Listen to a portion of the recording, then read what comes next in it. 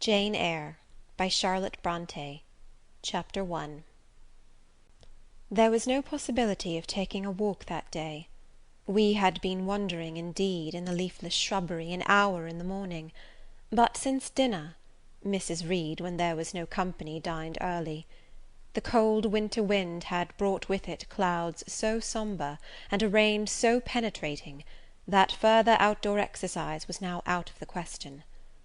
I was glad of it. I never liked long walks, especially on chilly afternoons. Dreadful to me was the coming home in the raw twilight, with nipped fingers and toes, and a heart saddened by the chidings of Bessie, the nurse, and humbled by the consciousness of my physical inferiority to Eliza, John, and Georgiana Reed. The said Eliza, John, and Georgiana were now clustered round their mamma in the drawing-room.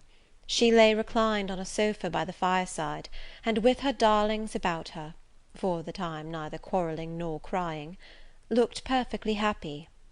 Me she had dispensed from joining the group, saying, "She regretted to be under the necessity of keeping me at a distance, but that until she heard from Bessie, and could discover by her own observation that I was endeavouring in good earnest to acquire a more sociable and childlike disposition, a more attractive and sprightly manner, something lighter, franker, more natural, as it were, she really must exclude me from privileges intended only for contented, happy little children."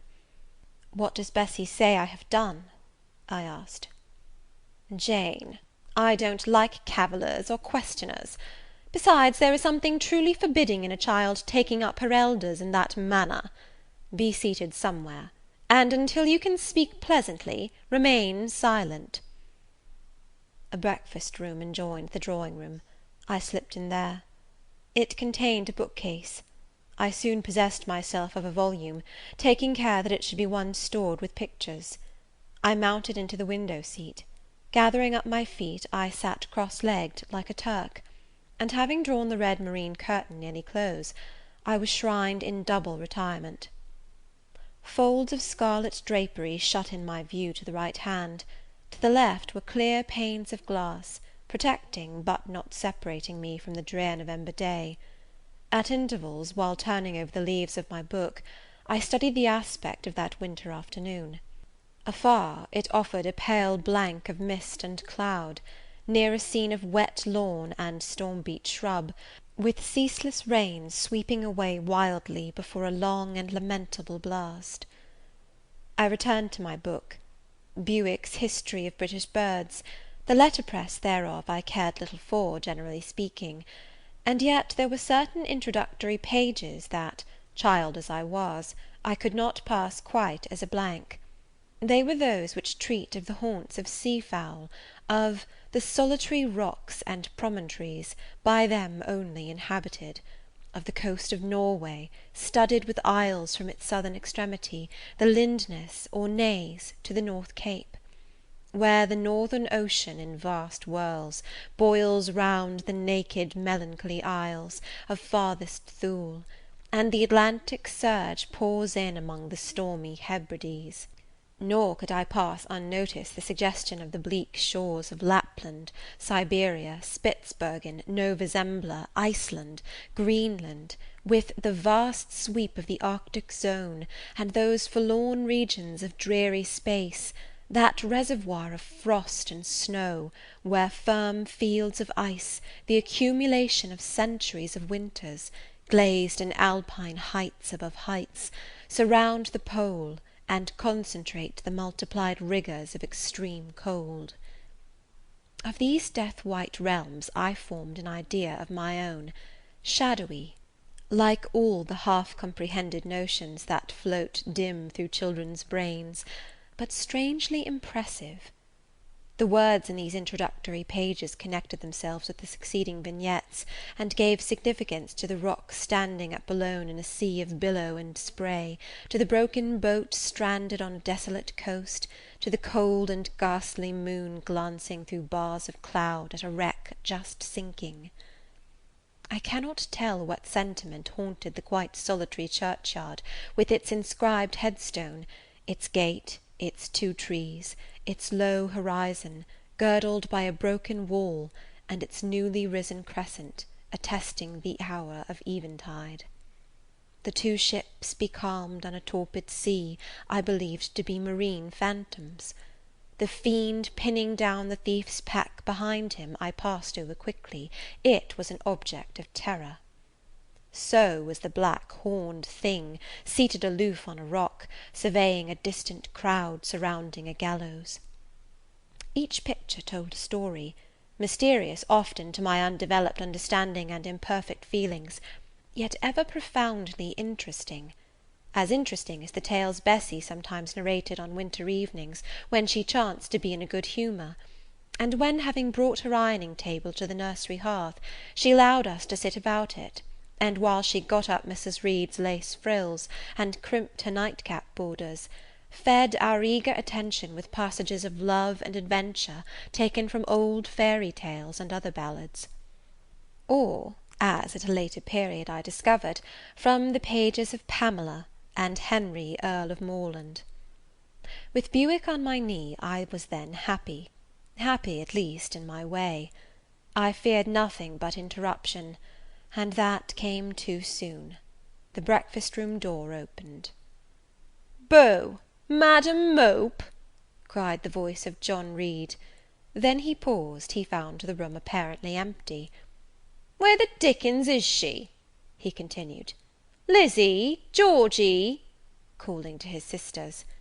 "Joan is not here. Tell mamma she is run out into the rain. Bad animal!" It is well I drew the curtain, thought I, and I wished fervently he might not discover my hiding place. Nor would John Reed have found it out himself, he was not quick either of vision or conception; but Eliza just put her head in at the door, and said at once, "She is in the window seat, to be sure, Jack." And I came out immediately, for I trembled at the idea of being dragged forth by the said Jack. "What do you want?" I asked, with awkward diffidence. "Say, what do you want, Master Reed?" was the answer. "I want you to come here." And seating himself in an arm chair, he intimated by a gesture that I was to approach and stand before him. John Reed was a schoolboy of 14 years old, 4 years older than I, for I was but 10, large and stout for his age, with a dingy and unwholesome skin, thick lineaments in a spacious visage, heavy limbs, and large extremities. He gorged himself habitually at table, which made him bilious, and gave him a dim and bleared eye and flabby cheeks. He ought now to have been at school, but his mamma had taken him home for a month or two, "on account of his delicate health." Mr. Miles, the master, affirmed that he would do very well if he had fewer cakes and sweetmeats sent him from home; but the mother's heart turned from an opinion so harsh, and inclined rather to the more refined idea that John's sallowness was owing to over-application, and perhaps to pining after home. John had not much affection for his mother and sisters, and an antipathy to me. He bullied and punished me, not 2 or 3 times in the week, nor once or twice in the day, but continually. Every nerve I had feared him, and every morsel of flesh in my bones shrank when he came near. There were moments when I was bewildered by the terror he inspired, because I had no appeal whatever against either his menaces or his inflictions. The servants did not like to offend their young master by taking my part against him, and Mrs. Reed was blind and deaf on the subject. She never saw him strike or heard him abuse me, though he did both now and then in her very presence; more frequently, however, behind her back. Habitually obedient to John, I came up to his chair. He spent some 3 minutes in thrusting out his tongue at me as far as he could without damaging the roots. I knew he would soon strike, and while dreading the blow, I mused on the disgusting and ugly appearance of him who would presently deal it. I wonder if he read that notion in my face, for all at once, without speaking, he struck suddenly and strongly. I tottered, and on regaining my equilibrium, retired back a step or 2 from his chair. "That is for your impudence in answering mamma a while since," said he, "and for your sneaking way of getting behind curtains, and for the look you had in your eyes 2 minutes since, you rat." Accustomed to John Reed's abuse, I never had an idea of replying to it. My care was how to endure the blow which would certainly follow the insult. "What were you doing behind the curtain?" he asked. "I was reading." "Show the book." I returned to the window, and fetched it thence. "You have no business to take our books. You are a dependent, mamma says. You have no money. Your father left you none. You ought to beg, and not to live here with gentlemen's children like us, and eat the same meals we do, and wear clothes at our mamma's expense. Now I'll teach you to rummage my bookshelves, for they are mine. All the house belongs to me, or will do in a few years. Go and stand by the door, out of the way of the mirror and windows." I did so, not at first aware what was his intention; but when I saw him lift and poise the book, and stand in act to hurl it, I instinctively started aside with a cry of alarm. Not soon enough, however. The volume was flung, it hit me, and I fell, striking my head against the door and cutting it. The cut bled, the pain was sharp, my terror had passed its climax, other feelings succeeded. "Wicked and cruel boy," I said, "you are like a murderer, you are like a slave driver, you are like the Roman emperors." I had read Goldsmith's History of Rome, and had formed my opinion of Nero, Caligula, etc. Also I had drawn parallels in silence, which I never thought thus to have declared aloud. "What? What?" he cried. "Did she say that to me? Did you hear her, Eliza and Georgiana? Won't I tell mamma? But first—" He ran headlong at me. I felt him grasp my hair and my shoulder. He had closed with a desperate thing. I really saw in him a tyrant, a murderer. I felt a drop or two of blood from my head trickle down my neck, and was sensible of somewhat pungent suffering. These sensations for the time predominated over fear, and I received him in frantic sort. I don't very well know what I did with my hands, but he called me "rat, rat," and bellowed out aloud. Aid was near him. Eliza and Georgiana had run for Mrs. Reed, who was gone up stairs. She now came upon the scene, followed by Bessie and her maid Abbot. We were parted. I heard the words, "Dear, dear, what a fury to fly at Master John!" Did ever anybody see such a picture of passion? Then Mrs. Reed subjoined, "Take her away to the Red Room, and lock her in there." 4 hands were immediately laid upon me, and I was borne up stairs. Chapter 1.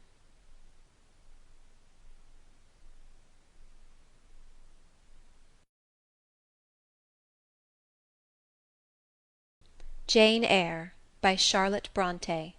Chapter 2. I resisted all the way, a new thing for me, and a circumstance which greatly strengthened the bad opinion Bessie and Miss Abbot were disposed to entertain of me. The fact is, I was a trifle beside myself, or rather out of myself, as the French would say. I was conscious that a moment's mutiny had already rendered me liable to strange penalties, and, like any other rebel slave, I felt resolved in my desperation to go all lengths. "Hold her arms, Miss Abbot, she's like a mad cat." "For shame, for shame!" cried the lady's maid.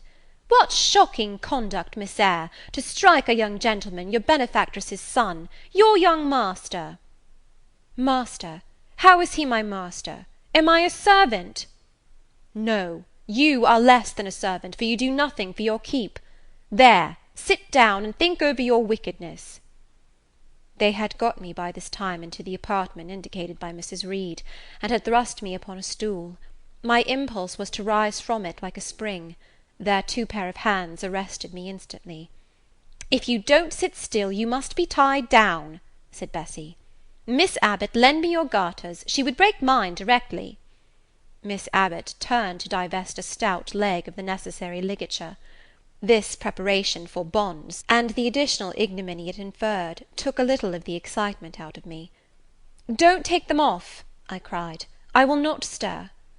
In guarantee whereof, I attached myself to my seat by my hands. "Mind you don't," said Bessie; and when she had ascertained that I was really subsiding, she loosened her hold of me. Then she and Miss Abbot stood with folded arms, looking darkly and doubtfully on my face, as incredulous of my sanity. "She never did so before," at last said Bessie, turning to Abigail. "But it was always in her," was the reply. "I've told Missis often my opinion about the child, and Missis agreed with me. She's an underhand little thing. I never saw a girl of her age with so much cover." Bessie answered not, but ere long addressing me, she said, "You ought to be aware, miss, that you are under obligations to Mrs. Reed. She keeps you. If she were to turn you off, you would have to go to the poor-house." I had nothing to say to these words. They were not new to me. My very first recollections of existence included hints of the same kind. This reproach of my dependence had become a vague sing-song in my ear, very painful and crushing, but only half intelligible. Miss Abbot joined in. "And you ought not to think yourself on an equality with the Mrs. Reed and Master Reed, because Missis kindly allows you to be brought up with them. They will have a great deal of money, and you will have none. It is your place to be humble, and to try to make yourself agreeable to them."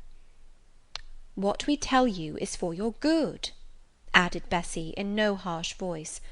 "You should try to be useful and pleasant, then perhaps you would have a home here. But if you become passionate and rude, Missis will send you away, I am sure." "Besides," said Miss Abbot, "God will punish her. He might strike her dead in the midst of her tantrums, and then where would she go? Come, Bessie, we will leave her. I wouldn't have her heart for anything. Say your prayers, Miss Eyre, when you are by yourself, for if you don't repent, something bad might be permitted to come down the chimney and fetch you away." They went, shutting the door, and locking it behind them. The Red Room was a square chamber, very seldom slept in, I might say never, indeed, unless when a chance influx of visitors at Gateshead Hall rendered it necessary to turn to account all the accommodation it contained. Yet it was one of the largest and stateliest chambers in the mansion. A bed supported on massive pillars of mahogany, hung with curtains of deep red damask, stood out like a tabernacle in the centre. The two large windows, with their blinds always drawn down, were half shrouded in festoons and falls of similar drapery. The carpet was red. The table at the foot of the bed was covered with a crimson cloth. The walls were a soft fawn colour with a blush of pink in it. The wardrobe, the toilet table, the chairs were of darkly polished old mahogany. Out of these deep surrounding shades rose high, and glared white, the piled-up mattresses and pillows of the bed, spread with a snowy Marseille counterpane. Scarcely less prominent was an ample cushioned easy-chair near the head of the bed, also white, with a footstool before it, and looking, as I thought, like a pale throne. This room was chill, because it seldom had a fire. It was silent, because remote from the nursery and kitchen; solemn, because it was known to be so seldom entered. The housemaid alone came here on Saturdays, to wipe from the mirrors and the furniture a week's quiet dust, and Mrs. Reed herself, at far intervals, visited it to review the contents of a certain secret drawer in the wardrobe, where were stored divers parchments, her jewel casket, and a miniature of her deceased husband; and in those last words lies the secret of the Red Room, the spell which kept it so lonely in spite of its grandeur. Mr. Reed had been dead 9 years. It was in this chamber he breathed his last. Here he lay in state; hence his coffin was borne by the undertaker's men, and since that day a sense of dreary consecration had guarded it from frequent intrusion. My seat, to which Bessie and the bitter Miss Abbot had left me riveted, was a low ottoman near the marble chimney-piece. The bed rose before me. To my right hand there was the high dark wardrobe, with subdued broken reflections varying the gloss of its panels. To my left were muffled windows. A great looking-glass between them repeated the vacant majesty of the bed and room. I was not quite sure whether they had locked the door, and when I dared move, I got up and went to see. Alas! Yes, no jail was ever more secure. Returning, I had to cross before the looking-glass. My fascinated glance involuntarily explored the depth it revealed. All looked colder and darker in that visionary hollow than in reality. And the strange little figure there gazing at me, with a white face and arms specking the gloom, and glittering eyes of fear moving where all else was still, had the effect of a real spirit. I thought it like one of the tiny phantoms, half fairy, half imp, Bessie's evening stories represented as coming out of lone ferny dells and moors, and appearing before the eyes of belated travellers. I returned to my stool. Superstition was with me at that moment, but it was not yet her hour for complete victory. My blood was still warm, the mood of the revolted slave was still bracing me with its bitter vigour. I had to stem a rapid rush of retrospective thought before I quailed to the dismal present. All John Reed's violent tyrannies, all his sister's proud indifference, all his mother's aversion, all the servants' partiality, turned up in my disturbed mind like a dark deposit in a turbid well. Why was I always suffering, always browbeaten, always accused, for ever condemned? Why could I never please? Why was it useless to try to win any one's favour? Eliza, who was headstrong and selfish, was respected. Georgiana, who had a spoiled temper, a very acrid spite, a captious and insolent carriage, was universally indulged. Her beauty, her pink cheeks and golden curls, seemed to give delight to all who looked at her, and to purchase indemnity for every fault. John no one thwarted, much less punished, though he twisted the necks of the pigeons, killed the little pea-chicks, set the dogs at the sheep, stripped the hothouse vines of their fruit, and broke the buds off the choicest plants in the conservatory. He called his mother old girl too, sometimes reviled her for her dark skin, similar to his own, bluntly disregarded her wishes, not unfrequently tore and spoiled her silk attire, and he was still her own darling.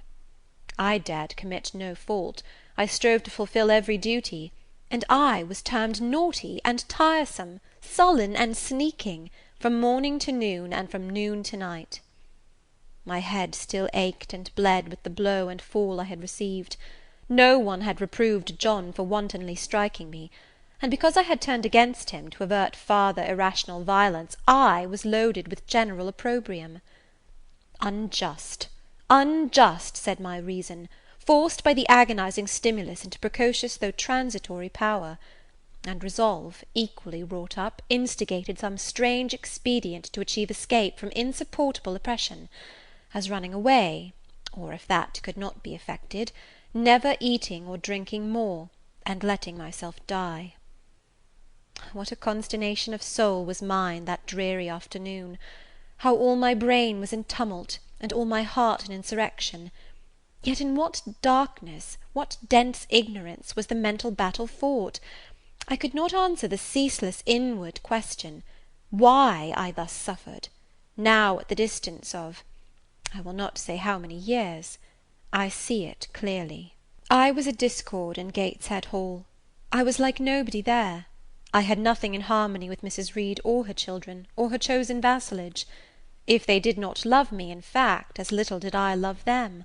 They were not bound to regard with affection a thing that could not sympathize with one amongst them, a heterogeneous thing, opposed to them in temperament, in capacity, in propensities, a useless thing, incapable of serving their interest or adding to their pleasure, a noxious thing, cherishing the germs of indignation at their treatment, of contempt of their judgment. I know that had I been a sanguine, brilliant, careless, exacting, handsome, romping child, though equally dependent and friendless, Mrs. Reed would have endured my presence more complacently; her children would have entertained for me more of the cordiality of fellow feeling; the servants would have been less prone to make me the scapegoat of the nursery. Daylight began to forsake the Red Room. It was past 4 o'clock, and the beclouded afternoon was tending to drear twilight. I heard the rain still beating continuously on the staircase window, and the wind howling in the grove behind the hall. I grew by degrees cold as a stone, and then my courage sank. My habitual mood of humiliation, self-doubt, forlorn depression, fell damp on the embers of my decaying ire. All said I was wicked, and perhaps I might be so. What thought had I been but just conceiving of starving myself to death? That certainly was a crime, and was I fit to die? Or was the vault under the chancel of Gateshead Church an inviting bourne? In such vault, I had been told, did Mr. Reed lie buried, and, led by this thought to recall his idea, I dwelt on it with gathering dread. I could not remember him, but I knew that he was my own uncle, my mother's brother, that he had taken me when a parentless infant to his home, and that in his last moments he had required a promise of Mrs. Reed that she would rear and maintain me as one of her own children. Mrs. Reed probably considered she had kept this promise, and so she had, I dare say, as well as her nature would permit her. But how could she really like an interloper not of her race, and unconnected with her, after her husband's death, by any tie? It must have been most irksome to find herself bound by a hard-wrung pledge to stand in the stead of a parent to a strange child she could not love, and see an uncongenial alien permanently intruded on her own family group. A singular notion dawned upon me. I doubted not, never doubted, that if Mr. Reed had been alive he would have treated me kindly; and now, as I sat looking at the white bed and overshadowed walls, occasionally also turning a fascinated eye towards the dimly gleaming mirror, I began to recall what I had heard of dead men, troubled in their graves by the violation of their last wishes, revisiting the earth to punish the perjured and avenge the oppressed; and I thought Mr. Reed's spirit, harassed by the wrongs of his sister's child, might quit its abode, whether in the church vault or in the unknown world of the departed, and rise before me in this chamber. I wiped my tears and hushed my sobs, fearful lest any sign of violent grief might waken a preternatural voice to comfort me, or elicit from the gloom some haloed face, bending over me with strange pity. This idea, consolatory in theory, I felt would be terrible if realized. With all my might I endeavoured to stifle it, I endeavoured to be firm. Shaking my hair from my eyes, I lifted my head and tried to look boldly round the dark room. At this moment a light gleamed on the wall. Was it, I asked myself, a ray from the moon penetrating some aperture in the blind? No, moonlight was still, and this stirred. While I gazed, it glided up to the ceiling and quivered over my head. I can now conjecture readily that this streak of light was, in all likelihood, a gleam from a lantern carried by some one across the lawn. But then, prepared as my mind was for horror, shaken as my nerves were by agitation, I thought the swift darting beam was a herald of some coming vision from another world. My heart beat thick, my head grew hot, a sound filled my ears which I deemed the rushing of wings; something seemed near me; I was oppressed, suffocated, endurance broke down. I rushed to the door and shook the lock in desperate effort. Steps came running along the outer passage. The key turned. Bessie and Abbot entered. "Miss Eyre, are you ill?" said Bessie. "What a dreadful noise! It went quite through me," exclaimed Abbot. "Take me out! Let me go into the nursery!" was my cry. "What for? Are you hurt? Have you seen something?" again demanded Bessie. "Oh, I saw a light, and I thought a ghost would come." I had now got hold of Bessie's hand, and she did not snatch it from me. "She has screamed out on purpose," declared Abbot in some disgust.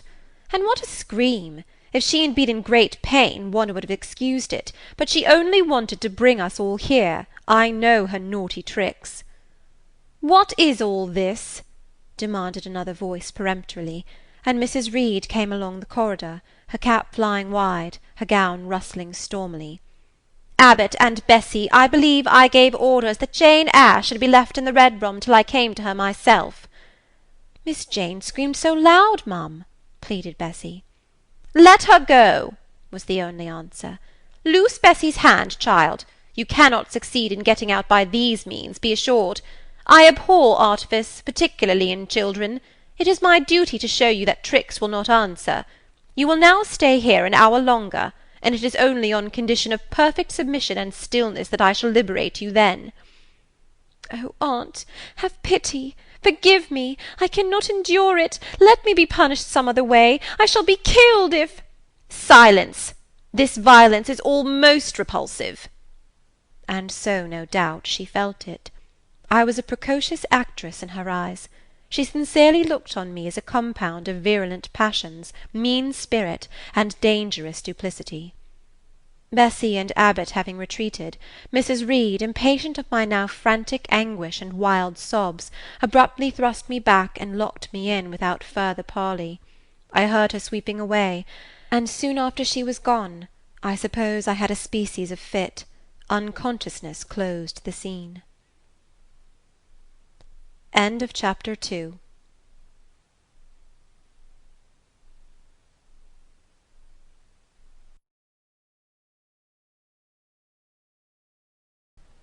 Jane Eyre by Charlotte Bronte.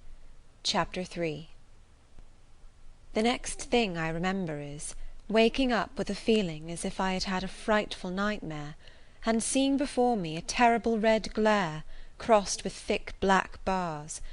I heard voices, too, speaking with a hollow sound, and as if muffled by a rush of wind or water. Agitation, uncertainty, and an all-predominating sense of terror confused my faculties. Ere long I became aware that some one was handling me, lifting me up and supporting me in a sitting posture, and that more tenderly than I had ever been raised or upheld before. I rested my head against a pillow or an arm, and felt easy. In 5 minutes more the cloud of bewilderment dissolved. I knew quite well that I was in my own bed, and that the red glare was the nursery fire. It was night. A candle burnt on the table. Bessie stood at the bed foot with a basin in her hand, and a gentleman sat in a chair near my pillow, leaning over me. I felt an inexpressible relief, a soothing conviction of protection and security, when I knew that there was a stranger in the room, an individual not belonging to Gateshead, and not related to Mrs. Reed. Turning from Bessie, though her presence was far less obnoxious to me than that of Abbot, for instance, would have been, I scrutinized the face of the gentleman. I knew him. It was Mr. Lloyd, an apothecary, sometimes called in by Mrs. Reed when the servants were ailing. For herself and the children she employed a physician. "Well, who am I?" he asked. I pronounced his name, offering him at the same time my hand.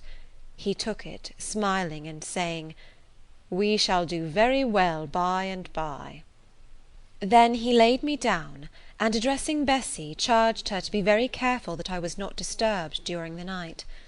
Having given some further directions, and intimates that he should call again the next day, he departed, to my grief.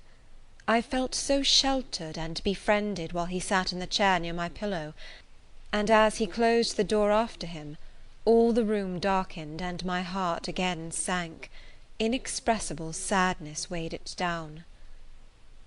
"Do you feel as if you should sleep, miss?" asked Bessie, rather softly. Scarcely dared I answer her, for I feared the next sentence might be rough. "I will try." "Would you like to drink, or could you eat anything?" "No, thank you, Bessie." "Then I think I shall go to bed, for it is past 12 o'clock, but you may call me if you want anything in the night." Wonderful civility this! It emboldened me to ask a question. "Bessie, what is the matter with me? Am I ill?" "You fell sick, I suppose, in the red room with the crying. You'll be better soon, no doubt." Bessie went into the housemaid's apartment, which was near. I heard her say, "Sarah, come and sleep with me in the nursery. I daren't for my life be alone with that poor child to-night. She might die. It's such a strange thing she should have that fit. I wonder if she saw anything. Missus was rather too hard." Sarah came back with her. They both went to bed. They were whispering together for half an hour before they fell asleep.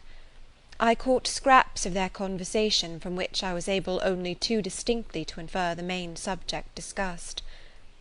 "Something passed her, all dressed in white, and vanished. A great black dog behind him. 3 loud raps on the chamber door. A light in the churchyard just over his grave," etc., etc. At last both slept. The fire and the candle went out. For me, the watches of that long night passed in ghastly wakefulness, strained by dread, such dread as children only can feel. No severe or prolonged bodily illness followed this incident of the red room. It only gave my nerves a shock, of which I feel the reverberation to this day. Yes, Mrs. Reed, to you I owe some fearful pangs of mental suffering, but I ought to forgive you, for you knew not what you did. while rending my heartstrings, you thought you were only uprooting my bad propensities. Next day by noon I was up and dressed, and sat wrapped in a shawl by the nursery hearth. I felt physically weak and broken down, but my worst ailment was an unutterable wretchedness of mind, a wretchedness which kept drawing from me silent tears. No sooner had I wiped one salt drop from my cheek than another followed. Yet, I thought, I ought to have been happy, for none of the Reeds were there. They were all gone out in the carriage with their mamma. Abbot, too, was sewing in another room, and Bessie, as she moved hither and thither, putting away toys and arranging drawers, addressed to me every now and then a word of unwonted kindness. This state of things should have been to me a paradise of peace, accustomed as I was to a life of ceaseless reprimand and thankless fagging; but in fact my racked nerves were now in such a state, that no calm could soothe, and no pleasure excite them agreeably. Bessie had been down into the kitchen, and she brought up with her a tart on a certain brightly painted china plate, whose bird of paradise, nestling in a wreath of convolvuli and rosebuds, had been wont to stir in me a most enthusiastic sense of admiration, and which plate I had often petitioned to be allowed to take in my hand, in order to examine it more closely, but had always hitherto been deemed unworthy of such a privilege. This precious vessel was now placed on my knee, and I was cordially invited to eat the circlet of delicate pastry upon it. Vain favour! Coming, like most other favours, long deferred, and often wished for, too late.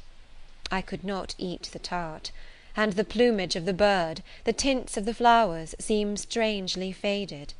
I put both plate and tart away.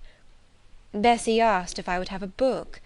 The word book acted as a transient stimulus, and I begged her to fetch Gulliver's Travels from the library. This book I had again and again perused with delight. I considered it a narrative of facts, and discovered in it a vein of interest deeper than what I found in fairy tales; for as to the elves, having sought them in vain among foxglove leaves and bells, under mushrooms, and beneath the ground ivy mantling old wall-nooks, I had at length made up my mind to the sad truth, that they were all gone out of England to some savage country, where the woods were wilder and thicker, and the population more scant; whereas Lilliput and Brobdignag being, in my creed, solid parts of the earth's surface, I doubted not that I might one day, by taking a long voyage, see with my own eyes the little fields, houses, and trees, the diminutive people, the tiny cows, sheep, and birds of the one realm, and the cornfields forest high, the mighty mastiffs, the monster cats, the tower-like men and women of the other. Yet, when this cherished volume was now placed in my hand, when I turned over its leaves and sought in its marvellous pictures the charm I had, till now, never failed to find, all was eerie and dreary. The giants were gaunt goblins, the pygmies malevolent and fearful imps, Gulliver a most desolate wanderer in most dread and dangerous regions. I closed the book, which I dared no longer peruse, and put it on the table beside the untasted tart. Bessie had now finished dusting and tidying the room, and having washed her hands, she opened a certain little drawer, full of splendid shreds of silk and satin, and began making a new bonnet for Georgiana's doll. Meantime she sang. Her song was, "In the days when we went gypsying, a long time ago." I had often heard the song before, and always with lively delight, for Bessie had a sweet voice, at least I thought so. But now, though her voice was still sweet, I found in its melody an indescribable sadness. Sometimes, preoccupied with her work, she sang the refrain very low, very lingeringly. "A long time ago" came out like the saddest cadence of a funeral hymn. She passed into another ballad, this time a really doleful one. "My feet they are sore, and my limbs they are weary. Long is the way, and the mountains are wild. Soon will the twilight close moonless and dreary over the path of the poor orphan child." Why did they send me so far and so lonely, up where the moors spread and grey rocks are piled? Men are hard-hearted, and kind angels only watch o'er the steps of a poor orphan child. Yet distant and soft the night breeze is blowing, clouds there are none, and clear stars beam mild. God in his mercy protection is showing, comfort and hope to the poor orphan child. Even should I fall o'er the broken bridge passing, or stray in the marshes by false lights beguiled, still will my Father with promise and blessing take to his bosom the poor orphan child. There is a thought that for strength should avail me, though both of shelter and kindred despoiled. Heaven is a home, and a rest will not fail me. God is a friend to the poor orphan child. "Come, Miss Jane, don't cry," said Bessie as she finished. She might as well have said to the fire, "Don't burn," but how could she divine the morbid suffering to which I was a prey? In the course of the morning Mr. Lloyd came again. "What, already up?" said he, as he entered the nursery. "Well, nurse, how is she?" Bessie answered that I was doing very well. "Then she ought to look more cheerful. Come here, Miss Jane. Your name is Jane, is it not?" "Yes, sir, Jane Eyre." "Well, you have been crying, Miss Jane Eyre. Can you tell me what about? Have you any pain?" "No, sir." "Oh, I dare say she is crying because she could not go out with missus in the carriage," interposed Bessie. "Surely not. Why, she is too old for such pettishness." I thought so too, and my self-esteem being wounded by the false charge, I answered promptly, "I never cried for such a thing in my life. I hate going out in the carriage. I cry because I am miserable." "Oh, fie, miss!" said Bessie. The good apothecary appeared a little puzzled. I was standing before him. He fixed his eyes on me very steadily. His eyes were small and grey, not very bright, but I dare say I should think them shrewd now. He had a hard-featured, yet good-natured looking face. Having considered me at leisure, he said, "What made you ill yesterday?" "She had a fall," said Bessie, again putting in her word. "Fall? Why, that is like a baby again. Can't she manage to walk at her age? She must be 8 or 9 years old." "I was knocked down," was the blunt explanation, jerked out of me by another pang of mortified pride. "But that did not make me ill," I added, while Mr. Lloyd helped himself to a pinch of snuff. As he was returning the books to his waistcoat pocket, a loud bell rang for the servants' dinner. He knew what it was. "That's for you, nurse," said he. "You can go down. I'll give Miss Jane a lecture till you come back." Bessie would rather have stayed, but she was obliged to go, because punctuality at meals was rigidly enforced at Gateshead Hall. "The fall did not make you ill. What did then?" pursued Mr. Lloyd, when Bessie was gone. "I was shut up in a room where there is a ghost, till after dark." I saw Mr. Lloyd smile and frown at the same time. "Ghost? What, you are a baby after all! You are afraid of ghosts?" "Of Mr. Reed's ghost I am. He died in that room, and was laid out there. Neither Bessie nor any one else will go into it at night if they can help it, and it was cruel to shut me up alone without a candle. So cruel, I think I shall never forget it." "Nonsense! And is it that makes you so miserable? Are you afraid now in daylight?" "No, but night will come again before long, and besides, I am unhappy, very unhappy, for other things." "What other things? Can you tell me some of them?" How much I wished to reply fully to this question! How difficult it was to frame any answer! Children can feel, but they cannot analyze their feelings, and if the analysis is partially effected in thought, they know not how to express the result of the process in words. Fearful, however, of losing this first and only opportunity of relieving my grief by imparting it, I, after a disturbed pause, contrived to frame a meagre, though, as far as it went, true response. "For one thing, I have no father or mother, brothers or sisters." You have a kind aunt and cousins." Again I paused, then bunglingly announced, "But John Reed knocked me down, and my aunt shut me up in the red room." Mr. Lloyd second time produced his snuff box.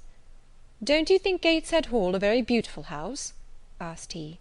"Are you not very thankful to have such a fine place to live at?" "It is not my house, Sir, and Abbot says I have less right to be here than a servant." "Pooh! You can't be silly enough to wish to leave such a splendid place." "If I had anywhere else to go, I should be glad to leave it; but I can never get away from Gateshead till I am a woman." "Perhaps you may. Who knows? Have you any relations besides Mrs. Reed?" "I think not, Sir." "None belonging to your father?" "I don't know. I asked Aunt Reed once, and she said possibly I might have some poor, low relations called Eyre, but she knew nothing about them." "If you had such, would you like to go to them?" I reflected.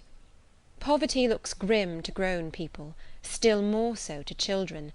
They have not much idea of industrious, working, respectable poverty. They think of the word only as connected with ragged clothes, scanty food, fireless grates, rude manners, and debasing vices.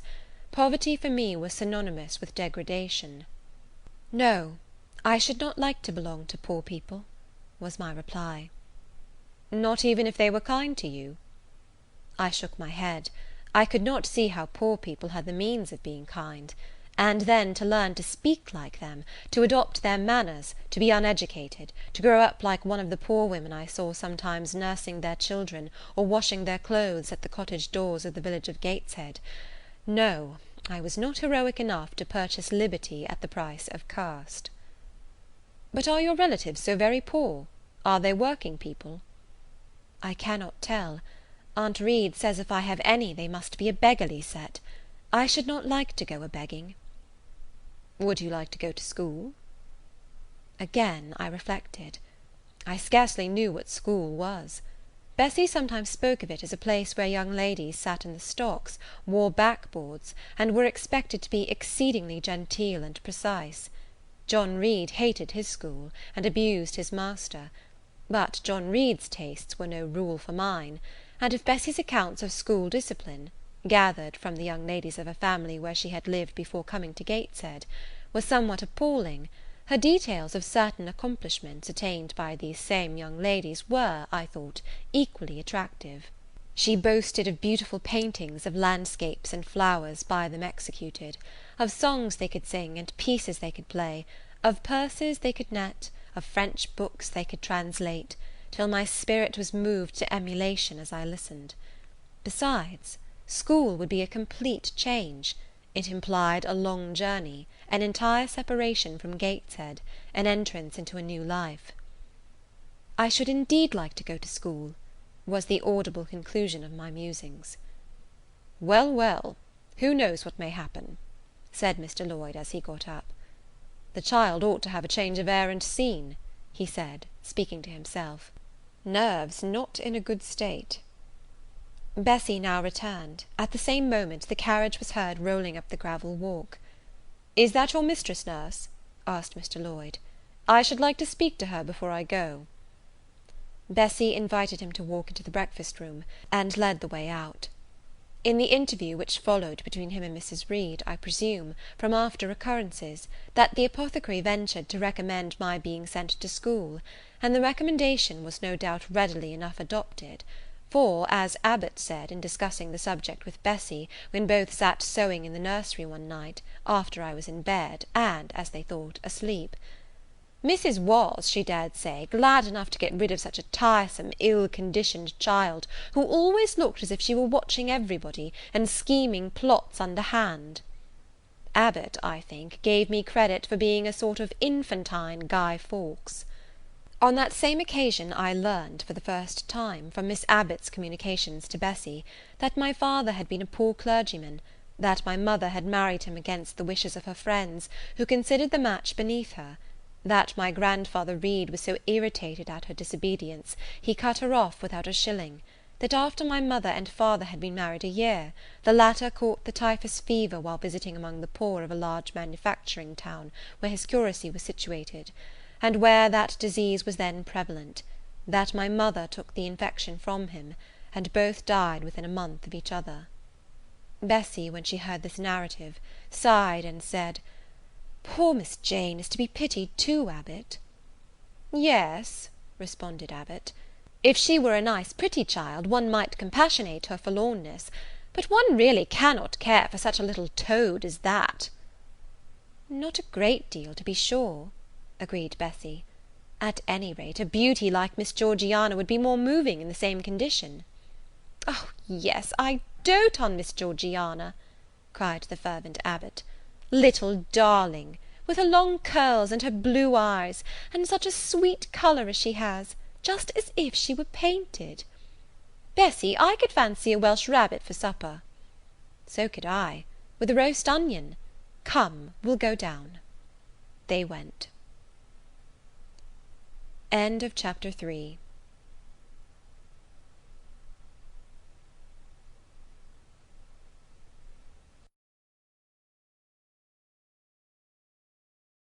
Jane Eyre, by Charlotte Bronte. Chapter 4.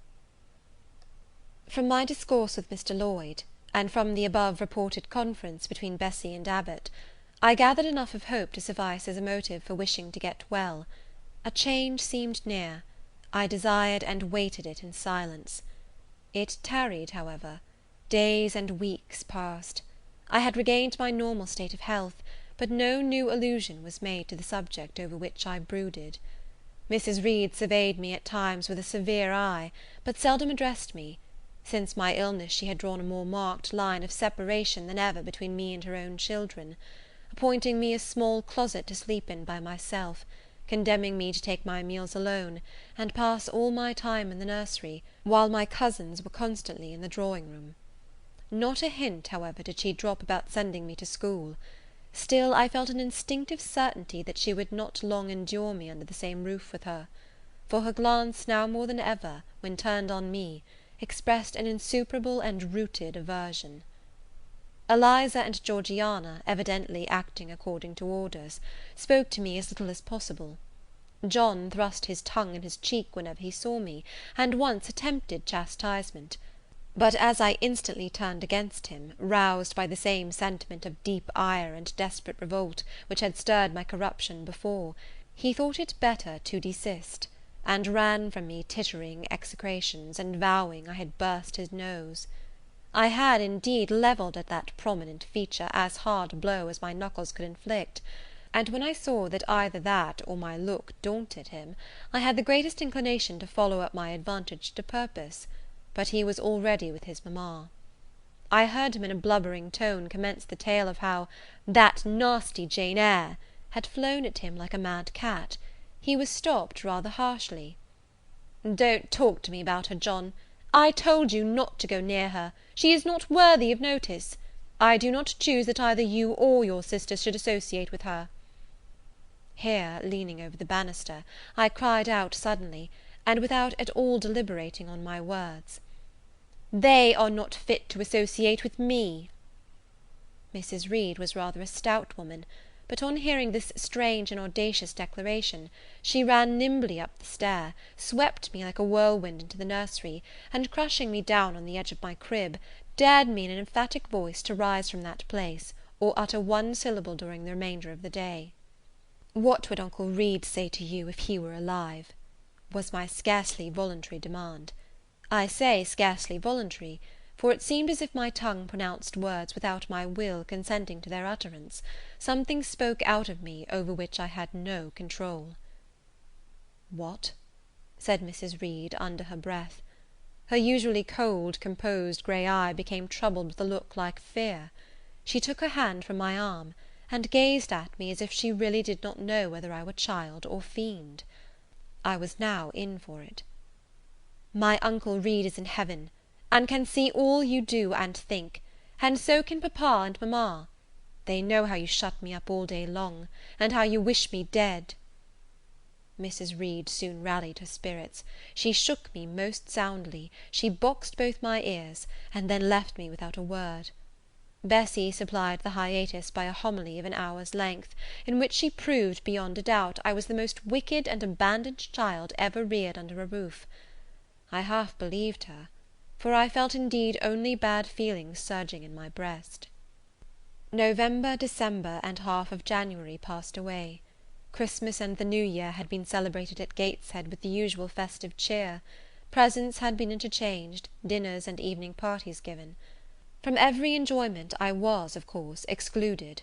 My share of the gaiety consisted in witnessing the daily apparelling of Eliza and Georgiana, and seeing them descend to the drawing-room, dressed out in thin muslin frocks and scarlet sashes, with hair elaborately ringleted, and afterwards in listening to the sound of the piano or the harp played below, to the passing to and fro of the butler and footman, to the jingling of glass and china as refreshments were handed, to the broken hum of conversation as the drawing-room door opened and closed. When tired of this occupation, I would retire from the stair-head to the solitary and silent nursery. There, though somewhat sad, I was not miserable.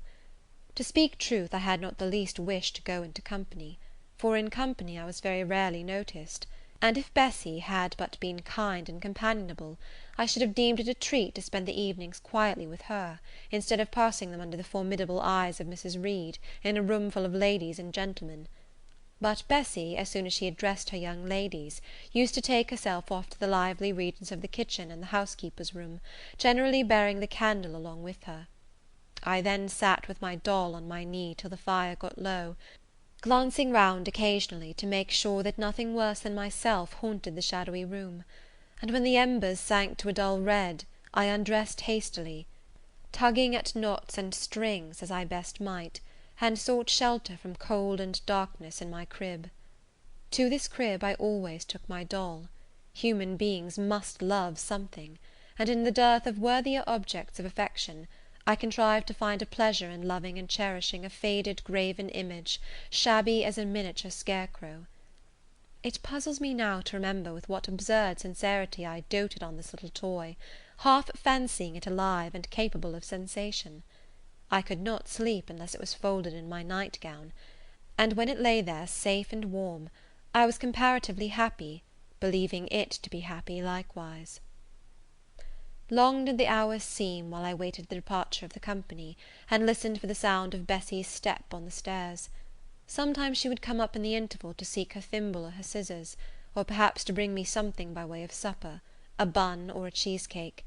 Then she would sit on the bed while I ate it, and when I had finished, she would tuck the clothes round me, and twice she kissed me, and said, "Good night, Miss Jane." When thus gentle, Bessie seemed to me the best, prettiest, kindest being in the world, and I wished most intensely that she would be always so pleasant and amiable, and never push me about, or scold, or task me unreasonably, as she was too often wont to do. Bessie Lee must, I think, have been a girl of good natural capacity, for she was smart in all she did, and had a remarkable knack of narrative. So, at least, I judge from the impression made on me by her nursery tales. She was pretty, too, if my recollections of her face and person are correct.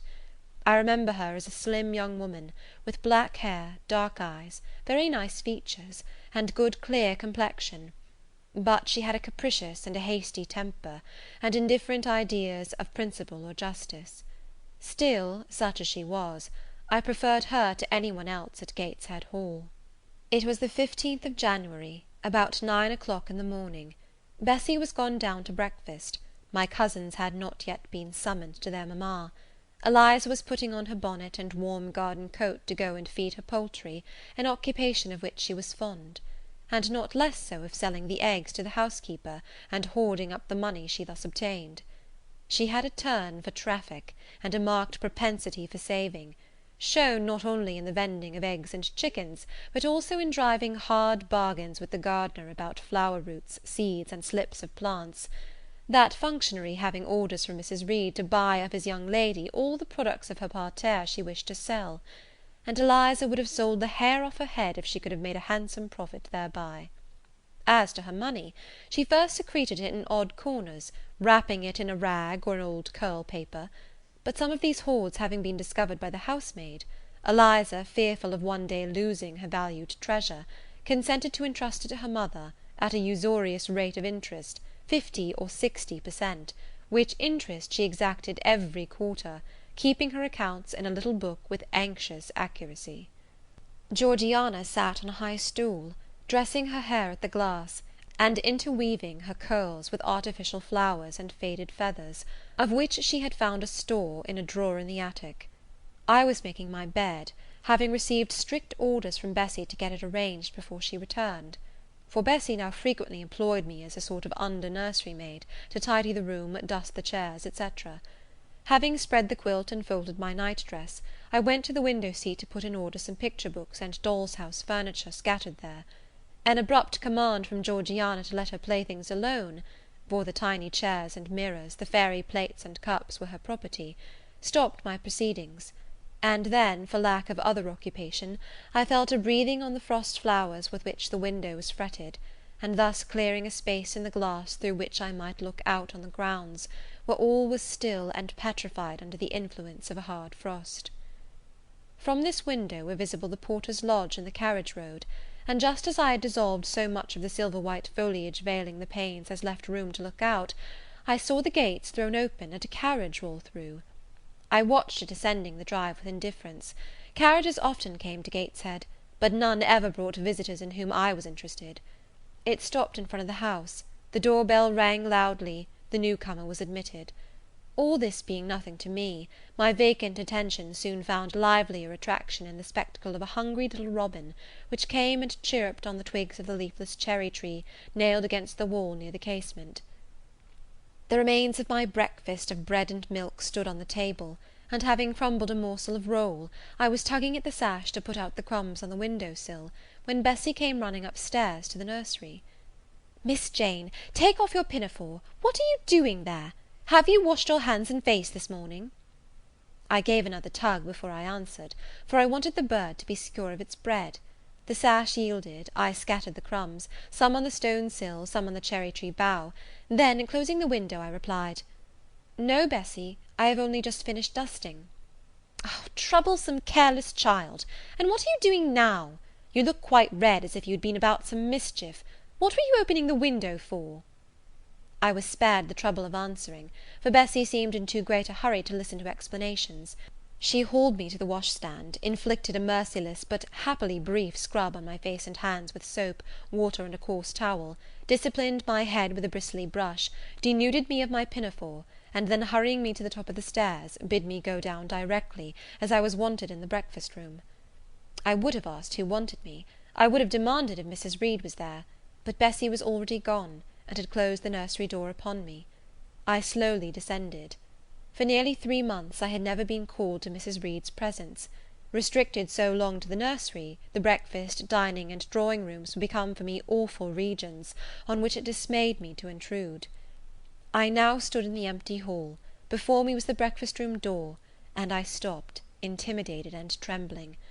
What a miserable little poltroon had fear, engendered of unjust punishment, made of me in those days! I feared to return to the nursery, and feared to go forward to the parlour. 10 minutes I stood in agitated hesitation; the vehement ringing of the breakfast room bell decided me. I must enter. Who could want me?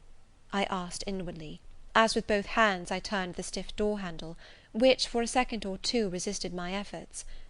What should I see besides Aunt Reed in this apartment? A man or a woman?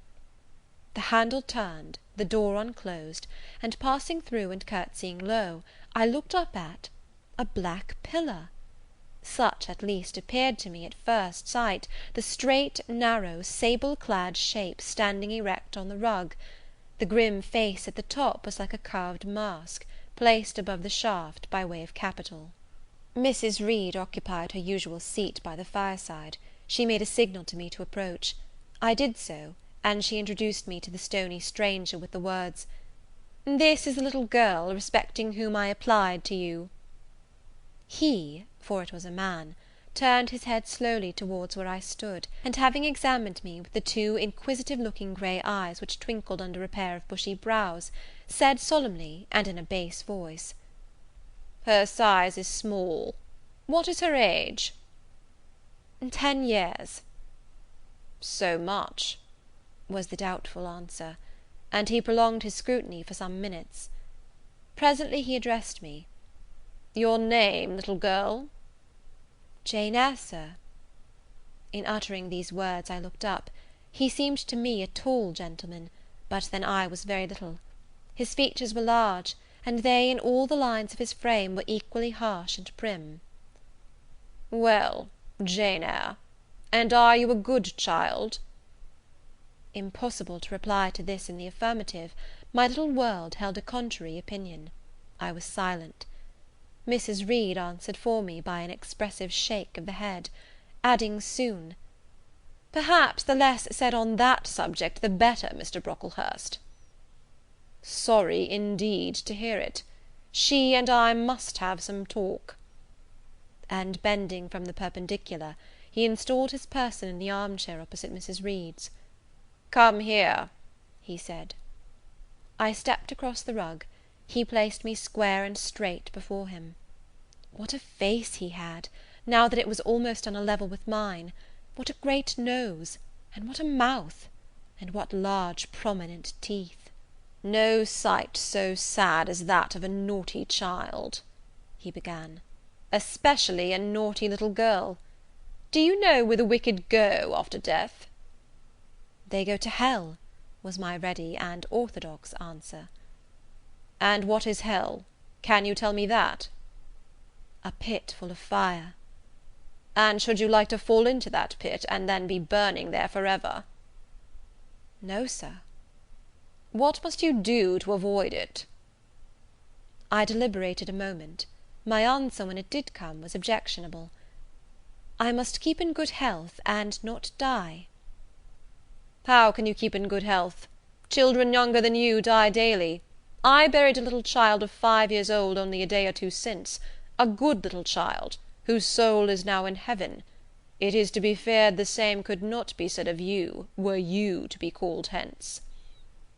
Not being in a condition to remove his doubt, I only cast my eyes down on the 2 large feet planted on the rug, and sighed, wishing myself far enough away. "I hope that sigh is from the heart, and that you repent of ever having been the occasion of discomfort to your excellent benefactress." "Benefactress, benefactress," said I, inwardly. "They all call Mrs. Reed my benefactress. If so, a benefactress is a disagreeable thing." "Do you say your prayers night and morning?" continued my interrogator. "Yes, sir." "Do you read your Bible?" "Sometimes." "With pleasure? Are you fond of it?" "I like Revelations, and the book of Daniel, and Genesis and Samuel, and a little bit of Exodus, and some parts of Kings and Chronicles, and Job and Jonah." "And the Psalms? I hope you like them?" "No, sir." "No? Oh, shocking!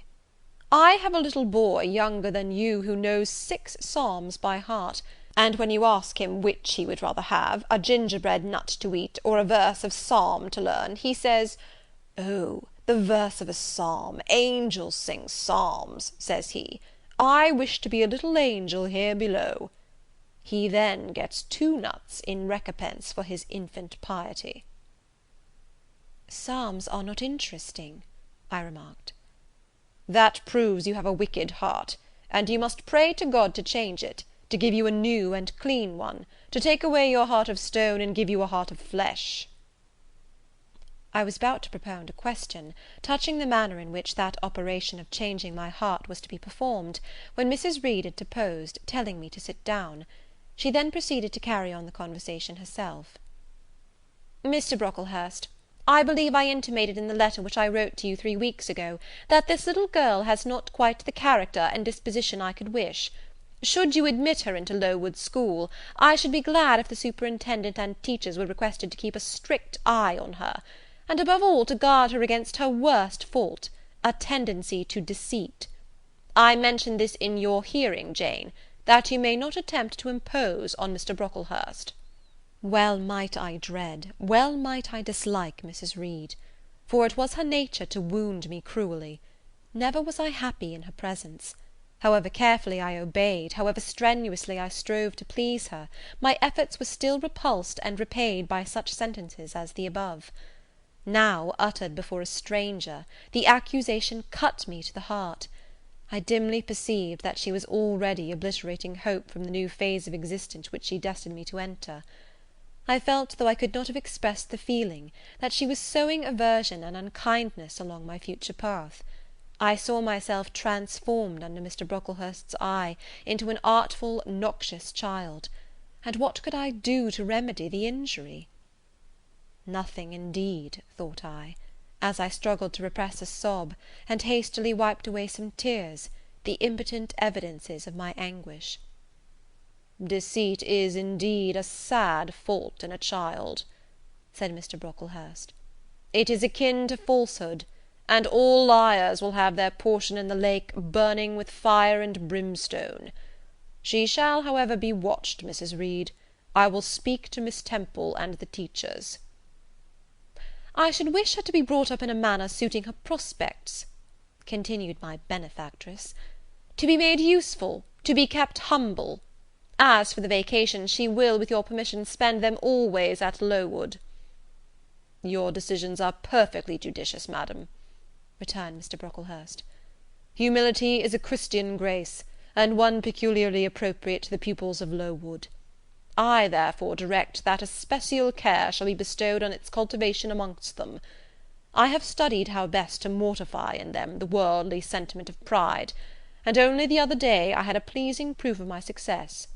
My second daughter, Augusta, went with her mamma to visit the school, and on her return she exclaimed, "Oh dear, papa, how quiet and plain all the girls at Lowood look, with their hair combed behind their ears, and their long pinafores, and the little holland pockets outside their frocks. They are almost like poor people's children. And," said she, "they looked at my dress and mamma's as if they had never seen a silk gown before." "This is the state of things I quite approve," returned Mrs. Reed. "Had I sought all England over, I could scarcely have found a system more exactly fitting a child like Jane Eyre. Consistency, my dear Mr. Brocklehurst. I advocate consistency in all things." "Consistency, madam, is the first of Christian duties, and it has been observed in every arrangement connected with the establishment of Lowood. Plain fare, simple attire, unsophisticated accommodations, hardy and active habits. Such is the order of the day in the house and its inhabitants." "Quite right, sir. I may then depend upon this child being received as a pupil at Lowood, and there being trained in conformity to her position and prospects?" "Madam, you may. She shall be placed in that nursery of chosen plants, and I trust she will show herself grateful for the inestimable privilege of her election." "I will send to them as soon as possible, Mr. Brocklehurst, for I assure you I feel anxious to be relieved of a responsibility that was becoming too irksome." No doubt, madam. And now I wish you good morning. I shall return to Brocklehurst Hall in the course of a week or two. My good friend, the Archdeacon, will not permit me to leave him sooner. I shall send Miss Temple notice that she is to expect a new girl, so that there will be no difficulty about receiving her. Good-bye." "Good-bye, Mr. Brocklehurst. Remember me to Mrs. and Miss Brocklehurst, and to Augusta and Theodore, and Master Broughton Brocklehurst." "I will, madam. Little girl, here is a book entitled The Child's Guide. Read it with prayer, especially that part containing an account of the awfully sudden death of Martha G., a naughty child addicted to falsehood and deceit." With these words, Mr. Brocklehurst put into my hand a thin pamphlet sewn in a cover, and having rung for his carriage, he departed. Mrs. Reed and I were left alone. Some minutes passed in silence. She was sewing. I was watching her. Mrs. Reed might be at that time some 6 or 7 and 30. She was a woman of robust frame, square-shouldered and strong-limbed, not tall, and though stout, not obese. She had a somewhat large face, the under jaw being much developed and very solid. Her brow was low, her chin large and prominent, mouth and nose sufficiently regular. Under her light eyebrows glimmered an eye devoid of ruth. Her skin was dark and opaque, her hair nearly flaxen. Her constitution was sound as a bell. Illness never came near her. She was an exact, clever manager. Her household and tenantry were thoroughly under her control. Her children only at times defied her authority and laughed to scorn.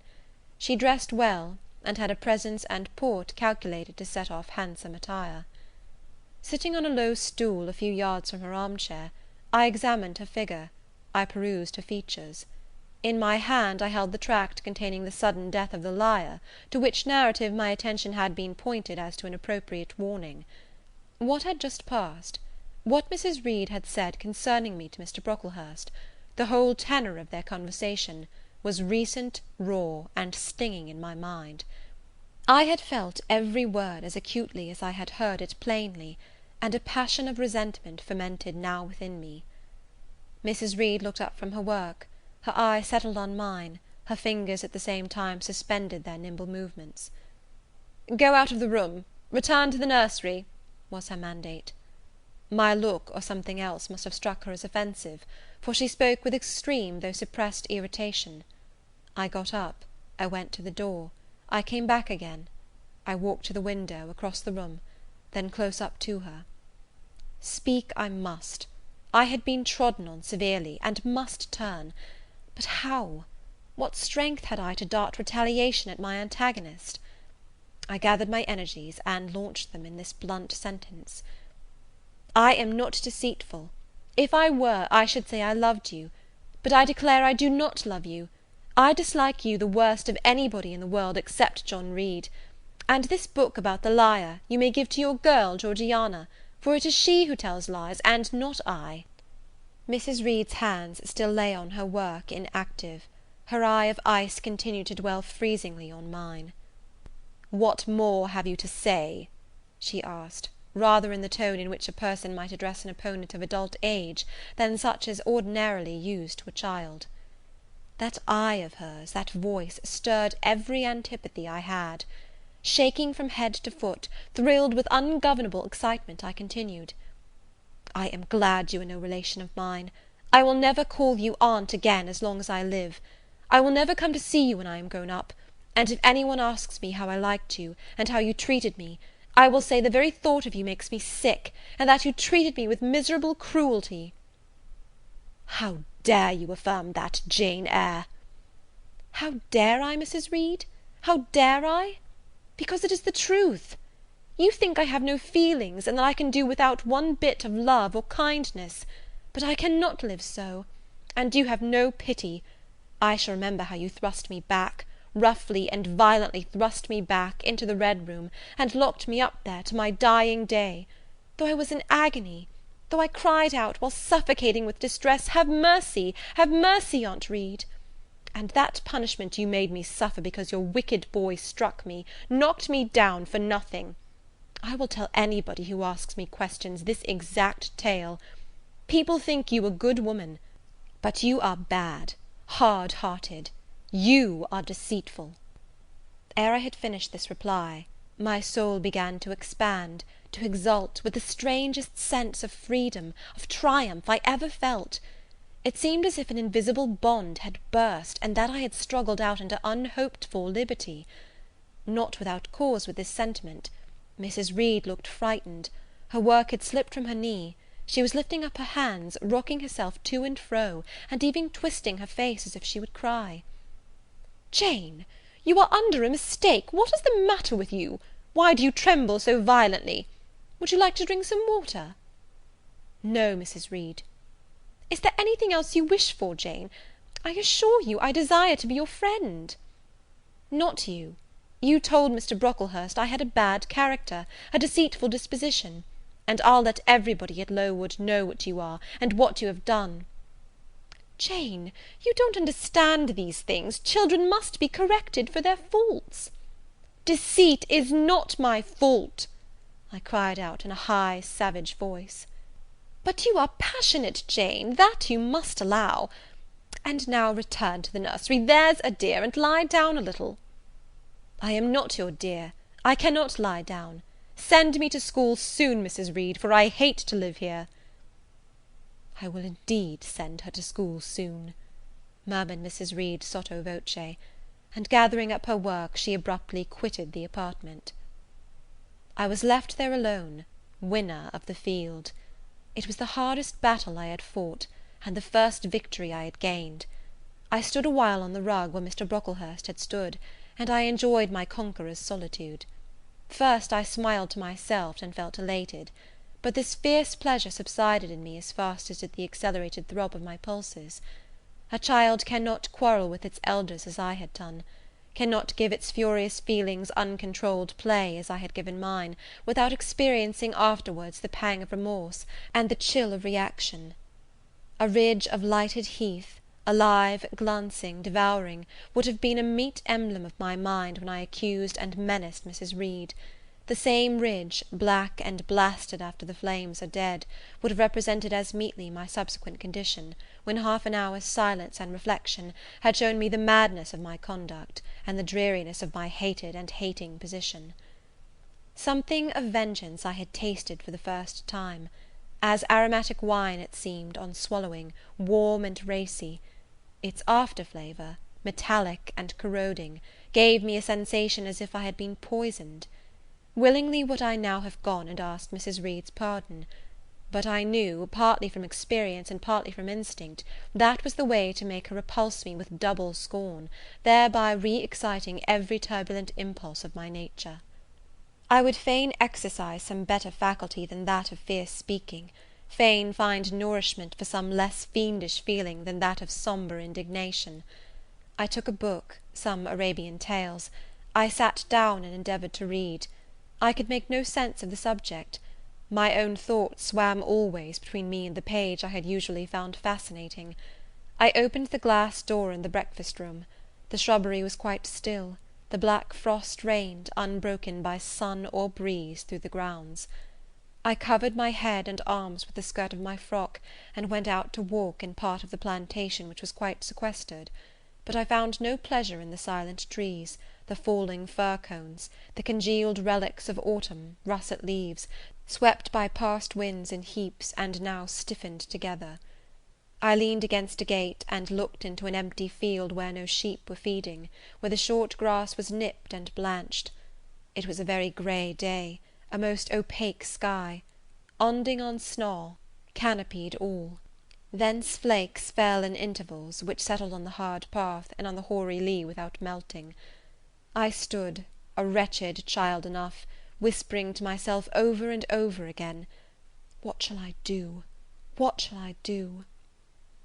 All at once I heard a clear voice call, "Miss Jane, where are you? Come to lunch." It was Bessie, I knew well enough, but I did not stir. Her light step came tripping down the path. "You naughty little thing," she said, "why don't you come when you are called?" Bessie's presence, compared with the thoughts over which I had been brooding, seemed cheerful, even though, as usual, she was somewhat cross.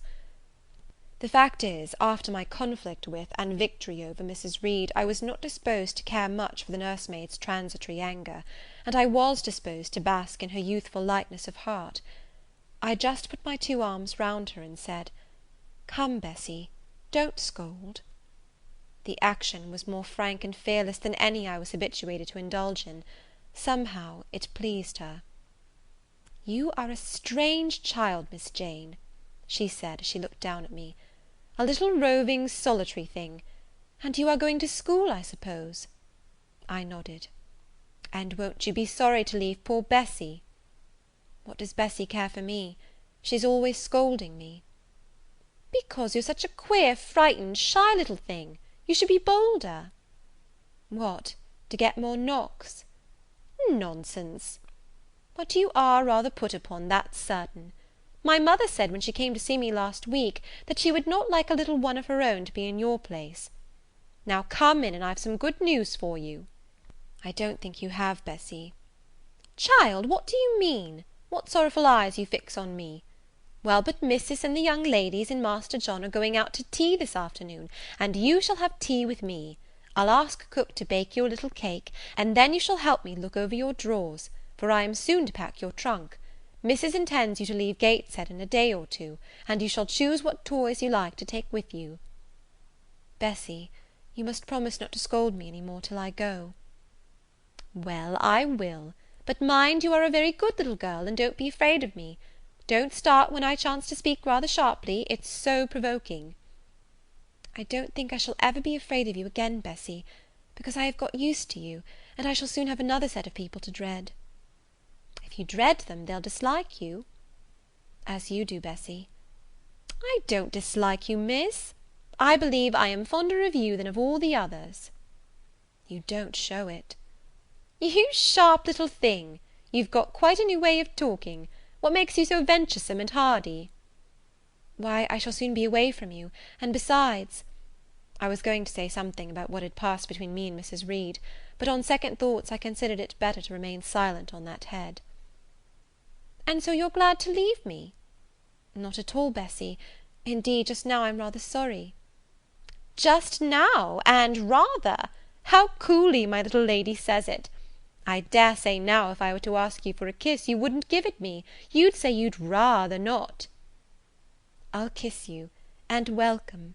Bend your head down. Bessy stooped, we mutually embraced, and I followed her into the house quite comforted. That afternoon lapsed in peace and harmony, and in the evening Bessy told me some of her most enchanting stories, and sang me some of her sweetest songs. Even for me, life had its gleams of sunshine. End of chapter 4.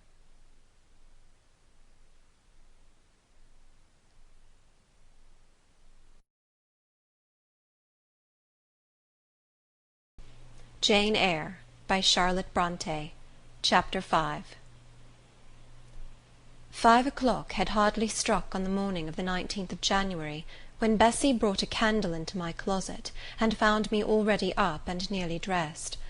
I had risen half an hour before her entrance, and had washed my face and put on my clothes by the light of a half moon just setting, whose rays streamed through the narrow window near my crib. I was to leave Gateshead that day by a coach which passed the lodge gates at 6 a.m. Bessy was the only person yet risen. She had lit a fire in the nursery, where she now proceeded to make my breakfast. Few children can eat when excited with the thoughts of a journey, nor could I. Bessy, having pressed me in vain to take a few spoonfuls of the boiled milk and bread she had prepared for me, wrapped up some biscuits in a paper, and put them into my bag.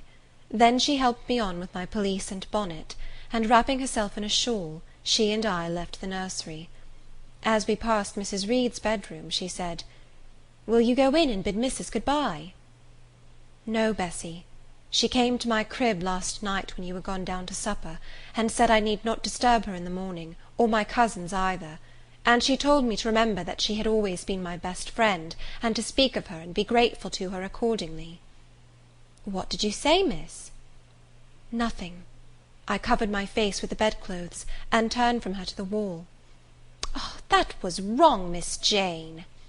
"It was quite right, Bessy. Your missus has not been my friend, she has been my foe." "Oh, Miss Jane, don't say so." "Good-bye to Gateshead," cried I, as we passed through the hall and went out at the front door. The moon was set, and it was very dark. Bessy carried a lantern, whose light glanced on wet steps and gravel roads sodden by a recent thaw. Raw and chill was the winter morning. My teeth chattered as I hastened down the drive. There was a light in the porter's lodge. When we reached it, we found the porter's wife just kindling her fire. My trunk, which had been carried down the evening before, stood corded at the door. It wanted but a few minutes of 6, and shortly after that hour had struck, the distant roll of wheels announced the coming coach. I went to the door and watched its lamps approach rapidly through the gloom. "Is she going by herself?" asked the porter's wife. "Yes." "And how far is it?" 50 miles. "What a long way! I wonder Mrs. Reed is not afraid to trust her so far alone." The coach drew up. There it was at the gates, with its 4 horses, and its top laden with passengers. The guard and coachman loudly urged haste. My trunk was hoisted up. I was taken from Bessy's neck, to which I clung with kisses. "Be sure and take good care of her," cried she to the guard, as he lifted me into the inside. "Aye, aye," was the answer. The door was slapped to. A voice exclaimed, "All right," and on we drove.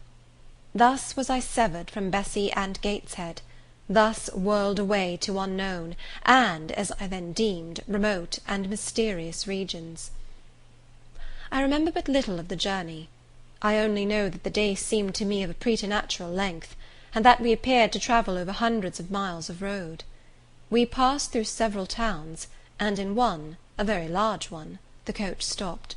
The horses were taken out, and the passengers alighted to dine. I was carried into an inn, where the guard wanted me to have some dinner; but as I had no appetite, he left me in an immense room with a fireplace at each end, a chandelier pendant from the ceiling, and a little red gallery high up against the wall filled with musical instruments. Here I walked about for a long time, feeling very strange, and mortally apprehensive of some one coming in and kidnapping me; for I believed in kidnappers, their exploits having frequently figured in Bessy's fireside chronicles. At last the guard returned. Once more I was stowed away in the coach. My protector mounted his own seat, sounded his hollow horn, and away we rattled over the stony street of L. The afternoon came on wet and somewhat misty.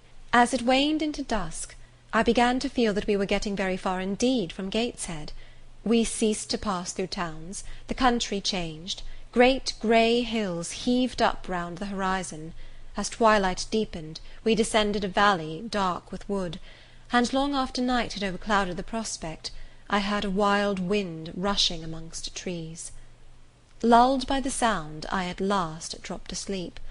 I had not long slumbered when the sudden cessation of motion awoke me. The coach door was open, and a person like a servant was standing at it.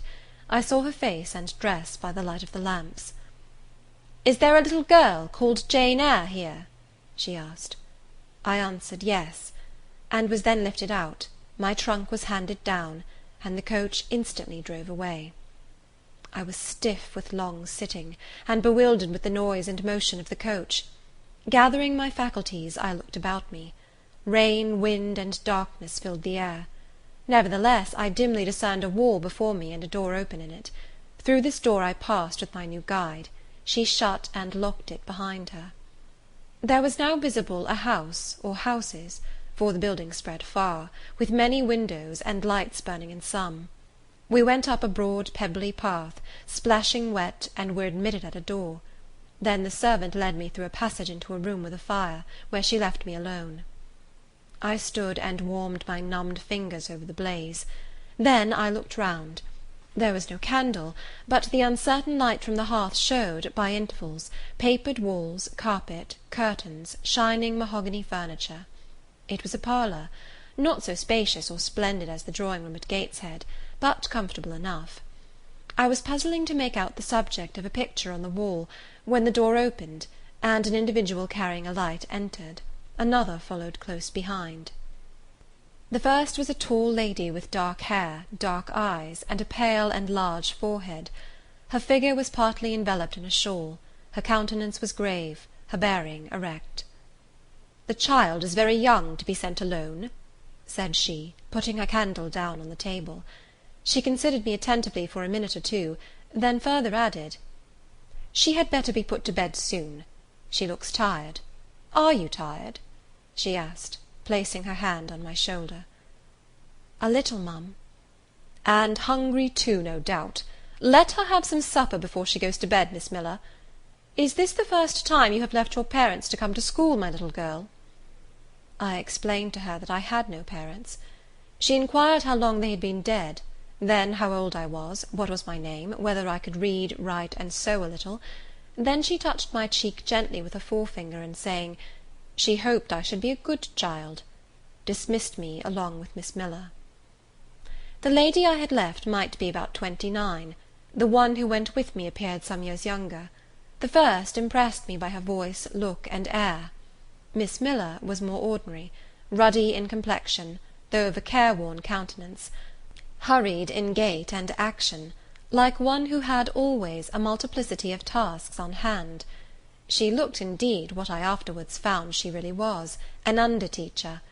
Led by her, I passed from compartment to compartment, from passage to passage, of a large and irregular building, till, emerging from the total and somewhat dreary silence pervading that portion of the house we had traversed, we came upon the hum of many voices, and presently entered a wide long room, with great deal tables, two at each end, on each of which burnt a pair of candles, and seated all round on benches, a congregation of girls of every age, from 9 or 10 to 20.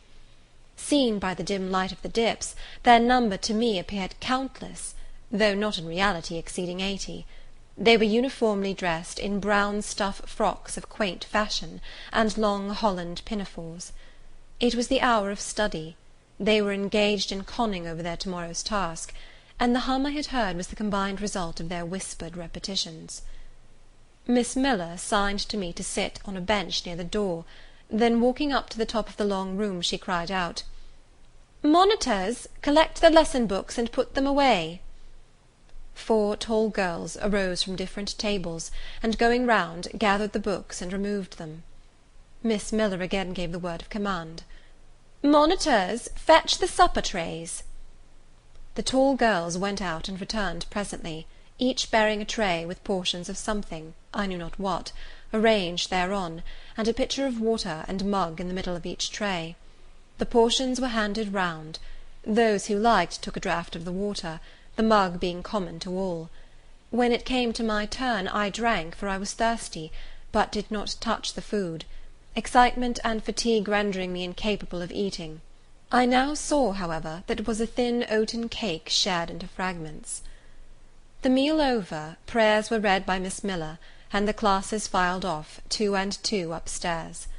Overpowered by this time with weariness, I scarcely noticed what sort of a place the bedroom was, except that, like the schoolroom, I saw it was very long. To-night I was to be Miss Miller's bedfellow. She helped me to undress. When laid down, I glanced at the long rows of beds, each of which was quickly filled with 2 occupants. In 10 minutes the single light was extinguished, and amidst silence and complete darkness I fell asleep. The night passed rapidly.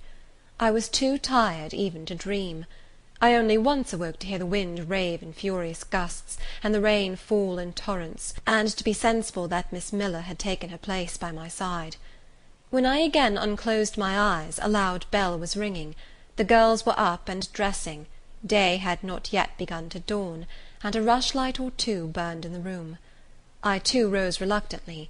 It was bitter cold, and I dressed as well as I could for shivering, and washed when there was a basin at liberty, which did not occur soon, as there was but 1 basin to 6 girls, on the stands down the middle of the room. Again the bell rang. All formed in file, 2 and 2, and in that order descended the stairs, and entered the cold and dimly lit schoolroom. Here prayers were read by Miss Miller. Afterwards she called out, "Form classes." A great tumult succeeded for some minutes, during which Miss Miller repeatedly exclaimed, "Silence!"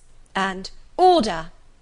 When it subsided, I saw them all drawn up in 4 semicircles, before 4 chairs, placed at the 4 tables. All held books in their hands, and a great book, like a Bible, lay on each table before the vacant seat. A pause of some seconds succeeded, filled up by the low, vague hum of numbers. Miss Miller walked from class to class, hushing this indefinite sound. A distant bell tinkled. Immediately 3 ladies entered the room. Each walked to a table and took her seat. Miss Miller assumed the 4th vacant chair, which was that nearest the door, and around which the smallest of the children were assembled. To this inferior class I was called, and placed at the bottom of it. Business now began.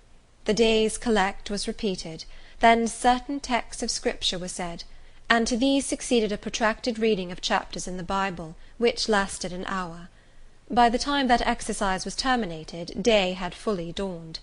The indefatigable bell now sounded for the 4th time. The classes were marshalled and marched into another room to breakfast. How glad I was to behold a prospect of getting something to eat! I was now nearly sick from inanition, having taken so little the day before. The refectory was a great, low-ceiled, gloomy room. On 2 low tables smoked basins of something hot, which, however, to my dismay, sent forth an odour far from inviting. I saw a universal manifestation of discontent when the fumes of the repast met the nostrils of those destined to swallow it. From the van of the procession, the tall girls of the first class, rose the whispered words, Disgusting! The porridge is burnt again." "Silence!" ejaculated a voice, but not that of Miss Miller, but one of the upper teachers, a little and dark personage, smartly dressed, but of somewhat morose aspect, who installed herself at the top of one table, while a more buxom lady presided at the other. I looked in vain for her I had first seen the night before. She was not visible. Miss Miller occupied the foot of the table where I sat, and a strange, foreign-looking, elderly lady, the French teacher, as I afterwards found, took the corresponding seat at the other board. A long grace was said, and a hymn sung. Then a servant brought in some tea for the teachers, and the meal began.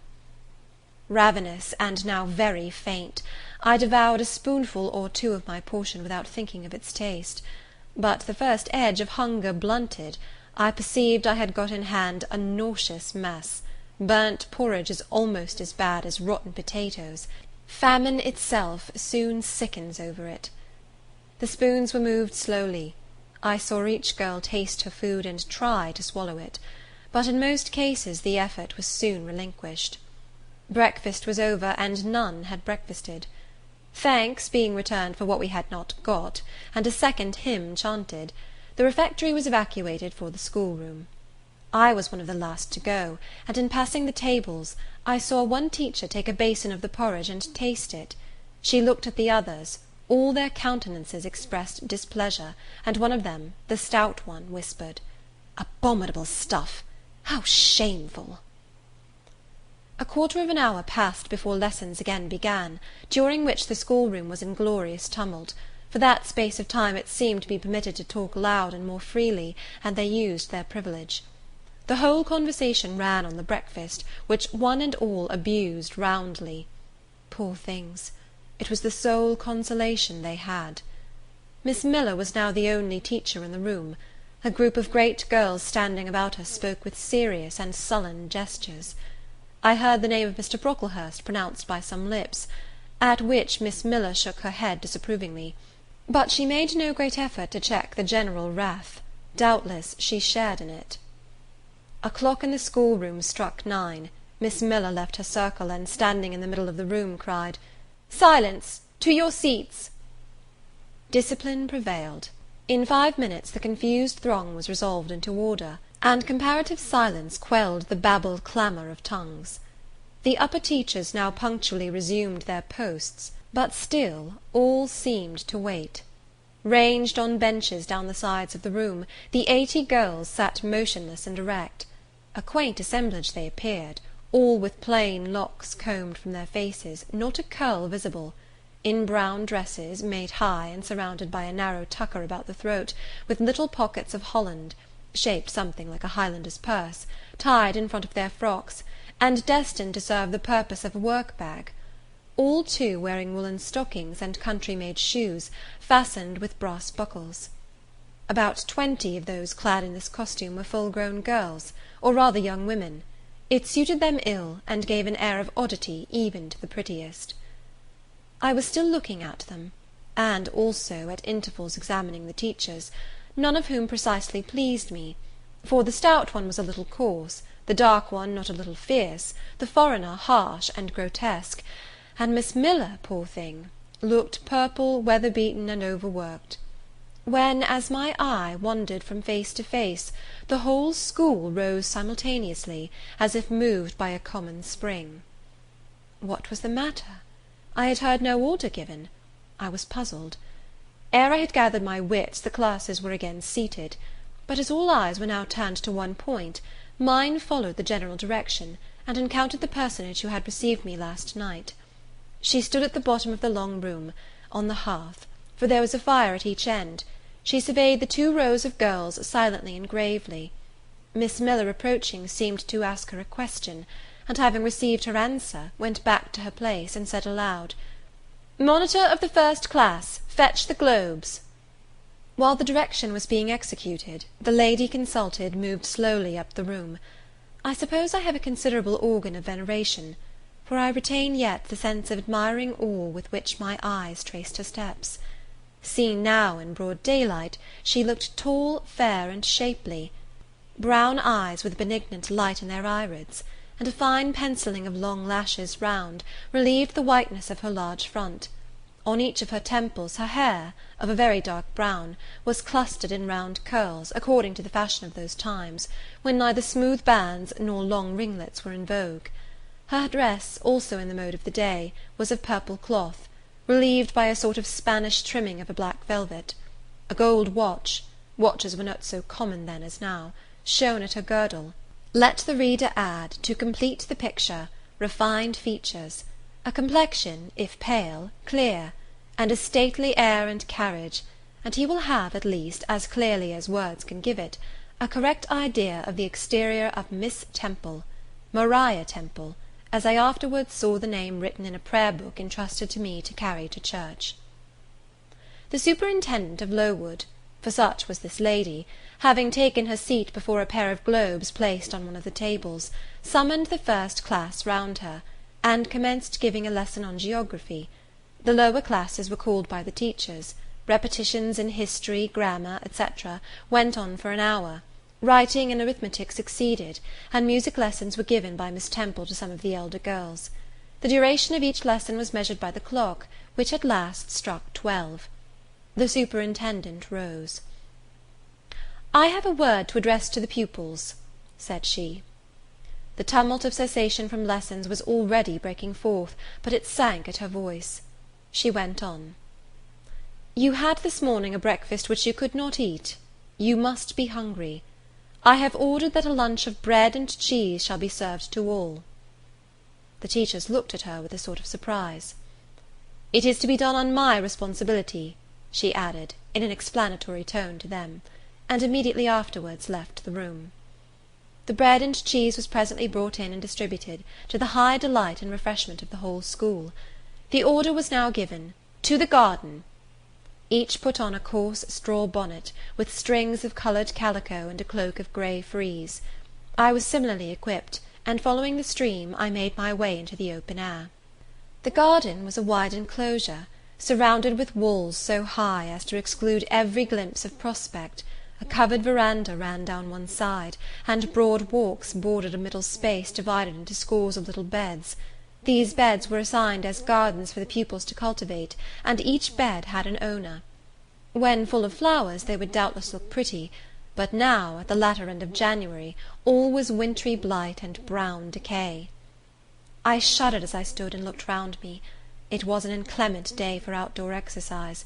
Not positively rainy, but darkened by a drizzling yellow fog. All under foot was still soaking wet with the floods of yesterday.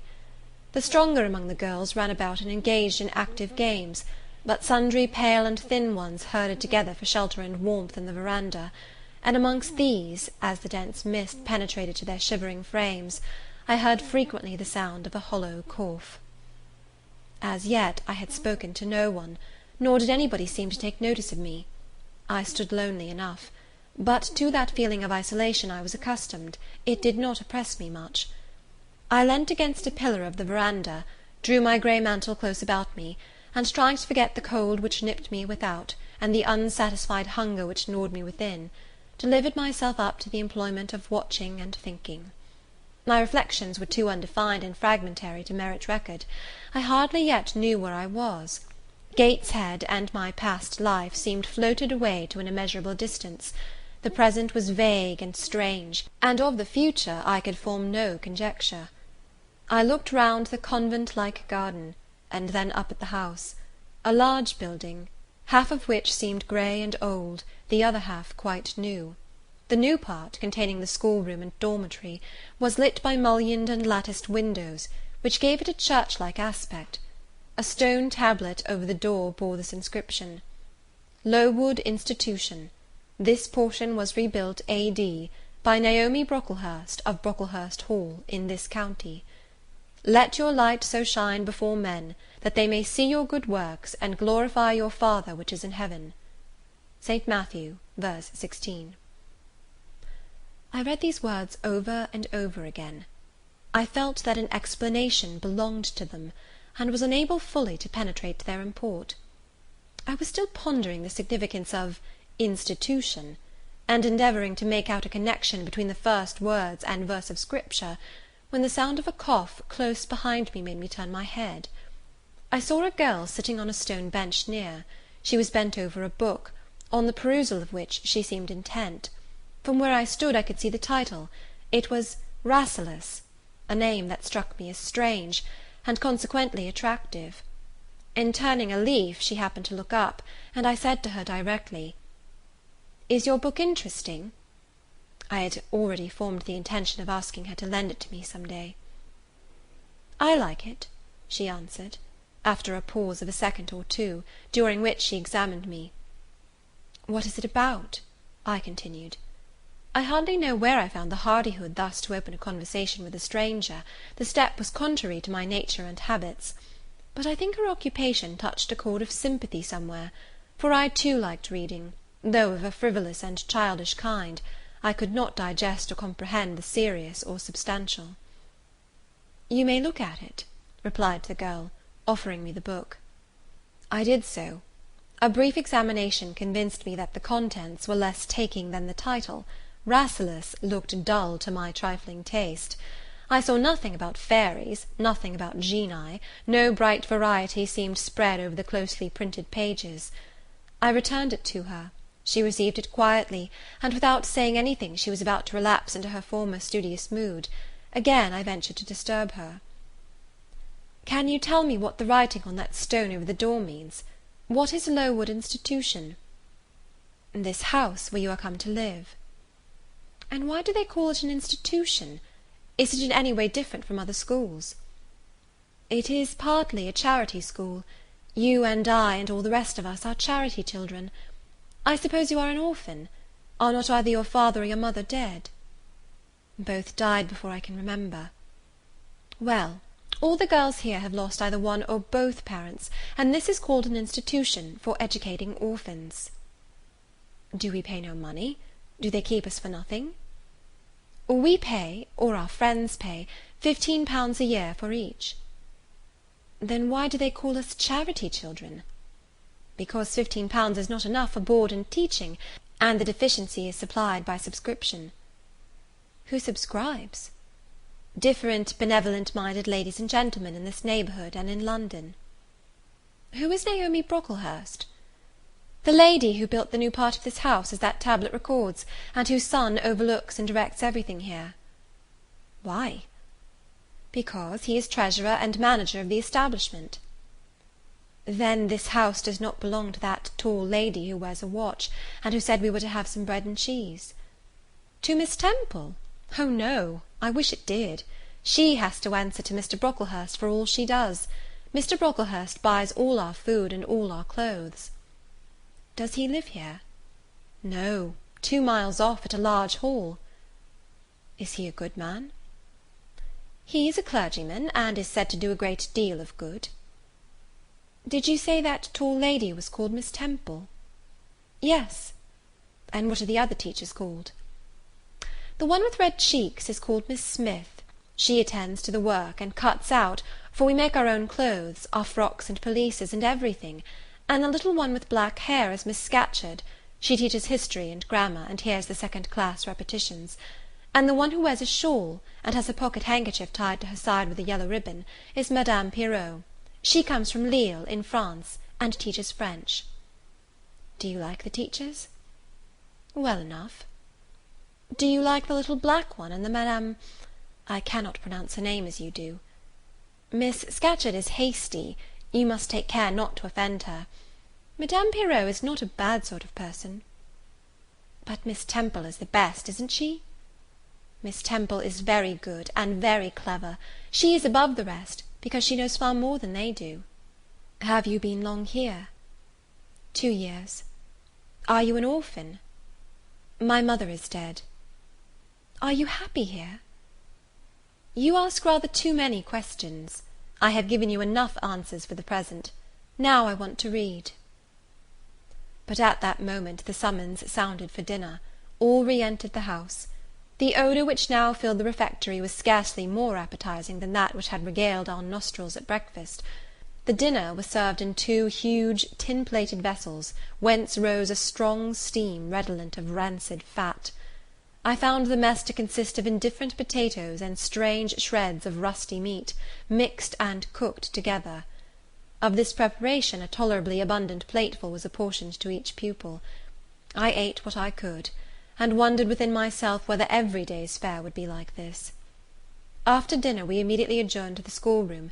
Lessons recommenced, and were continued till 5 o'clock. The only marked event of the afternoon was, that I saw the girl with whom I had conversed in the verandah dismissed and disgraced by Miss Scatcherd from a history class, and sent to stand in the middle of the large schoolroom. The punishment seemed to me in high degree ignominious, especially for so great a girl. She looked 13 or upwards. I expected she would show signs of great distress and shame, but to my surprise she neither wept nor blushed. Composed, though grave, she stood, the central mark of all eyes. How can she bear it so quietly, so firmly? I asked myself. Were I in her place, it seems to me I should wish the earth to open and swallow me up.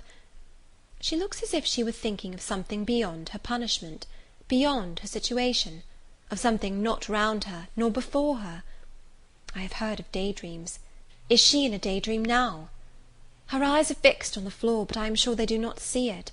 Her sight seems turned in, gone down into her heart. She is looking at what she can remember, I believe, not at what is really present. I wonder what sort of a girl she is, whether good or naughty. Soon after 5 p.m. we had another meal, consisting of a small mug of coffee and half a slice of brown bread. I devoured my bread and drank my coffee with relish, but I should have been glad of as much more. I was still hungry. Half an hour's recreation succeeded, then study, then the glass of water and the piece of oat-cake, prayers, and bed. Such was my first day at Lowood. End of chapter 5.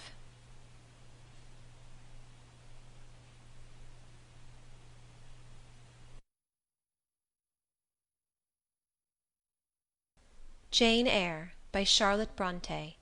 Chapter 6.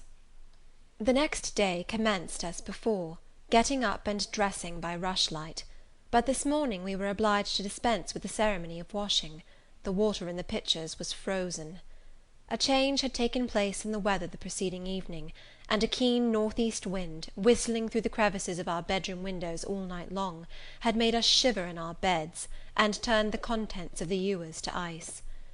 Before the long hour and a half of prayers and Bible reading was over, I felt ready to perish with cold. Breakfast time came at last, and this morning the porridge was not burnt. The quality was eatable, the quantity small. How small my portion seemed! I wished it had been doubled.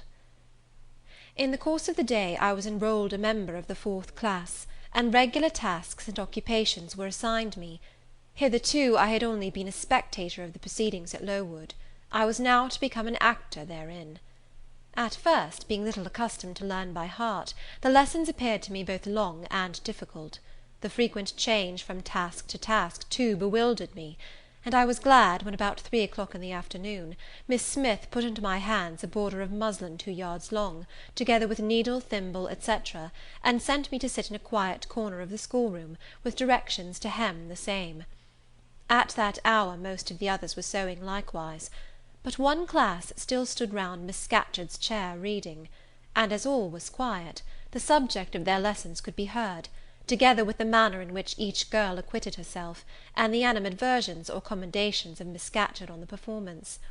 It was English history. Among the readers I observed my acquaintance of the verandah. At the commencement of the lesson, her place had been at the top of the class; but for some error of pronunciation, or some inattention to stops, she was suddenly sent to the very bottom. Even in that obscure position, Miss Scatcherd continued to make her an object of constant notice. She was continually addressing to her such phrases as the following: "Burns," such it seems was her name; the girls here were all called by their surnames, as boys are elsewhere. "Burns, you are standing on the side of your shoe; turn your toes out immediately." "Burns, you poke your chin most unpleasantly; draw it in." "Burns, I insist on your holding your head up; I will not have you before me in that attitude," etc., etc. A chapter having been read through twice, the books were closed, and the girls examined. The lesson had comprised part of the reign of Charles I, and there were sundry questions about tonnage and poundage and ship money, which most of them appeared unable to answer. Still, every little difficulty was solved instantly when it reached Burns. Her memory seemed to have retained the substance of the whole lesson, and she was ready with answers on every point. I kept expecting that Miss Scatcherd would praise her attention, but instead of that she suddenly cried out, "You dirty, disagreeable girl! You have never cleaned your nails this morning." Burns made no answer. I wondered at her silence. Why, thought I, does she not explain that she could neither clean her nails nor wash her face, as the water was frozen?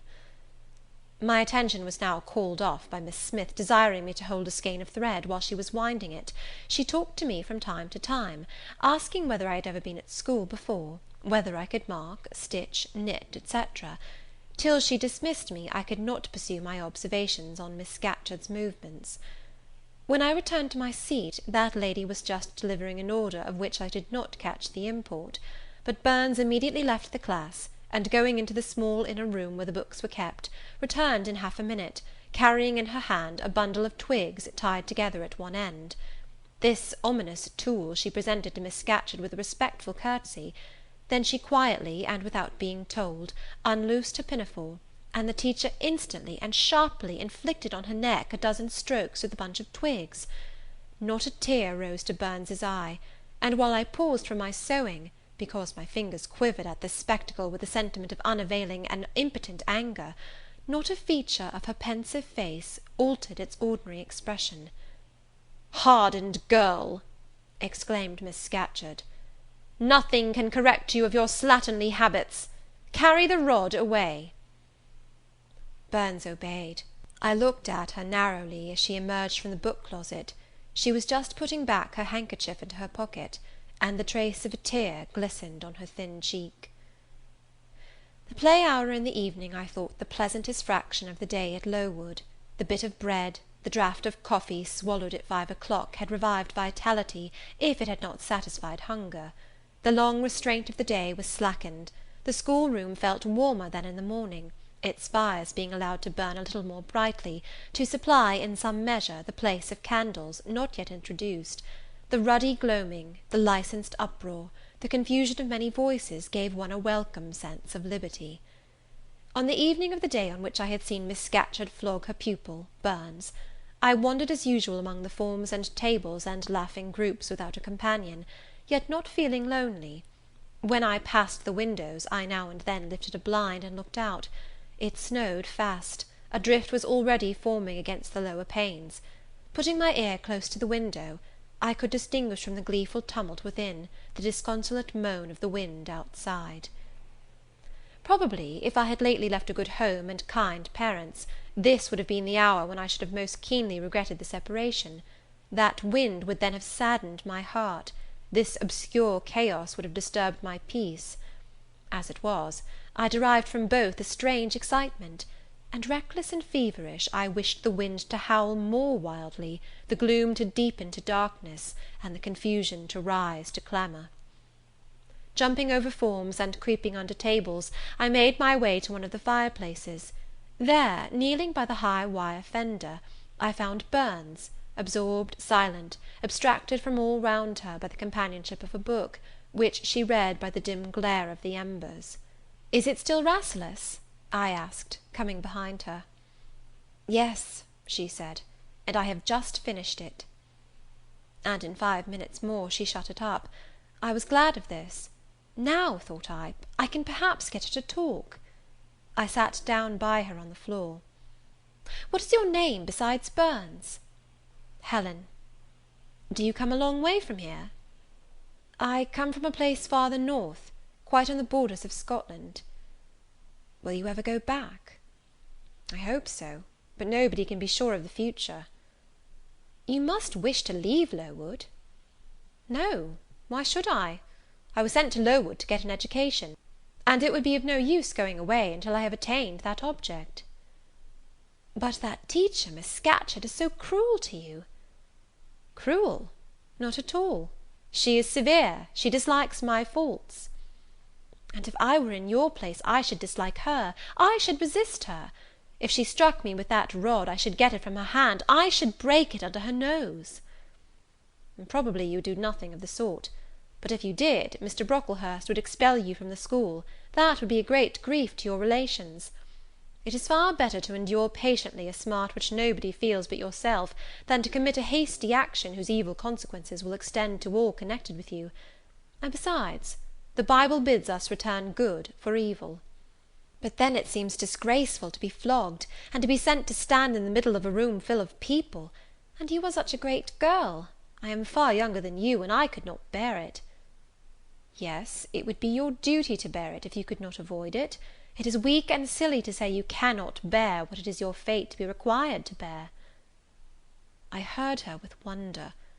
I could not comprehend this doctrine of endurance, and still less could I understand or sympathize with the forbearance she expressed for her chastiser.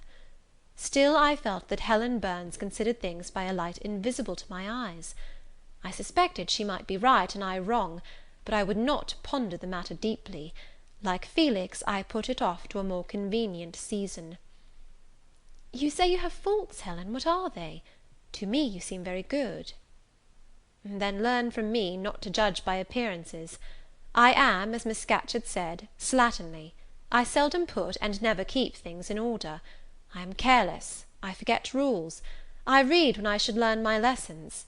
I have no method, and I sometimes say, like you, I cannot bear to be subjected to systematic arrangements. This is all very provoking to Miss Scatcherd, who is naturally neat, punctual, and particular." "And cross, and cruel," I added; but Helen Burns would not admit my addition. She kept silence. "Is Miss Temple as severe to you as Miss Scatcherd?" At the utterance of Miss Temple's name, a soft smile flitted over her grave face. "Miss Temple is full of goodness. It pains her to be severe to any one, even the worst in the school. She sees my errors, and tells me of them gently; and if I do anything worthy of praise, she gives me my meed liberally. One strong proof of my wretchedly defective nature is, that even her expostulations, so mild, so rational, have not influence to cure me of my faults; and even her praise, though I value it most highly, cannot stimulate me to continued care and foresight." "That is curious," said I. "It is so easy to be careful." "For you, I have no doubt it is. I observed you in your class this morning, and saw you were closely attentive. Your thoughts never seemed to wander while Miss Miller explained the lesson and questioned you. Now mine continually rove away. When I should be listening to Miss Scatcherd, and collecting all she says with assiduity, often I lose the very sound of her voice. I fall into a sort of dream. Sometimes I think I am in Northumberland, and that the noises I hear round me are the bubbling of a little brook which runs through Deepton near our house. Then, when it comes to my turn to reply, I have to be awakened, and having heard nothing of what was read for listening to the visionary brook, I have no answer ready." "Yet how well you replied this afternoon!" "It was mere chance. The subject on which we had been reading had interested me. This afternoon, instead of dreaming of Deepton, I was wondering how a man who wished to do right could act so unjustly and unwisely as Charles I sometimes did; and I thought what a pity it was, that, with his integrity and conscientiousness, he could see no farther than the prerogatives of the crown. If he had but been able to look to a distance, and see how what they call the spirit of the age was tending. Still, I like Charles. I respect him. I pity him, poor murdered king. Yes, his enemies were the worst. They shed blood they had no right to shed. How dared they kill him?" Helen was talking to herself now. She had forgotten I could not very well understand her, that I was ignorant, or nearly so, of the subject she discussed. I recalled her to my level. "And when Miss Temple teaches you, do your thoughts wander then?" "No, certainly, not often. Because Miss Temple has generally something to say which is newer than my own reflections. Her language is singularly agreeable to me, and the information she communicates is often just what I wish to gain." "Well, then, with Miss Temple you are good." "Yes, in a passive way. I make no effort. I follow as inclination guides me. There is no merit in such goodness." "A great deal. You are good to those who are good to you. It is all I ever desire to be. If people were always kind and obedient to those who are cruel and unjust, the wicked people would have it all their own way. They would never feel afraid, and so they would never alter, but would grow worse and worse. When we are struck at without a reason, we should strike back again very hard. I am sure we should, so hard as to teach the person who struck us never to do it again. You will change your mind, I hope, when you grow older. As yet you are but a little untaught girl. But I feel this, Helen. I must dislike those who, whatever I do to please them, persist in disliking me. I must resist those who punish me unjustly. It is as natural as that I should love those who show me affection, or submit to punishment when I feel it is deserved. Heathens and savage tribes hold that doctrine, but Christians and civilized nations disown it. How? I don't understand. It is not violence that best overcomes hate, nor vengeance that most certainly heals injury. What then? Read the New Testament, and observe what Christ says, and how he acts. Make his word your rule, and his conduct your example. What does he say? Love your enemies, bless them that curse you, do good to them that hate you and despitefully use you. Then I should love Mrs. Reed, which I cannot do. I should bless her son John, which is impossible. In her turn, Helen Burns asked me to explain, and I proceeded forthwith to pour out in my own way the tale of my sufferings and resentments. Bitter and truculent when excited, I spoke as I felt, without reserve or softening. Helen heard me patiently to the end. I expected she would then make a remark, but she said nothing. Well, I asked impatiently, is not Mrs. Reed a hard-hearted, bad woman? She has been unkind to you, no doubt, because, you see, she dislikes your cast of character, as Miss Scatcherd does mine. But how minutely you remember all she has done and said to you! What a singularly deep impression her injustice seems to have made on your heart! No ill usage so brands its record on my feelings. Would you not be happier if you tried to forget her severity, together with the passionate emotions it excited? Life appears to me too short to be spent in nursing animosity or registering wrongs. We are, and must be, one and all, burdened with faults in this world; but the time will soon come, when, I trust, we shall put them off in putting off our corruptible bodies; when debasement and sin will fall from us with this cumbrous frame of flesh, and only the spark of the spirit will remain. The impalpable principle of light and thought, pure as when it left the Creator to inspire the creature. Whence it came, it will return; perhaps again to be communicated to some being higher than man; perhaps to pass, through gradations of glory, from the pale human soul to brighten to the seraph. Surely it will never, on the contrary, be suffered to degenerate from man to fiend. No, I cannot believe that. I hold another creed, which no one ever taught me, and which I seldom mention, but in which I delight, and to which I cling; for it extends hope to all; it makes eternity a rest, a mighty home, not a terror and an abyss. Besides, with this creed, I can so clearly distinguish between the criminal and his crime; I can so sincerely forgive the first, while I abhor the last. With this creed, revenge never worries my heart, degradation never too deeply disgusts me, injustice never crushes me too low. I live in calm, looking to the end.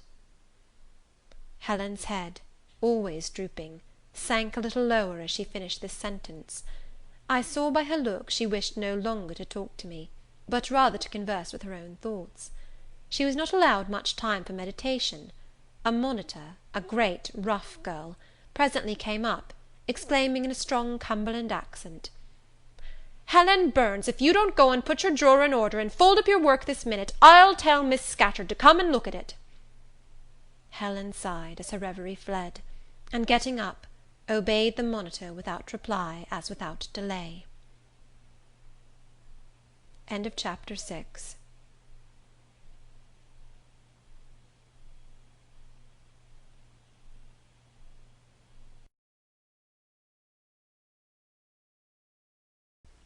Jane Eyre, by Charlotte Bronte. Chapter 7. My first quarter at Lowood seemed an age, and not the golden age either. It comprised an irksome struggle with difficulties in habituating myself to new rules and unwonted tasks.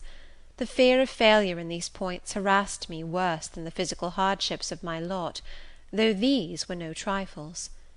During January, February, and part of March, the deep snows, and after their melting, the almost impassable roads, prevented our stirring beyond the garden walls, except to go to church; but within these limits we had to pass an hour every day in the open air. Our clothing was insufficient to protect us from the severe cold. We had no boots; the snow got into our shoes and melted there; our ungloved hands became numbed and covered with chilblains, as were our feet. I remember well the distracting irritation I endured from this cause every evening, when my feet inflamed, and the torture of thrusting the swelled, raw, and stiff toes into my shoes in the morning. Then the scanty supply of food was distressing. With the keen appetites of growing children, we had scarcely sufficient to keep alive a delicate invalid. From this deficiency of nourishment resulted an abuse, which pressed hardly on the younger pupils. Whenever the famished great girls had an opportunity, they would coax or menace the little ones out of their portion. Many a time I have shared, between two claimants, the precious morsel of brown bread distributed at tea time, and after relinquishing to a third half the contents of my mug of coffee, I have swallowed the remainder with an accompaniment of secret tears, forced from me by the exigency of hunger. Sundays were dreary days in that wintry season. We had to walk 2 miles to Brocklebridge Church, where our patron officiated. We set out cold; we arrived at church colder; during the morning service we became almost paralyzed. It was too far to return to dinner, and an allowance of cold meat and bread, in the same penurious proportion observed in our ordinary meals, was served round between the services. At the close of the afternoon service we returned by an exposed and hilly road, where the bitter winter wind, blowing over a range of snowy summits to the north, almost flayed the skin from our faces. I can remember Miss Temple walking lightly and rapidly along our drooping line, her plaid cloak, which the frosty wind fluttered, gathered close about her, and encouraging us by precept and example to keep up our spirits and march forward, as she said, like stalwart soldiers. The other teachers, poor things, were generally themselves too much dejected to attempt the task of cheering others. How we longed for the light and heat of a blazing fire when we got back! But to the little ones at least this was denied. Each hearth in the schoolroom was immediately surrounded by a double row of great girls, and behind them the younger children crouched in groups, wrapping their starved arms in their pinafores. A little solace came at tea time in the shape of a double ration of bread, a whole instead of a half slice, with the delicious addition of a thin scrape of butter. It was the hebdomadal treat to which we all looked forward from Sabbath to Sabbath. I generally contrived to reserve a moiety of this bounteous repast for myself, but the remainder I was invariably obliged to part with. The Sunday evening was spent in repeating by heart the church catechism, and the 5th, 6th, and 7th chapters of St. Matthew, and in listening to a long sermon read by Miss Miller, whose irrepressible yawns attested her weariness. A frequent interlude of these performances was the enactment of the part of Eutychus by some half-dozen of little girls, who, overpowered with sleep, would fall down, if not out of the 3rd loft, yet off the 4th form, and be taken up half dead. The remedy was to thrust them forward into the centre of the schoolroom, and oblige them to stand there till the sermon was finished. Sometimes their feet failed them, and they sank together in a heap. They were then propped up with the monitor's high stools. I have not yet alluded to the visits of Mr. Brocklehurst, and indeed that gentleman was from home during the great part of the first month after my arrival, perhaps prolonging his stay with his friend the Archdeacon. His absence was a relief to me. I need not say that I had my own reasons for dreading his coming, but come he did at last. One afternoon, I had then been 3 weeks at Lowood, as I was sitting with a slate in my hand, puzzling over a sum in long division, my eyes, raised in abstraction to the window, caught sight of a figure just passing. I recognized almost instinctively that gaunt outline, and when, 2 minutes after, all the school, teachers included, rose en masse, it was not necessary for me to look up in order to ascertain whose entrance they thus greeted. A long stride measured the schoolroom, and presently beside Miss Temple, who had herself risen, stood the same black column which had frowned on me so ominously from the hearthrug of Gateshead. I now glanced sideways at this piece of architecture. Yes, I was right. It was Mr. Brocklehurst, buttoned up in a surtout, and looking longer, narrower, and more rigid than ever. I had my own reasons for being dismayed at this apparition. Too well I remembered the perfidious hints given by Mrs. Reed about my disposition, etc. The promise pledged by Mr. Brocklehurst to apprise Miss Temple and the teachers of my vicious nature. All along I had been dreading the fulfilment of this promise. I had been looking out daily for the coming man, whose information respecting my past life and conversation was to brand me as a bad child for ever. Now there he was. He stood at Miss Temple's side. He was speaking low in her ear. I did not doubt he was making disclosures of my villainy, and I watched her eye with painful anxiety, expecting every moment to see its dark orb turn on me a glance of repugnance and contempt. I listened too, and as I happened to be seated quite at the top of the room, I caught most of what he said. Its import relieved me from immediate apprehension. "I suppose, Miss Temple, the thread I bought at Lowton will do. It struck me that it would be just of the quality for the calico chemises, and I sorted the needles to match. You may tell Miss Smith that I forgot to make a memorandum of the darning needles, but she shall have some papers sent in next week, and she is not, on any account, to give out more than one at a time to each pupil. If they have more, they are apt to be careless, and lose them. And, oh, ma'am, I wish the woollen stockings were better looked to. When I was here last, I went into the kitchen garden and examined the clothes drying on the line. There was a quantity of black hose in a very bad state of repair. From the size of the holes in them, I was sure they had not been well mended from time to time." He paused. "Your directions shall be attended to, sir," said Miss Temple. "And, ma'am," he continued, "the laundress tells me some of the girls have 2 clean tuckers in the week. It is too much. The rules limit them to 1. "I think I can explain that circumstance, sir. Agnes and Catherine Johnston were invited to take tea with some friends at Lowton last Thursday, and I gave them leave to put on clean tuckers for the occasion." Mr. Brocklehurst nodded. "Well, for once it may pass. But please not to let the circumstance occur too often. And there is another thing which surprised me. I find, in settling accounts with the housekeeper, that a lunch, consisting of bread and cheese, has twice been served out to the girls during the past fortnight. How is this? I looked over the regulations, and I find no such meal as lunch mentioned. Who introduced this innovation, and by what authority?" "I must be responsible for the circumstance, sir," replied Miss Temple. "The breakfast was so ill prepared that the pupils could not possibly eat it, and I dared not allow them to remain fasting till dinner time." "Madam, allow me an instant.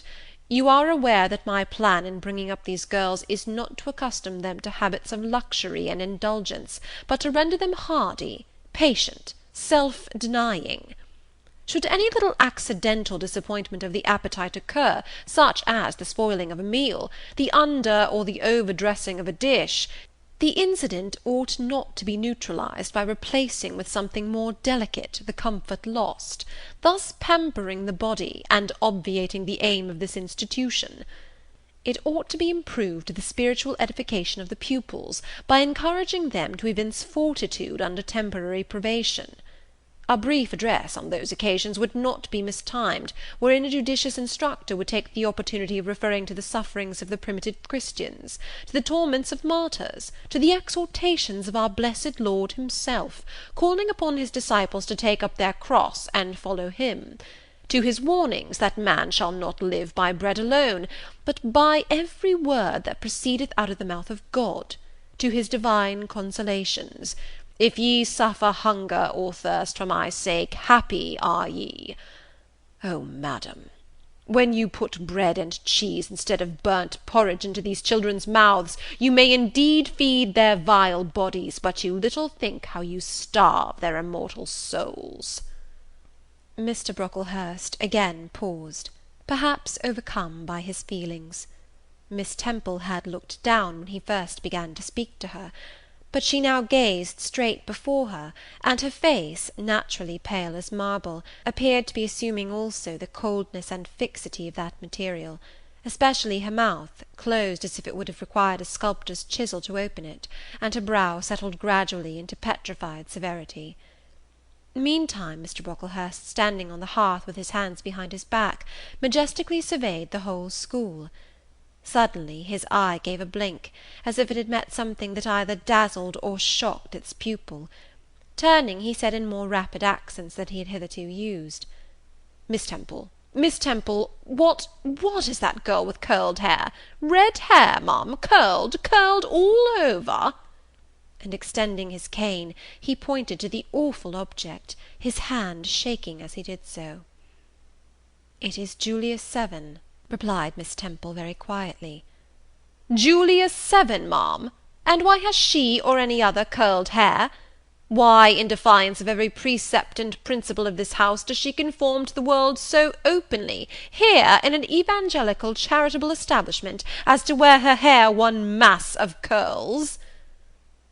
"Julia's hair curls naturally," returned Miss Temple, still more quietly. "Naturally? Yes, but we are not to conform to nature. I wish these girls to be the children of grace. And why that abundance? I have again and again intimated that I desire the hair to be arranged closely, modestly, plainly. Miss Temple, that girl's hair must be cut off entirely. I will send a barber to-morrow. And I see others who have far too much of the excrescence. That tall girl, tell her to turn round. Tell all the first form to rise up and direct their faces to the wall." Miss Temple passed her handkerchief over her lips, as if to smooth away the involuntary smile that curled them. She gave the order, however, and when the first class could take in what was required of them, they obeyed. Leaning a little back on my bench, I could see the looks and grimaces with which they commented on this manoeuvre. It was a pity Mr. Brocklehurst could not see them too. He would perhaps have felt that, whatever he might do with the outside of the cup and platter, the inside was further beyond his interference than he imagined. He scrutinized the reverse of these living medals some 5 minutes, then pronounced sentence. These words fell like the knell of doom. "All those top-knots must be cut off." Miss Temple seemed to remonstrate. "Madam," he pursued, "I have a master to serve whose kingdom is not of this world. My mission is to mortify in these girls the lusts of the flesh, to teach them to clothe themselves with shamefacedness and sobriety, not with braided hair and costly apparel. And each of the young persons before us has a string of hair twisted in plaits, which vanity itself might have woven. These, I repeat, must be cut off. Think of the time wasted of—" Mr. Brocklehurst was here interrupted. 3 other visitors, ladies, now entered the room. They ought to have come a little sooner to have heard his lecture on dress, for they were splendidly attired in velvet, silk, and furs. The 2 younger of the trio, fine girls of 16 and 17, had grey beaver hats, then in fashion, shaded with ostrich plumes, and from under the brim of this graceful head-dress fell a profusion of light tresses, elaborately curled. The elder lady was enveloped in a costly velvet shawl, trimmed with ermine, and she wore a false front of French curls. These ladies were deferentially received by Miss Temple as Mrs. and the Misses Brocklehurst, and conducted to seats of honour at the top of the room. It seems they had come in the carriage with their reverend relative, and had been conducting a rummaging scrutiny of the rooms upstairs, while he transacted business with the housekeeper, questioned the laundress, and lectured the superintendent. They now proceeded to address divers remarks and reproofs to Miss Smith, who was charged with the care of the linen and inspection of the dormitories, but I had no time to listen to what they said. Other matters called off and enchanted my attention. Hitherto, while gathering up the discourse of Mr. Brocklehurst and Miss Temple, I had not, at the same time, neglected precautions to secure my personal safety, which I thought would be effected if I could only elude observation. To this end I had sat well back on the form, and, while seeming to be busy with my sum, had held my slate in such a manner as to conceal my face. I might have escaped notice, had not my treacherous slate somehow happened to slip from my hand, and, falling with an obtrusive crash, directly drawn every eye upon me.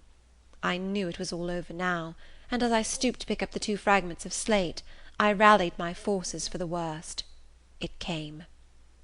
"A careless girl," said Mr. Brocklehurst, and immediately after, "It is the new pupil, I perceive." And before I could draw breath, "I must not forget I have a word to say respecting her." Then aloud, how loud it seemed to me, "Let the child who broke her slate come forward." Of my own accord I could not have stirred. I was paralyzed. But the two great girls, who sit on each side of me, set me on my legs, and pushed me towards the dread judge; and then Miss Temple gently assisted me to his very feet, and I caught her whispered counsel. "Don't be afraid, Jane. I saw it was an accident. You shall not be punished." The kind whisper went to my heart like a dagger. Another minute, and she will despise me for a hypocrite, thought I; and an impulse of fury against Reed, Brocklehurst and Company bounded in my pulses at the conviction. I was no Helen Burns. "Fetch that stool," said Mr. Brocklehurst, pointing to a very high one from which a monitor had just risen. It was brought. "Place the child upon it." And I was placed there, by whom I don't know. I was in no condition to note particulars. I was only aware that they had hoisted me up to the height of Mr. Brocklehurst's nose, that he was within a yard of me, and that a spread of shot orange and purple silk pelisses, and a cloud of silvery plumage, extended and waved below me. Mr. Brocklehurst hemmed. "Ladies," said he, turning to his family, "Miss Temple, teachers, and children, you all see this girl?" Of course they did, for I felt their eyes directed like burning glasses against my scorched skin. "You see she is yet young. You observe she possesses the ordinary form of childhood. God has graciously given her the shape that he has given to all of us. No signal deformity points her out as a marked character. Who would think that the evil one had already found a servant and agent in her? Yet such, I grieve to say, is the case." A pause, in which I began to steady the palsy of my nerves, and to feel that the Rubicon was passed, and that the trial no longer to be shirked must be firmly sustained. "My dear children," pursued the black marble clergyman with pathos, "this is a sad, a melancholy occasion, for it becomes my duty to warn you, that this girl, who might be one of God's own lambs, is a little castaway. Not a member of the true flock, but evidently an interloper and an alien. You must be on your guard against her. You must shun her example. If necessary, avoid her company, exclude her from your sports, and shut her out from your converse. Teachers, you must watch her.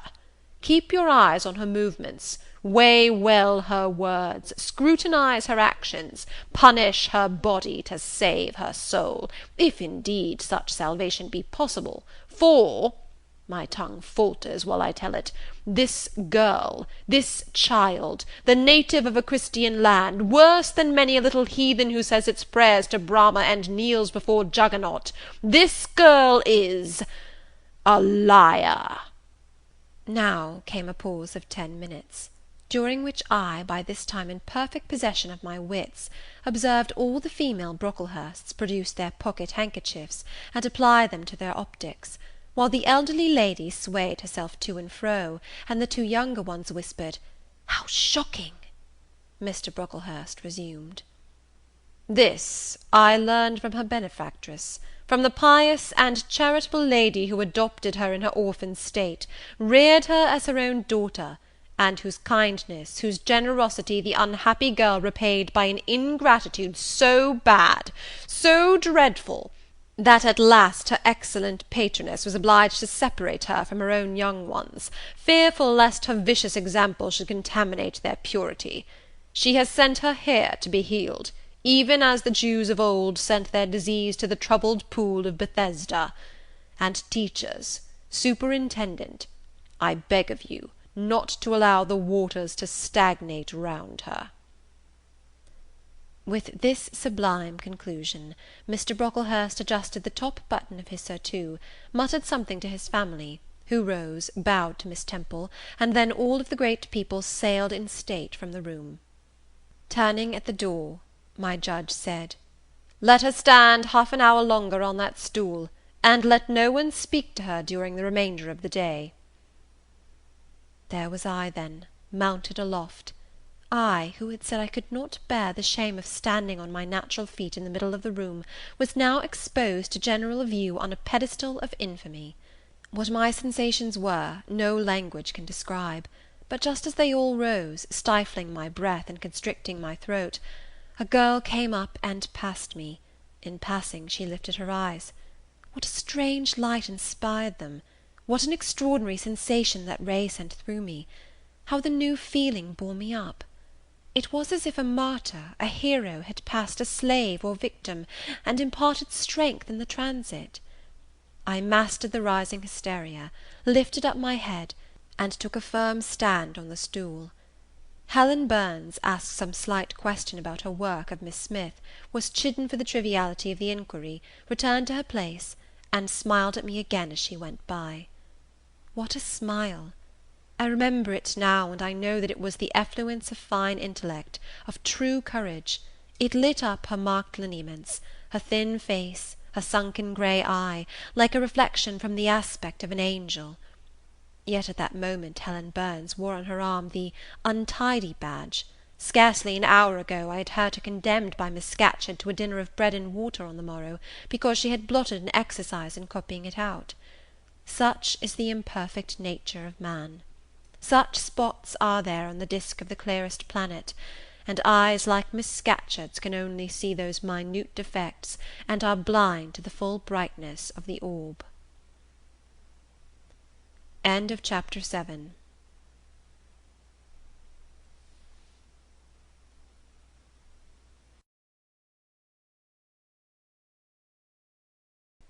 Jane Eyre, by Charlotte Bronte. Chapter 8. Ere the half-hour ended, 5 o'clock struck. School was dismissed, and all were gone into the refectory to tea. I now ventured to descend. It was deep dusk. I retired into a corner, and sat down on the floor. The spell by which I had been so far supported began to dissolve. Reaction took place, and soon so overwhelming was the grief that seized me, I sank prostrate with my face to the ground. Now I wept. Helen Burns was not here. Nothing sustained me. Left to myself, I abandoned myself, and my tears watered the boards. I had meant to be so good, and to do so much at Lowood, to make so many friends, to earn respect, and win affection. Already I had made visible progress. That very morning I had reached the head of my class. Miss Miller had praised me warmly. Miss Temple had smiled approbation. She had promised to teach me drawing, and to let me learn French, if I continued to make similar improvement 2 months longer; and then I was well received by my fellow pupils, treated as an equal by those of my own age, and not molested by any. Now, here I lay again, crushed and trodden on, and could I ever rise more? Never, I thought, and ardently I wished to die. While sobbing out this wish in broken accents, some one approached. I started up. Again Helen Burns was near me. The fading fires just showed her coming up the long vacant room. She brought my coffee and bread. "Come, eat something," she said. But I put both away from me, feeling as if a drop or a crumb would have choked me in my present condition. Helen regarded me, probably with surprise. I could not now abate my agitation, though I tried hard. I continued to weep aloud. She sat down on the ground near me, embraced her knees with her arms, and rested her head upon them. In that attitude she remained silent as an Indian. I was the first who spoke. "Helen, why do you stay with a girl whom everybody believes to be a liar?" "Everybody, Jane? Why, there are only 80 people who have heard you called so, and the world contains hundreds of millions." "But what have I to do with millions? The 80 I know despise me." "Jane, you are mistaken. Probably not one in the school either despises or dislikes you. Many, I am sure, pity you much." "How can they pity me after what Mr. Brocklehurst has said?" "Mr. Brocklehurst is not a god, nor is he even a great and admired man. He is little liked here; he never took steps to make himself liked. Had he treated you as an especial favourite, you would have found enemies, declared or covert, all round you. As it is, the greater number would offer you sympathy if they dared. Teachers and pupils may look coldly on you for a day or two, but friendly feelings are concealed in their hearts, and if you persevere in doing well, these feelings will ere long appear so much the more evidently for their temporary suppression. Besides, Jane," she paused. "Well, Helen?" said I, putting my hand into hers. She chafed my fingers gently to warm them, and went on, "If all the world hated you, and believed you wicked, while your own conscience approved you, and absolved you from guilt, you would not be without friends." "No, I know I should think well of myself, but that is not enough. If others don't love me, I would rather die than live. I cannot bear to be solitary and hated, Helen. Look here, to gain some real affection from you, or Miss Temple, or any other whom I truly love, I would willingly submit to have the bone of my arm broken, or to let a bull toss me, or to stand behind a kicking horse, and let it dash its hoof at my chest. Hush, Jane! You think too much of the love of human beings. You are too impulsive, too vehement. The sovereign hand that created your frame, and put life into it, has provided you with other resources than your feeble self, or than creatures feeble as you. Besides this earth, and besides the race of men, there is an invisible world and a kingdom of spirits. That world is round us, for it is everywhere, and those spirits watch us, for they are commissioned to guard us.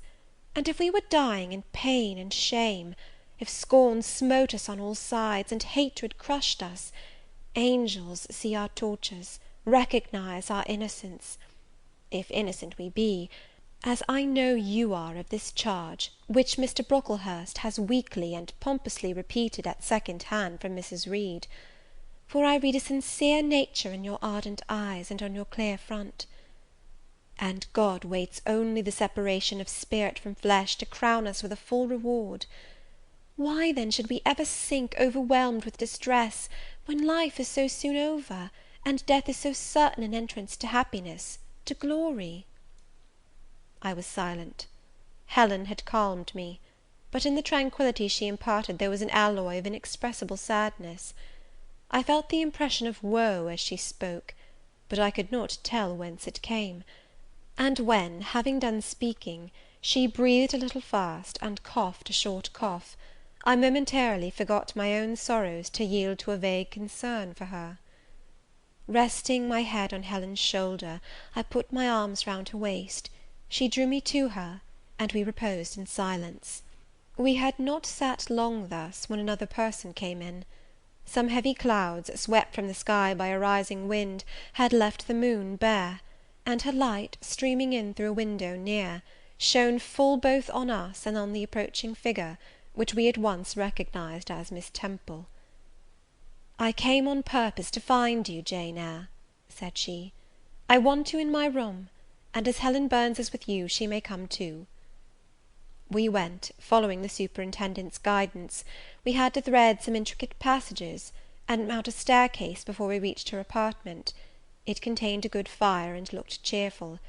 Miss Temple told Helen Burns to be seated in a low arm chair on one side of the hearth, and herself taking another, she called me to her side. "Is it all over?" she asked, looking down at my face.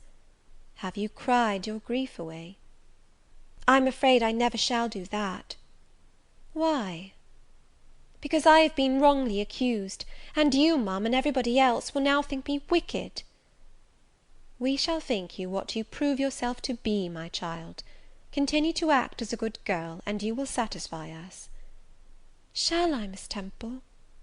"You will," said she, passing her arm round me. "And now tell me, who is the lady whom Mr. Brocklehurst called your benefactress?" "Mrs. Reed, my uncle's wife. My uncle is dead, and he left me to her care." "Did she not then adopt you of her own accord?"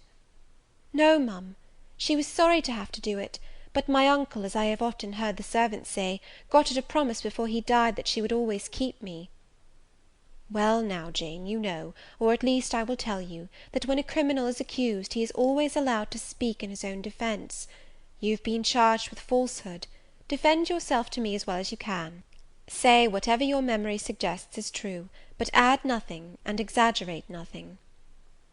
I resolved, in the depth of my heart, that I would be most moderate, most correct; and having a few minutes in order to arrange coherently what I had to say, I told her all the story of my sad childhood. Exhausted by emotion, my language was more subdued than it generally was when it developed that sad theme; and, mindful of Helen's warnings against the indulgence of resentment, I infused into the narrative far less of gall and wormwood than ordinary. Thus restrained and simplified, it sounded more credible. I felt as I went on that Miss Temple fully believed me. In the course of the tale I had mentioned Mr. Lloyd as having come to see me after the fit. I never forgot the, to me, frightful episode of the Red Room; in detailing which, my excitement was sure, in some degree, to break bounds; for nothing could soften in my reflection the spasm of agony which clutched my heart, when Mrs. Reed spurned my wild supplication for pardon, and locked me a second time in the dark and haunted chamber. I had finished. Miss Temple regarded me a few minutes in silence. She then said, "I know something of Mr. Lloyd. I shall write to him. If his reply agrees with your statement, you shall be publicly cleared from every imputation. To me, Jane, you are clear now." She kissed me; and, still keeping me at her side, where I was well contented to stand, for I derived a child's pleasure from the contemplation of her face, her dress, her one or two ornaments, her white forehead, her clustered and shining curls, and beaming dark eyes, she proceeded to address Helen Burns. "How are you to night, Helen? Have you coughed much to day?" "Not quite so much, I think, Ma'am." "And the pain in your chest?" "It is a little better." Miss Temple got up, took her hand, and examined her pulse. Then she returned to her own seat. As she resumed it, I heard her sigh low. She was pensive a few minutes; then, rousing herself, she said cheerfully, "But you two are my visitors to night. I must treat you as such." She rang her bell. "Barbara," she said to the servant who answered it, "I have not yet had tea. Bring the tray, and place cups for these two young ladies." And a tray was soon brought. How pretty, to my eyes, did the china cups and bright teapot look, placed on the little round table near the fire! How fragrant was the steam of the beverage, and the scent of the toast! Of which, however, I, to my dismay, for I was beginning to be hungry, discerned only a very small portion. Miss Temple discerned it too. "Barbara," said she, "can you not bring a little more bread and butter? There is not enough for 3. Barbara went out; she returned soon.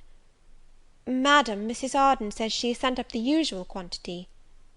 Mrs. Harden, be it observed, was the housekeeper, a woman after Mr. Brocklehurst's own heart, made up of equal parts of whalebone and iron. "Oh, very well," returned Miss Temple, "we must make it do, Barbara, I suppose." As the girl withdrew, she added, smiling, "Fortunately, I have it in my power to supply deficiencies for this once." Having invited Helen and me to approach the table, and placed before each of us a cup of tea with one delicious but thin morsel of toast, she got up, unlocked a drawer, and, taking from it a parcel wrapped in paper, disclosed presently to our eyes a good-sized seed cake. "I meant to give each of you some of this to take with you," said she, "but as there is so little toast, you must have it now." And she proceeded to cut slices with a generous hand. We feasted that evening as on nectar and ambrosia; and not the least delight of the entertainment was the smile of gratification with which our hostess regarded us, as we satisfied our famished appetites on the delicate fare she liberally supplied. tea over and the tray removed, she again summoned us to the fire.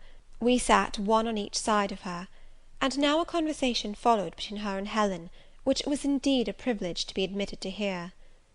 Miss Temple had always something of serenity in her air, of state in her mien, of refined propriety in her language, which precluded deviation into the ardent, the excited, the eager; something which chastened the pleasure of those who looked on her and listened to her, by a controlling sense of awe; and such was my feeling now; but as to Helen Burns, I was struck with wonder.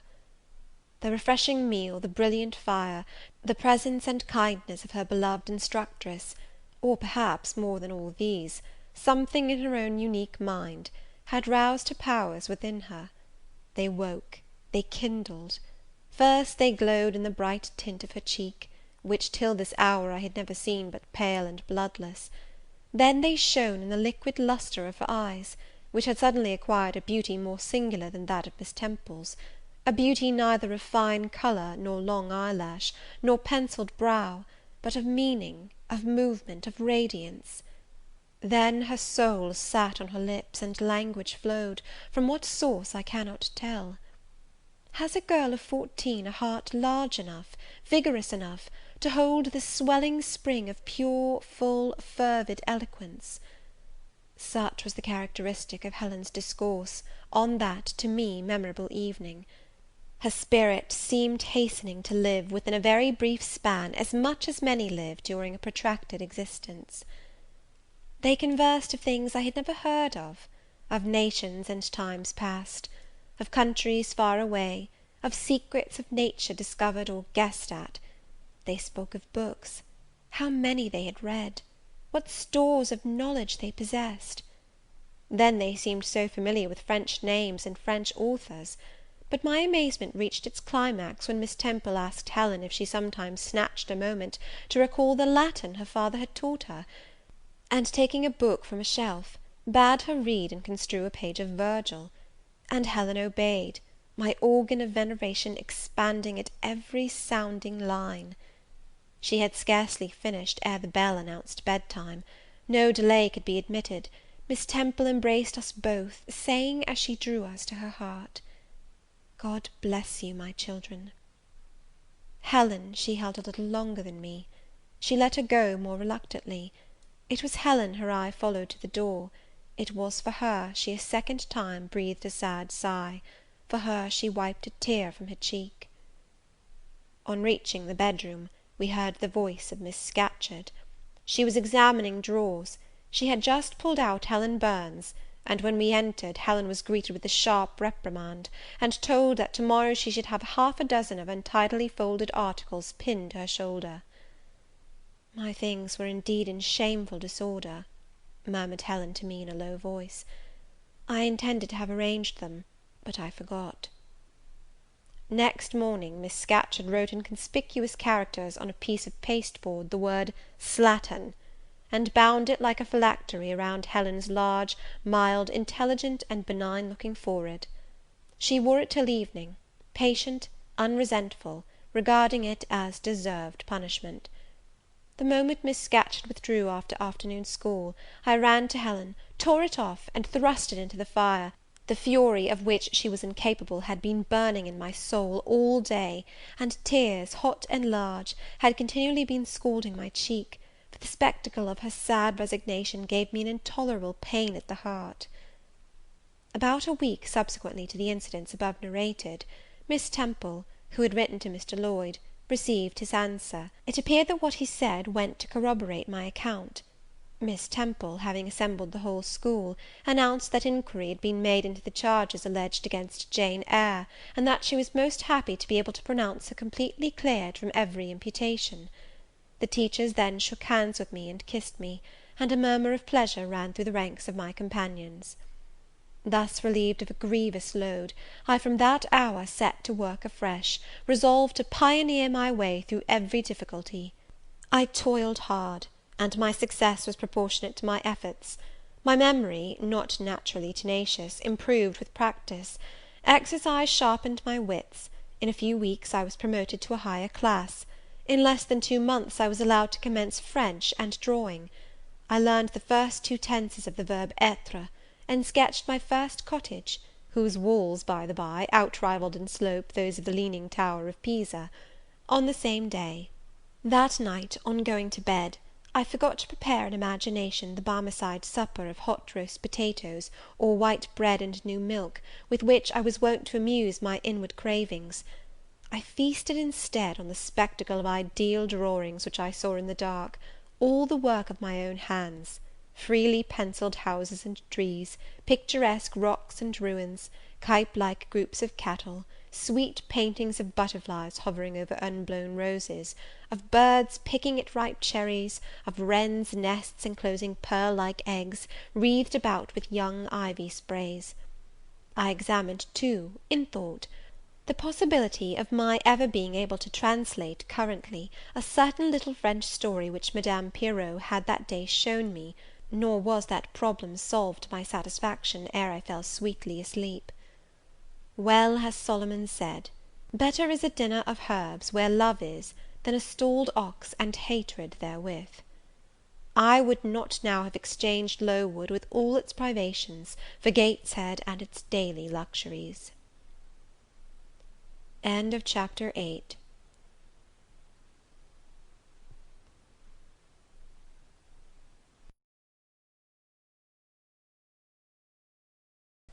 Jane Eyre, by Charlotte Bronte.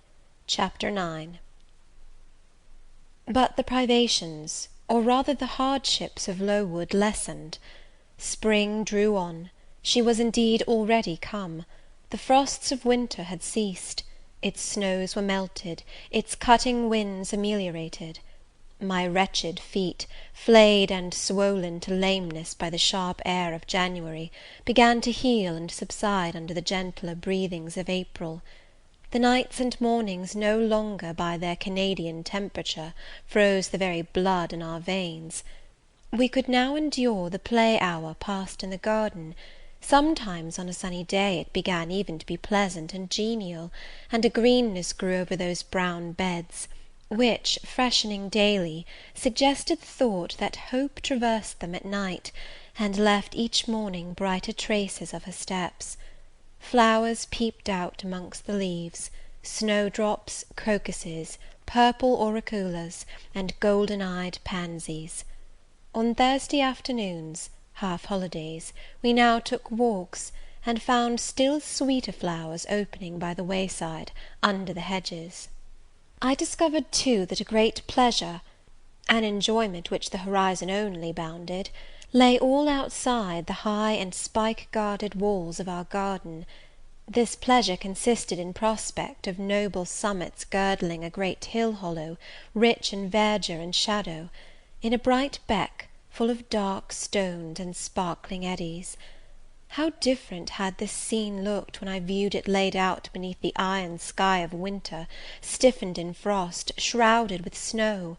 When mists as chill as death wandered to the impulse of east winds along those purple peaks, and rolled down Ing and Holm till they blended with the frozen fog of the beck. The beck itself was then a torrent, turbid and curbless. It tore asunder the wood, and sent a raving sound through the air, often thickened with wild rain or whirling sleet; and for the forest on its banks, that showed only ranks of skeletons. April advanced to May. A bright serene May it was; days of blue sky, placid sunshine, and soft western or southern gales filled up its duration. And now vegetation matured with vigour. Lowood shook loose its tresses; it became all green, all flowery. Its great elm, ash, and oak skeletons were restored to majestic life. Woodland plants sprang up profusely in its recesses; unnumbered varieties of moss filled its hollows, and it made a strange ground sunshine out of the wealth of its wild primrose plants. I have seen their pale gold gleam in overshadowed spots, like scatterings of the sweetest lustre. All this I enjoyed often and fully, free, unwatched, and almost alone. For this unwonted liberty and pleasure there was a cause, to which it now becomes my task to advert. Have I not described a pleasant site for a dwelling, when I speak of it as bosomed in hill and wood, and rising from the verge of a stream? Assuredly pleasant enough, but whether healthy or not is another question. That forest dell, where Lowood lay, was the cradle of fog, and fog bred pestilence, which, quickening with the quickening spring, crept into the orphan asylum, breathed typhus through its crowded schoolroom and dormitory, and ere May arrived, transformed the seminary into a hospital. Semi-starvation and neglected colds had predisposed most of the pupils to receive infection. 45 out of the 80 girls lay ill at one time. Classes were broken up, rules relaxed. The few who continued well were allowed almost unlimited license, because the medical attendant insisted on the necessity of frequent exercise to keep them in health; and had it been otherwise, no one had leisure to watch or restrain them. Miss Temple's whole attention was absorbed by the patients. She lived in the sick room, never quitting it except to snatch a few hours' rest at night. The teachers were fully occupied with packing up and making other necessary preparations for the departure of those girls who were fortunate enough to have friends and relations able and willing to remove them from the seat of contagion. Many, already smitten, went home only to die. Some died at the school, and were buried quietly and quickly, the nature of the malady forbidding delay. While disease had thus become an inhabitant of Lowood, and death its frequent visitor; while there was gloom and fear within its walls; while its rooms and passages steamed with hospital smells, the drug and the pastille striving vainly to overcome the effluvia of mortality, that bright May shone unclouded over the bold hills and beautiful woodland out of doors. Its garden, too, glowed with flowers.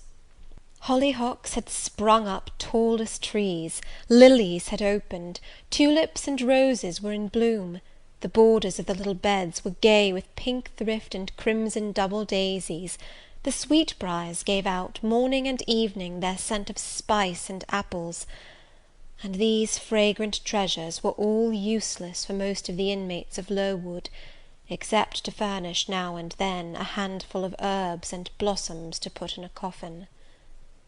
But I, and the rest who continued well, enjoyed fully the beauties of the scene and season.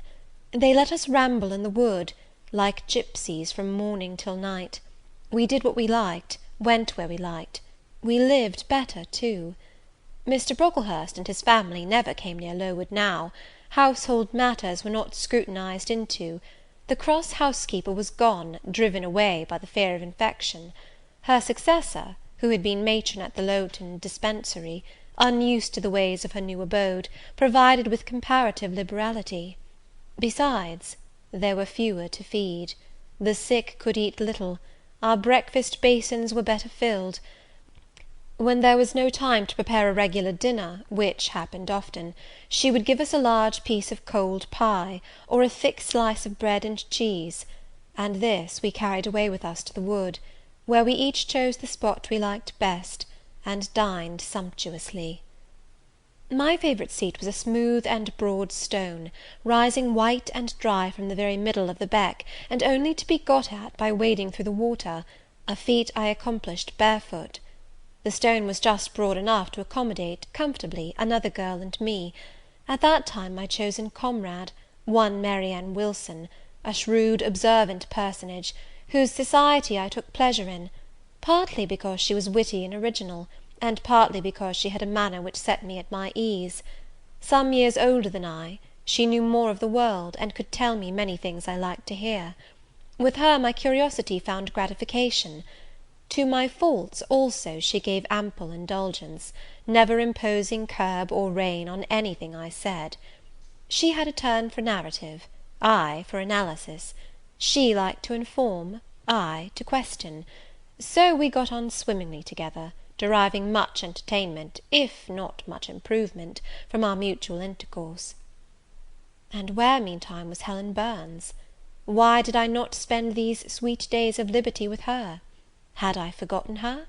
Or was I so worthless as to have grown tired of her pure society? Surely the Marianne Wilson I have mentioned was inferior to my first acquaintance. She could only tell me amusing stories, and reciprocate any racy and pungent gossip I chose to indulge in; while, if I have spoken truth of Helen, she was qualified to give those who enjoyed the privilege of her converse a taste of far higher things. True, reader, and I knew and felt this; and though I am a defective being, with many faults and few redeeming points, yet I never tired of Helen Burns, nor ever ceased to cherish for her a sentiment of attachment as strong, tender, and respectful as any that ever animated my heart. How could it be otherwise, when Helen, at all times and under all circumstances, evinced for me a quiet and faithful friendship, which ill humour never soured, nor irritation never troubled? But Helen was ill at present. For some weeks she had been removed from my sight to I knew not what room upstairs. She was not, I was told, in the hospital portion of the house with the fever patients; for her complaint was consumption, not typhus; and by consumption I, in my ignorance, understood something mild, which time and care would be sure to alleviate. I was confirmed in this idea by the fact of her once or twice coming down stairs on very warm sunny afternoons, and being taken by Miss Temple into the garden; but on these occasions I was not allowed to go and speak to her. I only saw her from the schoolroom window, and then not distinctly, for she was much wrapped up, and sat at a distance under the verandah. One evening, in the beginning of June, I had stayed out very late with Marianne in the wood. We had, as usual, separated ourselves from the others, and had wandered far; so far that we lost our way, and had to ask it at a lonely cottage, where a man and woman lived, who looked after a herd of half wild swine that fed on the mast in the wood. When we got back, it was after moonrise. A pony, which we knew to be the surgeon's, was standing at the garden door. Marianne remarked that she supposed some one must be very ill, as Mr. Bates had been sent for at that time of the evening. She went into the house.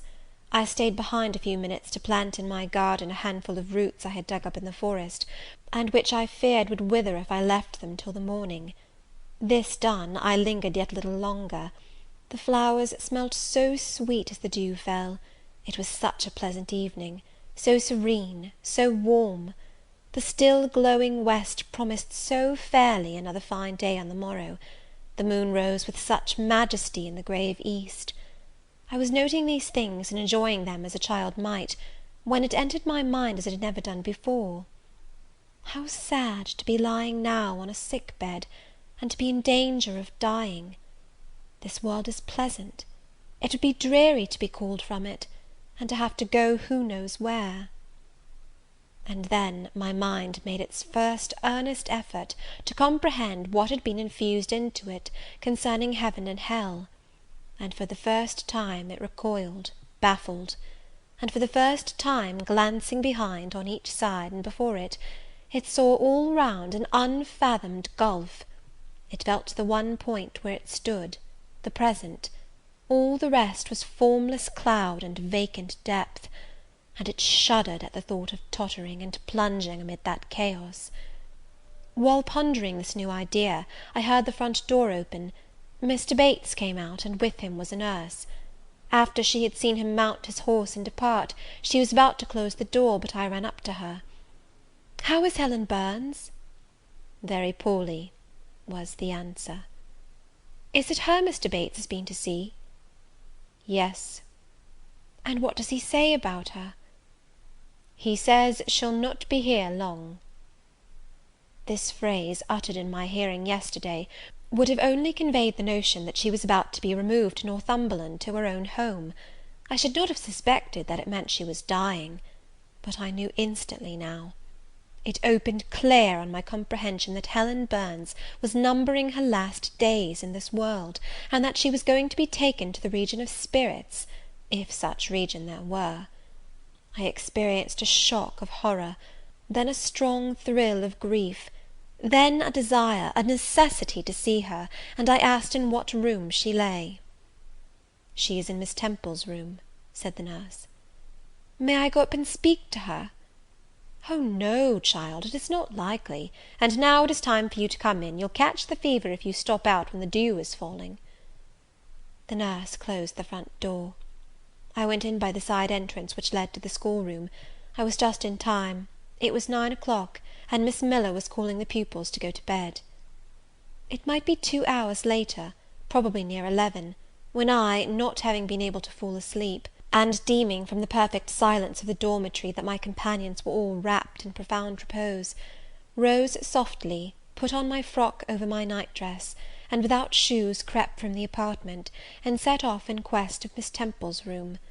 It was quite at the other end of the house, but I knew my way, and the light of the unclouded summer moon, entering here and there at passage windows, enabled me to find it without difficulty. An odour of camphor and burnt vinegar warned me when I came near the fever room, and I passed its door quickly, fearful lest the nurse who sat up all night should hear me. I dreaded being discovered and sent back, for I must see Helen, I must embrace her before she died, I must give her one last kiss, exchange with her one last word. Having descended a staircase, traversed a portion of the house below, and succeeded in opening and shutting without noise 2 doors, I reached another flight of steps. These I mounted, and then, just opposite to me, was Miss Temple's room. A light shone through the keyhole and from under the door. A profound stillness pervaded the vicinity. Coming near, I found the door slightly ajar, probably to admit some fresh air into the close abode of sickness. Indisposed to hesitate, and full of impatient impulses, soul and senses quivering with keen throes, I put it back and looked in. My eyes sought Helen, and feared to find death. Close by Miss Temple's bed, and half covered with its white curtains, there stood a little crib. I saw the outline of a form under the clothes, but the face was hid by the hangings. The nurse I had spoken to in the garden sat in an easy-chair asleep. An unsnuffed candle burnt dimly on the table. Miss Temple was not to be seen. I knew afterwards that she had been called to a delirious patient in the fever room. I advanced, then paused by the crib's side. My hand was on the curtain, but I preferred speaking before I withdrew it. I still recoiled at the dread of seeing a corpse. "Helen," I whispered softly, "are you awake?" She stirred herself, put back the curtain, and I saw her face, pale, wasted, but quite composed. She looked so little changed that my fear was instantly dissipated. "Can it be you, Jane?" she asked, in her own gentle voice. "Oh," I thought, "she is not going to die! They are mistaken! She could not speak and look so calmly if she were." I got under her crib and kissed her.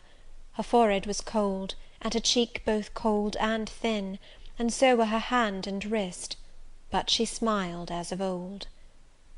"Why are you come here, Jane?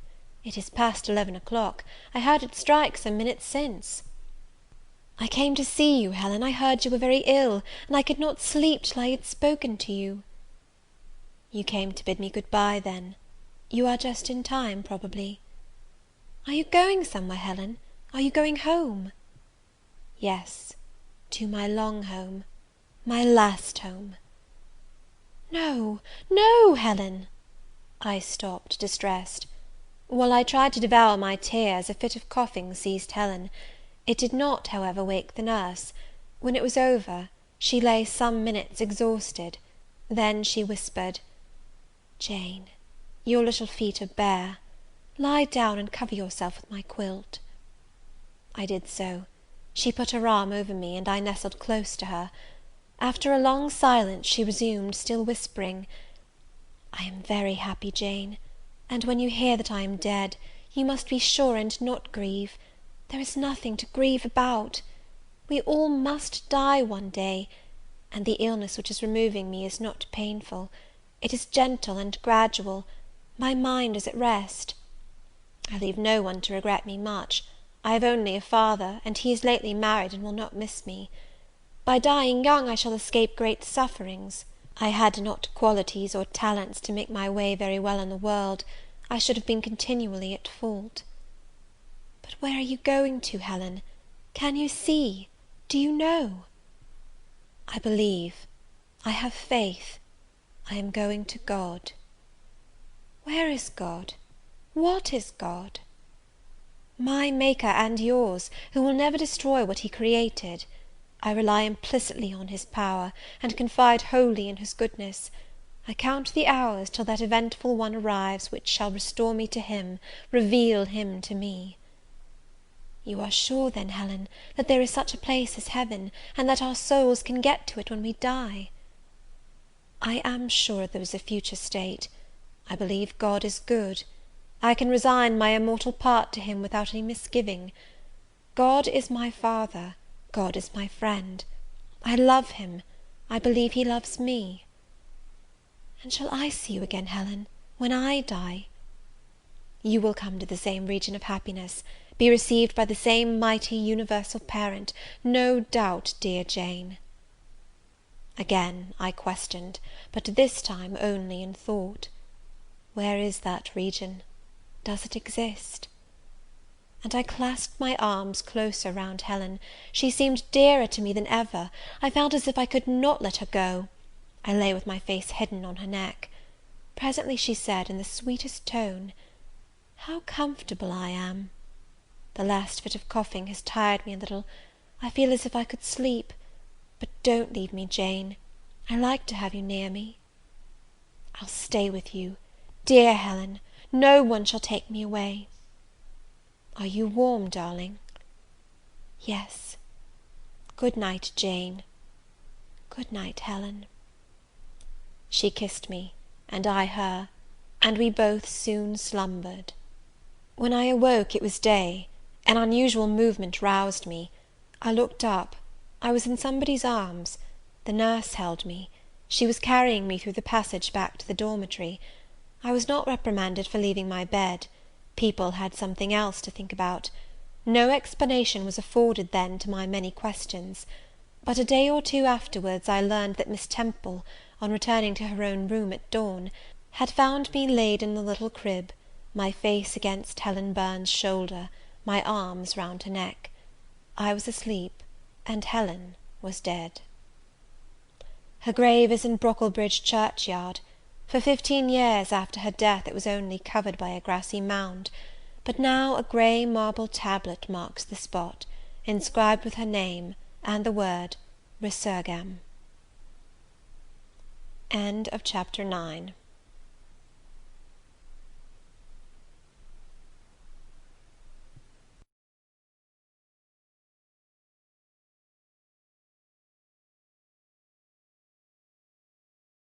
Jane Eyre, by Charlotte Bronte. Chapter 10. Hitherto I have recorded in detail the events of my insignificant existence. To the first 10 years of my life I have given almost as many chapters. But this is not to be a regular autobiography. I am only bound to invoke memory where I know her responses will possess some degree of interest. Therefore I now pass a space of 8 years almost in silence. A few lines only are necessary to keep up the links of connection. When the typhus fever had fulfilled its mission of devastation at Lowood, it gradually disappeared from thence, but not till its virulence and the number of its victims had drawn public attention on the school. Inquiry was made into the origin of the scourge, and by degrees various facts came out which excited public indignation in a high degree.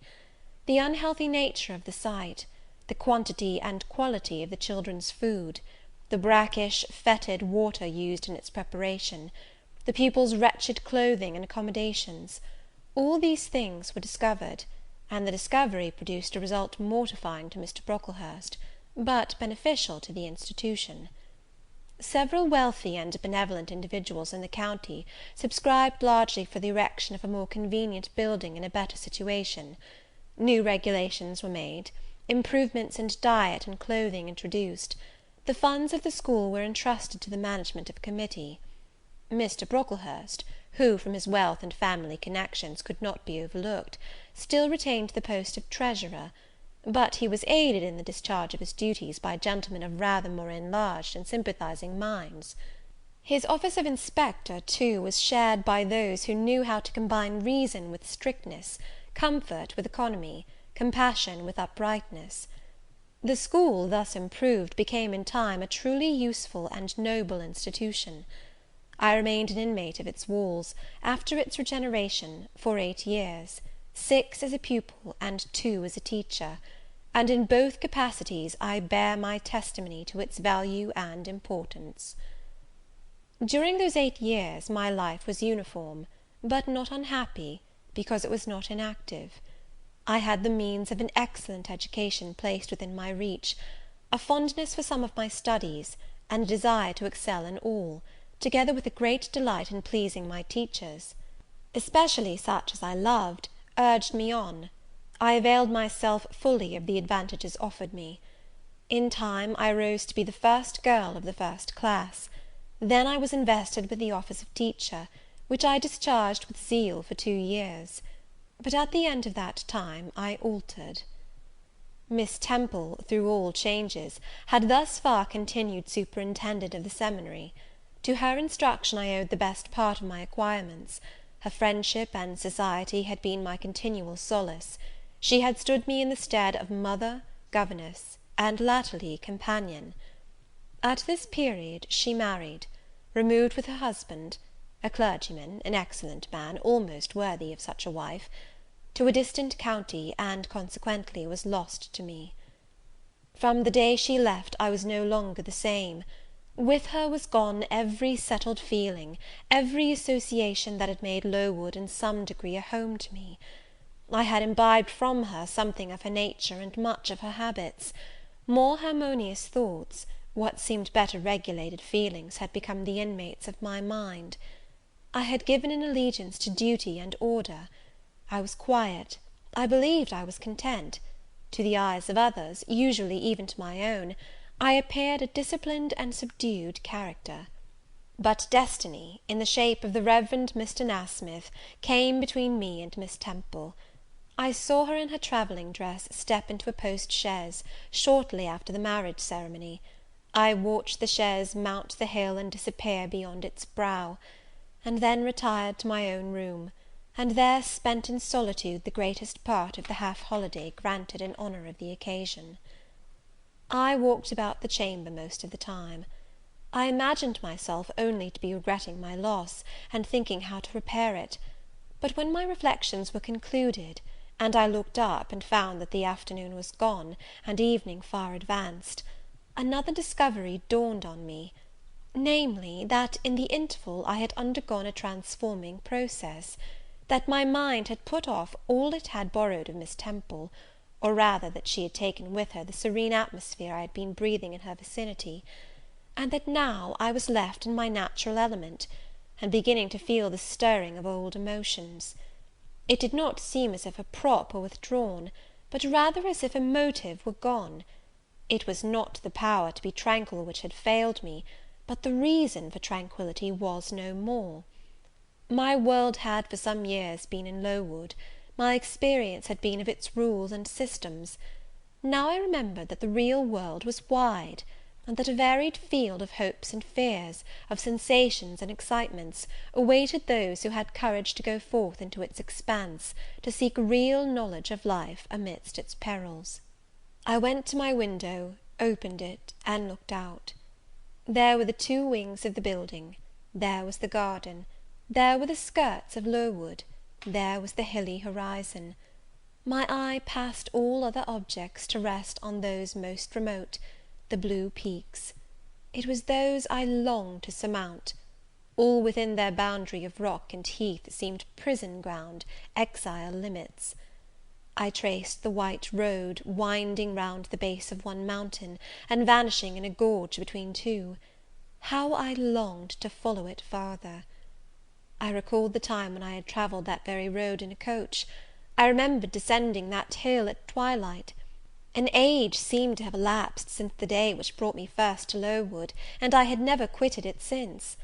My vacations had been all spent at school. Mrs. Reed had never sent for me to Gateshead; neither she nor any of her family had ever been to visit me.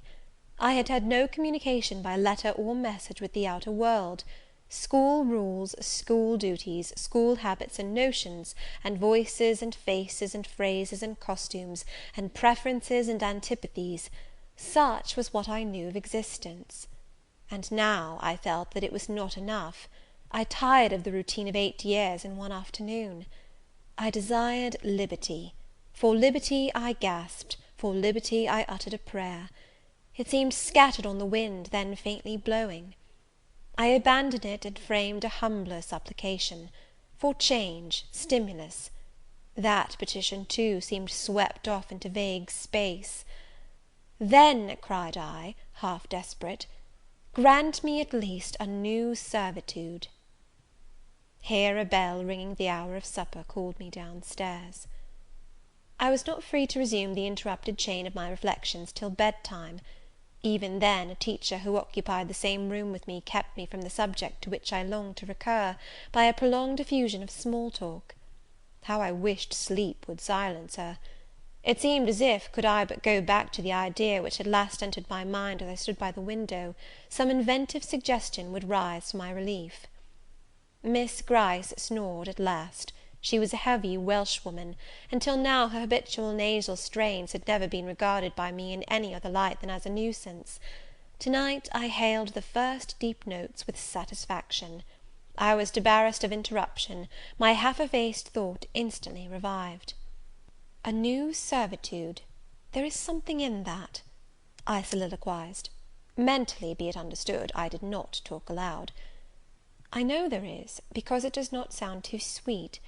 It is not like such words as liberty, excitement, enjoyment; delightful sounds, truly, but no more than sounds for me, and so hollow and fleeting that it is mere waste of time to listen to them.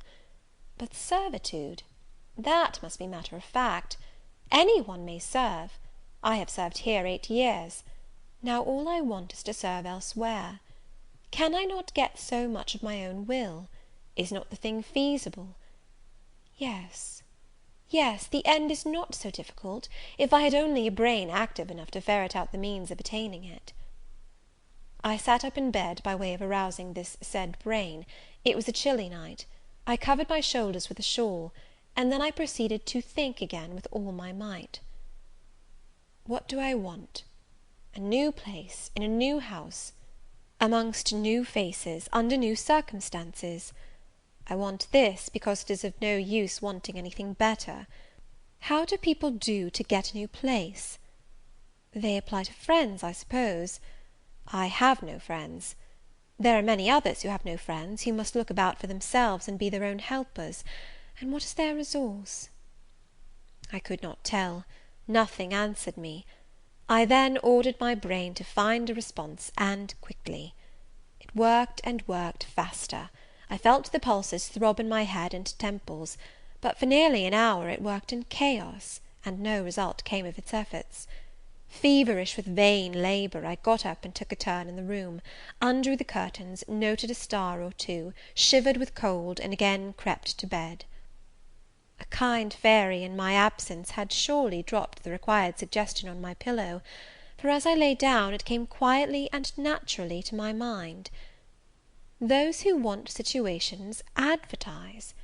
You must advertise in the shire Herald. How? I know nothing about advertising. Replies rose smooth and prompt now. You must enclose the advertisement and the money to pay for it under a cover directed to the editor of the Herald. You must put it, the first opportunity you have, into the post at Lowton. Answers must be addressed to J.E. at the post office there. You can go and inquire in about a week after you'll send your letter, if any are come, and act accordingly. This scheme I went over twice, thrice. It was then digested in my mind. I had it in a clear, practical form. I felt satisfied, and fell asleep. With earliest day I was up. I had my advertisement written, enclosed, and directed before the bell rang to rouse the school.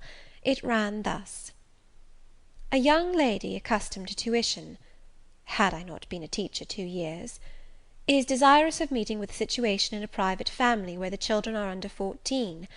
I thought that as I was barely 18, it would not do to undertake the guidance of pupils nearer my own age. She is qualified to teach the usual branches of a good English education, together with French, drawing, and music. In those days, reader, this now narrow catalogue of accomplishments would have been held tolerably comprehensive. Address, J.E., Post Office, Lowton, shire. This document remained locked in my drawer all day. After tea, I asked leave of the new superintendent to go to Lowton, in order to perform some small commissions for myself and one or two of my fellow teachers. Permission was readily granted. I went. It was a walk of 2 miles, and the evening was wet, but the days were still long. I visited a shop or two, slipped the letter into the post office, and came back through heavy rain, with streaming garments, but with a relieved heart.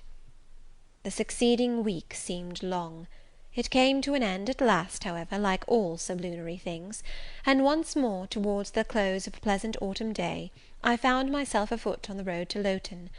A picturesque track it was, by the way, lying along the side of the beck and through the sweetest curves of the dale; but that day I thought more of the letters that might or might not be awaiting me at the little burgh whither I was bound, than of the charms of lea and water. My ostensible errand on this occasion was to get measured for a pair of shoes, so I discharged that business first, and when it was done, I stepped across the clean and quiet little street from the shoemaker's to the post office. It was kept by an old dame, who wore horn spectacles on her nose, and black mittens on her hands. "Are there any letters for J.E.?" I asked. She peered at me over her spectacles, and then she opened a drawer, and fumbled among its contents for a long time, so long that my hopes began to falter. At last, having held a document before her glasses for nearly 5 minutes, she presented it across the counter, accompanying the act by another inquisitive and mistrustful glance. It was for J.E. "Is there only one?" I demanded. "There are no more," said she; and I put it in my pocket, and turned my face homeward.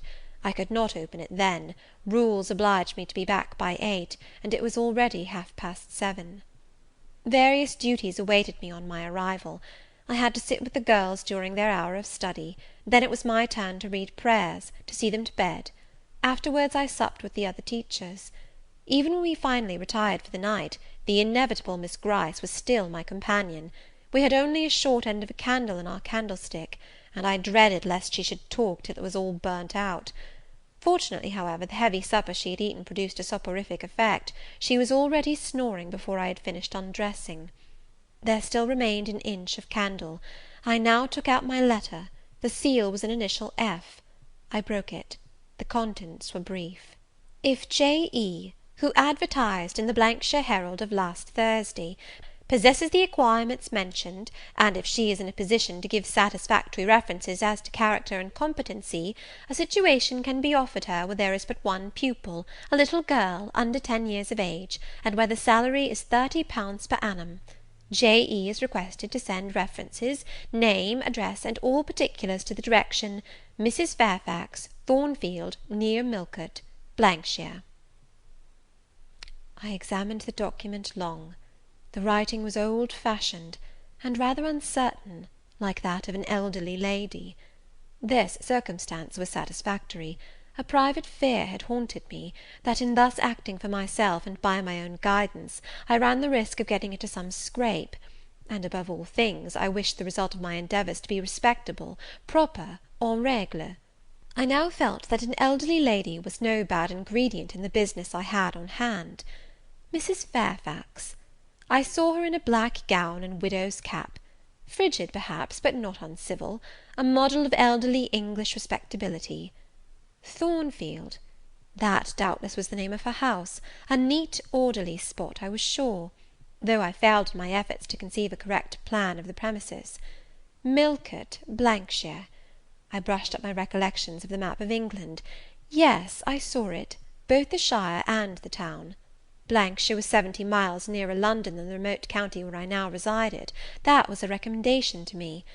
I longed to go where there was life and movement. Millcote was a large manufacturing town on the banks of the Eyre. A busy place enough, doubtless; so much the better; it would be a complete change at least. Not that my fancy was much captivated by the idea of long chimneys and clouds of smoke; but, I argued, Thornfield will probably be a good way from the town. Here the socket of the candle dropped, and the wick went out. Next day new steps were to be taken. My plans could no longer be confined to my own breast; I must impart them in order to achieve their success. Having sought and obtained an audience of the superintendent during the noontide recreation, I told her I had a prospect of getting a new situation, where the salary would be double what I now received, for at Lowood I only got £15 per annum, and requested she would break the matter for me to Mr. Brocklehurst, or some of the committee, and ascertain whether they would permit me to mention them as references. She obligingly consented to act as mediatrix in the matter. The next day she laid the affair before Mr. Brocklehurst, who said that Mrs. Reed must be written to, as she was my natural guardian. A note was accordingly addressed to the lady, who returned for answer that I might do as I pleased; she had long relinquished all interference in my affairs. This note went the round of the committee, and at last, after what appeared to me most tedious delay, formal leave was given me to better my condition if I could, and an assurance added, that as I had always conducted myself well, both as teacher and pupil, at Lowood, a testimonial of character and capacity, signed by the inspectors of that institution, should forthwith be furnished me. This testimonial I accordingly received in about a month, forwarded a copy of it to Mrs. Fairfax, got that lady's reply, stating that she was satisfied, and fixing that day fortnight as the period for my assuming the post of governess in her house. I now busied myself in preparations. The fortnight passed rapidly. I had not a very large wardrobe, though it was adequate to my wants, and the last day sufficed to pack my trunk, the same I had brought with me 8 years ago from Gateshead. The box was corded, the card nailed on. In half an hour the carrier was to call for it to take it to Lowton, whither I myself was to repair at an early hour the next morning to meet the coach. I had brushed my black stuff travelling dress, prepared my bonnet, gloves, and muff, sought in all my drawers to see that no article was left behind, and now, having nothing more to do, I sat down and tried to rest. I could not. Though I had been on foot all day, I could not now repose an instant. I was much too excited. A phase of my life was closing to night, a new one opening to morrow. Impossible to slumber in the interval. I must watch feverishly while the change was being accomplished. "Miss," said a servant who met me in the lobby, where I was wandering like a troubled spirit, "a person below wishes to see you." The carrier, no doubt, I thought, and ran down stairs without inquiry. I was passing the back parlour or teacher's sitting room, the door of which was half open, to go to the kitchen, when some one ran out.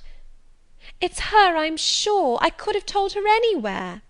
cried the individual who stopped my progress and took my hand. I looked.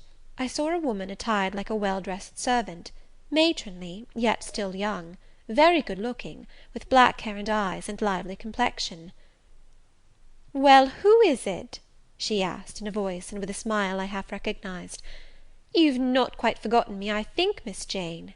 In another second I was embracing and kissing her rapturously. "Bessy! Bessy! Bessy!" That was all I said, whereat she half laughed, half cried, and we both went into the parlour. By the fire stood a little fellow of 3 years old, in plaid frock and trousers. "That is my little boy," said Bessy directly. "Then you are married, Bessy?" "Yes, nearly 5 years since, to Robert Levin, the coachman, and I've a little girl besides Bobby there, that I've christened Jane." "And you don't live at Gateshead?" "I live at the lodge. The old porter has left." "Well, and how do they all get on? Tell me everything about them, Bessy. But sit down first, and, Bobby, come and sit at my knee, will you?" But Bobby preferred sidling over to his mother. "You're not grown so very tall, Miss Jane, nor so very stout," continued Mrs. Levin. "I dare say they've not kept you too well at school. Miss Reed is the head and shoulders taller than you are, and Miss Georgiana would make 2 of you in breadth." "Georgiana is handsome, I suppose, Bessy?" "Very. She went up to London last winter with her mamma, and there everybody admired her, and a young lord fell in love with her, but his relations were against the match, and, what do you think? He and Miss Georgiana made it up to run away, but they were found out and stopped. It was Miss Reed that found them out. I believe she was envious, and now she and her sister lead a cat and dog life together. They are always quarrelling." "Well, and what of John Reed?" "Oh, he is not doing so well as his mamma could wish. He went to college, and he got plucked, I think they call it; and then his uncles wanted him to be a barrister, and study the law; but he is such a dissipated young man, they will never make much of him, I think." "What does he look like?" "He is very tall. Some people call him a fine looking young man, but he has such thick lips." "And Mrs. Reed?" "Mrs. looks stout and well enough in the face, but I think she is not quite easy in her mind. Mr. John's conduct does not please her; he spends a great deal of money." "Did she send you here, Bessy?" "No, indeed; but I have long wanted to see you, and when I heard that there had been a letter from you, and that you were going to another part of the country, I thought I'd just set off, and get a look at you before you were quite out of my reach." "I am afraid you are disappointed in me, Bessy." I said this laughing. I perceived that Bessy's glance, though it expressed regard, did in no shape denote admiration. "No, Miss Jane, not exactly. You are genteel enough, you look like a lady, and it is as much as I ever expected of you. You were no beauty as a child." I smiled at Bessy's frank answer. I felt that it was correct, but I confess I was not quite indifferent to its import. At 18 most people wish to please, and the conviction that they have not an exterior likely to second that desire brings anything but gratification. "I dare say you are clever, though," continued Bessy, by way of solace. "What can you do? Can you play on the piano?" "A little." There was one in the room. Bessy went and opened it, and then asked me to sit down and give her a tune. I played a waltz or two, and she was charmed. "The Miss Reeds could not play as well," said she, exultingly. "I always said you would surpass them in learning. And can you draw?" "That is one of my paintings over the chimney piece." It was a landscape in water colours, of which I had made a present to the superintendent, in acknowledgment of her obliging mediation with the committee on my behalf, and which she had framed and glazed. "Well, that is beautiful, Miss Jane. It is as fine a picture as any Miss Reed's drawing master could paint, let alone the young ladies themselves, who could not come near it. And have you learnt French?" "Yes, Bessy, I can both read it and speak it." "And you can work on muslin and canvas?" "I can." "Oh, you are quite a lady, Miss Jane. I knew you would be. You will get on whether your relations notice you or not. There was something I wanted to ask you. Have you ever heard anything from your father's kinsfolk, the Eyres?" "Never in my life." "Well, you know Missus always said they were poor and quite despicable; and they may be poor, but I believe they are as much gentry as the Reeds are; for one day, nearly 7 years ago, a Mr. Eyre came to Gateshead and wanted to see you. Missus said you were at school 50 miles off. He seemed so much disappointed, for he could not stay. He was going on a voyage to a foreign country, and the ship was to sail from London in a day or two. He looked quite a gentleman, and I believe he was your father's brother." "What foreign country was he going to, Bessy?" "An island thousands of miles off, where they make wine. The butler did tell me." "Madeira?" I suggested. "Yes, that is it, the very word." "So he went?" "Yes, he did not stay many minutes in the house. Missus was very high with him. She called him afterwards a sneaking tradesman. My Robert believes he was a wine merchant." "Very likely," I returned; "or perhaps clerk or agent to a wine merchant." Bessy and I conversed about old times an hour longer, and then she was obliged to leave me. I saw her again for a few minutes the next morning at Lowton, while I was waiting for the coach. We parted finally at the door of the Brocklehurst Arms there. Each went her separate way. She set off for the brow of Lowood Fell to meet the conveyance which was to take her back to Gateshead. I mounted the vehicle which was to bear me to new duties and a new life in the unknown environs of Millcote. End of Chapter 10.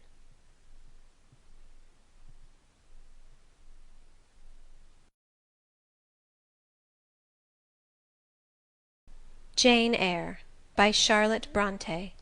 Chapter 11. A new chapter in a novel is something like a new scene in a play; and when I draw up the curtain this time, reader, you must fancy you see a room in the George Inn at Millcote, with such large figured papering on the walls as inn rooms have, such a carpet, such furniture, such ornaments on the mantelpiece, such prints, including a portrait of George III., and another of the Prince of Wales, and a representation of the death of Wolfe. All this is visible to you by the light of an oil lamp hanging from the ceiling, and by that of an excellent fire, near which I sit in my cloak and bonnet. My muff and umbrella lie on the table, and I am warming away the numbness and chill contracted by 16 hours' exposure to the rawness of an October day. I left Lowton at 4 o'clock a.m., and the Millcote town clock is now just striking 8. Reader, though I look comfortably accommodated, I am not very tranquil in my mind. I thought when the coach stopped here, there would be some one to meet me. I looked anxiously round as I descended the wooden steps the boots placed for my convenience, expecting to hear my name pronounced, and to see some description of carriage waiting to convey me to Thornfield.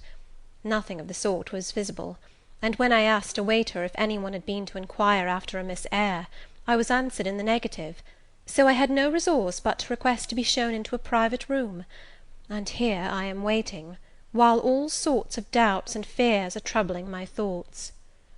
It is a very strange sensation to inexperienced youth to feel itself quite alone in the world, cut adrift from every connection, uncertain whether the port to which it is bound can be reached, and prevented by many impediments from returning to that it has quitted.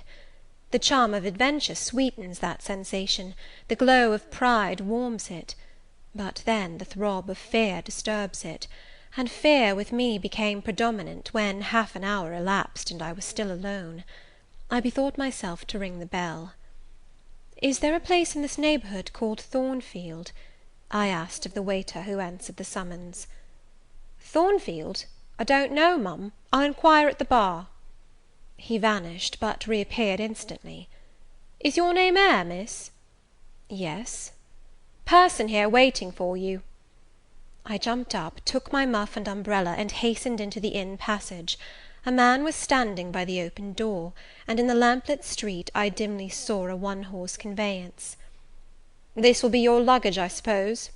said the man rather abruptly when he saw me, pointing to my trunk in the passage. "Yes." He hoisted it on to the vehicle, which was a sort of car, and then I got in. Before he shut me up, I asked him how far it was to Thornfield. "A matter of 6 miles." "How long shall we be before we get there?" "Happen an hour and a half." He fastened the car door, climbed to his own seat outside, and set off. Our progress was leisurely, and gave me ample time to reflect. I was content to be at length so near the end of my journey, and as I leaned back in the comfortable, though not elegant conveyance, I meditated much at my ease. I suppose, thought I, judging from the plainness of the servant and carriage, Mrs. Fairfax is not a very dashing person. So much the better. I never lived amongst fine people but once, and I was very miserable with them. I wonder if she lives alone, except this little girl? If so, and if she is in any degree amiable, I shall be surely able to get on with her. I will do my best. It is a pity that doing one's best does not always answer. At Lowood, indeed, I took that resolution, kept it, and succeeded in pleasing; but with Mrs. Reed, I remember my best was always spurned with scorn. I pray God Mrs. Fairfax may not turn out a second Mrs. Reed. But if she does, I am not bound to stay with her. Let the worst come to the worst, I can advertise again. How far are we now on our road, I wonder? I let down the window and looked out. Millcote was behind us. Judging by the number of its lights, it seemed a place of considerable magnitude, much larger than Lowton. We were now, as far as I could see, on a sort of common, but there were houses scattered all over the district. I felt we were in a different region to Lowood, more populous, less picturesque, more stirring, less romantic. The roads were heavy, the night misty. My conductor let his horse walk all the way, and the hour and a half extended, I verily believe, to 2 hours. At last he turned in his seat, and said, "You're known so far for Thornfield now." Again I looked out. We were passing a church. I saw its low, broad tower against the sky, and its bell was tolling a quarter. I saw a narrow galaxy of lights, too, on a hillside, marking a village or hamlet. About 10 minutes after, the driver got down and opened a pair of gates. We passed through, and they clashed to behind us. We now slowly ascended a drive, and came upon the long front of a house. Candlelight gleamed from one curtained bow window, all the rest were dark. The car stopped at the front door. It was opened by a maidservant. I alighted and went in. "Will you walk this way, ma'am?" said the girl, and I followed her across a square hall with high doors all round. She ushered me into a room whose double illumination of fire and candle at first dazzled me, contrasting as it did with the darkness to which my eyes had been for 2 hours inured. When I could see, however, a cosy and agreeable picture presented itself to my view. A snug small room, a round table by a cheerful fire, an arm-chair high-backed and old-fashioned, wherein sat the neatest imaginable little elderly lady, in widow's cap, black silk gown, and snowy muslin apron, exactly like what I had fancied Mrs. Fairfax, only less stately and milder looking. She was occupied in knitting. A large cat sat demurely at her feet. Nothing, in short, was wanting to complete the beau ideal of domestic comfort. A more reassuring introduction for a new governess could scarcely be conceived. There was no grandeur to overwhelm, no stateliness to embarrass; and then, as I entered, the old lady got up, and promptly and kindly came forward to meet me. "How do you do, my dear? I'm afraid you have had a tedious ride. John drives so slowly. You must be cold. Come to the fire." "Mrs. Fairfax, I suppose?" said I. "Yes, you are right. Do sit down." She conducted me to her own chair, and then began to remove my shawl and untie my bonnet strings. I begged she would not give herself so much trouble. "Oh, it is no trouble. I dare say your own hands are almost numbed with cold. Leah, make a little hot negus and cut a sandwich or two. Here are the keys of the store-room." And she produced from her pocket a most housewifely bunch of keys, and delivered them to the servant. "Now then, draw nearer to the fire," she continued. "You've brought your luggage with you, haven't you, my dear?" "Yes, ma'am." "I'll see it carried into your room," she said, and bustled out.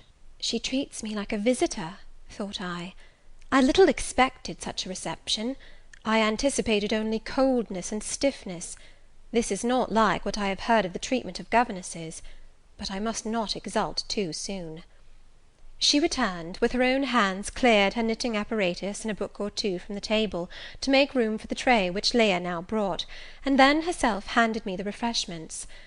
I felt rather confused at being the object of more attention than I had ever before received, and that, too, shown by my employer and superior; but as she did not seem herself to consider she was doing anything out of her place, I thought it better to take her civilities quietly. "Shall I have the pleasure of seeing Miss Fairfax to-night?" I asked, when I had partaken of what she offered me. "What did you say, my dear? I am a little deaf," returned the good lady, approaching her ear to my mouth. I repeated the question more distinctly. "Miss Fairfax? Oh, you mean Miss Varenne. Varenne is the name of your future pupil." "Indeed? Then she is not your daughter?" "No, I have no family." I should have followed up my first inquiry, by asking in what way Miss Varens was connected with her; but I recollected it was not polite to ask too many questions. Besides, I was sure to hear in time. "I am so glad," she continued, as she sat down opposite to me, and took the cat on her knee, "I am so glad you are come. It will be quite pleasant living here now with a companion. To be sure it is pleasant at any time, for Thornfield is a fine old hall, rather neglected of late years, perhaps, but still it is a respectable place. Yet, you know, in winter time one feels dreary quite alone in the best quarters. I say alone. Leah is a nice girl, to be sure, and John and his wife are very decent people; but then, you see, they are only servants, and one can't converse with them on terms of equality. One must keep them at due distance, for fear of losing one's authority. I'm sure last winter, it was a very severe one, if you recollect, and when it did not snow, it rained and blew, not a creature but the butcher and the postman came to the house from November till February, and I really got quite melancholy with sitting night after night alone. I had Leah in to read to me sometimes, but I don't think the poor girl liked the task much. She felt it confining. In spring and summer one got on better. Sunshine and long days make such a difference. And then, just at the commencement of this autumn, little Adela Varens came and her nurse. A child makes a house alive all at once, and now you are here, I shall be quite gay." My heart really warmed to the worthy lady as I heard her talk, and I drew my chair a little nearer to her, and expressed my sincere wish that she might find my company as agreeable as she anticipated. "But I'll not keep you sitting up late to-night," said she. "It is on the stroke of 12 now, and you have been travelling all day. You must feel tired. If you have got your feet well warmed, I'll show you your bedroom. I've had the room next to mine prepared for you. It is only a small apartment, but I thought you would like it better than one of the large front chambers. To be sure, they have finer furniture, but they are so dreary and solitary, I never sleep in them myself." I thanked her for her considerate choice, and, as I really felt fatigued with my long journey, expressed my readiness to retire. She took her candle, and I followed her from the room. First she went to see if the hall door was fastened. Having taken the key from the lock, she led the way up stairs. The steps and banisters were of oak, the staircase window was high and latticed. Both it and the long gallery into which the bedroom doors opened looked as if they belonged to a church rather than a house. A very chill and vault-like air pervaded the stairs and gallery, suggesting cheerless ideas of space and solitude, and I was glad, when finally ushered into my chamber, to find it of small dimensions, and furnished in ordinary modern style. When Mrs. Fairfax had bidden me a kind good night, and I had fastened my door, gazed leisurely round, and in some measure effaced the eerie impression made by that wide hall, that dark and spacious staircase, and that long cold gallery, by the livelier aspect of my little room, I remembered that, after a day of bodily fatigue and mental anxiety, I was now at last in safe haven. The impulse of gratitude swelled my heart, and I knelt down at the bedside, and offered up thanks where thanks were due, not forgetting, ere I rose, to implore aid on my further path, and the power of meriting the kindness which seemed so frankly offered me before it was earned. My couch had no thorns in it that night, my solitary room no fears. At once weary and content, I slept soon and soundly. When I awoke, it was broad day. The chamber looked such a bright little place to me as the sun shone in between the gay blue chintz window curtains, showing papered walls and a carpeted floor, so unlike the bare planks and stained plaster of Lowood, that my spirits rose at the view. Externals have a great effect on the young. I thought that a fairer era of life was beginning for me, one that was to have its flowers and pleasures, as well as its thorns and toils. My faculties, roused by the change of scene, the new field offered to hope, seemed all astir. I cannot precisely define what they expected, but it was something pleasant; not perhaps that day or that month, but at an indefinite future period. I rose. I dressed myself with care. Obliged to be plain, for I had no article of attire that was not made with extreme simplicity, I was still by nature solicitous to be neat. It was not my habit to be disregardful of appearance, or careless of the impression I made. On the contrary, I ever wished to look as well as I could, and to please as much as my want of beauty would permit. I sometimes regretted that I was not handsomer. I sometimes wished to have rosy cheeks, a straight nose, and a small cherry mouth. I desired to be tall, stately, and finely developed in figure. I felt it a misfortune that I was so little, so pale, and had features so irregular and so marked. And why had I these aspirations and these regrets? It would be difficult to say. I could not then distinctly say it to myself, yet I had a reason, and a logical, natural reason too. However, when I had brushed my hair very smooth, and put on my black frock, which, Quaker-like as it was, at least had the merit of fitting to a nicety, and adjusted my clean white tucker, I thought that I should do respectably enough to appear before Mrs. Fairfax, and that my new pupil would not at least recoil from me with antipathy. Having opened my chamber window, and seen that I left all things straight and neat on the toilet table, I ventured forth. Traversing the long and matted gallery, I descended the slippery steps of oak. Then I gained the hall. I halted there a minute. I looked at some pictures on the walls. One, I remember, represented a grim man in a cuirass, and one a lady with powdered hair and a pearl necklace. At a bronze lamp pendant from the ceiling, at a great clock whose case was of oak curiously carved, and ebon black with time and rubbing. Everything appeared very stately and imposing to me, but then I was so little accustomed to grandeur. The hall door, which was half of glass, stood open. I stepped over the threshold. It was a fine autumn morning. The early sun shone serenely on embrowned groves and still green fields. Advancing on to the lawn, I looked up and surveyed the front of the mansion. It was 3 stories high, of proportions not vast, though considerable, a gentleman's manor-house, not a nobleman's seat. Battlements round the top gave it a picturesque look. Its grey front stood out well from the background of a rookery, whose cawing tenants were now on the wing. They flew over the lawn and grounds to alight in a great meadow, from which these were separated by a sunk fence, and where an array of mighty old thorn trees, strong, knotty, and broad as oaks, at once explained the etymology of the mansion's designation.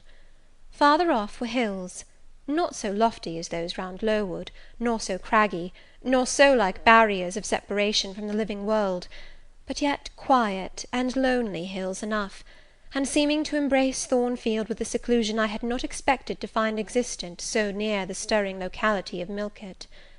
A little hamlet, whose roofs were blent with trees, straggled up the side of one of these hills. The church of the district stood nearer Thornfield. Its old tower-top looked over a knoll between the house and gates.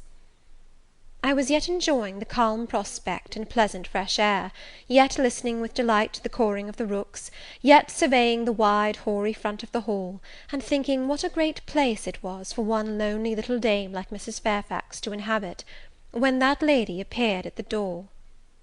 "What, out already?" said she. "I see you are an early riser." I went up to her, and was received with an affable kiss and shake of the hand. "How do you like Thornfield?" she asked. I told her I liked it very much. "Yes," she said, "it is a pretty place; but I fear it will be getting out of order, unless Mr. Rochester should take it into his head to come and reside here permanently, or at least visit it rather oftener. Great houses and fine grounds require the presence of the proprietor." "Mr. Rochester!" I exclaimed. "Who is he?" "The owner of Thornfield," she responded quietly. "Did you not know he was called Rochester?" Of course I did not. I had never heard of him before, but the old lady seemed to regard his existence as a universally understood fact, with which everybody must be acquainted by instinct. "I thought," I continued, "Thornfield belonged to you." "To me! Bless you, child, what an idea! To me! I am only the housekeeper, the manager. To be sure, I am distantly related to the Rochesters by the mother's side, or at least my husband was. He was a clergyman, incumbent of Hay, that little village yonder on the hill, and that church near the gates was his. The present Mr. Rochester's mother was a Fairfax, and second cousin to my husband. But I never presume on the connection; in fact, it is nothing to me. I consider myself quite in the light of an ordinary housekeeper. My employer is always civil, and I expect nothing more." "And the little girl, my pupil?" "She is Mr. Rochester's ward. He commissioned me to find a governess for her. He intended to have her brought up in Blankshire, I believe. Here she comes, with her bonne, as she calls her nurse." The enigma then was explained. This affable and kind little widow was no great dame, but a dependent like myself. I did not like her the worse for that. On the contrary, I felt better pleased than ever. The equality between her and me was real, not the mere result of condescension on her part. So much the better, my position was all the freer. As I was meditating on this discovery, a little girl, followed by her attendant, came running up the lawn. I looked at my pupil, who did not at first appear to notice me. She was quite a child, perhaps 7 or 8 years old, slightly built, with a pale, small-featured face, and a redundancy of hair falling in curls to her waist. "Good morning, Miss Adela," said Mrs. Fairfax. "Come and speak to the lady who is to teach you, and to make you a clever woman some day." She approached. "C'est là ma gouvernante," said she, pointing to me, and addressing her nurse, who answered, "Mais oui, certainement." "Are they foreigners?" I inquired, amazed at hearing the French language. The nurse is a foreigner, and Adela was born on the continent, and I believe never left it until within 6 months ago. When she first came here she could speak no English; now she can make shift to talk it a little. I don't understand her, she mixes it so with French, but you will make out her meaning very well, I dare say." Fortunately, I had had the advantage of being taught French by a French lady; and as I had always made a point of conversing with Madame Pirot as often as I could, and had, besides, during the last 7 years, learnt a portion of French by heart daily, applying myself to take pains with my accent, and imitating as closely as possible the pronunciation of my teacher, I had acquired a certain degree of readiness and correctness in the language, and was not likely to be much at a loss with Mademoiselle Adela. She came and shook hands with me when she heard that I was her governess; and as I led her into breakfast, I addressed some phrases to her in her own tongue. She replied briefly at first; but after we were seated at the table, and she had examined me some 10 minutes with her large hazel eyes, she suddenly commenced chattering fluently. "Ah," cried she, in French, "you speak my language as well as Mr. Rochester does. I can talk to you as I can to him, and so can Sophie. She will be glad; nobody here understands her. Madame Fairfax is all English. Sophie is my nurse; she came with me over the sea in a great ship with a chimney that smoked, how it did smoke! And I was sick, and so was Sophie, and so was Mr. Rochester. Mr. Rochester lay down on a sofa in a pretty room called the salon, and Sophie and I had little beds in another place. I nearly fell out of mine, it was like a shelf, and Mademoiselle, what is your name?" "Eyre, Jane Eyre." "Eyre? Bah, I cannot say it. Well, our ship stopped in the morning, before it was quite daylight, at a great city, a huge city, with very dark houses, and all smoky, not at all like the pretty clean town I came from; and Mr. Rochester carried me in his arms over a plank to the land, and Sophie came after, and we all got into a coach, which took us to a beautiful large house, larger than this, and finer, called an hotel. We stayed there nearly a week. I and Sophie used to walk every day in a great green place full of trees, called the park, and there were many children there besides me, and a pond with beautiful birds in it that I fed with crumbs." "Can you understand her when she runs on so fast?" asked Mrs. Fairfax. I understood her very well, for I had been accustomed to the fluent tongue of Madame Pirot. "I wish," continued the good lady, "you would ask her a question or two about her parents. I wonder if she remembers them." "Adele," I inquired, "with whom did you live when you were in that pretty clean town you spoke of?" "I lived long ago with mamma, but she is gone to the Holy Virgin. Mamma used to teach me to dance and sing, and to say verses. A great many gentlemen and ladies came to see mamma, and I used to dance before them, or to sit on their knees and sing to them. I liked it. Shall I let you hear me sing now?" She had finished her breakfast, so I permitted her to give a specimen of her accomplishments. Descending from her chair, she came and placed herself on my knee; then, folding her little hands demurely before her, shaking back her curls, and lifting her eyes to the ceiling, she commenced singing a song from some opera. It was the strain of a forsaken lady, who, after bewailing the perfidy of her lover, calls pride to her aid, desires her attendant to deck her in her brightest jewels and richest robes, and resolves to meet the false one that night at a ball, and prove to him, by the gaiety of her demeanour, how little his desertion has affected her. The subject seems strangely chosen for an infant singer; but I suppose the point of the exhibition lay in hearing the notes of love and jealousy warbled with the lisp of childhood; and in very bad taste that point was, at least I thought so. Adele sang the canzonette tunefully enough, and with the naïveté of her age. This achieved, she jumped from my knee, and said, "Now, Mademoiselle, I will repeat you some poetry." Assuming an attitude, she began La Ligue des Rats, Fable de La Fontaine. She then declaimed the little piece with an attention to punctuation and emphasis, a flexibility of voice, and an appropriateness of gesture, very unusual indeed at her age, and which proved she had been very carefully trained. "Was it your mamma who taught you that piece?" I asked. "Yes, and she just used to say it in this way: Qu'avez-vous donc? Lui dit un de ces rats, parlez! She made me lift my hand so, to remind me to raise my voice at the question. Now shall I dance for you?" "No, that will do; but But after your mamma went to the Holy Virgin, as you say, with whom did you live then?" "With Madame Frederic and her husband. She took care of me, but she is nothing related to me. I think she is poor, for she had not so fine a house as mamma. I was not long there. Mr. Rochester asked me if I would like to go and live with him in England, and I said yes, for I knew Mr. Rochester before I knew Madame Frederic, and he was always kind to me, and gave me pretty dresses and toys. But you see, he has not kept his word, for he has brought me to England, and now he is gone back again himself, and I never see him." After breakfast, Adele and I withdrew to the library, which room, it appears, Mr. Rochester had directed should be used as the schoolroom.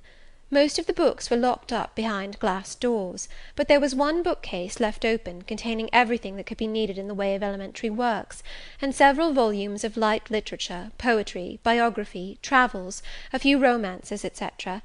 I suppose he had considered that these were all the governess would require for her private perusal, and indeed they contented me amply for the present. Compared with the scanty pickings I had now and then been able to glean at Lowood, they seemed to offer an abundant harvest of entertainment and information.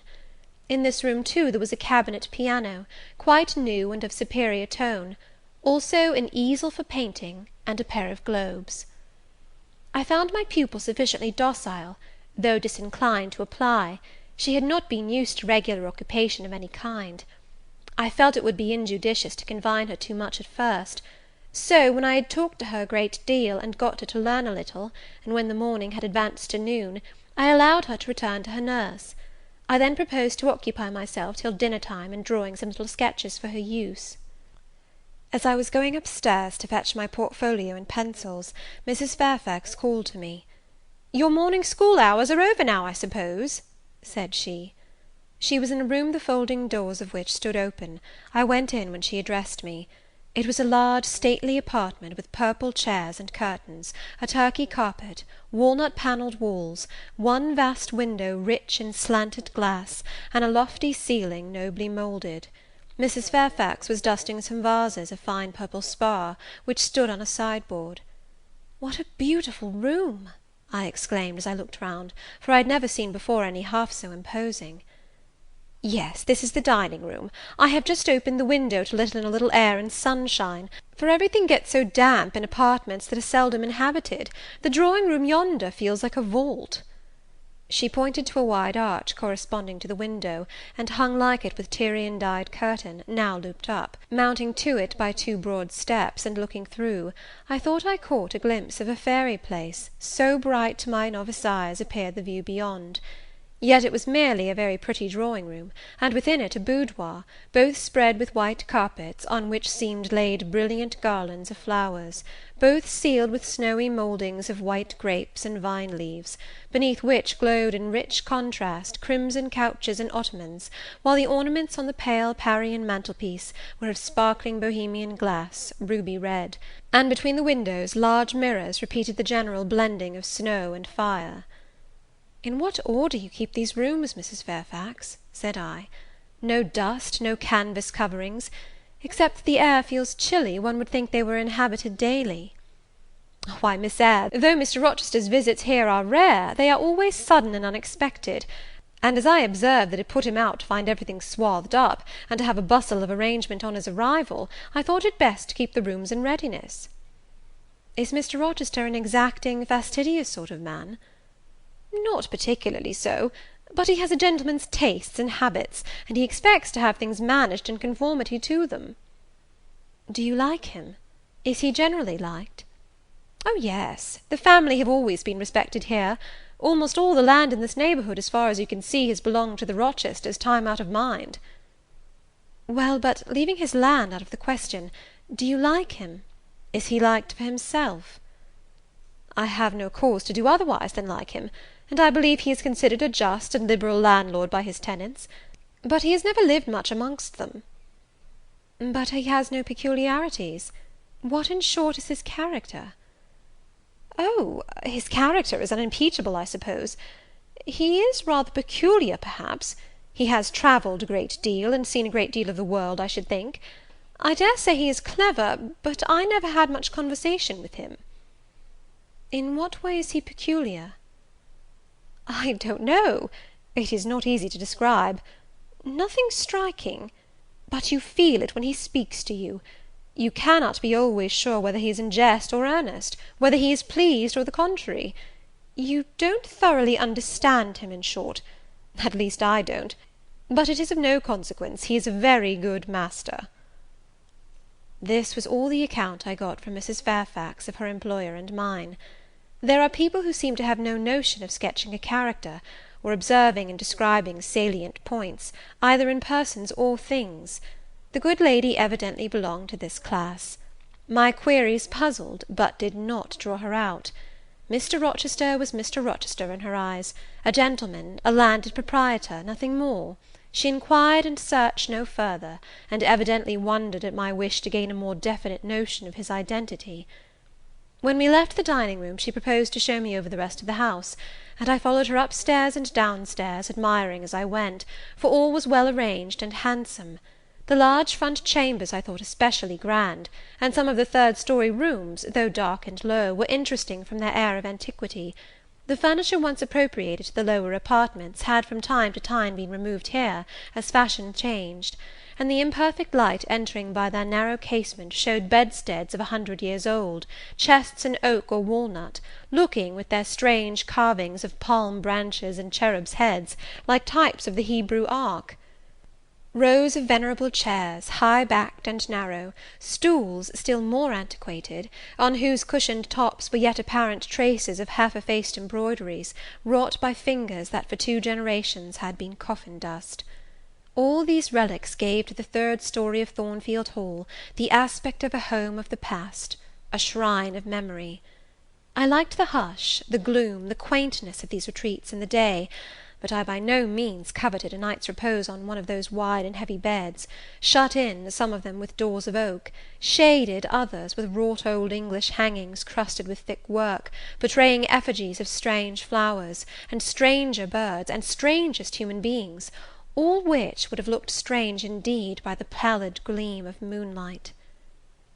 "Do the servants sleep in these rooms?" I asked. "No, they occupy a range of smaller apartments to the back. No one ever sleeps here. One would almost say that, if there were a ghost at Thornfield Hall, this would be its haunt." "So I think. You have no ghost, then?" "None that I ever heard of," returned Mrs. Fairfax, smiling. "Nor any traditions of one? No legends or ghost stories?" "I believe not. And yet it is said the Rochesters have been rather a violent than a quiet race in their time. Perhaps, though, that's the reason they rest tranquilly in their graves now." "Yes, after life's fitful fever they sleep well," I muttered. "Where are you going now, Mrs. Fairfax?"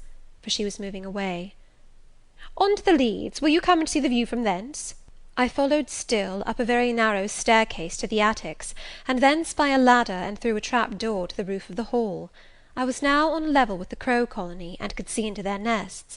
Leaning over the battlements and looking far down, I surveyed the grounds laid out like a map, the bright and velvet lawn closely girdling the grey base of the mansion, the field, wide as a park, dotted with its ancient timber, the wood, dun and sere, divided by a path visibly overgrown, greener with moss than the trees were with foliage, the church at the gates, the road, the tranquil hills, all reposing in the autumn day's sun, the horizon bounded by a propitious sky, azure, marbled with pearly white. No feature in the scene was extraordinary, but all was pleasing.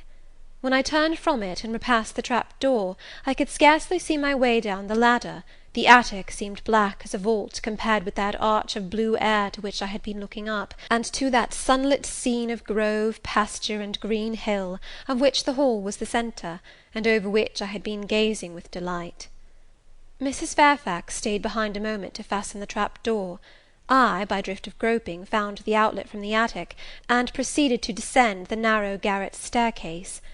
I lingered in the long passage to which this led, separating the front and back rooms of the third story, narrow, low, and dim, with only one little window at the far end, and looking, with its 2 rows of small black doors, all shut, like a corridor in some Bluebeard's castle.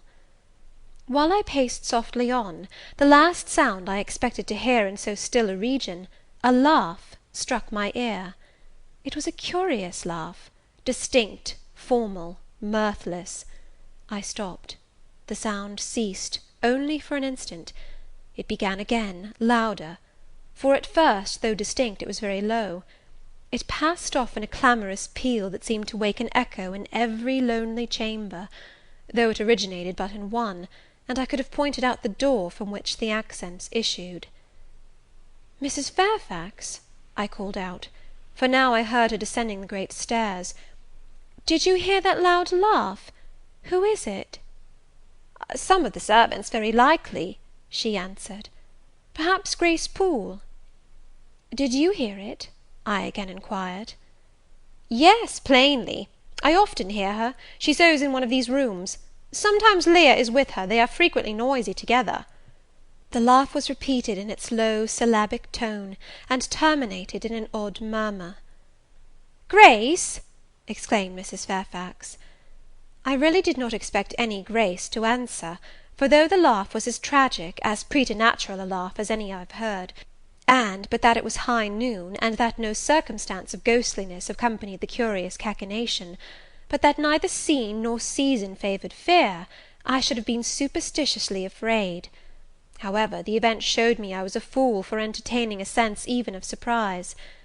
The door nearest me opened, and a servant came out, a woman of between 30 and 40, a set, square-made figure, red-haired, and with a hard, plain face. Any apparition less romantic or less ghostly could scarcely be conceived.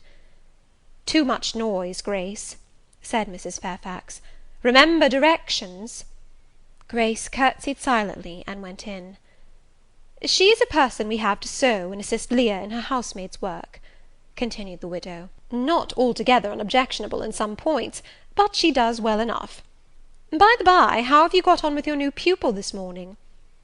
The conversation, thus turned on Adele, continued till we reached the light and cheerful region below. Adele came running to meet us in the hall, exclaiming, "Mesdames, vous êtes servies!" adding, "J'ai bien faim, moi!" We found dinner ready, and waiting for us in Mrs. Fairfax's room. Chapter 11.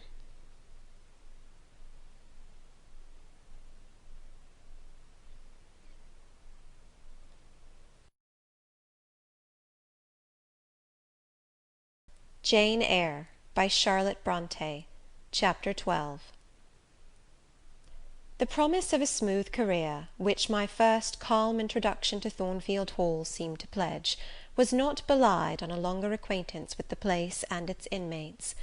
Mrs. Fairfax turned out to be what she appeared, a placid-tempered, kind-natured woman, of competent education and average intelligence. My pupil was a lively child, who had been spoilt and indulged, and therefore was sometimes wayward; but as she was committed entirely to my care, and no injudicious interference from any quarter ever thwarted my plans for her improvement, she soon forgot her little freaks, and became obedient and teachable. She had no great talents, no marked traits of character, no peculiar development of feeling or taste which raised her 1 inch above the ordinary level of childhood; but neither had she any deficiency or vice which sunk her below it. She made reasonable progress, entertained for me a vivacious, though perhaps not very profound affection, and by her simplicity, gay prattle, and efforts to please, inspired me, in return, with a degree of attachment sufficient to make us both content in each other's society. This, par parenthèse, will be thought cool language by persons who entertain solemn doctrines about the angelic nature of children, and the duty of those charged with their education to conceive for them an idolatrous devotion. But I am not writing to flatter parental egotism, to echo cant, or prop up humbug. I am merely telling the truth. I felt a conscientious solicitude for Adele's welfare and progress, and a quiet liking for her little self, just as I cherished towards Mrs. Fairfax a thankfulness for her kindness, and a pleasure in her society proportionate to the tranquil regard she had for me, and the moderation of her mind and character. Anybody may blame me who likes, when I add further, that, now and then, when I took a walk by myself in the grounds, when I went down to the gates and looked through them along the road, or when, while Adele played with her nurse, and Mrs. Fairfax made jellies in the store room, I climbed the 3 staircases, raised the trap-door of the attic, and having reached the leads, looked out afar over sequestered field and hill and long dim sky-line, that then I longed for a power of vision which might overpass that limit, which might reach the busy world, towns, regions full of life I had heard of but never seen; that then I desired more of practical experience than I possessed, more of intercourse with my kind, of acquaintance with variety of character, than was here within my reach. I valued what was good in Mrs. Fairfax, and what was good in Adele; but I believed in the existence of other and more vivid kinds of goodness, and what I believed in I wished to behold. Who blames me?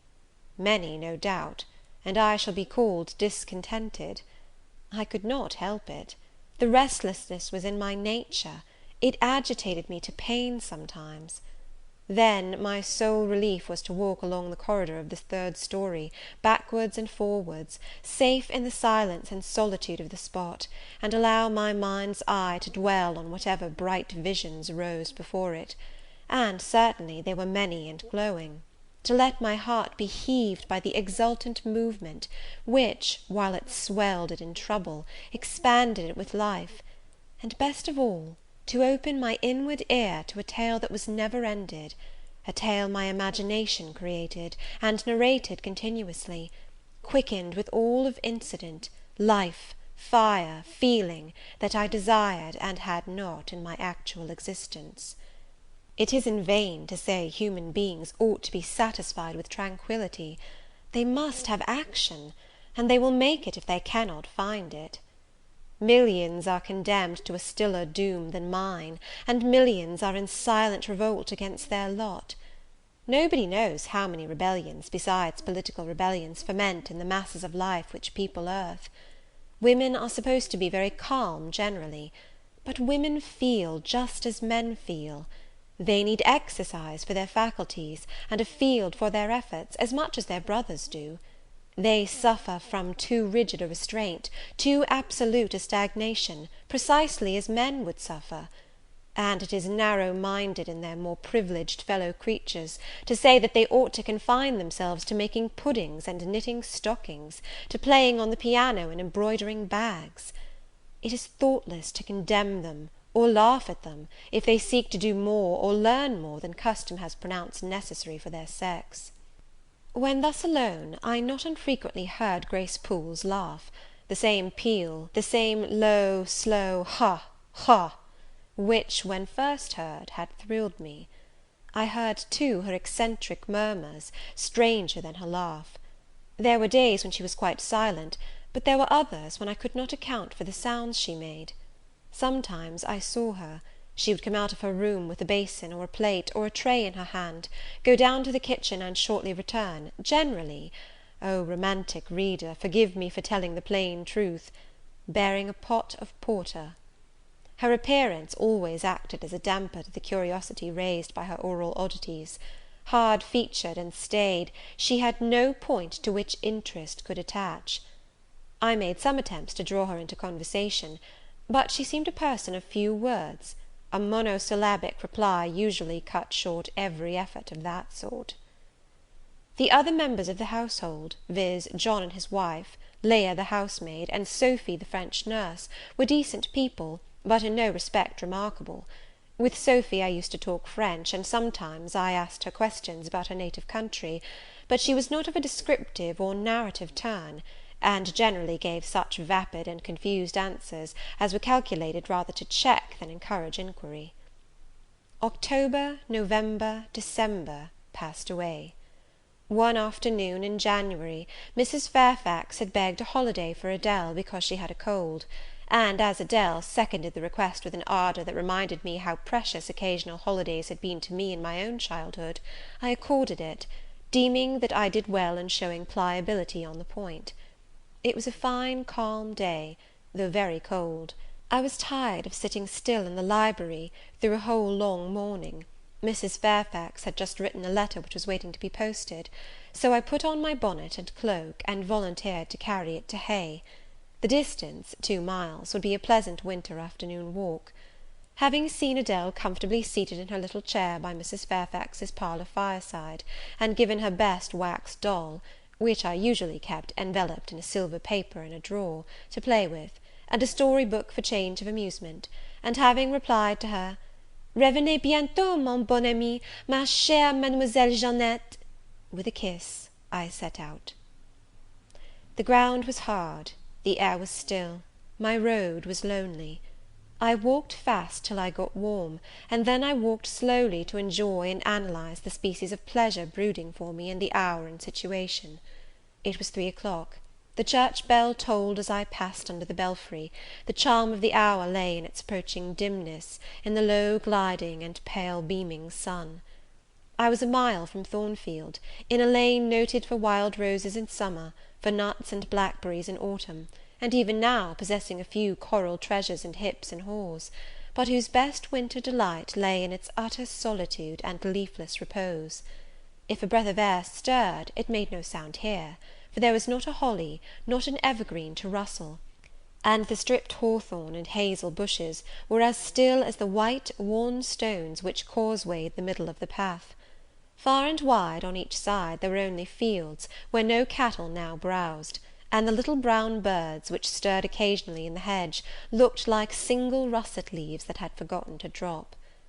This lane inclined uphill all the way to Hay. Having reached the middle, I sat down on a stile which led thence into a field.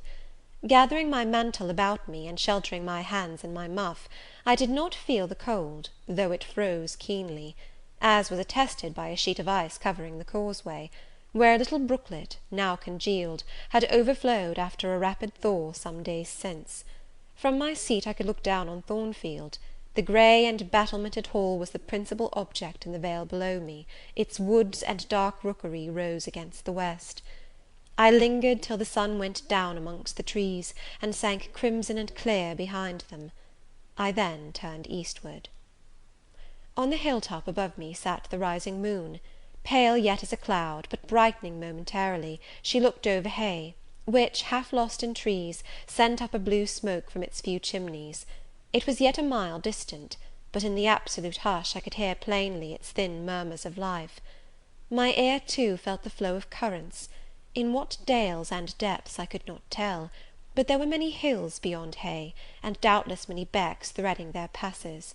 That evening calm betrayed alike the tinkle of the nearest streams, the sough of the most remote. A rude noise broke on these fine ripplings and whisperings, at once so far away and so clear; a positive tramp, tramp, a metallic clatter, which effaced the soft wave wanderings, as, in a picture, the solid mass of a crag, or the rough boles of a great oak, drawn in dark and strong on the foreground, efface the aerial distance of azure hill, sunny horizon, and blended clouds, where tint melts into tint. The din was on the causeway. A horse was coming. The windings of the lane yet hid it, but it approached. I was just leaving the stile, yet, as the path was narrow, I sat still to let it go by. In those days I was young, and all sorts of fancies, bright and dark, tenanted my mind. The memories of nursery stories were there amongst other rubbish, and when they recurred, maturing youth added to them a vigour and vividness beyond what childhood could give.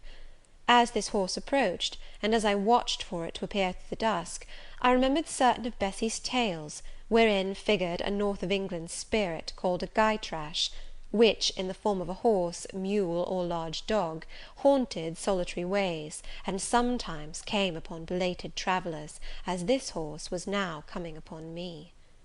It was very near, but not yet in sight, when, in addition to the tramp, tramp, I heard a rush under the hedge, and close down by the hazel stems glided a great dog, whose black and white colour made him a distinct object against the trees.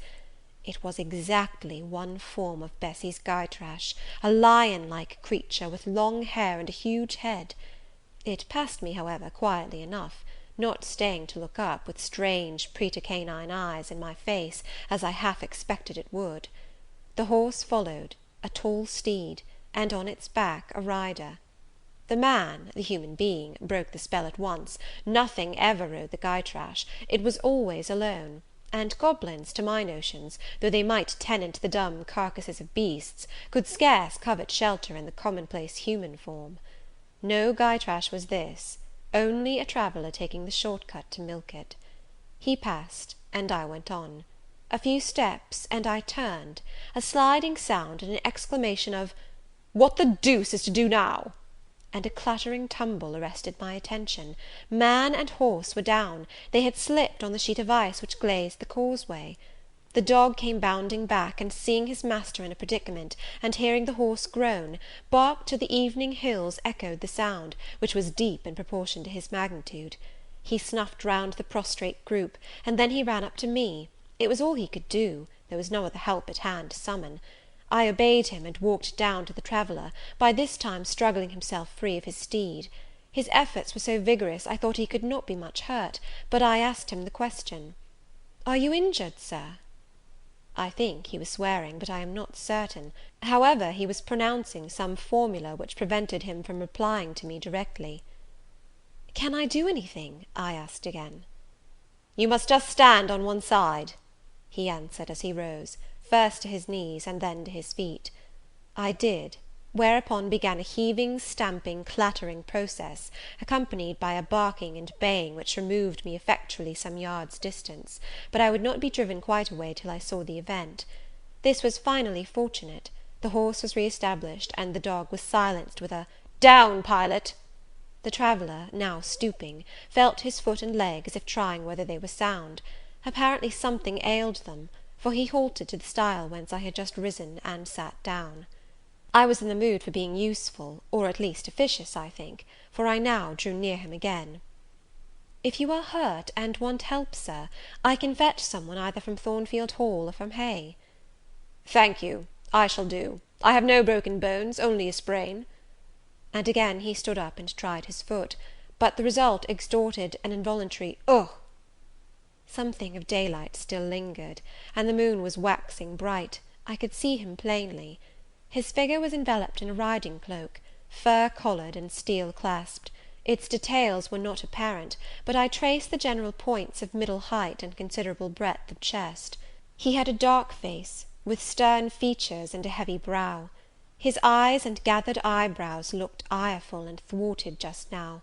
He was past youth, but had not reached middle age. Perhaps he might be 35. I felt no fear of him, and but little shyness. Had he been a handsome, heroic-looking young gentleman, I should not have dared to stand thus questioning him against his will, and offering my services unasked. I had hardly ever seen a handsome youth, never in my life spoken to one. I had a theoretical reverence and homage for beauty, elegance, gallantry, fascination; but had I met those qualities incarnate in masculine shape, I should have known instinctively that they neither had nor could have sympathy with anything in me, and should have shunned them as one would fire, lightning, or anything else that is bright but antipathetic. If even the stranger had smiled and been good humoured to me when I addressed him, if he had put off my offer with assistance gaily and with thanks, I should have gone on my way and not felt any vocation to renew inquiries; but the frown, the roughness of the traveller set me at my ease. I retained my station when he waved me to go, and announced, "I cannot think of leaving you, Sir, at so late an hour, in this solitary lane, till I see you are fit to mount your horse." He looked at me when I said this. He had hardly turned his eyes in my direction before. "I should think you ought to be at home yourself," said he, "if you have a home in this neighbourhood. Where do you come from?" "From just below, and I am not at all afraid of being out late when it is moonlight. I will run over to Hay for you with pleasure, if you wish it. Indeed, I am going there to post a letter." "You live just below? Do you mean at that house with the battlements?" pointing to Thornfield Hall, on which the moon cast a hoary gleam, bringing it out distinct and pale from the woods, that, by contrast with the western sky, now seemed one mass of shadow. "Yes, Sir." "Whose house is it?" "Mr. Rochester's." "Do you know Mr. Rochester?" "No, I have never seen him." "He is not resident, then?" "No." "Can you tell me where he is?" "I cannot." "You are not a servant at the Hall, of course? You are—" He stopped. ran his eye over my dress, which, as usual, was quite simple, a black merino cloak, a black beaver bonnet, neither of them half fine enough for a lady's maid. He seemed puzzled to decide what I was. I helped him. "I am the governess." "Ah, the governess," he repeated. "Deuce take me if I had not forgotten. The governess!" And again my raiment underwent scrutiny. In 2 minutes he rose from the stile. His face expressed pain when he tried to move. "I cannot commission you to fetch help," he said, "but you may help me a little yourself, if you will be so kind." "Yes, Sir." "You have not an umbrella that I can use as a stick?" "No." "Try to get hold of my horse's bridle, and lead him to me. You are not afraid?" I should have been afraid to touch a horse when alone, but when told to do it, I was disposed to obey. I put down my muff on the stile, and went up to the tall steed. I endeavoured to catch the bridle, but it was a spirited thing, and would not let me come near its head. I made effort on effort, though in vain. Meantime I was mortally afraid of its trampling forefeet. The traveller waited and watched for some time, and at last he laughed. "I see," he said, "the mountain will never be brought to Mahomet, so all you can do is to aid Mahomet to go to the mountain. I must beg of you to come here." I came. "Excuse me," he continued, "necessity compels me to make you useful." He laid a heavy hand on my shoulder, and leaning on me with some stress, limped to his horse. Having once caught the bridle, he mastered it directly, and sprang to his saddle, grimacing grimly as he made the effort, for it wrenched his sprain. "Now," said he, releasing his under lip from a hard bite, "just hand me my whip. It lies there under the hedge." I sought it, and found it. "Thank you. Now make haste with a letter to Hay, and return as fast as you can." A touch of a spurred heel made his horse first start and rear, and then bound away. The dog rushed in his traces. All three vanished. Like heath that, in the wilderness, the wild wind whirls away. I took up my muff and walked on. The incident had occurred and was gone for me. It was an incident of no moment, no romance, no interest in a sense; yet it marked with change one single hour of a monotonous life. My help had been needed and claimed. I had given it. I was pleased to have done something. Trivial, transitory though the deed was, it was yet an active thing, and I was weary of an existence all passive. The new face, too, was like a new picture introduced to the gallery of memory, and it was dissimilar to all the others hanging there; firstly, because it was masculine, and secondly, because it was dark, strong, and stern. I had it still before me when I entered Hay, and slipped the letter into the post office. I saw it as I walked fast down hill all the way home. When I came to the stile, I stopped a minute, looked round, and listened, with an idea that a horse's hoofs might ring on the causeway again, and that a rider in a cloak, and a Gytrash like Newfoundland dog might be again apparent. I saw only the hedge and a pollard willow before me, rising up still and straight to meet the moonbeams. I heard only the faintest waft of wind roaming fitful among the trees round Thornfield, a mile distant; and when I glanced down in the direction of the murmur, my eye, traversing the hall front, caught a light kindling in a window. It reminded me that I was late, and I hurried on. I did not like re-entering Thornfield. To pass its threshold was to return to stagnation; to cross the silent hall, to ascend the darksome staircase, to seek my own lonely little room, and then to meet tranquil Mrs. Fairfax, and spend the long winter evening with her, and her only, was to quell wholly the faint excitement awakened by my walk; to slip again over my faculties the viewless fetters of a uniform and too still existence; of an existence whose very privileges of security and ease I was becoming incapable of appreciating. What good it would have done me, at that time, to have been tossed in the storms of an uncertain, struggling life, and to have been taught, by rough and bitter experience, to long for the calm amidst which I now repined!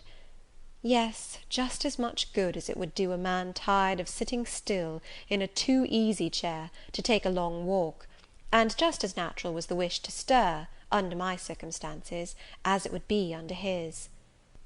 I lingered at the gates, I lingered on the lawn, I paced backwards and forwards on the pavement. The shutters of the glass door were closed. I could not see into the interior, and both my eyes and spirit seemed drawn from the gloomy house, from the grey hollow filled with rayless cells, as it appeared to me, to that sky expanded before me, a blue sea absolved from taint of cloud, the moon ascending it in solemn march, her orb seeming to look up as she left the hill tops, from behind which she had come, far and farther below her, and aspired to the zenith, midnight dark in its fathomless depth and measureless distance; and for those trembling stars that followed her course, they made my heart tremble, my veins glow when I viewed them. Little things recall us to earth. The clock struck in the hall, that sufficed. I turned from moon and stars, opened a side door, and went in. The hall was not dark, nor yet was it lit, only by the high-hung bronze lamp. A warm glow suffused both it and the lower steps of the oak staircase. This ruddy shine issued from the great dining-room, whose two-leaved door stood open, and showed a genial fire in the grate, glancing on marble hearth and brass fire-irons, and revealing purple draperies and polished furniture, in the most pleasant radiance. It revealed, too, a group near the mantel-piece. I had scarcely caught it, and scarcely become aware of a cheerful mingling of voices, amongst which I seemed to distinguish the tones of Adele, when the door closed. I hastened to Mrs. Fairfax's room. There was a fire there too, but no candle, and no Mrs. Fairfax. Instead, all alone, sitting upright on the rug, and gazing with gravity at the blaze, I beheld a great black and white long-haired dog, just like the Gytrash of the lane. It was so like it that I went forward and said, "Pilot?" and the thing got up and came to me and snuffed me. I caressed him, and he wagged his great tail; but he looked an eerie creature to be alone with, and I could not tell whence he had come. I rang the bell, for I wanted a candle, and I wanted, too, to get an account of this visitant. Leah entered. "What dog is this?" "He came with master." "With whom?" "With master, Mr. Rochester. He's just arrived." "Indeed! And is Mrs. Fairfax with him?" "Yes, and Miss Adele. They are in the dining-room, and John has gone for a surgeon, for master has had an accident. His horse fell, and his ankle is sprained." "Did the horse fall in Hay Lane?" "Yes, coming down hill. It slipped on some ice." "Ah! Bring me a candle, will you, Leah?" Leah brought it. She entered, followed by Mrs. Fairfax, who repeated the news, adding that Mr. Carter the surgeon was come, and was now with Mr. Rochester. Then she hurried out to give orders about tea, and I went up stairs to take off my things. Chapter 12.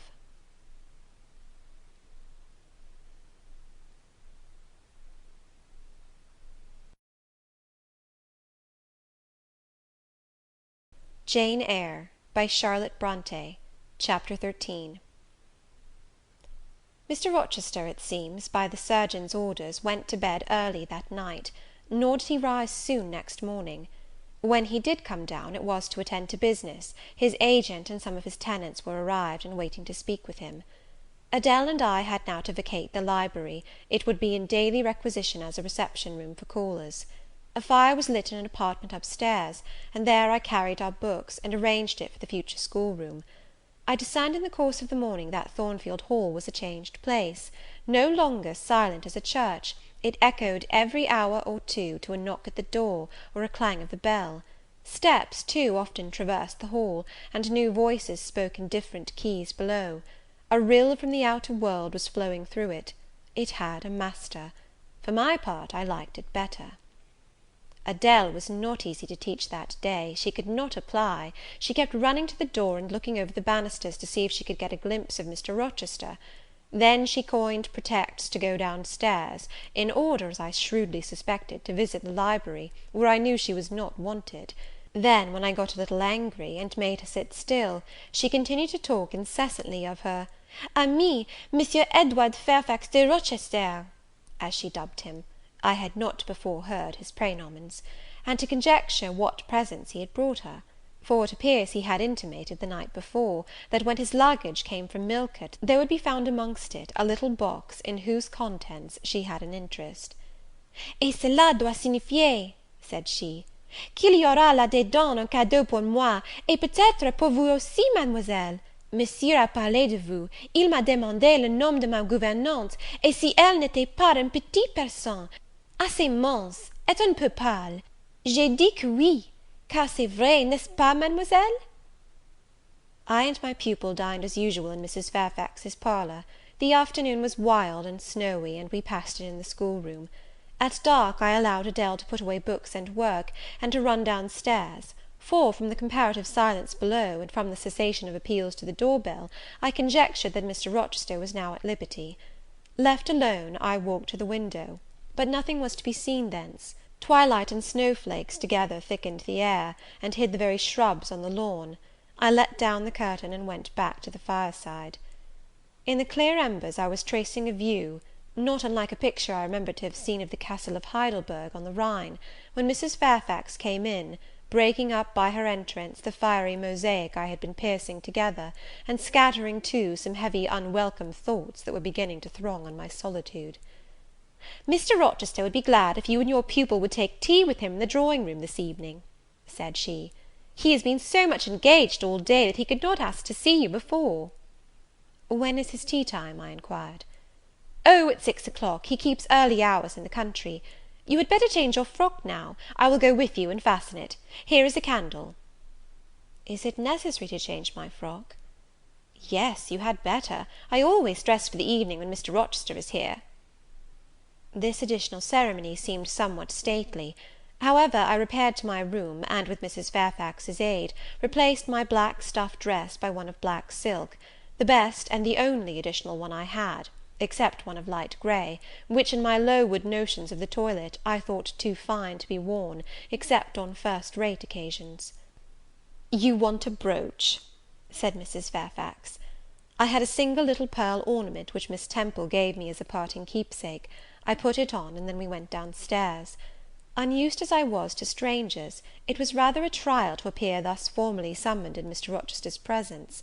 I let Mrs. Fairfax precede me into the dining-room, and kept in her shade as we crossed that apartment, and, passing the arch, whose curtain was now dropped, entered the elegant recess beyond. 2 wax candles stood lighted on the table, and 2 on the mantelpiece. Basking in the light and heat of a superb fire lay Pilot. Adele knelt near him. Half reclined on a couch appeared Mr. Rochester, his foot supported by the cushion. He was looking at Adele and the dog; the fire shone full on his face. I knew my traveller, with his broad and jetty eyebrows, his square forehead, made squarer by the horizontal sweep of his black hair. I recognized his decisive nose, more remarkable for character than beauty; his full nostrils, denoting, I thought, choler; his grim mouth, chin, and jaw, yes, all 3 were very grim, and no mistake. His shape, now divested of cloak, I perceived harmonized in squareness with his physiognomy. I suppose it was a good figure, in the athletic sense of the term; broad-chested and thin-flanked, though neither tall nor graceful. Mr. Rochester must have been aware of the entrance of Mrs. Fairfax and myself, but it appeared he was not in the mood to notice us, for he never lifted his head as we approached.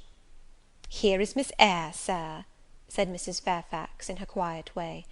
He bowed, still not taking his eyes from the group of the dog and child. "Let Miss Eyre be seated," said he; and there was something in the forced, stiff bow, in the impatient yet formal tone, which seemed further to express, "What the deuce is it to me whether Miss Eyre is there or not? At this moment I am not disposed to accost her." I sat down quite disembarrassed. A reception of finished politeness would probably have confused me. I could not have returned or repaid it by answering grace and elegance on my part; but harsh caprice laid me under no obligation. On the contrary, a decent quiescence, under the freak of manner, gave me the advantage. Besides, the eccentricity of the proceeding was piquant. I felt interested to see how he would go on. He went on as a statue would; that is, he neither spoke nor moved. Mrs. Fairfax seemed to think it necessary that some one should be amiable, and she began to talk. Kindly, as usual, and, as usual, rather trite, she condoled with him on the pressure of business he had had all day, on the annoyance it must have been to him with that painful sprain; then she commended his patience and perseverance in going through with it. "Madam, I should like some tea," was the sole rejoinder she got. She hastened to ring the bell, and when the tray came, she proceeded to arrange the cups, spoons, etc., with assiduous celerity. I and Adele went to the table, but the master did not leave his couch. "Will you hand Mr. Rochester's cup?" said Mrs. Fairfax to me. "Adele might perhaps spill it." I did as requested.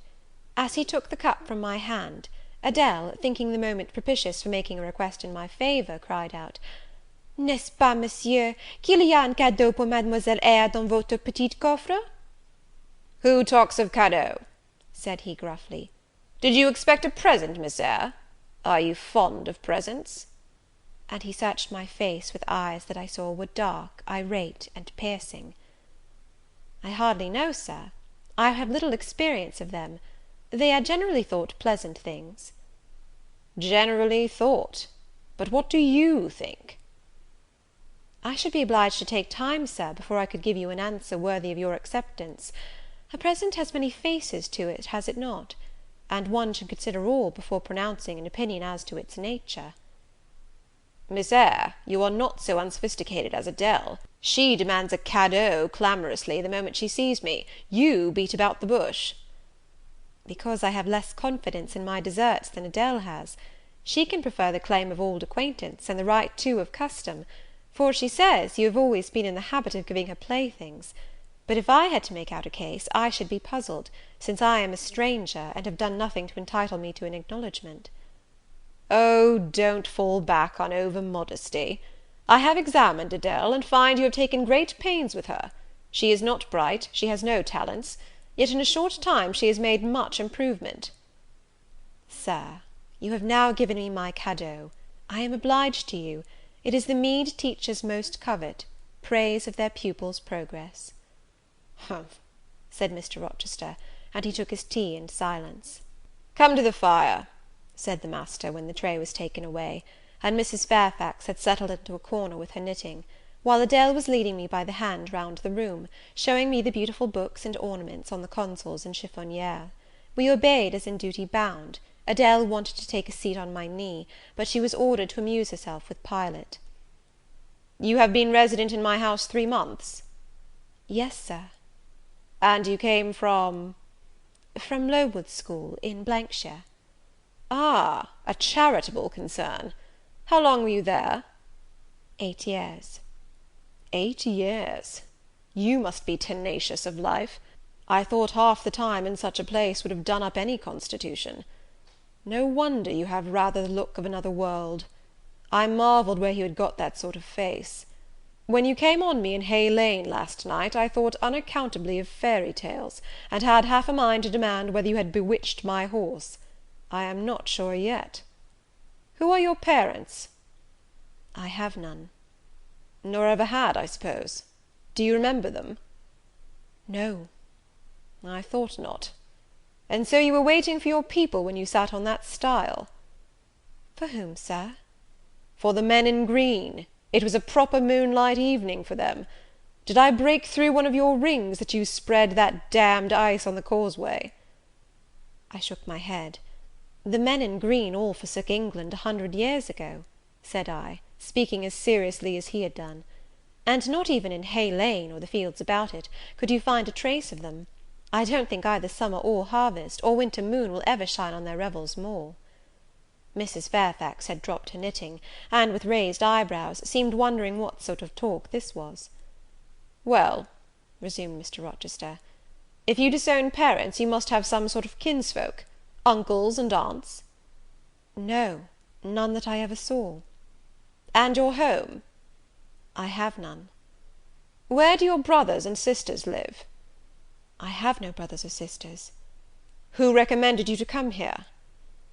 "I advertised, and Mrs. Fairfax answered my advertisement." "Yes," said the good lady, who now knew what ground we were upon, "and I am daily thankful for the choice Providence led me to make. Miss Eyre has been an invaluable companion to me, and a kind and careful teacher to Adele." "Don't trouble yourself to give her a character," returned Mr. Rochester. "Eulogiums will not bias me, I shall judge for myself. She began by felling my horse." "Sir?" said Mrs. Fairfax. "I have her to thank for this sprain." The widow looked bewildered. Miss Eyre, have you ever lived in a town?" "No, Sir." "Have you seen much society?" "None but the pupils and teachers of Lowood, and now the inmates of Thornfield." "Have you read much?" "Only such books as came in my way, and they have not been numerous or very learned." "You have lived the life of a nun. No doubt you are well drilled in religious forms. Brocklehurst, who I understand directs Lowood, is a parson, is he not?" "Yes, Sir." "And you girls probably worshipped him, as a convent full of religieuses would worship their director." "Oh, no." "You are very cool. No? What? A novice not worship her priest? That sounds blasphemous." "I disliked Mr. Brocklehurst, and I was not alone in the feeling. He is a harsh man, at once pompous and meddling. He cut off our hair, and for economy's sake brought us bad needles and thread, with which we could hardly sew." "That was very false economy," remarked Mrs. Fairfax, who now again caught the drift of the dialogue. "And what was the head and front of his offending?" demanded Mr. Rochester. "He starved us when he had the sole superintendence of the provision department, before the committee was appointed, and he bored us with long lectures once a week, and with evening readings from books of his own inditing, about sudden deaths and judgments, which made us afraid to go to bed." "What age were you when you went to Lowood?" "About 10. "And you stayed there 8 years? You are now, then, 18? I assented. "Arithmetic, you see, is useful. Without its aid, I should hardly have been able to guess your age. It is a point difficult to fix where the features and countenance are so much at variance as in your case. And now what did you learn at Lowood? Can you play?" "A little." "Of course, that is the established answer. Go into the library. I mean, if you please. Excuse my tone of command. I am used to say, do this, and it is done. I cannot alter my customary habits for this one new inmate. Go then into the library, take a candle with you, leave the door open, sit down to the piano, and play a tune." I departed, obeying his directions. "Enough!" he called out in a few minutes. "You play a little, I see, like any other English schoolgirl. Perhaps rather better than some, but not well." I closed the piano and returned. Mr. Rochester continued. "Adele showed me some sketches this morning, which she said were yours. I don't know whether they were entirely of your doing. Probably a master aided you." "No, indeed," I interjected. "Ah, that pricks pride. Well, fetch me your portfolio, if you can vouch for its contents being original, but don't pass your word unless you are certain. I can recognize patchwork." "Then I shall say nothing, and you shall judge for yourself, Sir." I brought the portfolio from the library. "Approach the table," said he, and I wheeled it to his couch. Adele and Mrs. Fairfax drew near to see the pictures. "No crowding," said Mr. Rochester. "Take the drawings from my hand as I finish with them, but don't push your faces up to mine." He deliberately scrutinized each sketch and painting. 3 he laid aside; the others, when he examined them, he swept from him.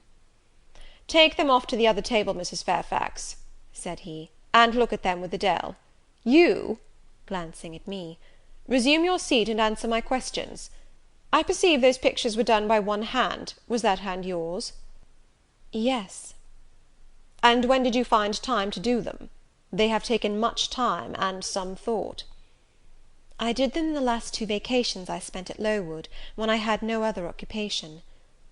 "Where did you get your copies?" "Out of my head." "That head I see now on your shoulders?" "Yes, Sir." "Has it other furniture of the same kind within?" "I should think it may have. I should hope, better." He spread the pictures before him, and again surveyed them alternately.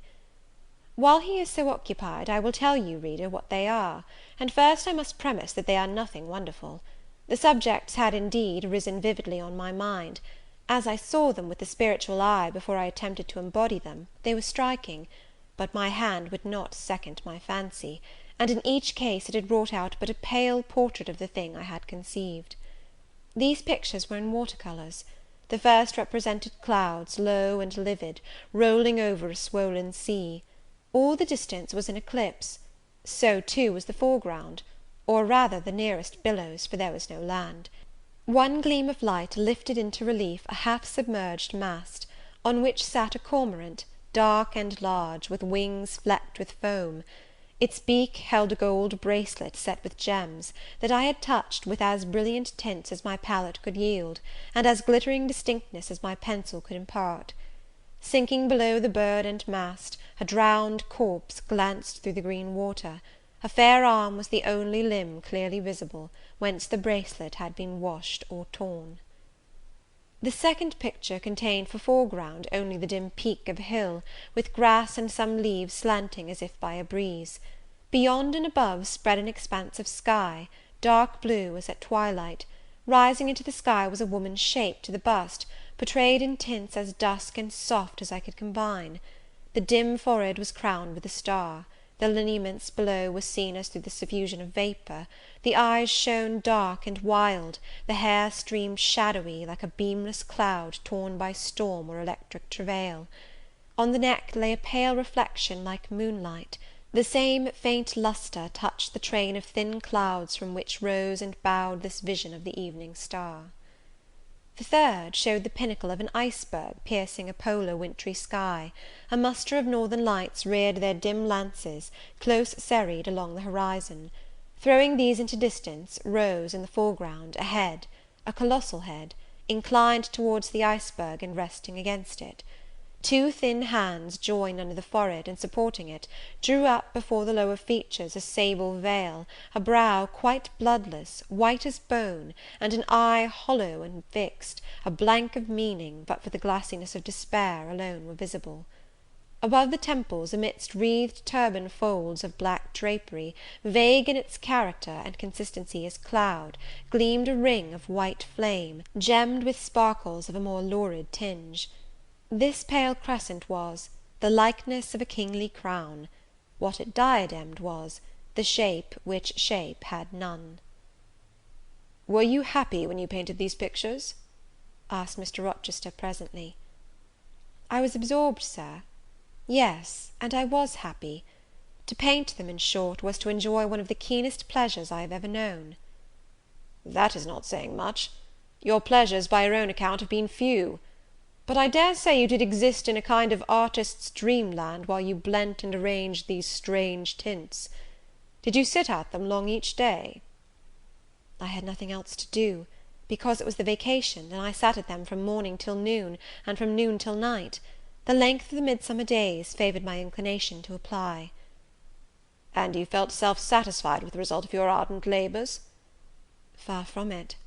I was tormented by the contrast between my idea and my handiwork. In each case I had imagined something which I was quite powerless to realize."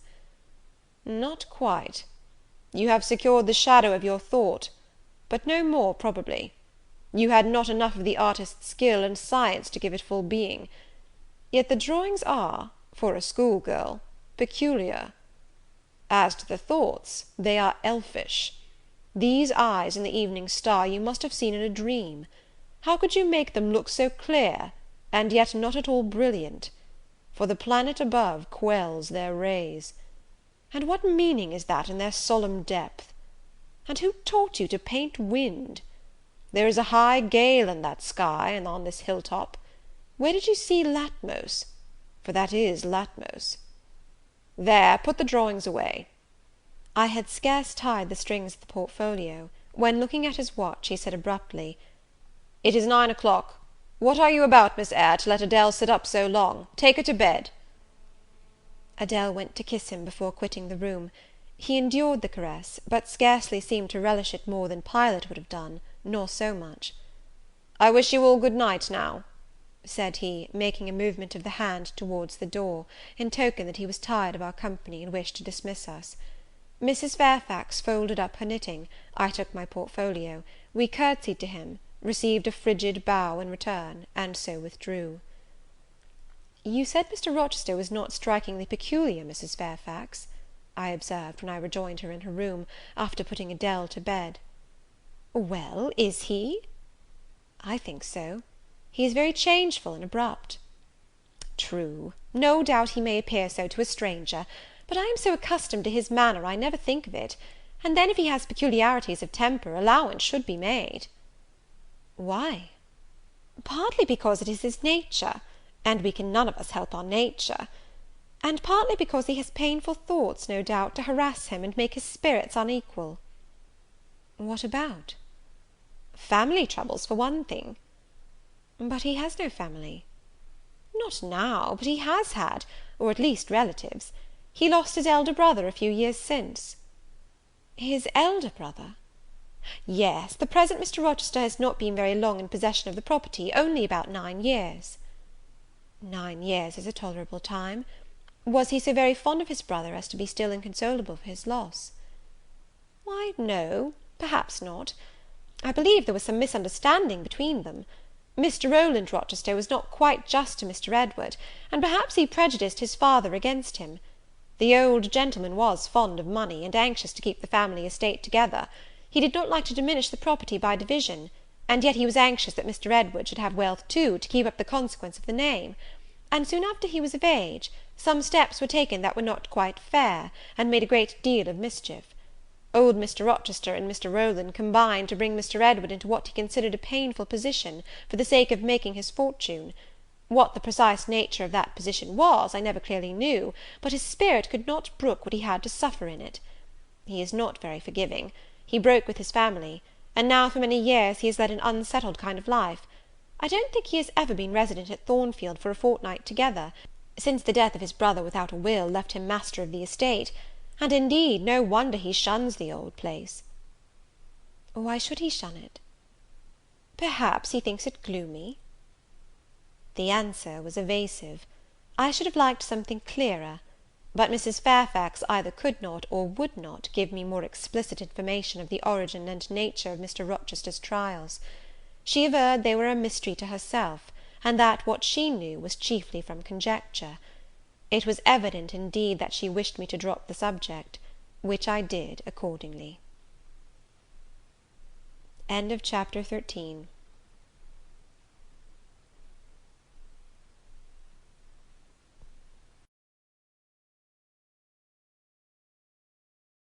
Jane Eyre, by Charlotte Bronte.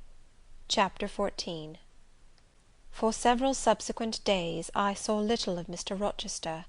In the mornings he seemed much engaged with business, and in the afternoon gentlemen from Millcote or the neighbourhood called, and sometimes stayed to dine with him. When his sprain was well enough to admit of horse exercise, he rode out a good deal, probably to return these visits, as he generally did not come back till late at night. During this interval, even Adele was seldom sent for to his presence, and all my acquaintance with him was confined to an occasional rencontre in the hall, on the stairs, or in the gallery, when he would sometimes pass me haughtily and coldly, just acknowledging my presence by a distant nod or a cool glance, and sometimes bow and smile with gentlemanlike affability. His changes of mood did not offend me, because I saw that I had nothing to do with their alternation. The ebb and flow depended on causes quite disconnected with me.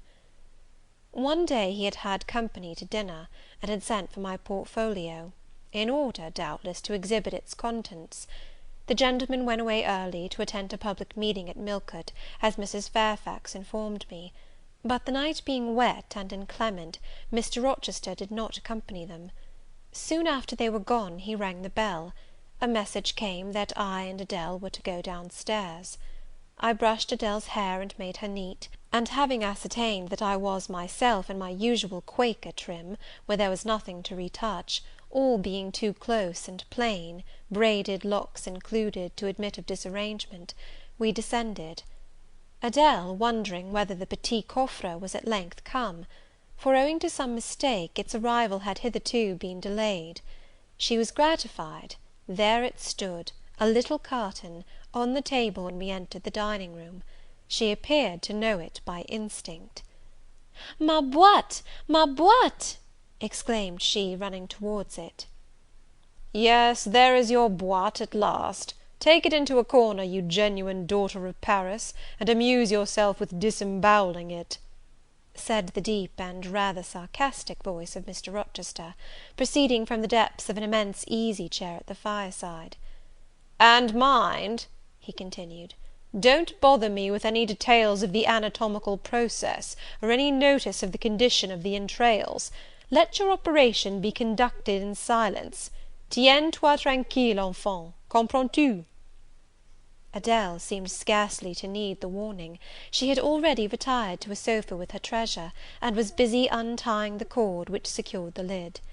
Having removed this impediment, and lifted certain silvery envelopes of tissue paper, she merely exclaimed, "Oh ciel, que c'est beau!" and then remained absorbed in ecstatic contemplation. "Is Miss Eyre there?" now demanded the master, half rising from his seat to look round to the door, near which I still stood.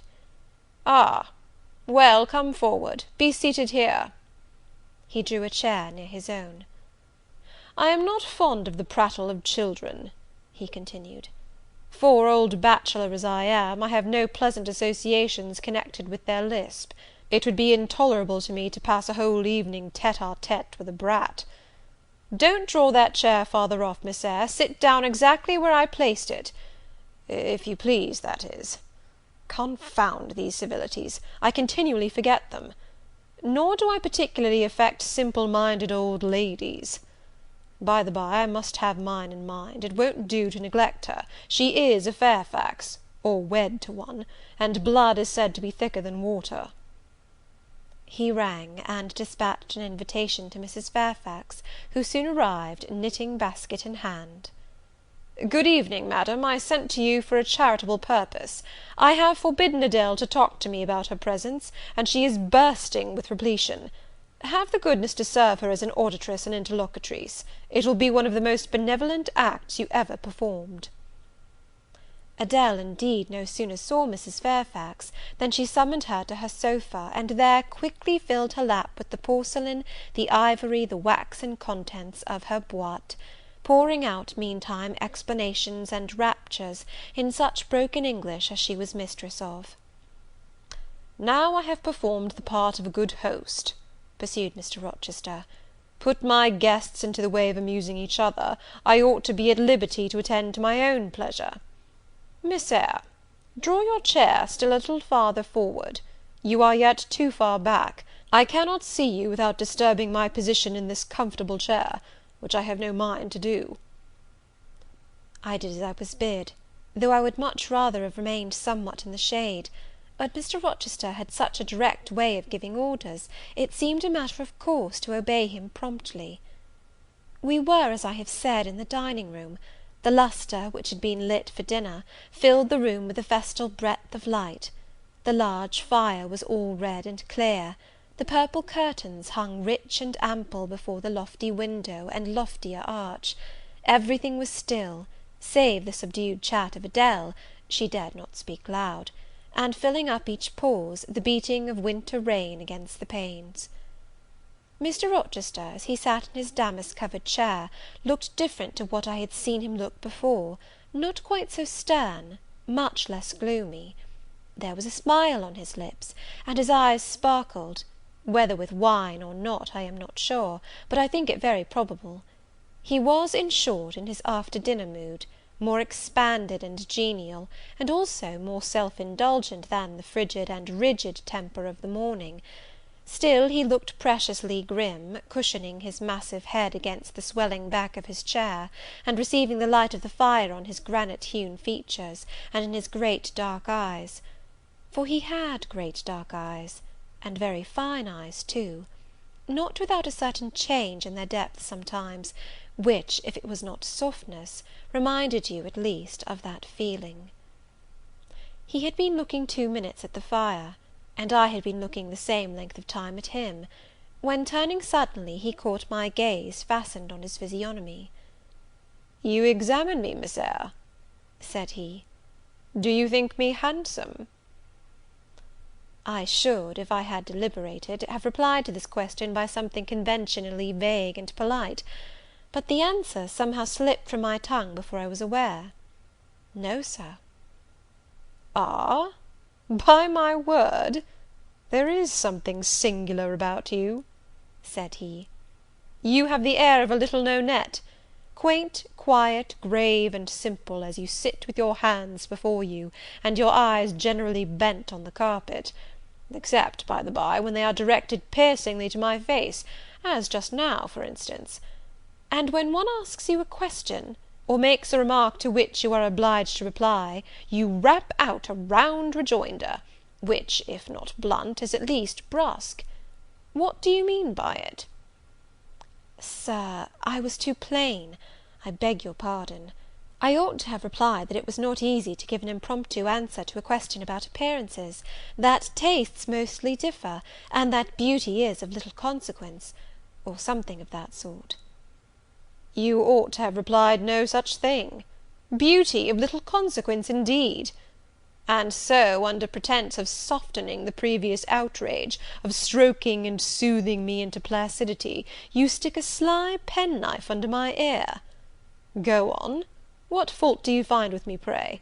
I suppose I have all my limbs and all my features like any other man?" "Mr. Rochester, allow me to disown my first answer. I intended no pointed repartee, it was only a blunder."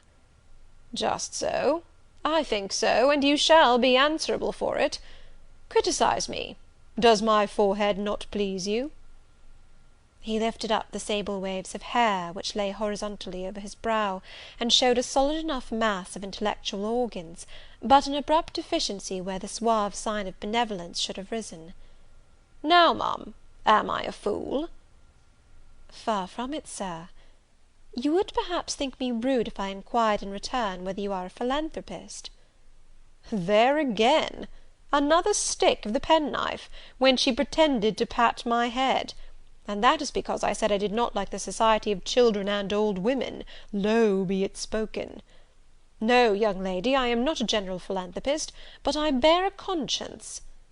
And he pointed to the prominences which are said to indicate that faculty, and which, fortunately for him, was sufficiently conspicuous, giving indeed a marked breadth to the upper part of his head. "And besides, I once had a kind of rude tenderness of heart. When I was as old as you, I was a feeling fellow enough, partial to the unfledged, unfostered, and unlucky. But fortune has knocked me about since. She has even kneaded me with her knuckles, and now I flatter myself I am as hard and tough as an India rubber ball, pervious, though, through a chink or two still, and with one sentient point in the middle of the lump. Yes, does that leave hope for me?" "Hope of what, Sir?" "Of my final re-transformation from India rubber back to flesh." Decidedly he has had too much wine, I thought, and I did not know what answer to make to his queer question. How could I tell whether he was capable of being re-transformed? "You look very much puzzled, Miss Eyre; and though you are not pretty any more than I am handsome, yet a puzzled air becomes you. Besides, it is convenient, for it keeps those searching eyes of yours away from my physiognomy, and busies them with the worsted flowers of the rug. So puzzle on. Young lady, I am disposed to be gregarious and communicative to-night." With this announcement he rose from his chair, and stood, leaning his arm on the marble mantel-piece. In this attitude his shape was seen plainly, as well as his face, his unusual breadth of chest, disproportionate almost to his length of limb.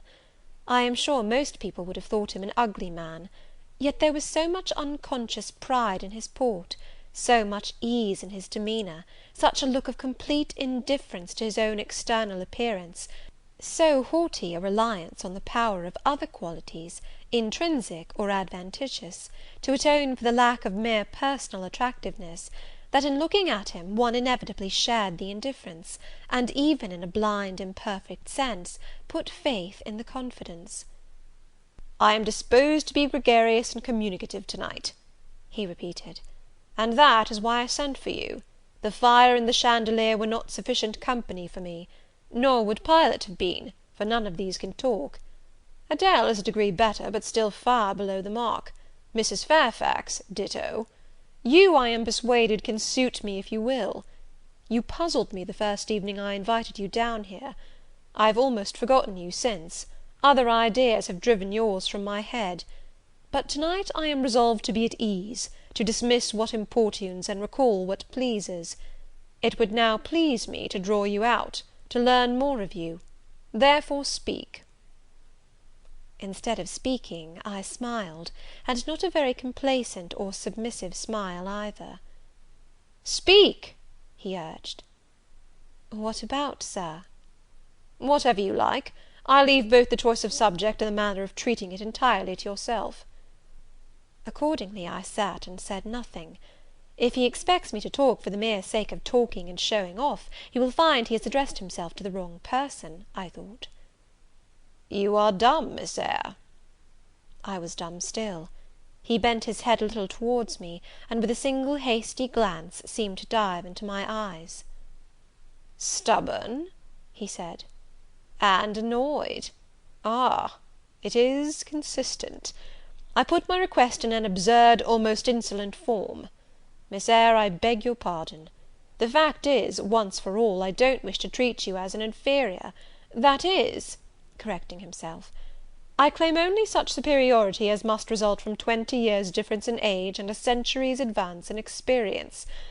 This is legitimate, et j'y tiens, as Adele would say; and it is by virtue of this superiority, and this alone, that I desire you to have the goodness to talk to me a little now, and divert my thoughts, which are galled with dwelling on one point, cankering as a rusty nail."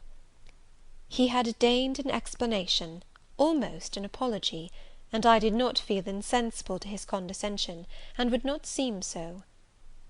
"I am willing to amuse you if I can, Sir, quite willing; but I cannot introduce a topic, because how do I know what will interest you?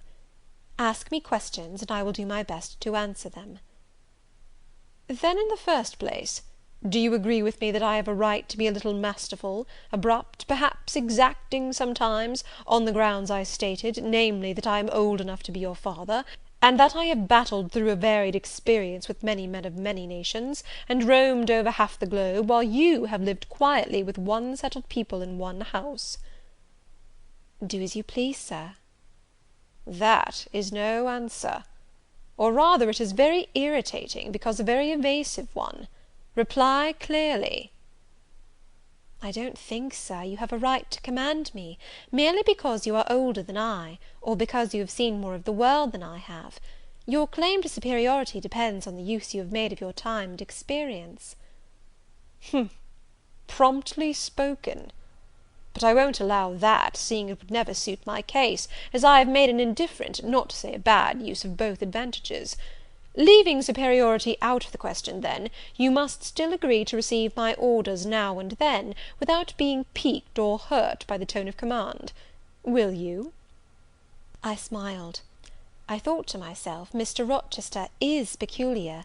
He seems to forget that he pays me £30 per annum for receiving his orders. "The smile is very well," said he, catching instantly the passing expression; "but speak too." "I was thinking, Sir, that very few masters would trouble themselves to inquire whether or not their paid subordinates were piqued and hurt by their orders." "Paid subordinates? What, you are my paid subordinate, are you? Oh yes, I had forgotten the salary. Well, then, on that mercenary ground, will you agree to let me hector a little?" "No, Sir, not on that ground; but on the ground that you did forget it, and that you care whether or not a dependent is comfortable in his dependency, I agree heartily." "And will you consent to dispense with a great many conventional forms and phrases, without thinking that the omission arises from insolence?" "I am sure, Sir, I should never mistake informality for insolence. One I rather like, the other nothing free born would submit to, even for a salary." "Humbug! Most things free born will submit to anything for a salary. Therefore keep to yourself, and don't venture on generalities of which you are intensely ignorant. However, I mentally shake hands with you for your answer, despite its inaccuracy; and as much for the manner in which it was said, as for the substance of the speech. The manner was frank and sincere. One does not often see such a manner. No, on the contrary, affectation, or coldness, or stupid, coarse-minded misapprehension of one's meaning, are the usual rewards of candour. Not 3 in 3,000 raw school-girl governesses would have answered me as you have just done. But I don't mean to flatter you. If you are cast in a different mould to the majority, it is no merit of yours. Nature did it. And then, after all, I go too fast in my conclusions. For what I yet know, you may be no better than the rest. You may have intolerable defects to counterbalance your few good points. And so may you, I thought. My eye met his as the idea crossed my mind. He seemed to read the glance, answering as if its import had been spoken as well as imagined. Yes, yes, you are right, said he. I have plenty of faults of my own. I know it, and I don't wish to palliate them, I assure you. God wot, I need not be too severe about others. I have a past experience, a series of deeds, a colour of life to contemplate within my own breast, which I might well call my sneers and censures from my neighbours to myself.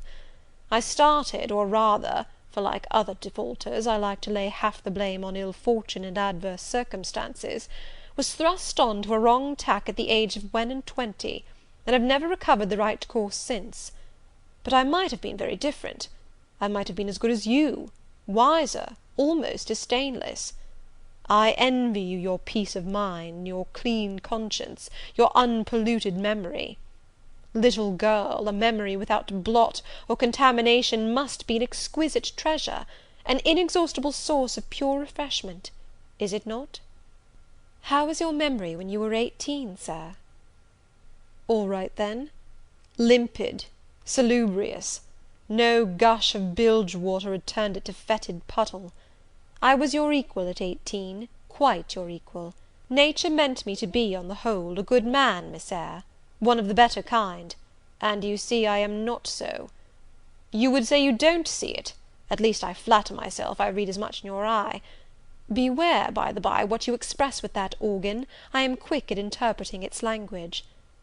Then take my word for it, I am not a villain, you are not to suppose that. Not to attribute to me any such bad eminence, but owing, I verily believe, rather to circumstances than to my natural bent, I am a trite, commonplace sinner, hackneyed in all the poor petty dissipations with which the rich and worthless try to put on life. Do you wonder that I avow this to you?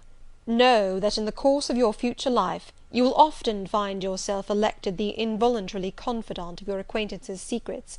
People will instinctively find out, as I have done, that it is not your forte to tell of yourself, but to listen while others talk of themselves. They will feel, too, that you listen with no malevolent scorn of their indiscretion, but with a kind of innate sympathy, not the less comforting and encouraging because it is very unobtrusive in its manifestations. How do you know? How can you guess all this, Sir? I know it well. Therefore I proceed almost as freely as if I were writing my thoughts in a diary. You would say I should have been superior to circumstances. So I should. But you see I was not. When fate wronged me, I had not the wisdom to remain cool. I turned desperate. Then I degenerated. Now, when any vicious simpleton excites my disgust by his paltry ribaldry, I cannot flatter myself that I am better than he. I am forced to confess that he and I are on a level. I wish I had stood firm. God knows I do. Dread remorse when you are tempted to err, Miss Eyre. Remorse is the poison of life. Repentance is said to be its cure, Sir. It is not its cure. Reformation may be its cure, and I could reform. I have strength yet for that, if... But where is the use of thinking of it, hampered, burdened, cursed as I am? Besides, since happiness is irrevocably denied me, I have a right to get pleasure out of life, and I will get it, cost what it may. Then you will degenerate still more, Sir. Possibly. Yet why should I, if I can get sweet, fresh pleasure? And I may get it as sweet and fresh as the wild honey the bee gathers on the moor. It will sting. It will taste bitter, Sir. How do you know? You never tried it. How very serious, how very solemn you look! And you are as ignorant of the matter as this cameo head, taking one from the mantelpiece. You have no right to preach to me, you neophyte, that have not passed the porch of life, and are absolutely unacquainted with its mysteries. I only remind you of your own words, Sir. You said error brought remorse, and you pronounced remorse the poison of existence." "And who talks of error now? I scarcely think the notion that flitted across my brain was an error. I believe it was an inspiration rather than a temptation. It was very genial, very soothing, I know that. Here it comes again. It is no devil, I assure you; or if it be, it has put on the robes of an angel of light. I think I must admit so fair a guest when it asks entrance to my heart." "Distrust it, Sir, it is not a true angel." "Once more, how do you know? By what instinct do you pretend to distinguish between a fallen seraph of the abyss and a messenger from the eternal throne? Between a guide and a seducer?" "I judge by your countenance, Sir, which was troubled when you said the suggestion had returned upon you. I feel sure it will work you more misery if you listen to it." "Not at all. It bears the most gracious message in the world. For the rest, you are not my conscience keeper, so don't make yourself uneasy. Here, come in, bonny wanderer." He said this as if he spoke to a vision, viewless to any eye but his own; then, folding his arms, which he had half extended, on his chest, he seemed to enclose in their embrace the invisible being. "Now," he continued, again addressing me, "I have received the pilgrim, a disguised deity, as I verily believe. Already it has done me good. My heart was a sort of charnel; it will now be a shrine." "To speak truth, Sir, I don't understand you at all. I cannot keep up the conversation because it has got out of my depth. Only one thing I know: you said you were not as good as you should like to be, and that you regretted your own imperfection. One thing I can comprehend: you intimated that to have a sullied memory was a perpetual bane. It seems to me that if you tried hard, you would in time find it possible to become what you yourself would approve; and that if, from this day, you began with resolution to correct your thoughts and actions, you would in a few years have laid up a new and stainless store of recollections, to which you might revert with pleasure." "Justly thought, rightly said, Miss Eyre; and at this moment I am paving hell with energy." "Sir?" "I am laying down good intentions, which I believe durable as flint. Certainly my associates and pursuits shall be other than they have been." "And better?" "And better; so much better as pure ore is than foul dross. You seem to doubt me. I don't doubt myself. I know what my aim is, what my motives are; and at this moment I pass a law, unalterable as that of the Medes and Persians, that both are right." "They cannot be, Sir, if they require a new statute to legalize them." "They are, Miss Eyre, though they absolutely require a new statute. Unheard of combinations of circumstances demand unheard of rules." "That sounds a dangerous maxim, Sir, because one can see at once that it is liable to abuse." "Sententious sage! So it is; but I swear by my household gods not to abuse it." "You are human and fallible." "I am; so are you. What then?" "The human and fallible should not arrogate a power with which the divine and perfect alone can be safely entrusted." "What power?" "That of saying of any strange, unsanctioned line of action, 'Let it be right.'" "Let it be right! The very words, you have pronounced them." "May it be right, then?" I said, as I rose, deeming it useless to continue a discourse which was all darkness to me; and, besides, sensible that the character of my interlocutor was beyond my penetration, at least beyond its present reach, and feeling the uncertainty, the vague sense of insecurity which accompanies a conviction of ignorance. "Where are you going?"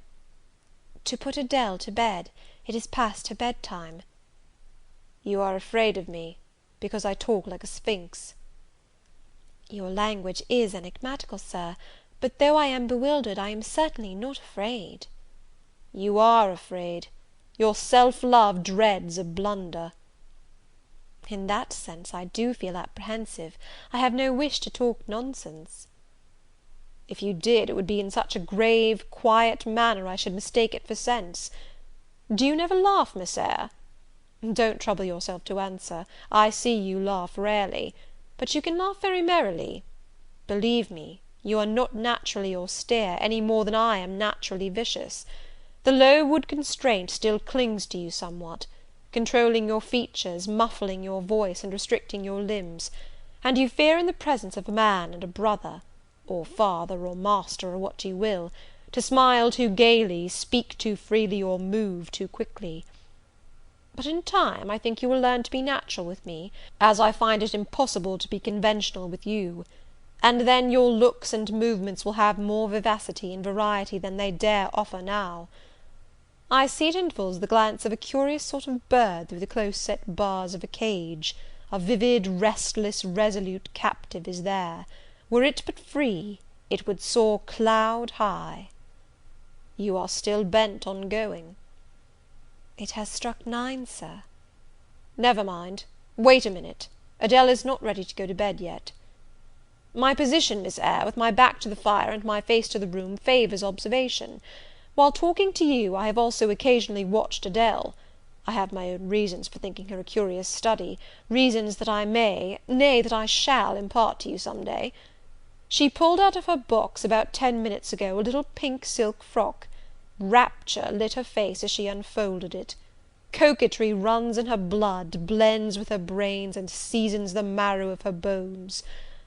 Il faut que je sais, cried she, et à l'instant même she rushed out of the room. She is now with Sophy, undergoing a robing process.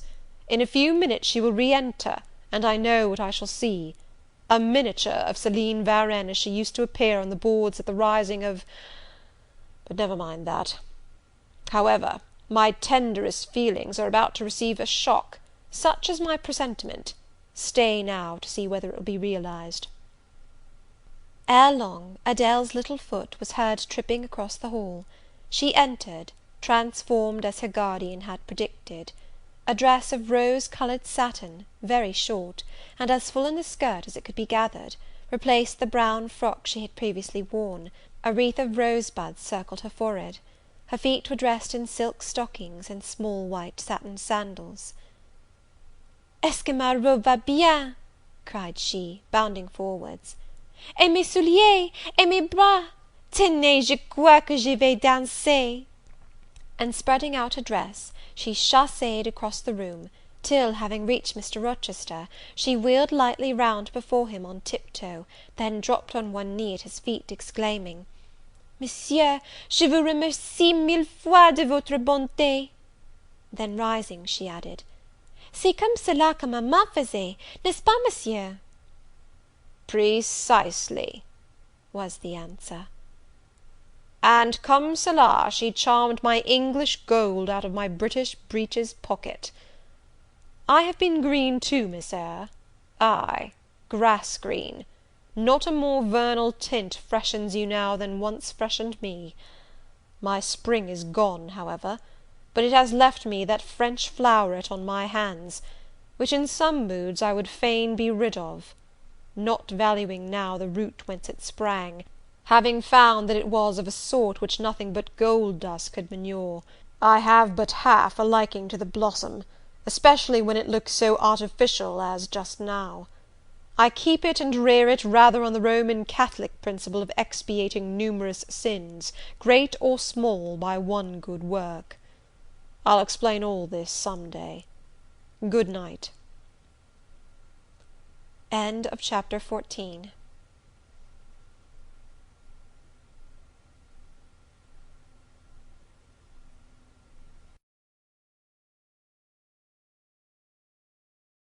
Jane Eyre by Charlotte Bronte.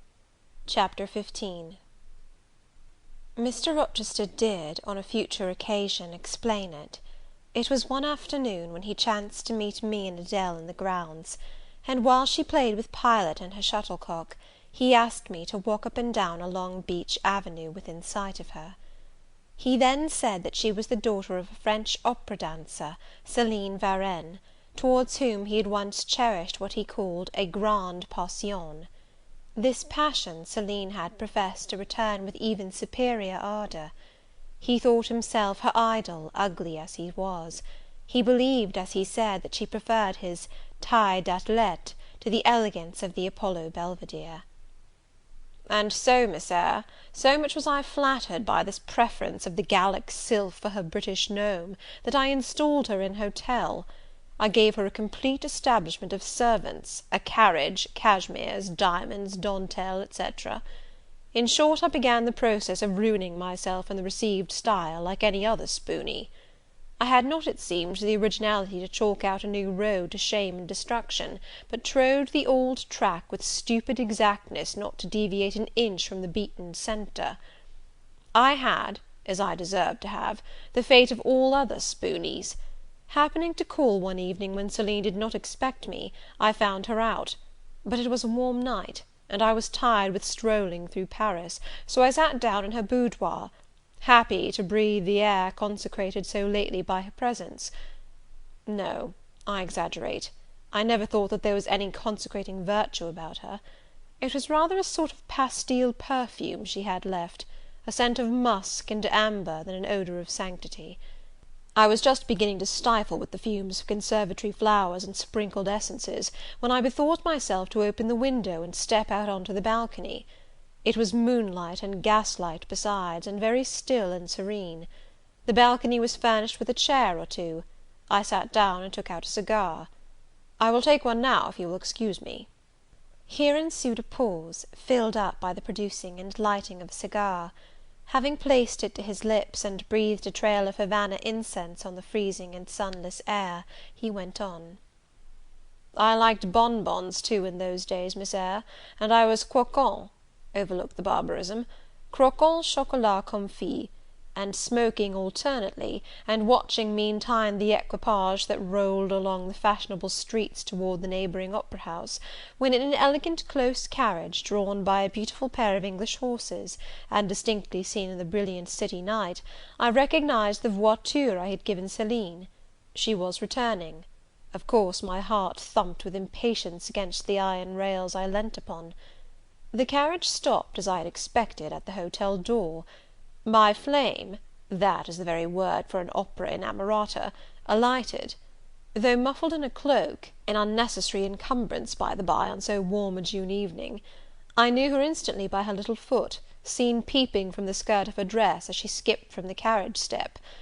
Bending over the balcony, I was about to murmur, "Mon ange," in a tone, of course, which should be audible to the ear of love alone, when a figure jumped from the carriage after her, cloaked also; but that was a spurred heel which had rung on the pavement, and that was a hatted head which now passed under the arched porte cochere of the hotel. You never felt jealousy, did you, Miss Eyre? Of course not. I need not ask you, because you have never felt love. You have both sentiments yet to experience. Your soul sleeps; the shock is yet to be given which shall waken it. You think all existence lapses in as quiet a flow as that in which your youth has hitherto slid away. Floating on with closed eyes and muffled ears, you neither see the rocks bristling not far off in the bed of the flood, nor hear the breakers boil at their base. But I tell you, and you may mark my words, you will come some day to a craggy pass in the Channel, where the whole of life's stream will be broken up into whirl and tumult, foam and noise. Either you will be dashed to atoms on crag points, or lifted up and borne on by some master wave into a calmer current, as I am now. I like this day. I like that sky of steel. I like the sternness and stillness of the world under this frost. I like Thornfield, its antiquity, its retirement, its old crow trees and thorn trees, its grey facade and lines of dark windows reflecting that metal welkin. And yet how long have I abhorred the very thought of it, shunned it like a great plague house! How do I still abhor? He ground his teeth and was silent. He arrested his step, and struck his boot against the hard ground. Some hated thought seemed to have him in its grip, and to hold him so tightly that he could not advance. We were ascending the avenue when he thus paused. The hall was before us.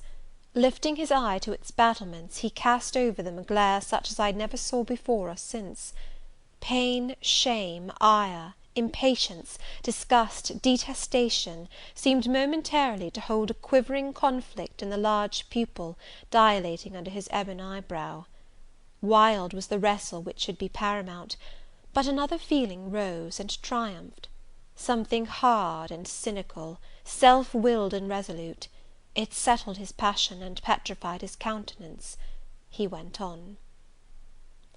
"During the moment I was silent, Miss Eyre, I was arranging a point with my destiny. She stood there by that beech trunk, a hag like one of those who appeared to Macbeth on the heath of Forres. 'You like Thornfield?' she said, lifting her finger; and then she wrote in the air a memento, which ran in lurid hieroglyphics all along the house front, between the upper and lower row of windows: 'Like it if you can, like it if you dare.' 'I will like it,' said I dare like it; and," he subjoined moodily, "I will keep my word, I will break obstacles to happiness, to goodness, yes, goodness. I wish to be a better man than I have been, than I am, as Job's Leviathan broke the spear, the dart, and the habergeon, hindrances which others count as iron and brass, I will esteem but straw and rotten wood." Adele here ran before him with her shuttlecock. "Away!" he cried harshly. "Keep at a distance, child, or go in to Sophy." Continuing then to pursue his walk in silence, I ventured to recall him to the point where he had abruptly diverged. "Did you leave the balcony, Sir," I asked, "when Mademoiselle Varenne entered?" I almost expected a rebuff for this hardly well-timed question; but, on the contrary, waking out of his scowling abstraction, he turned his eyes towards me, and the shade seemed to clear off his brow. "Oh, I had forgotten Celine. Well, to resume. When I saw my charmer thus come in accompanied by a cavalier, I seemed to hear a hiss, and the green snake of jealousy, rising on undulating coils from the moonlit balcony, glided within my waistcoat, and ate its way in 2 minutes to my heart's core. Strange," he exclaimed, suddenly starting again from the point, "strange that I should choose you for the confidant of all this, young lady! Passing strange that you should listen to me quietly, as if it were the most usual thing in the world for a man like me to tell stories of his opera mistress to a quaint inexperienced girl like you. But the last singularity explains the first, as I intimated once before. You, with your gravity, considerateness, and caution, were made to be the recipient of secrets. Besides, I know what sort of a mind I have placed in communication with my own. I know it is one not liable to take infection. It is a peculiar mind, it is a unique one. Happily I do not mean to harm it, but if I did, it would not take harm from me. The more you and I converse, the better, for while I cannot blight you, you may refresh me." After this digression, he proceeded. "I remained in the balcony. They will come to her boudoir, no doubt, thought I, let me prepare an ambush. So, putting my hand in through the open window, I drew the curtain over it, leaving only an opening through which I could take observations. Then I closed the casement, all but a chink just wide enough to furnish an outlet to lovers' whispered vows. Then I stole back to my chair, and, as I resumed it, the pair came in. My eye was quickly at the aperture. Celine's chambermaid entered, lit a lamp, left it on the table, and withdrew.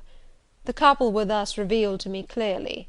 Both removed their cloaks, and there was the Varenne, shining in satin and jewels, my gifts, of course, and there was her companion in an officer's uniform, and I knew him for a young roué of a Vicomte, a brainless and vicious youth whom I had sometimes met in society, and had never thought of hating because I despised him so absolutely. On recognizing him, the fang of the snake jealousy was instantly broken, because at the same moment my love for Celine sank under an extinguisher.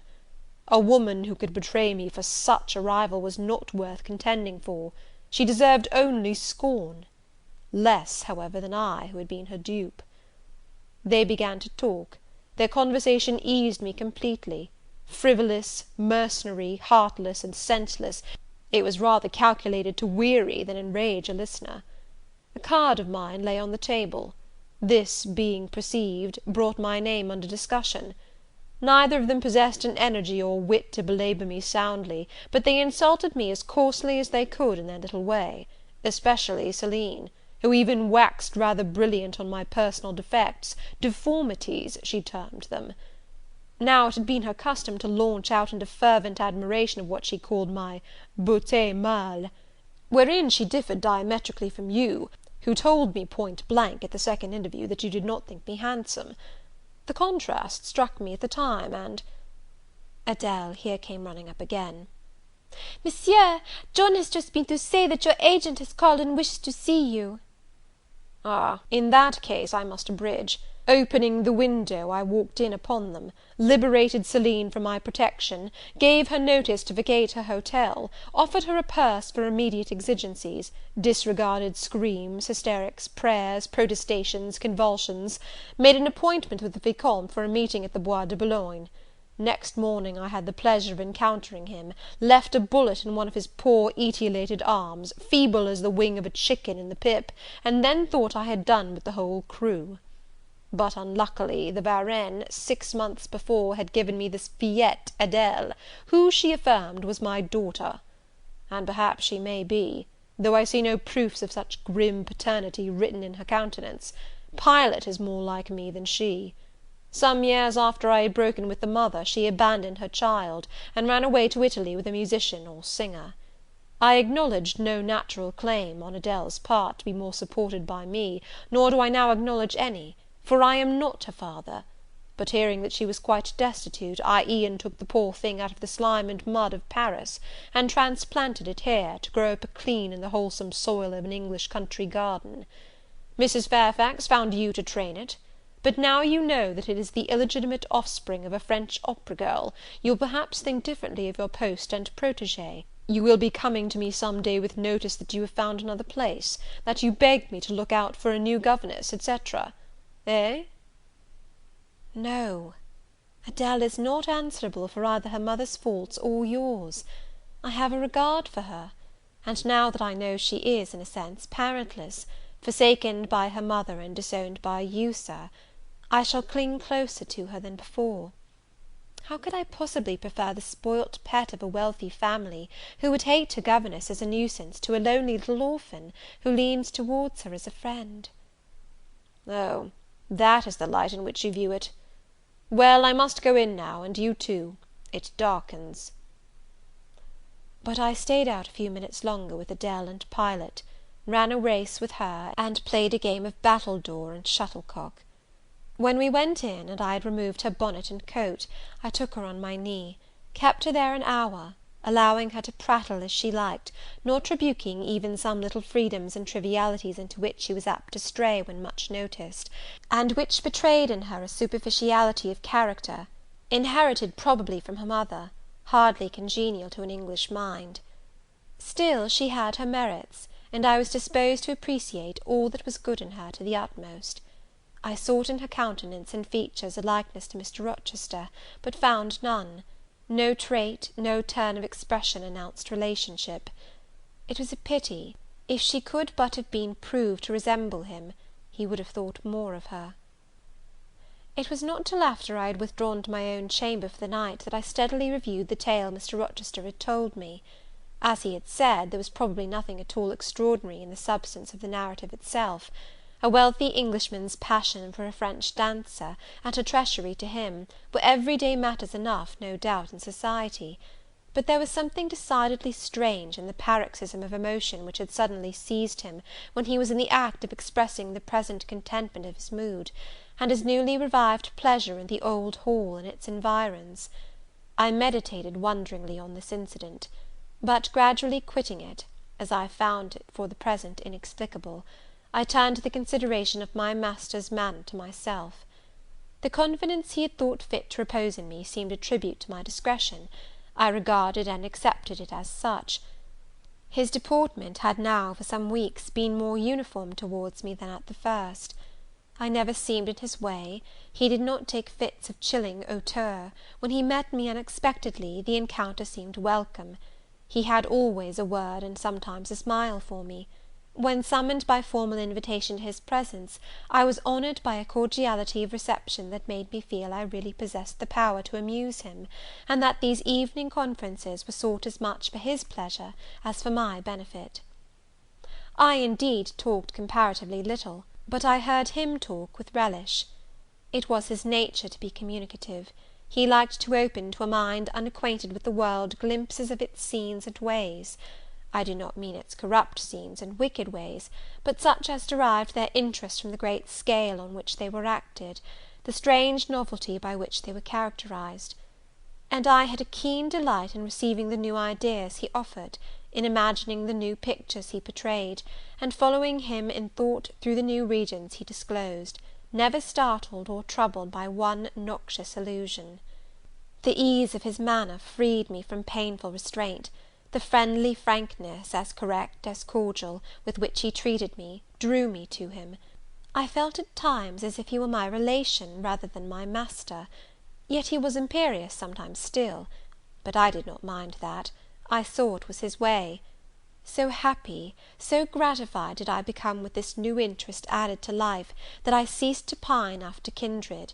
My thin crescent destiny seemed to enlarge, the blanks of existence were filled up, my bodily health improved, I gathered flesh and strength. And was Mr. Rochester now ugly in my eyes? No, reader. Gratitude and many associations, all pleasurable and genial, made his face the object I best liked to see. His presence in a room was more cheering than the brightest fire.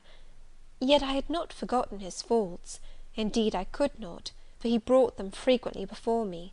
He was proud, sardonic, harsh to inferiority of every description. In my secret soul I knew that his great kindness to me was balanced by unjust severity to many others. He was moody too, unaccountably so. I more than once, when sent for to read to him, found him sitting in his library alone, with his head bent on his folded arms; and when he looked up, a morose, almost a malignant scowl blackened his features. But I believed that his moodiness, his harshness, and his former faults of morality, I say former, for now he seemed corrected of them, had their source in some cruel cross of fate. I believed he was naturally a man of better tendencies, higher principles, and purer taste than such as circumstances had developed, education instilled, or destiny encouraged. I thought there were excellent materials in him, though for the present they hung together somewhat spoiled and tangled. I cannot deny that I grieved for his grief, whatever that was, and would have given much to assuage it. Though I had now extinguished my candle and was laid down in bed, I could not sleep for thinking of his look when he paused in the avenue, and told how his destiny had risen up before him, and dared him to be happy at Thornfield. Why not? I asked myself. What alienates him from the house? Will he leave it again soon?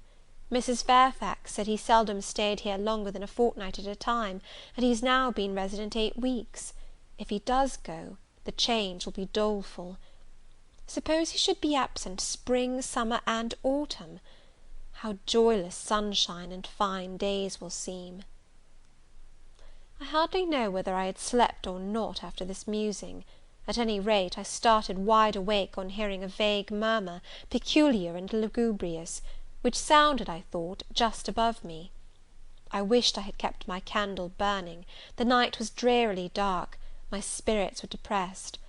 I rose and sat up in bed, listening. The sound was hushed. I tried again to sleep, but my heart beat anxiously, my inward tranquillity was broken. The clock, far down in the hall, struck 2. Just then it seemed my chamber door was touched, as if fingers had swept the panels in groping away along the dark gallery outside. I said, "Who is there?" Nothing answered. I was chilled with fear. All at once I remembered that it might be Pilot, who, when the kitchen door chanced to be left open, not unfrequently found his way up to the threshold of Mr. Rochester's chamber. I had seen him lying there myself in the mornings. The idea calmed me somewhat. I lay down. Silence composes the nerves, and as an unbroken hush now reigned again through the whole house, I began to feel the return of slumber. But it was not fated that I should sleep that night. A dream had scarcely approached my ear, when it fled affrighted, scared by a marrow-freezing incident enough. This was a demonic laugh, low, suppressed, and deep, uttered as it seemed at the very keyhole of my chamber door. The head of my bed was near the door, and I thought at first the goblin laugher stood at my bedside, or rather crouched by my pillow; but I rose, looked round, and could see nothing; while, as I still gazed, the unnatural sound was reiterated, and I knew it came from behind the panels. My first impulse was to rise and fasten the bolt; my next, again to cry out, "Who is there?" Something gurgled and moaned. Ere long, steps retreated up the gallery towards the third story staircase.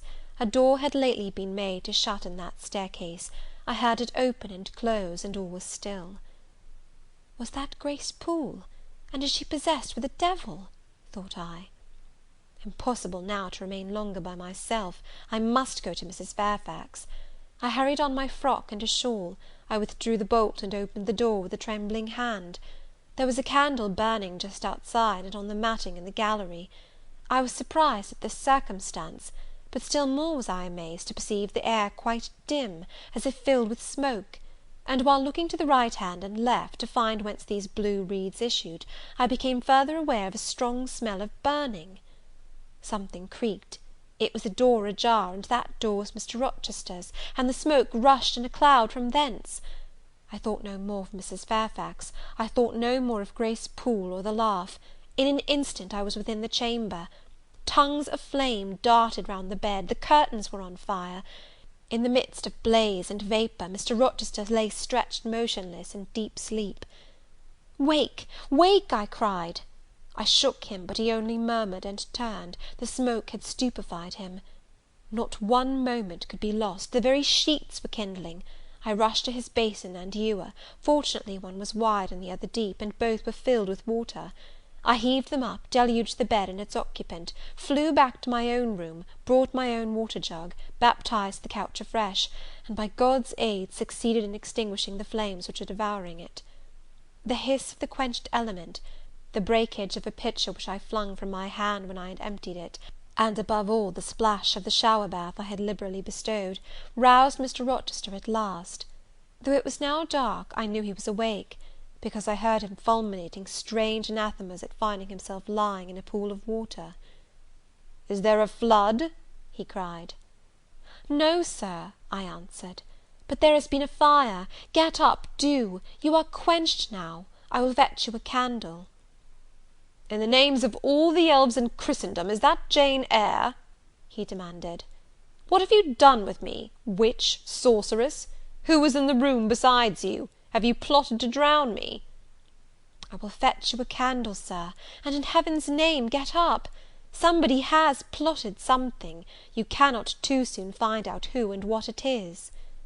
"There, I am up now; but at your peril you fetch a candle yet. Wait 2 minutes till I get into some dry garments, if any dry there be. Yes, here is my dressing gown. Now run!" I did run. I brought the candle which still remained in the gallery. He took it from my hand, held it up, and surveyed the bed, all blackened and scorched, the sheets drenched, the carpet round swimming in water. "What is it? And who did it?" he asked. I briefly related to him what had transpired, the strange laugh I had heard in the gallery, the step ascending to the third story, the smoke, the smell of fire which had conducted me to his room, in what state I had found matters there, and how I had deluged him with all the water I could lay hands on. He listened very gravely. His face, as I went on, expressed more concern than astonishment. He did not immediately speak when I had concluded. "Shall I call Mrs. Fairfax?" I asked. "Mrs. Fairfax? No, what the deuce would you call her for? What can she do? Let her sleep unmolested." "Then I will fetch Leah, and wake John and his wife." "Not at all, just be still. You have a shawl on. If you are not warm enough, you may take my cloak yonder. Wrap it about you, and sit down in the arm-chair. There, I will put it on. Now place your feet on the stool to keep them out of the wet. I am going to leave you a few minutes. I shall take the candle. Remain where you are till I return. Be as still as a mouse. I must pay a visit to the second story. Don't move, remember, or call any one." He went. I watched the light withdraw. He passed up the gallery very softly, unclosed the staircase door with as little noise as possible, shut it after him, and the last ray vanished. I was left in total darkness. I listened for some noise, but heard nothing. A very long time elapsed. I grew weary. It was cold, in spite of the cloak, and then I did not see the use of staying, as I was not to rouse the house. I was at the point of risking Mr. Rochester's displeasure by disobeying his orders, when the light once more gleamed dimly on the gallery wall, and I heard his unshod feet tread the matting. I hope it is he, thought I, and not something worse. He re-entered, pale and very gloomy. "I have found it all out," said he, setting his candle down on the washstand. "It is as I thought." "How, Sir?" He made no reply, but stood with his arms folded, looking at the ground. At the end of a few minutes, he inquired in rather a peculiar tone, "I forget whether you said you saw anything when you opened your chamber door?" "No, Sir, only the candlestick on the ground." "But you heard an odd laugh? You have heard that laugh before, I should think, or something like it?" "Yes, Sir, there is a woman who sews here, called Grace Poole. She laughs in that way. She is a singular person." "Just so, Grace Poole, you have guessed it. She is, as you say, singular, very. Well, I shall reflect on the subject. Meantime, I am glad that you are the only person, besides myself, acquainted with the precise details of to-night's incident. You are no talking fool. Say nothing about it. I will account for this state of affairs," pointing to the bed, "and now return to your own room. I shall do very well on the sofa in the library for the rest of the night. It is near 4. In 2 hours the servants will be up." "Good night, then, Sir," said I, departing. He seemed surprised, very inconsistently so, as he had just told me to go. "What!" he exclaimed, "are you quitting me already, and in that way?" "You said I might go, Sir." "But not without taking leave? Not without a word or two of acknowledgment and goodwill? Not, in short, in that brief, dry fashion? Why, you have saved my life, snatched me from a horrible and excruciating death, and you walk past me as if we were mutual strangers. At least shake hands." He held out his hand. I gave him mine. He took it first in one, then in both his own. "You have saved my life. I have a pleasure in owing you so immense a debt. I cannot say more. Nothing else that has being would have been tolerable to me in the character of creditor for such an obligation; but you, it is different. I feel your benefits no burden, Jane." He paused, gazed at me; words, almost visible, trembled on his lips, but his voice was checked. "Good night again, Sir. There is no debt, benefit, burden, obligation in the case." "I knew," he continued, "you would do me good in some way, at some time. I saw it in your eyes when I first beheld you. Their expression and smile did not—" Again he stopped. "Did not," he proceeded hastily, "strike delight to my very inmost heart so for nothing. People talk of natural sympathies. I have heard of good genii. There are grains of truth in the wildest fable. My cherished preserver, good night." Strange energy was in his voice, strange fire in his look. "I am glad I happened to be awake," I said, and then I was going. "What! You will go?" "I am cold, Sir." "Cold? Yes, and standing in a pool. Go, then, Jane, go." But still he retained my hand, and I could not free it. I bethought myself inexpedient. "I think I hear Mrs. Fairfax move, Sir," said I. "Well, leave me." He relaxed his fingers, and I was gone. I regained my couch, but never thought of sleep. Till morning dawned, I was tossed on a buoyant but unquiet sea, where billows of trouble rolled under surges of joy. I thought sometimes I saw beyond its wild waters a shore, sweet as the hills of Beulah; and now and then a freshening gale, wakened by hope, bore my spirit triumphantly towards the bourne. But I could not reach it, even in fancy. A counteracting breeze blew off land, and continually drove me back. Sense would resist delirium, judgment would warn passion. Too feverish to rest, I rose as soon as day dawned. Chapter 15.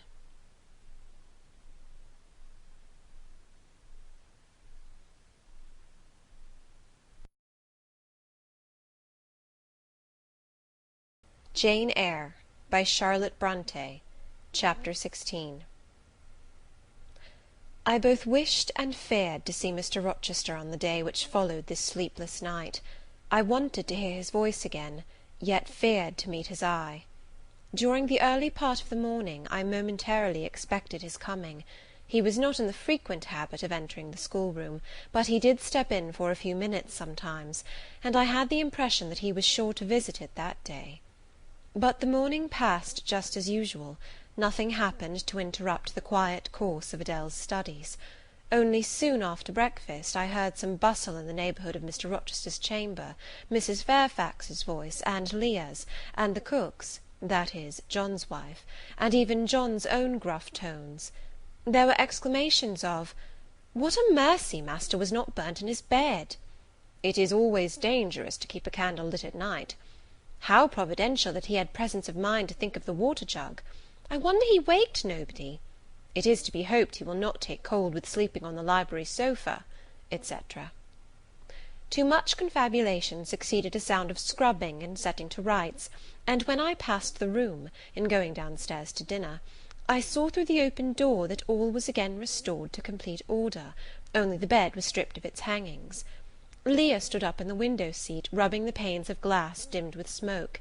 I was about to address her, for I wished to know what account had been given of the affair; but on advancing, I saw a second person in the chamber, a woman sitting on a chair by the bedside, and sewing rings to new curtains. That woman was no other than Grace Poole. There she sat, staid and taciturn looking as usual in her brown stuff gown, her check apron, white handkerchief, and cap. She was intent on her work, in which her whole thoughts seemed absorbed. On her hard forehead, and in her commonplace features, was nothing either of the paleness or desperation one would have expected to see marking the countenance of a woman who had attempted murder, and whose intended victim had followed her late last night to her lair, and, as I believed, charged her with the crime she wished to perpetrate. I was amazed, confounded. She looked up, while I still gazed at her. No start, no increase or failure of colour betrayed emotion, consciousness of guilt, or fear of detection. She said, "Good morning, miss," in her usual phlegmatic and brief manner, and taking up another ring and more tape, went on with her sewing. I will put her to some test, thought I. Such absolute impenetrability is past comprehension. "Good morning, Grace," I said. "Has anything happened here? I thought I heard the servants all talking together a while ago."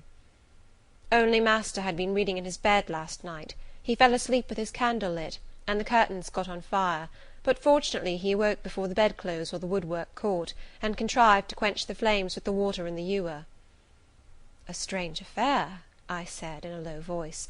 Then, looking at her fixedly, "Did Mr. Rochester wake nobody? Did no one hear him move?" She again raised her eyes to me, and this time there was something of consciousness in her expression. She seemed to examine me warily. Then she answered, "The servants sleep so far off, you know, miss, they would not be likely to hear. Mrs. Fairfax's room and yours are the nearest to master's, but Mrs. Fairfax said she heard nothing. When people get elderly, they often sleep heavy." She paused, and then added with a sort of assumed indifference, but still in a marked and significant tone, "But you are young, miss, and I should say a light sleeper. Perhaps you may have heard a noise."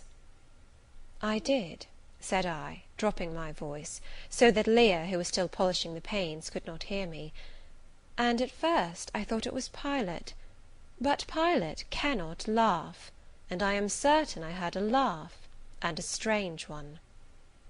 She took a new needleful of thread, waxed it carefully, threaded her needle with a steady hand, and then observed, with perfect composure, "It is hardly likely master would laugh, I should think, Miss, when he was in such danger. You must have been dreaming." "I was not dreaming," I said, with some warmth, for her brazen coolness provoked me. Again she looked at me, and with the same scrutinizing and conscious eye. "Have you told master that you heard a laugh?" she inquired. "I have not had the opportunity of speaking to him this morning." "You did not think of opening your door and looking out into the gallery?" she further asked. She appeared to be cross-questioning me, attempting to draw from me information unawares. The idea struck me that if she discovered I knew or suspected her guilt, she would be playing some of her malignant pranks on me. I thought it advisable to be on my guard. "On the contrary," said I bolted my door." "Then you are not in the habit of bolting your door every night before you get into bed?" Fiend! She wants to know my habits, that she may lay her plans accordingly. Indignation again prevailed over prudence. I replied sharply, "Hitherto I have often omitted to fasten the bolt. I did not think it necessary. I was not aware any danger or annoyance was to be dreaded at Thornfield Hall; but in future," and I laid marked stress on the words, "I shall take good care to make all secure before I venture to lie down." "It will be wise to do so," was her answer. "This neighbourhood is as quiet as any I know, and I never heard of the Hall being attempted by robbers since it was a house, though there are hundreds of pounds worth of plate in the plate closet, as is well known. And you see, for such a large house, there are very few servants, because master has never lived here much, and when he does come, being a bachelor, he needs little waiting on. But I always think it best to err on the safe side. A door is soon fastened, and it is well to have a drawn bolt between one and any mischief that may be about. A deal of people, Miss, are for trusting all to Providence, but I say Providence will not dispense with the means, though he often blesses them when they are used discreetly."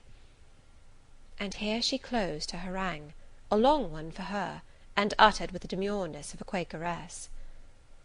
I still stood absolutely dumbfounded at what appeared to be her miraculous self-possession and most inscrutable hypocrisy, when the cook entered. "Mrs. Poole," said she, addressing Grace, "the servants' dinner will soon be ready. Will you come down?"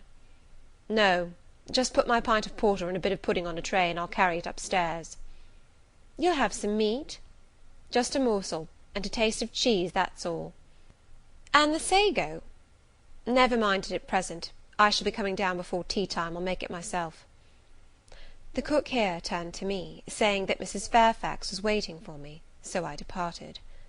I hardly heard Mrs. Fairfax's account of the curtain conflagration during dinner, so much was I occupied in puzzling my brains over the enigmatical character of Grace Poole, and still more in pondering the problem of her position at Thornfield, and questioning why she had not been given into custody that morning, or at the very least dismissed from her master's service.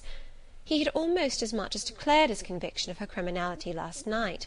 What mysterious cause withheld him from accusing her? Why had he enjoined me, too, to secrecy? It was strange. A bold, vindictive, and haughty gentleman seemed somehow in the power of one of the meanest of his dependents; so much in her power, that even when she lifted her hand against his life, he dared not openly charge her with the attempt, much less punish her for it. Had Grace been young and handsome, I should have been tempted to think that tenderer feelings than prudence or fear influenced Mr. Rochester in her behalf; but, hard favoured and matronly as she was, the idea could not be admitted. Yet, I reflected, she has been young once; her youth would be contemporary with her master's. Mrs. Fairfax told me once she had lived here many years. I don't think she can ever have been pretty; but for aught I know, she may possess originality and strength of character to compensate for the want of personal advantages. Mr. Rochester is an amateur of the decided and eccentric; Grace is eccentric, at least. What of a former caprice, a freak very possible to a nature so sudden and headstrong as his, has delivered him into her power, and she now exercises over his actions a secret influence, the result of his own indiscretion, which he cannot shake off, and dare not disregard? But having reached this point of conjecture, Mrs. Poole's square, flat figure, and uncommonly dry, even coarse face, recurred so distinctly to my mind's eye, that I thought, no, impossible, my supposition cannot be correct. Yet, suggested the secret voice which talks to us in our own hearts, you are not beautiful either, and perhaps Mr. Rochester approves you. At any rate, you have often felt as if he did, and last night, remember his words, remember his look, remember his voice. I well remembered all. Language, glance, and tone seemed at the moment vividly renewed. I was now in the schoolroom. Adele was drawing. I bent over her and directed her pencil. She looked up with a sort of start. "Qu'avez-vous, mademoiselle?" said she. "Vos doigts tremblent comme la feuille, et vos joues sont rouges, mais rouges comme des cerises." "I am hot, Adele, with stooping." She went on sketching. I went on thinking. I hastened to drive from my mind the hateful notion I had been conceiving respecting Grace Poole. It disgusted me. I compared myself with her, and found we were different. Bessie Leaven had said I was quite a lady, and she spoke truth, I was a lady. And now I looked much better than I did when Bessie saw me. I had more colour and more flesh, more life, more vivacity, because I had brighter hopes and keener enjoyments. "Evening approaches," said I, as I looked towards the window. I had never heard Mr. Rochester's voice or step in the house to-day, but surely I shall see him before night. I feared the meeting in the morning. Now I desire it, because expectation has been so long baffled that it has grown impatient. When dusk actually closed, and when Adele left me to go and play in the nursery with Sophie, I did most keenly desire it. I listened for the bell to ring below. I listened for Leah coming up with a message. I fancied sometimes I heard Mr. Rochester's own tread, and I turned to the door, expecting it to open and admit him. The door remained shut. Darkness only came in through the window. Still it was not late. He often sent for me at 7 and 8 o'clock, and it was yet but 6. Surely I should not be wholly disappointed to-night, when I had so many things to say to him. I wanted again to introduce the subject of Grace Poole, and to hear what he would answer. I wanted to ask him plainly if he really believed it was she who had made last night's hideous attempt, and if so, why he kept her wickedness a secret. It little mattered whether my curiosity irritated him. I knew the pleasure of vexing and soothing him by turns. It was one I chiefly delighted in, and a sure instinct always prevented me from going too far. Beyond the verge of provocation I never ventured. On the extreme brink I liked well to try my skill. Retaining every minute form of respect, every propriety of my station, I could still meet him in argument without fear or uneasy restraint. This suited both him and me. A tread creaked on the stairs at last. Leah made her appearance, but it was only to intimate that tea was ready in Mrs. Fairfax's room. Thither I repaired, glad at least to go down stairs, for that brought me, I imagined, nearer to Mr. Rochester's presence. "You must want your tea," said the good lady, as I joined her. "You ate so little at dinner. I am afraid," she continued, "you are not well to-day. You look flushed and feverish." "Oh, quite well. I never felt better." "Then you must prove it by evincing a good appetite. Will you fill the teapot while I knit off this needle?" Having completed her task, she rose to draw down the blind, which she had hitherto kept up, by way, I suppose, of making the most of daylight, though dusk was now fast deepening into total obscurity. "It is fair to-night," said she, as she looked through the panes, "though not starlight. Mr. Rochester has, on the whole, had a favourable day for his journey." "Journey? Is Mr. Rochester gone anywhere? I did not know he was out." "Oh, he set off the moment he had breakfasted. He is gone to the Leas, Mr. Eshton's place, 10 miles on the other side Millcote. I believe there is quite a party assembled there. Lord Ingram, Sir George Lynn, Colonel Dent, and others." "Do you expect him back to-night?" "No, nor to-morrow either. I should think he is very likely to stay a week or more. When these fine fashionable people get together, they are so surrounded by elegance and gaiety, so well provided with all that can please and entertain, they are in no hurry to separate. Gentlemen especially are often in request on such occasions, and Mr. Rochester is so talented and so lively in society, that I believe he is a general favourite. The ladies are very fond of him, though you would not think his appearance calculated to recommend him particularly in their eyes. But I suppose his acquirements and abilities, perhaps his wealth and good blood, make amends for any little fault of look. Are there ladies at the Leas? There are Mrs. Eshton and her 3 daughters, very elegant young ladies indeed, and there are the Honourable Blanche and Mary Ingram, most beautiful women, I suppose.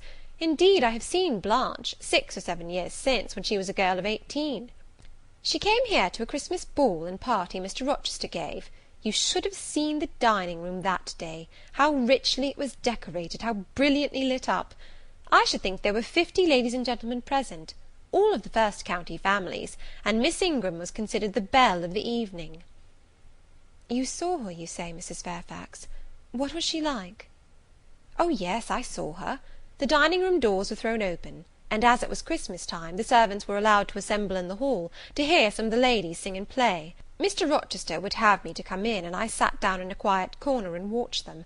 I never saw a more splendid scene. The ladies were magnificently dressed. Most of them, at least most of the younger ones, looked handsome, but Miss Ingram was certainly the queen.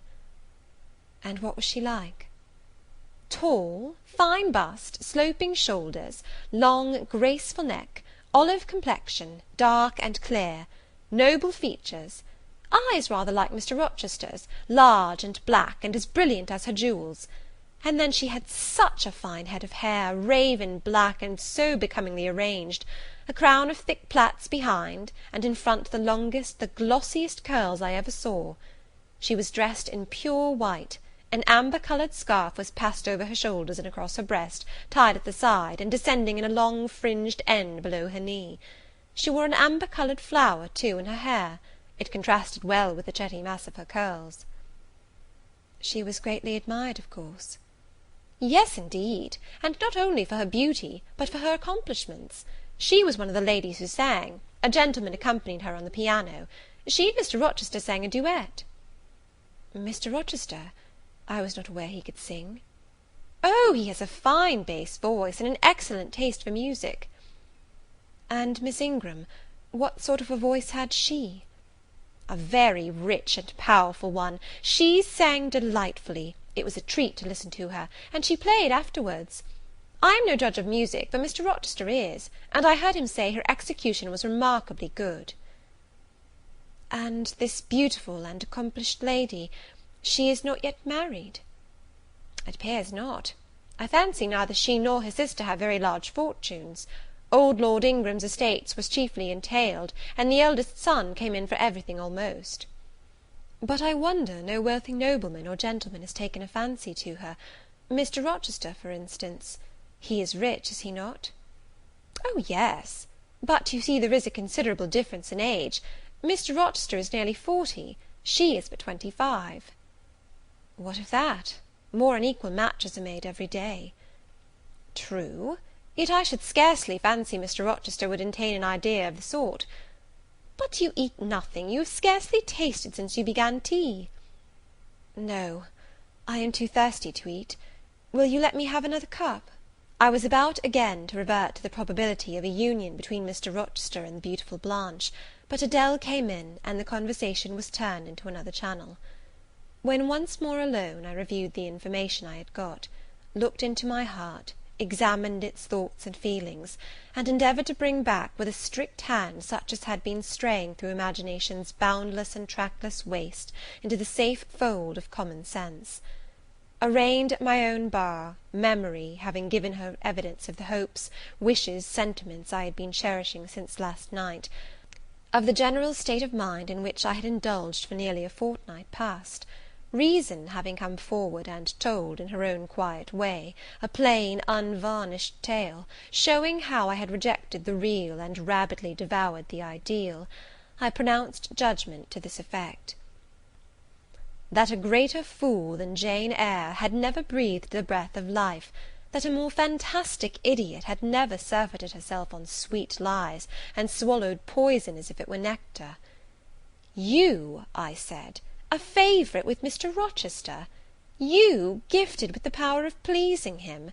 You of importance to him in any way! Go! Your folly sickens me. And you have derived pleasure from occasional tokens of preference, equivocal tokens shown by a gentleman of family and a man of the world to a dependent and a novice! How dared you? Poor stupid dupe! Could not even self-interest make you wiser? You repeated to yourself this morning the brief scene of last night. Cover your face and be ashamed. He said something in praise of your eyes, did he? Blind puppy! Open their bleared lids, and look on your own accursed senselessness. It does good to no woman to be flattered by her superior, who cannot possibly intend to marry her; and it is madness in all women to let a secret love kindle within them, which, if unreturned and unknown, must devour the life that feeds it, and, if discovered and responded to, must lead, ignis fatuus like, into miry wilds whence there is no extrication. Listen, then, Jane Eyre, to your sentence. To-morrow, place the glass before you, and draw in chalk your own picture, faithfully, without softening one defect, omit no harsh line, smooth away no displeasing irregularity, write under it, Portrait of a Governess, disconnected, poor, and plain. Afterwards, take a piece of smooth ivory, you have one prepared in your drawing box, take your palette, mix your freshest, finest, clearest tints, choose your most delicate camel hair pencils, delineate carefully the loveliest face you can imagine, paint it in your softest shades and sweetest lines, according to the description given by Mrs. Fairfax of Blanche Ingram. Remember the raven ringlets, the oriental eye. What, you revert to Mr. Rochester as a model? Order, no snivel, no sentiment, no regret. I will endure only sense and resolution. Recall the august yet harmonious lineaments, the Grecian neck and bust. Let the round and dazzling arm be visible, and the delicate hand. Omit neither diamond ring nor gold bracelet. Portray faithfully the attire, aerial lace and glistening satin, graceful scarf and golden rose. Call it Blanche, an accomplished lady of rank. Whenever, in future, you should chance to fancy Mr. Rochester thinks well of you, take out these two pictures and compare them. Say, Mr. Rochester might probably win that noble lady's love, if he chose to strive for it. Is it likely he would waste a serious thought on this indigent and insignificant plebeian? I'll do it, I resolved; and having framed this determination, I grew calm and fell asleep. I kept my word. An hour or two sufficed to sketch my own portrait in crayons, and in less than a fortnight I had completed an ivory miniature of an imaginary Blanche Ingram. It looked a lovely face enough, and when compared with the real head in chalk, the contrast was as great as self-control could desire. I derived benefit from the task. It had kept my head and hands employed, and had given force and fixedness to the new impressions I wished to stamp indelibly on my heart. Ere long, I had reason to congratulate myself on the course of wholesome discipline to which I had thus forced my feelings to submit. Thanks to it, I was able to meet subsequent occurrences with a decent calm, which, had they found me unprepared, I should probably have been unequal to maintain, even externally. End of chapter 16.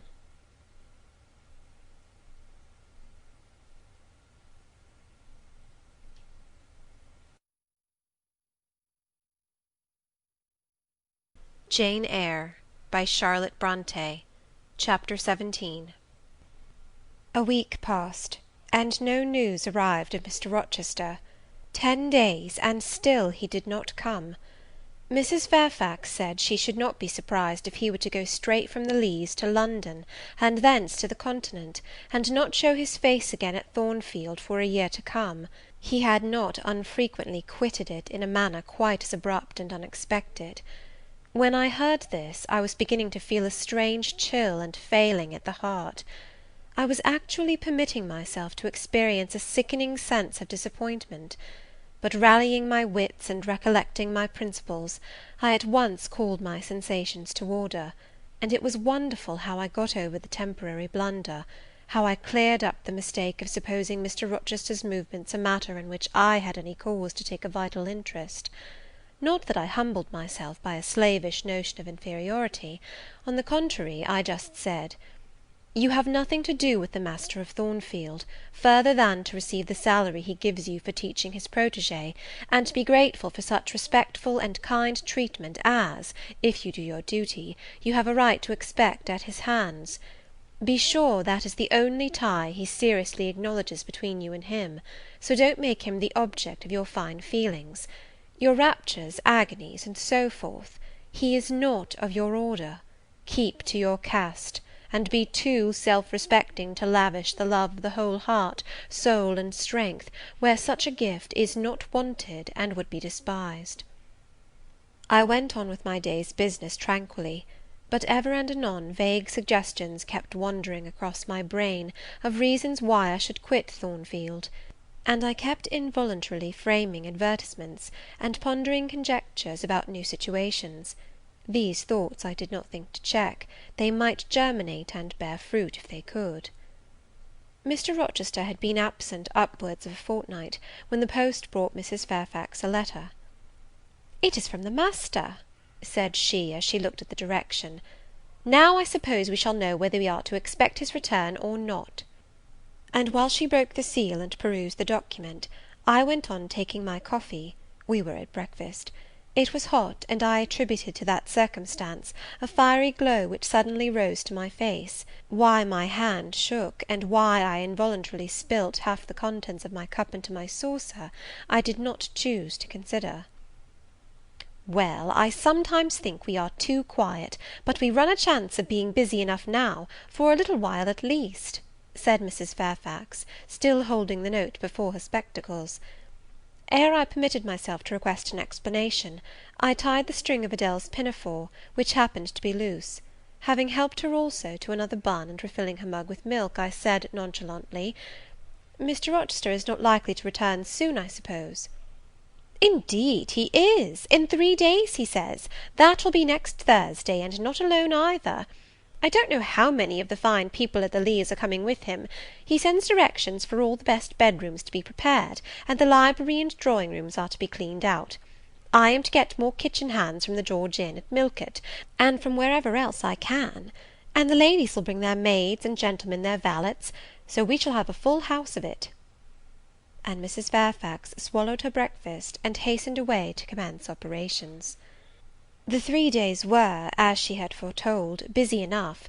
I had thought all the rooms at Thornfield beautifully clean and well arranged, but it appears I was mistaken.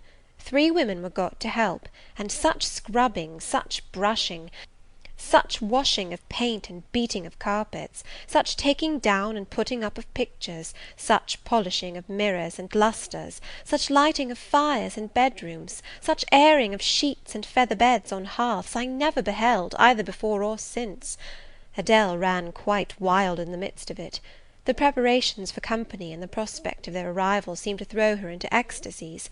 She would have Sophie to look over all her toilette, as she called frocks, to furbish up any that were passé, and to air and arrange the new. For herself, she did nothing but caper about in the front chambers, jump on and off the bedstead, and lie on the mattresses and piled up bolsters and pillows before the enormous fires roaring in the chimneys. From school duty she was exonerated. Mrs. Fairfax had pressed me into her service, and I was all day in the store room, helping, or hindering, her and the cook, learning to make custards and cheesecakes and French pastry, to truss game and garnish dessert dishes. The party were expected to arrive on Thursday afternoon in time for dinner at 6. During the intervening period I had no time to nurse chimeras, and I believe I was as active and gay as anybody, Adèle excepted. Still, now and then, I received a damping check to my cheerfulness, and was, in spite of myself, thrown back on the region of doubts and portents, and dark conjectures. This was when I chanced to see the 3rd story staircase door, which of late had always been kept locked, open slowly, and give passage to the form of Grace Poole, in prim cap, white apron, and handkerchief. When I watched her glide along the gallery, her quiet tread muffled in a list slipper, when I saw her look into the bustling, topsy-turvy bedrooms, just say a word, perhaps, to the charwoman about the proper way to polish a grate, or clean a marble mantelpiece, or take stains from papered walls, and then pass on. She would thus descend to the kitchen once a day, eat her dinner, smoke a moderate pipe on the hearth, and go back, carrying her pot of porter with her, for her private solace, in her own gloomy upper haunt.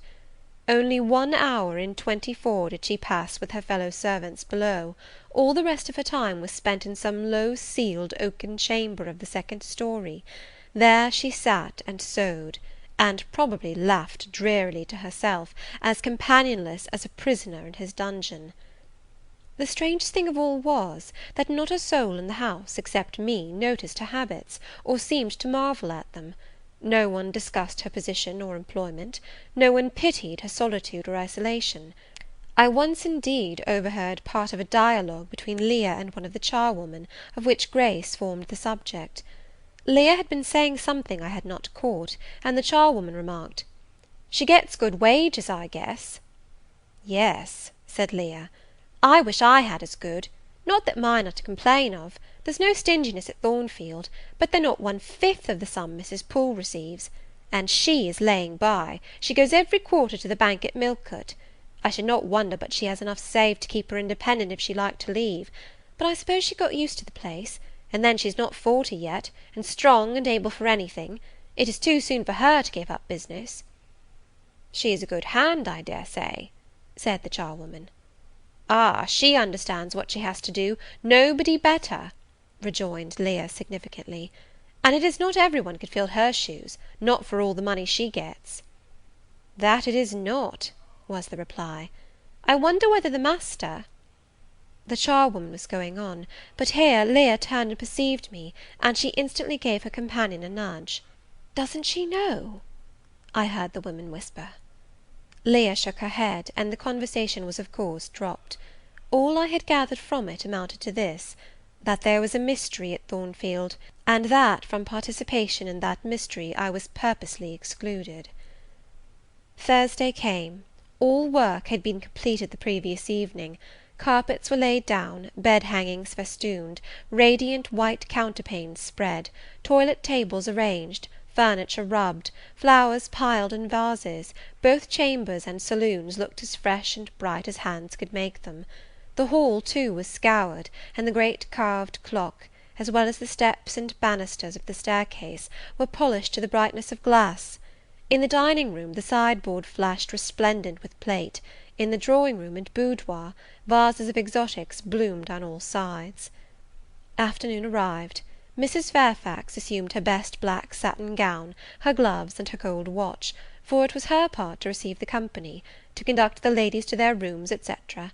Adele, too, would be dressed, though I thought she had little chance of being introduced to the party that day at least. However, to please her, I allowed Sophy to apparel her in one of her short, full muslin frocks. For myself, I had no need to make any change; I should not be called upon to quit my sanctum of the schoolroom; for a sanctum it was now become to me, a very pleasant refuge in time of trouble. It had been a mild, serene spring day; one of those days which, towards the end of March or the beginning of April, rise shining over the earth as heralds of summer.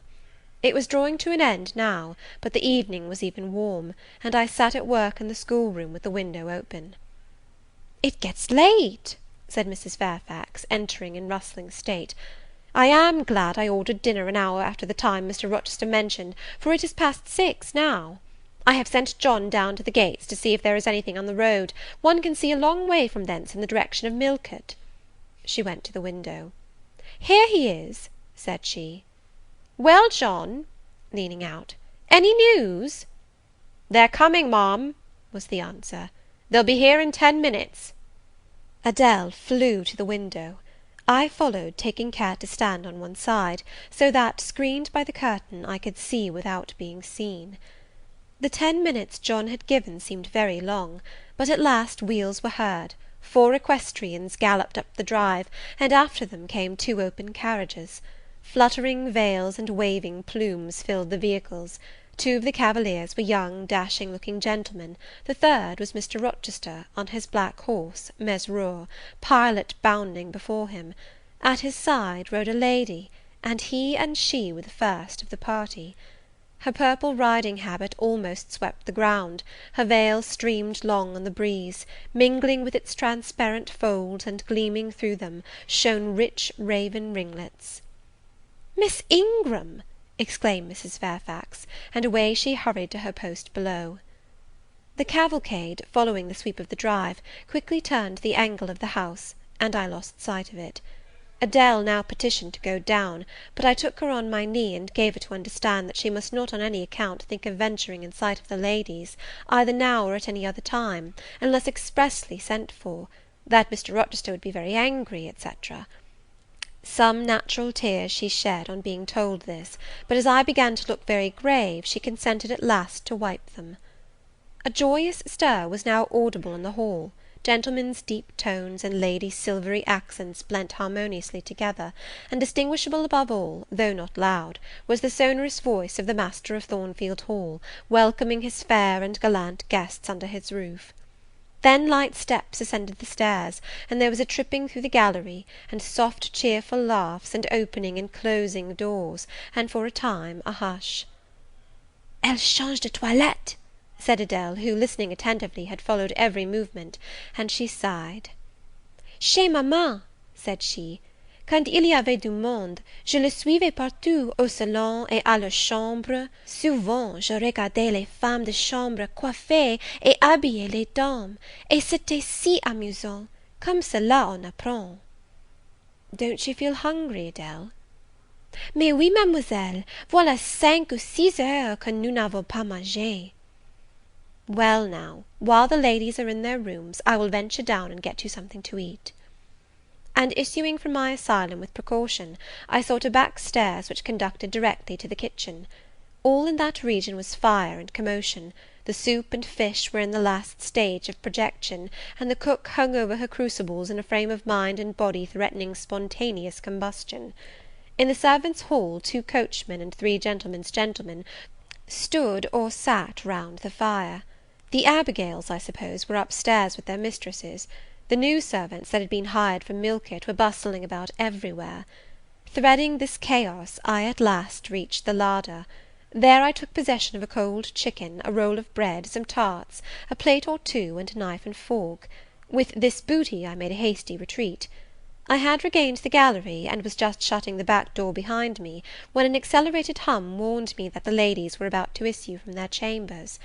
I could not proceed to the schoolroom without passing some of their doors, and running the risk of being surprised with my cargo of victuallage; so I stood still at this end, which, being windowless, was dark, quite dark now, for the sun was set, and twilight gathering. Presently the chambers gave up their fair tenants one after another. Each came out gaily and airily, with dresses that gleamed lustrous through the dark. For a moment they stood grouped together at the other extremity of the gallery, conversing in a key of sweet subdued vivacity. They then descended the staircase almost as noiselessly as a bright mist rolls down a hill. Their collective appearance had left on me an impression of high-born elegance, such as I had never before received. I found Adele peeping through the schoolroom door, which she held ajar. "What beautiful ladies!" cried she in English. "Oh, I wish I might go to them! Do you think Mr. Rochester will send for us by and by after dinner?" "No, indeed, I don't. Mr. Rochester has something else to think about. Never mind the ladies to night. Perhaps you will see them to morrow. Here is your dinner." She was really hungry, so the chicken and tarts served to divert her attention for a time. It was well I secured this forage, or both she and I, and Sophy, to whom I conveyed a share of our repast, would have run a chance of getting no dinner at all. Every one down stairs was too much engaged to think of us. The dessert was not carried out till after 9, and at 10 footmen were still running to and fro with trays and coffee cups. I allowed Adele to sit up much later than usual, for she declared she could not possibly go to sleep while the doors kept opening and shutting below, and people bustling about. Besides, she added, a message might possibly come from Mr. Rochester when she was undressed. Et alors, quel dommage! I told her stories as long as she would listen to them, and then, for a change, I took her out into the gallery. The hall lamp was now lit, and it amused her to look over the balustrade and watch the servants passing backwards and forwards. When the evening was far advanced, a sound of music issued from the drawing-room, whither the piano had been removed. Adele and I sat down on the top step of the stairs to listen. Presently a voice blent with the rich tones of the instrument. It was a lady who sang, and very sweet her notes were. The solo over, a duet followed, and then a glee. A joyous conversational murmur filled up the intervals. I listened long. Suddenly I discovered that my ear was wholly intent on analysing the mingled sounds, and trying to discriminate amidst the confusion of accents those of Mr. Rochester; and when it caught them, which it soon did, it found a further task in framing the tones, rendered by distance inarticulate, into words. The clock struck 11. I looked at Adele, whose head leant against my shoulder. Her eyes were waxing heavy, so I took her up in my arms, and carried her off to bed. It was near 1 before the gentlemen and ladies sought their chambers. The next day was as fine as its predecessor. It was devoted by the party to an excursion to some sight in the neighbourhood. They set out early in the forenoon, some on horseback, the rest in carriages. I witnessed both the departure and the return. Miss Ingram, as before, was the only lady equestrian, and, as before, Mr. Rochester galloped at her side. The two rode a little apart from the rest. I pointed out this circumstance to Mrs. Fairfax, who was standing at the window with me. "You said it was not likely they should think of being married," said I; "but you see Mr. Rochester evidently prefers her to any of the other ladies." "Yes, I dare say; no doubt he admires her."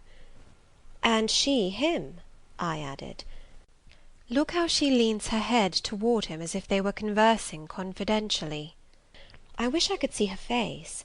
I have never had a glimpse of it yet. "You will see her this evening," answered Mrs. Fairfax. "I happened to remark to Mr. Rochester how much Adele wished to be introduced to the ladies, and he said, 'Oh, let her come into the drawing-room after dinner, and request Miss Eyre to accompany her.'" "Yes, he said that from mere politeness. I need not go, I am sure," I answered.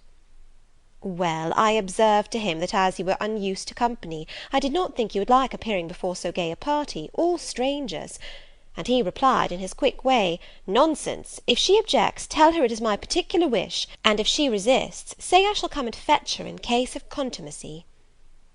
"I will not give him that trouble," I answered. "I will go, if no better may be, but I don't like it. Shall you be there, Mrs. Fairfax?" "No, I pleaded off, and he admitted my plea. I'll tell you how to manage so as to avoid the embarrassment of making a formal entrance, which is the most disagreeable part of the business. You must go into the drawing-room while it is empty, before the ladies leave the dinner-table. Choose your seat in any quiet nook you like. You need not stay long after the gentlemen come in, unless you please. Just let Mr. Rochester see you are there, and slip away. Nobody will notice you." "Will these people remain long, do you think?" "Perhaps 2 or 3 weeks, certainly not more. After the Easter recess, Sir George Lynn, who is lately elected member for Millcote, will have to go up to town and take his seat. I dare say Mr. Rochester will accompany him. It surprises me that he has already made so protracted a stay at Thornfield." It was with some trepidation that I perceived the hour approach when I was to repair with my charge to the drawing-room. Adele had been in a state of ecstasy all day, after hearing she was to be presented to the ladies in the evening, and it was not till Sophy commenced the operation of dressing her that she sobered down. Then the importance of the process quickly steadied her, and by the time she had her curls arranged in well-smoothed drooping clusters, her pink satin frock put on, her long sash tied, and her lace mittens adjusted, she looked as grave as any judge. No need to warn her not to disarrange her attire; when she was dressed, she sat demurely down in her little chair, taking care previously to lift up the satin skirt, for fear she should crease it, and assured me she would not stir thence till I was ready. This I quickly was. My best dress, the silver grey one, purchased for Miss Temple's wedding, and never worn since, was soon put on, my hair was soon smoothed, my sole ornament, the pearl brooch, soon assumed. We descended. Fortunately, there was another entrance to the drawing-room than that through the saloon where they were all seated at dinner. We found the apartment vacant, a large fire burning silently on the marble hearth, and wax candles shining in bright solitude, amid the exquisite flowers with which the tables were adorned. The crimson curtain hung before the arch; slight as was the separation this drapery formed from the party in the adjoining saloon, they spoke in so low a key, that nothing of their conversation could be distinguished beyond a soothing murmur. Adele, who appeared to be still under the influence of a most solemnizing impression, sat down, without a word, on the footstool I pointed out to her. I retired to a window seat, and, taking a book from a table near, endeavoured to read. Adele brought her stool to my feet. Ere long she touched my knee. What is it, Adele? Est-ce que je ne puis pas prendre une seule de ces fleurs magnifiques, mademoiselle, seulement pour compléter ma toilette? You think too much of your toilette, Adele, but you may have a flower. And I took a rose from a vase, and fastened it in her sash. She sighed a sigh of ineffable satisfaction, as if her cup of happiness were now full. I turned my face away to conceal a smile I could not suppress. There was something ludicrous as well as painful in the little Parisienne's earnest and innate devotion to matters of dress. A soft sound of rising now became audible.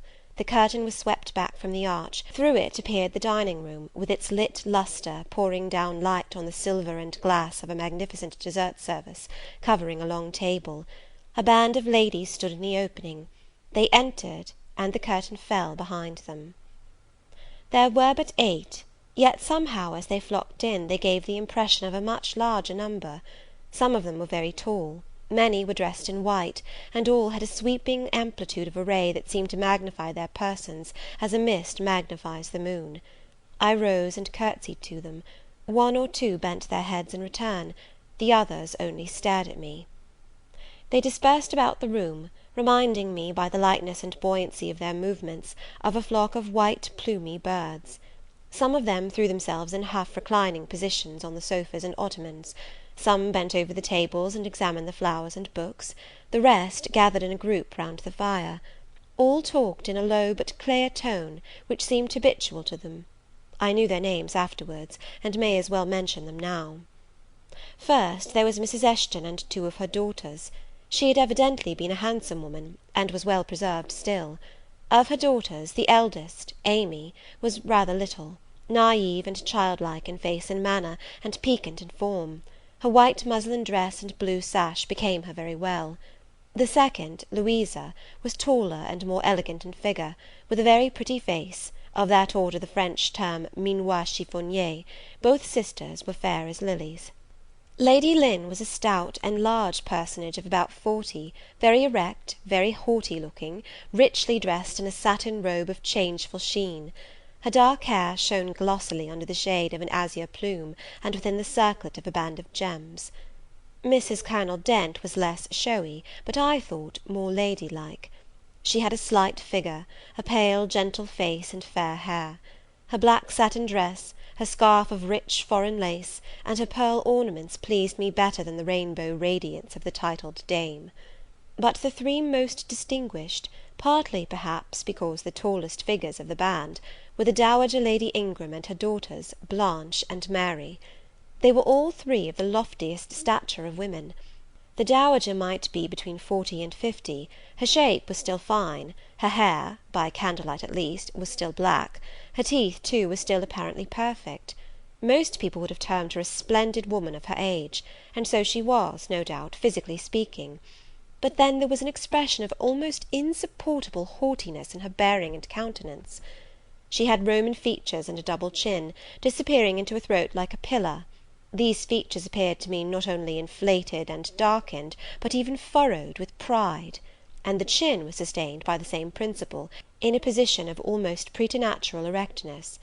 She had, likewise, a fierce and a hard eye; it reminded me of Mrs. Reed's. She mouthed her words in speaking; her voice was deep, its inflections very pompous, very dogmatical, very intolerable, in short. A crimson velvet robe and a shawl turban of some gold-wrought Indian fabric invested her, I suppose she thought, with a truly imperial dignity. Blanche and Mary were of equal stature, straight and tall as poplars. Mary was too slim for her height, but Blanche was moulded like a Dian. I regarded her, of course, with special interest. First, I wished to see whether her appearance accorded with Mrs. Fairfax's description; secondly, whether it at all resembled the fancy miniature I had painted of her; and thirdly, it will out, whether it was such as I should fancy likely to suit Mr. Rochester's taste. As far as person went, she answered point for point, both to my picture and Mrs. Fairfax's description. The noble bust, the sloping shoulders, the graceful neck, the dark eyes, and black ringlets were all there. But her face was like her mother's, her youthful unfurrowed likeness, the same low brow, the same high features, the same pride. It was not, however, so saturnine a pride. She laughed continually; her laugh was satirical, and so was the habitual expression of her arched and haughty lip. Genius is said to be self-conscious. I cannot tell whether Miss Ingram was a genius, but she was self-conscious, remarkably self-conscious indeed. She entered into a discourse on botany with the gentle Mrs. Dent. It seemed Mrs. Dent had not studied that science, though, as she said, she liked flowers, especially wild ones. Miss Ingram had, and she ran over its vocabulary with an air. I presently perceived she was, what is vernacularly termed, trailing Mrs. Dent, that is, playing on her ignorance. Her trail might be clever, but it was decidedly not good-natured. She played, her execution was brilliant, she sang, her voice was fine, she talked French apart to her mamma, and she talked it well, with fluency and with a good accent. Mary had a milder and more open countenance than Blanche, softer features too, and a skin some shades fairer. Miss Ingram was as dark as a Spaniard, but Mary was deficient in life; her face lacked expression, her eye lustre; she had nothing to say, and having once taken her seat, remained fixed like a statue in its niche. The sisters were both attired in spotless white. And did I now think Miss Ingram such a choice as Mr. Rochester would be likely to make? I could not tell. I did not know his taste in female beauty. If he liked the majestic, she was the very type of majesty; then she was accomplished, sprightly. Most gentlemen would admire her, I thought; and that he did admire her, I already seemed to have obtained proof. To remove the last shade of doubt, it remained but to see them together. You are not to suppose, reader, that Adèle has all this time been sitting motionless on the stool at my feet. No, when the ladies entered, she rose, advanced to meet them, made a stately reverence, and said with gravity, "Bonjour, mesdames," and Miss Ingram had looked down at her with a mocking air, and exclaimed, "Oh, what a little puppet!" Lady Lynn had remarked, "It is Mr. Rochester's ward, I suppose, the little French girl he was speaking of." Mrs. Dent had kindly taken her hand, and given her a kiss. Amy and Louisa Eshton had cried out simultaneously, "What a love of a child!" And then they had called her to a sofa, where she now sat, ensconced between them, chattering alternately in French and broken English, absorbing not only the young lady's attention, but that of Mrs. Eshton and Lady Lynn, and getting spoilt to her heart's content. At last coffee is brought in, and the gentlemen are summoned. I sit in the shade, if any shade there be in this brilliantly lit apartment; the window curtain half hides me. Again the arch yawns; they come. The collective appearance of the gentlemen, like that of the ladies, is very imposing. They are all costumed in black; most of them are tall, some young. Henry and Frederick Lynn are very dashing sparks indeed, and Colonel Dent is a fine soldierly man. Mr. Eshton, the magistrate of the district, is gentlemanlike. His hair is quite white, his eyebrows and whiskers still dark, which gives him something of the appearance of a père noble de théâtre. Lord Ingram, like his sisters, is very tall; like them also, he is handsome; but he shares Mary's apathetic and listless look; he seems to have more length of limb than vivacity of blood or vigour of brain. And where is Mr. Rochester? He comes in last. I am not looking at the arch, yet I see him enter. I try to concentrate my attention on those netting needles, on the measures of the purse I am forming. I wish to think only of the work I have in my hands, to see only the silver beads and silk threads that lie in my lap.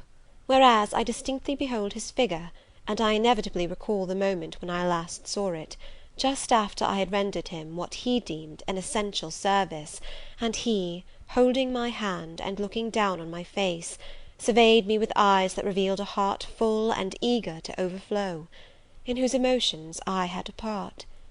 How near had I approached him at that moment! What had occurred since, calculated to change his and my relative positions? Yet now, how distant, how far estranged we were! So far estranged, that I did not expect him to come and speak to me. I did not wonder, when, without looking at me, he took a seat at the other side of the room, and began conversing with some of the ladies. No sooner did I see that his attention was riveted on them, and that I might gaze without being observed, than my eyes were drawn involuntarily to his face. I could not keep their lids under control; they would rise, and the irids would fix on him. I looked, and had an acute pleasure in looking, a precious yet poignant pleasure, pure gold, with a steely point of agony, a pleasure like what the thirst perishing man might feel, who knows the well to which he has crept is poisoned, yet stoops and drinks divine draughts nevertheless. Most true it is that beauty is in the eye of the gazer. My master's colourless olive face, square massive brow, broad and jetty eyebrows, deep eyes, strong features, firm grim mouth, all energy, decision, will, were not beautiful, according to rule, but they were more than beautiful to me. They were full of an interest, an influence that quite mastered me, that took my feelings from my own power and fettered them in his. I had not intended to love him. The reader knows I had wrought hard to extirpate from my soul the germs of love there detected, and now, at the first renewed view of him, they spontaneously arrived, green and strong. He made me love him without looking at me. I compared him with his guests. What was the gallant grace of the Lynns, the languid elegance of Lord Ingram, even the military distinction of Colonel Dent, contrasted with his look of native pith and genuine power? I had no sympathy in their appearance, their expression, yet I could imagine that most observers would call them attractive, handsome, imposing, while they would pronounce Mr. Rochester at once harsh-featured and melancholy looking. I saw them smile, laugh. It was nothing. The light of the candles had as much soul in it as their smile, the tinkle of the bell as much significance as their laugh. I saw Mr. Rochester smile; his stern features softened, his eye grew both brilliant and gentle, its ray both searching and sweet. He was talking at the moment to Louisa and Amy Eshton. I wondered to see them receive with calm that look which seemed to me so penetrating. I expected their eyes to fall, their colour to rise under it, yet I was glad when I found they were in no sense moved. He is not to them what he is to me, I thought. He is not of their kind. I believe he is of mine. I am sure he is. I feel akin to him. I understand the language of his countenance and movements. Though rank and wealth sever us widely, I have something in my brain and heart, in my blood and nerves, that assimilates me mentally to him. Did I say, a few days since, that I had nothing to do with him but to receive my salary at his hands? Did I forbid myself to think of him in any other light than as a paymaster? Blasphemy against nature! Every good, true, vigorous feeling I have gathers impulsively round him. I know I must conceal my sentiments. I must smother hope. I must remember that he cannot care much for me. For when I say that I am of his kind, I do not mean that I have his force to influence and his spell to attract. I mean only that I have certain tastes and feelings in common with him. I must then repeat continually that we are forever sundered. And yet, while I breathe and think, I must love him. Coffee is handed. The ladies, since the gentlemen entered, have become lively as larks; conversation waxes brisk and merry. Colonel Dent and Mr. Eshton argue on politics; their wives listen. The two proud dowagers, Lady Lynn and Lady Ingram, confabulate together. Sir George, whom, by the by, I have forgotten to describe, a very big and very fresh-looking country gentleman, stands before their sofa, coffee-cup in hand, and occasionally puts in a word. Mr. Frederick Lynn has taken a seat beside Mary Ingram, and is showing her the engravings of a splendid volume. She looks, smiles now and then, but apparently says little. The tall and phlegmatic Lord Ingram leans with folded arms on the chair-back of the little and lively Amy Eshton. She glances up at him, and chatters like a wren. She likes him better than she does Mr. Rochester. Henry Lynn has taken possession of an ottoman at the feet of Louisa. Adele shares it with him. He is trying to talk French with her, and Louisa laughs at his blunders. with whom will Blanche Ingram pair? She is standing alone at the table, bending gracefully over an album. She seems waiting to be sought, but she will not wait too long. She herself selects a mate. Mr. Rochester, having quitted the Eshtons, stands on the hearth as solitary as she stands by the table. She confronts him, taking her station on the opposite side of the mantelpiece. "Mr. Rochester, I thought you were not fond of children." "Nor am I." "Then what induced you to take charge of such a little doll as that?" pointing to Adele. "Where did you pick her up?" "I did not pick her up. She was left on my hands." "You should have sent her to school." "I could not afford it. Schools are so dear." "Why, I suppose you have a governess for her. I saw a person with her just now. Is she gone? Oh, no, there she is still, behind the window curtain. You pay her, of course. I should think it quite as expensive, more so, for you have them both to keep in addition." I feared, or should I say hoped, the allusion to me would make Mr. Rochester glance my way, and I involuntarily shrank further into the shade, but he never turned his eyes. "I have not considered the subject," said he indifferently, looking straight before him. "No, you men never do consider economy and common sense. You should hear mamma in the chapter of governesses. Mary and I have had, I should think, a dozen at least in our day, half of them detestable, and the rest ridiculous, and all incubi. Were they not, mamma?" "Did you speak my own?" The young lady, thus claimed as the Dowager's special property, reiterated her question with an explanation. "My dearest, don't mention governesses. The word makes me nervous. I have suffered a martyrdom from their incompetency and caprice. I thank Heaven I have now done with them." Mrs. Dent here bent over to the pious lady, and whispered something in her ear. I suppose, from the answer elicited, it was a reminder that one of the anathematized race was present. "Tant pis," said her ladyship, "I hope it may do her good." Then, in a lower tone, but still loud enough for me to hear, "I noticed her. I am a judge of physiognomy, and in hers I see all the faults of her class." "What are they, Madam?" inquired Mr. Rochester aloud. "I will tell you in your private ear," replied she, wagging her turban 3 times with portentous significancy. "But my curiosity will be past its appetite. It craves food now." "Ask Blanche, she is nearer you than I." "Oh, don't refer him to me, mamma. I have just one word to say of the whole tribe: they are a nuisance. Not that I ever suffered much from them. I took care to turn the tables. What tricks Theodore and I used to play on Miss Wilsons, and Mrs. Greys, and Madame Joubert! Mary was always too sleepy to join in a plot with spirit. The best fun was with Madame Joubert. Miss Wilson was a poor sickly thing, lachrymose and low-spirited, not worth the trouble of vanquishing, in short. And Mrs. Grey was coarse and insensible, no blow took effect on her. But poor Madame Joubert! I see her yet in her raging passions, when we had driven her to extremities, spilt our tea, crumbled our bread and butter, tossed our books up to the ceiling, and played a charivari with the ruler and desk, the fender and fire-irons. Theodore, do you remember those merry days?"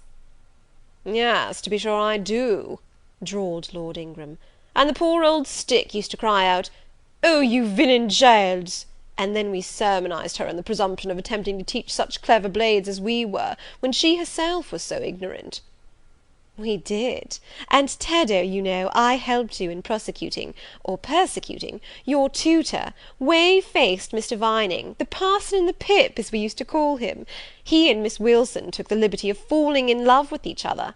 At least Teddo and I thought so. We surprised sundry tender glances and sighs, which we interpreted as tokens of la belle passion, and I promise you the public soon had the benefit of our discovery. We employed it as a sort of lever to hoist our dead weights from the house. Dear mamma, there, as soon as she got an inkling of the business, found out that it was of an immoral tendency. Did you not, my lady mother?" "Certainly, my best, and I was quite right. Depend on that. There are 1,000 reasons why liaison between governesses and tutors should never be tolerated a moment in any well-regulated house. Firstly—" "Oh, gracious, mamma, spare us the enumeration. Au reste, we all know them. danger of bad example to innocence of childhood, distractions and consequent neglect of duty on the part of the attached, mutual alliance and reliance, confidence thence resulting, insolence accompanying, mutiny, and general blow-up. Am I right, Baroness Ingram of Ingram Park?" "My lily flower, you are right now, as always." "Then no more need be said. Change the subject." Amy Eshton, not hearing or not heeding this dictum, joined in with her soft infantine tone. "Louisa and I used to quiz our governess too, but she was such a good creature, she would bear anything, nothing put her out. She was never cross with us, was she, Louisa?" "No, never. We might do what we pleased, ransack her desk and her work box, and turn her drawers inside out, and she was so good natured she would give us anything we asked for." "I suppose now," said Miss Ingram, curling her lip sarcastically, "we shall have an abstract of the memoirs of all the governesses extant, in order to avert such a visitation. I again move the introduction of a new topic. Mr. Rochester, do you second my motion?" "Madam, I support you on this point, as on every other." "Then on me be the onus of bringing it forward. Signor Edoardo, are you in voice to-night?" "Donna Bianca, if you command it, I will be." "Then, Signor, I lay on you my sovereign behest to furbish up your lungs and other vocal organs, as they will be wanted on my royal service." "Who would not be the Rizzio of so divine a Mary?" "A fig for Rizzio!"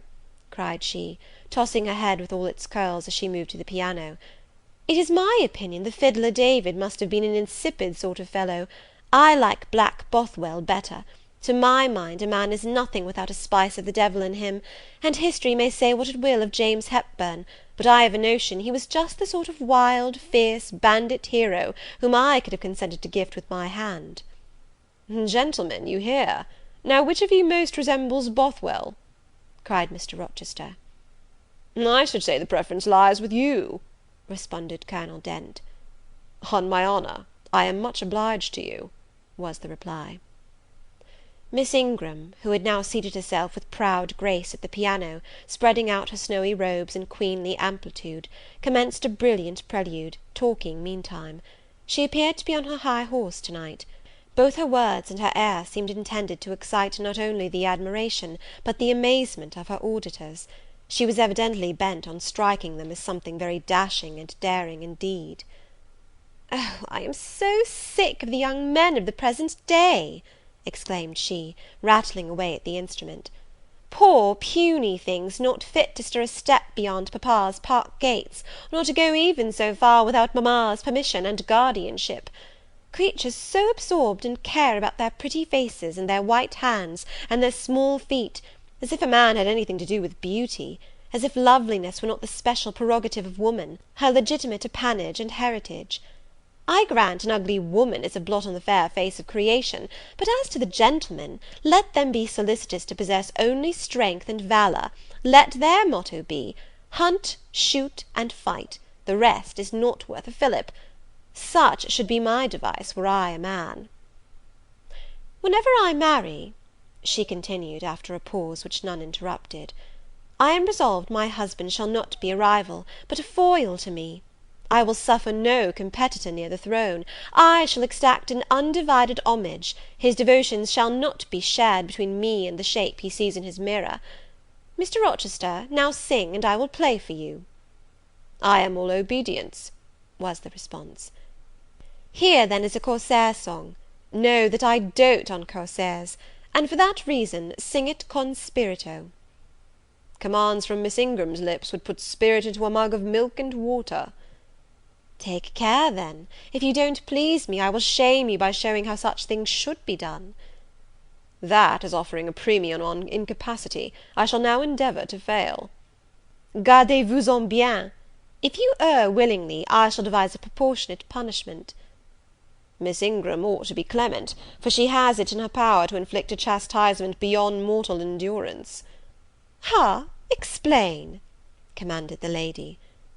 "Pardon me, Madam, no need of explanation. Your own fine sense must inform you that one of your own frowns would be sufficient substitute for capital punishment." "Sing," said she, and again touching the piano, she commenced an accompaniment in spirited style. Now is my time to slip away, thought I, but the tones that then severed the air arrested me. Mrs. Fairfax had said Mr. Rochester possessed a fine voice. He did, a mellow, powerful bass, into which he threw his own feeling, his own force, finding a way through the air to the heart, and there waking sensations strangely. I waited till the last deep and full vibration had expired, till the tide of talk, checked an instant, had resumed its flow. I then quitted my sheltered corner, and made my exit by the side door, which was fortunately near. Thence a narrow passage led into the hall. In crossing it, I perceived my sandal was loose.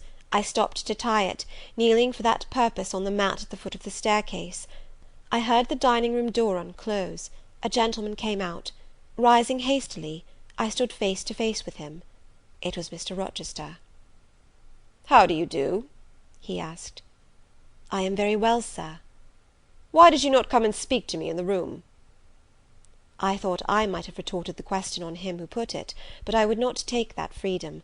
I answered, "I did not wish to disturb you, as you seemed engaged, Sir." "What have you been doing during my absence?" "Nothing particular. Teaching Adele, as usual."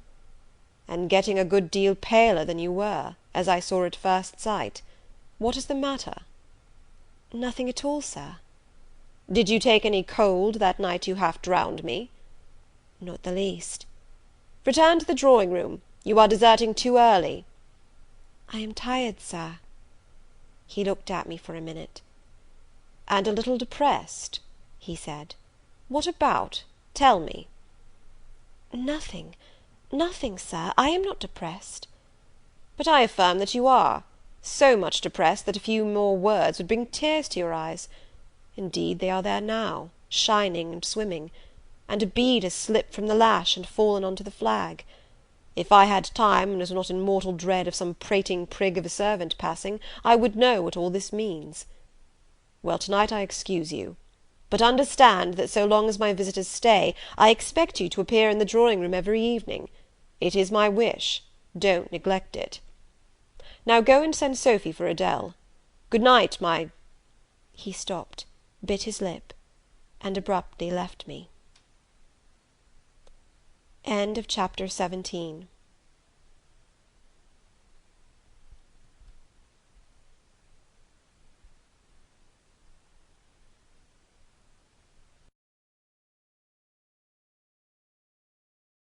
Chapter 18.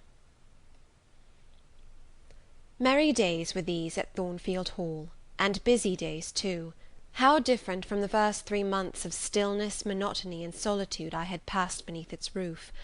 All sad feelings seemed now driven from the house, all gloomy associations forgotten.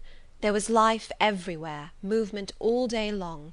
You could not now traverse the gallery, once so hushed, nor enter the front chambers, once so tenantless, without encountering a smart lady's maid or a dandy valet.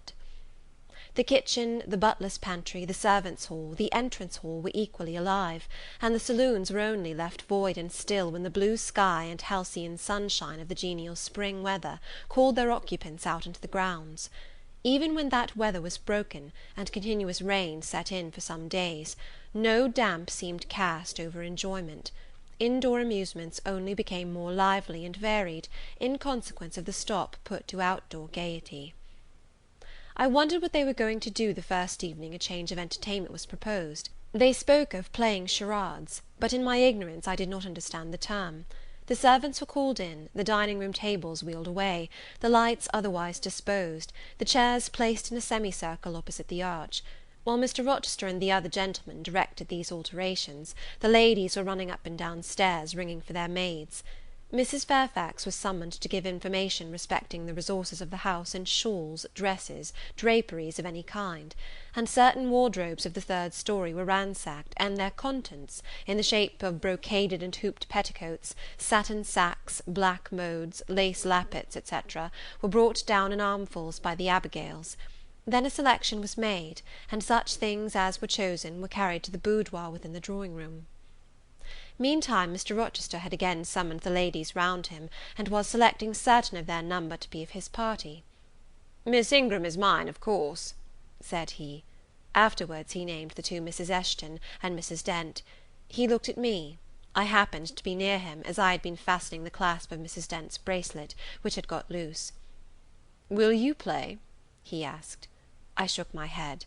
He did not insist, which I rather feared he would have done. He allowed me to return quietly to my usual seat. He and his aids now withdrew behind the curtain. The other party, which was headed by Colonel Dent, sat down on the crescent of chairs. One of the gentlemen, Mr. Eshton, observing me, seemed to propose that I should be asked to join them, but Lady Ingram instantly negatived the notion. "No," I heard her say, "she looks too stupid for any game of the sort."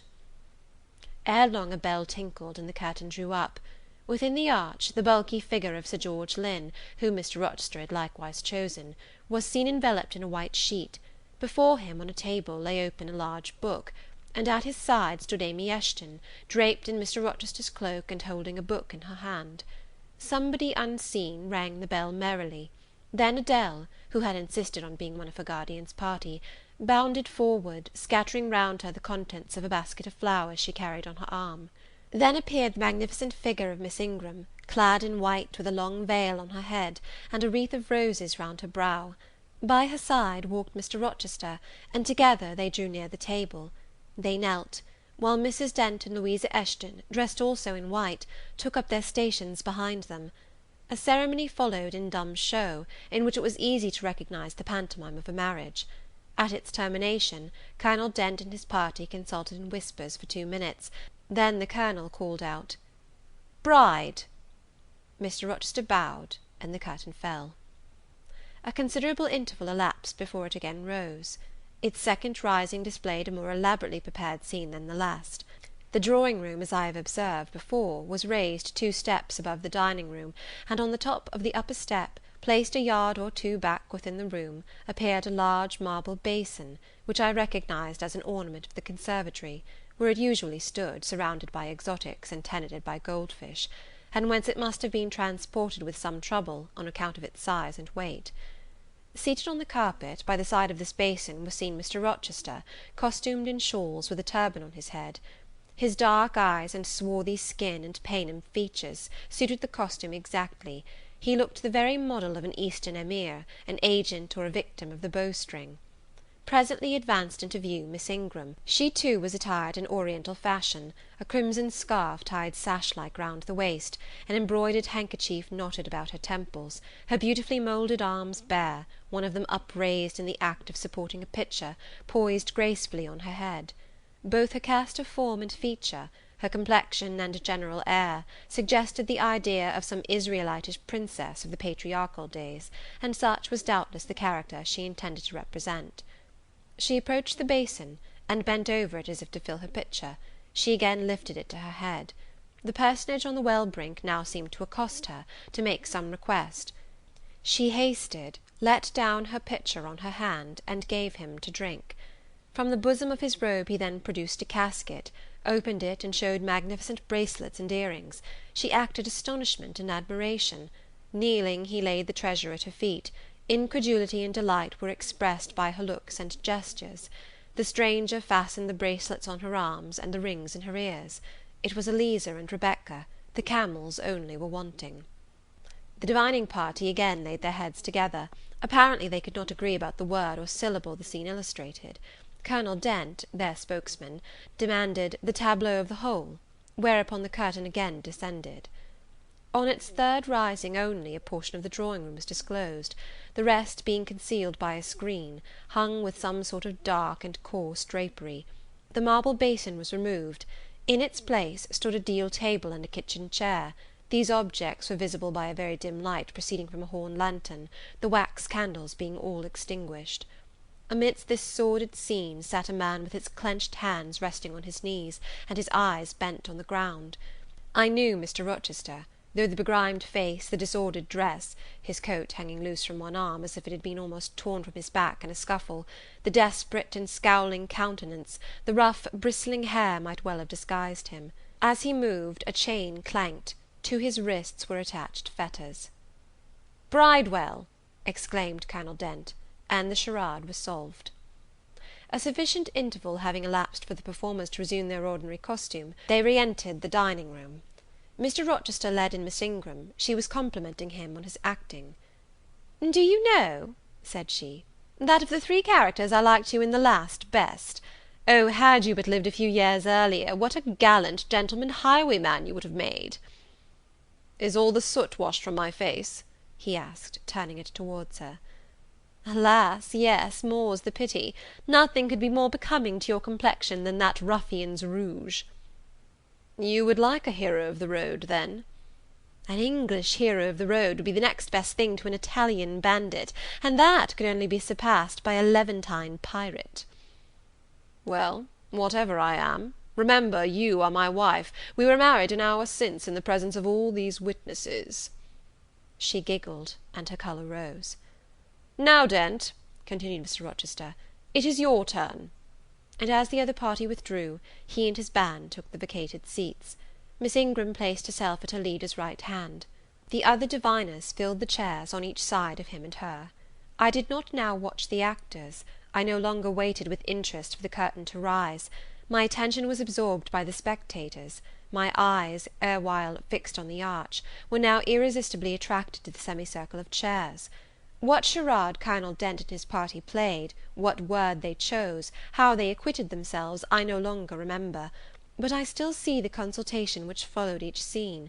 I see Mr. Rochester turn to Miss Ingram, and Miss Ingram to him.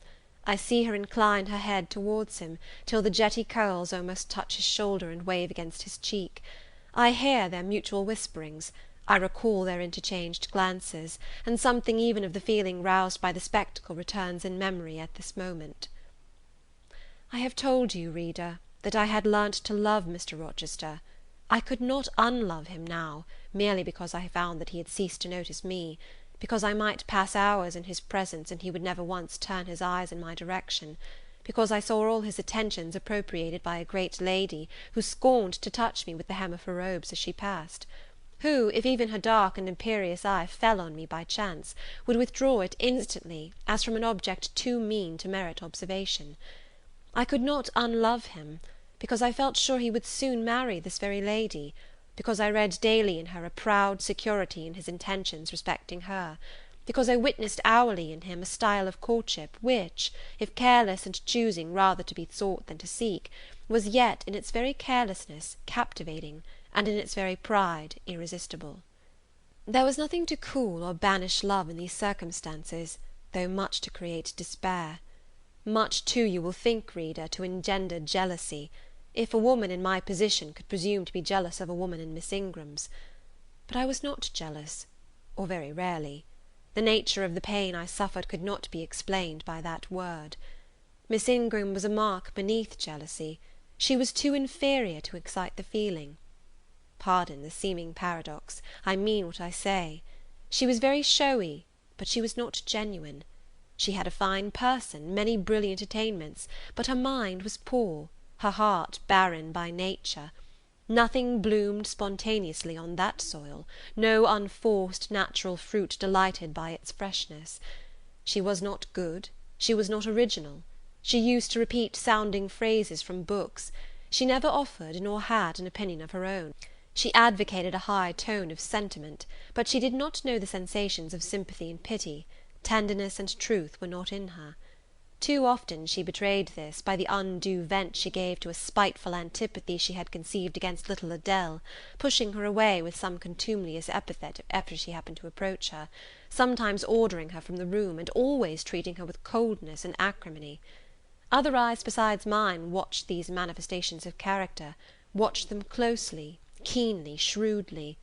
Yes, the future bridegroom, Mr. Rochester himself, exercised over his intended a ceaseless surveillance, and it was from this sagacity, this guardedness of his, this perfect, clear consciousness of his fair one's defects, this obvious absence of passion in his sentiments towards her, that my ever-torturing pain arose. I saw he was going to marry her, for family, perhaps political reasons, because her rank and connections suited him. I felt he had not given her his love, and that her qualifications were ill adapted to win from him that treasure. This was the point. This was where the nerve was touched and teased. This was where the fever was sustained and fed. She could not charm him. If she had managed the victory at once, and he had yielded and sincerely laid his heart at her feet, I should have covered my face, turned to the wall, and, figuratively, have died to them.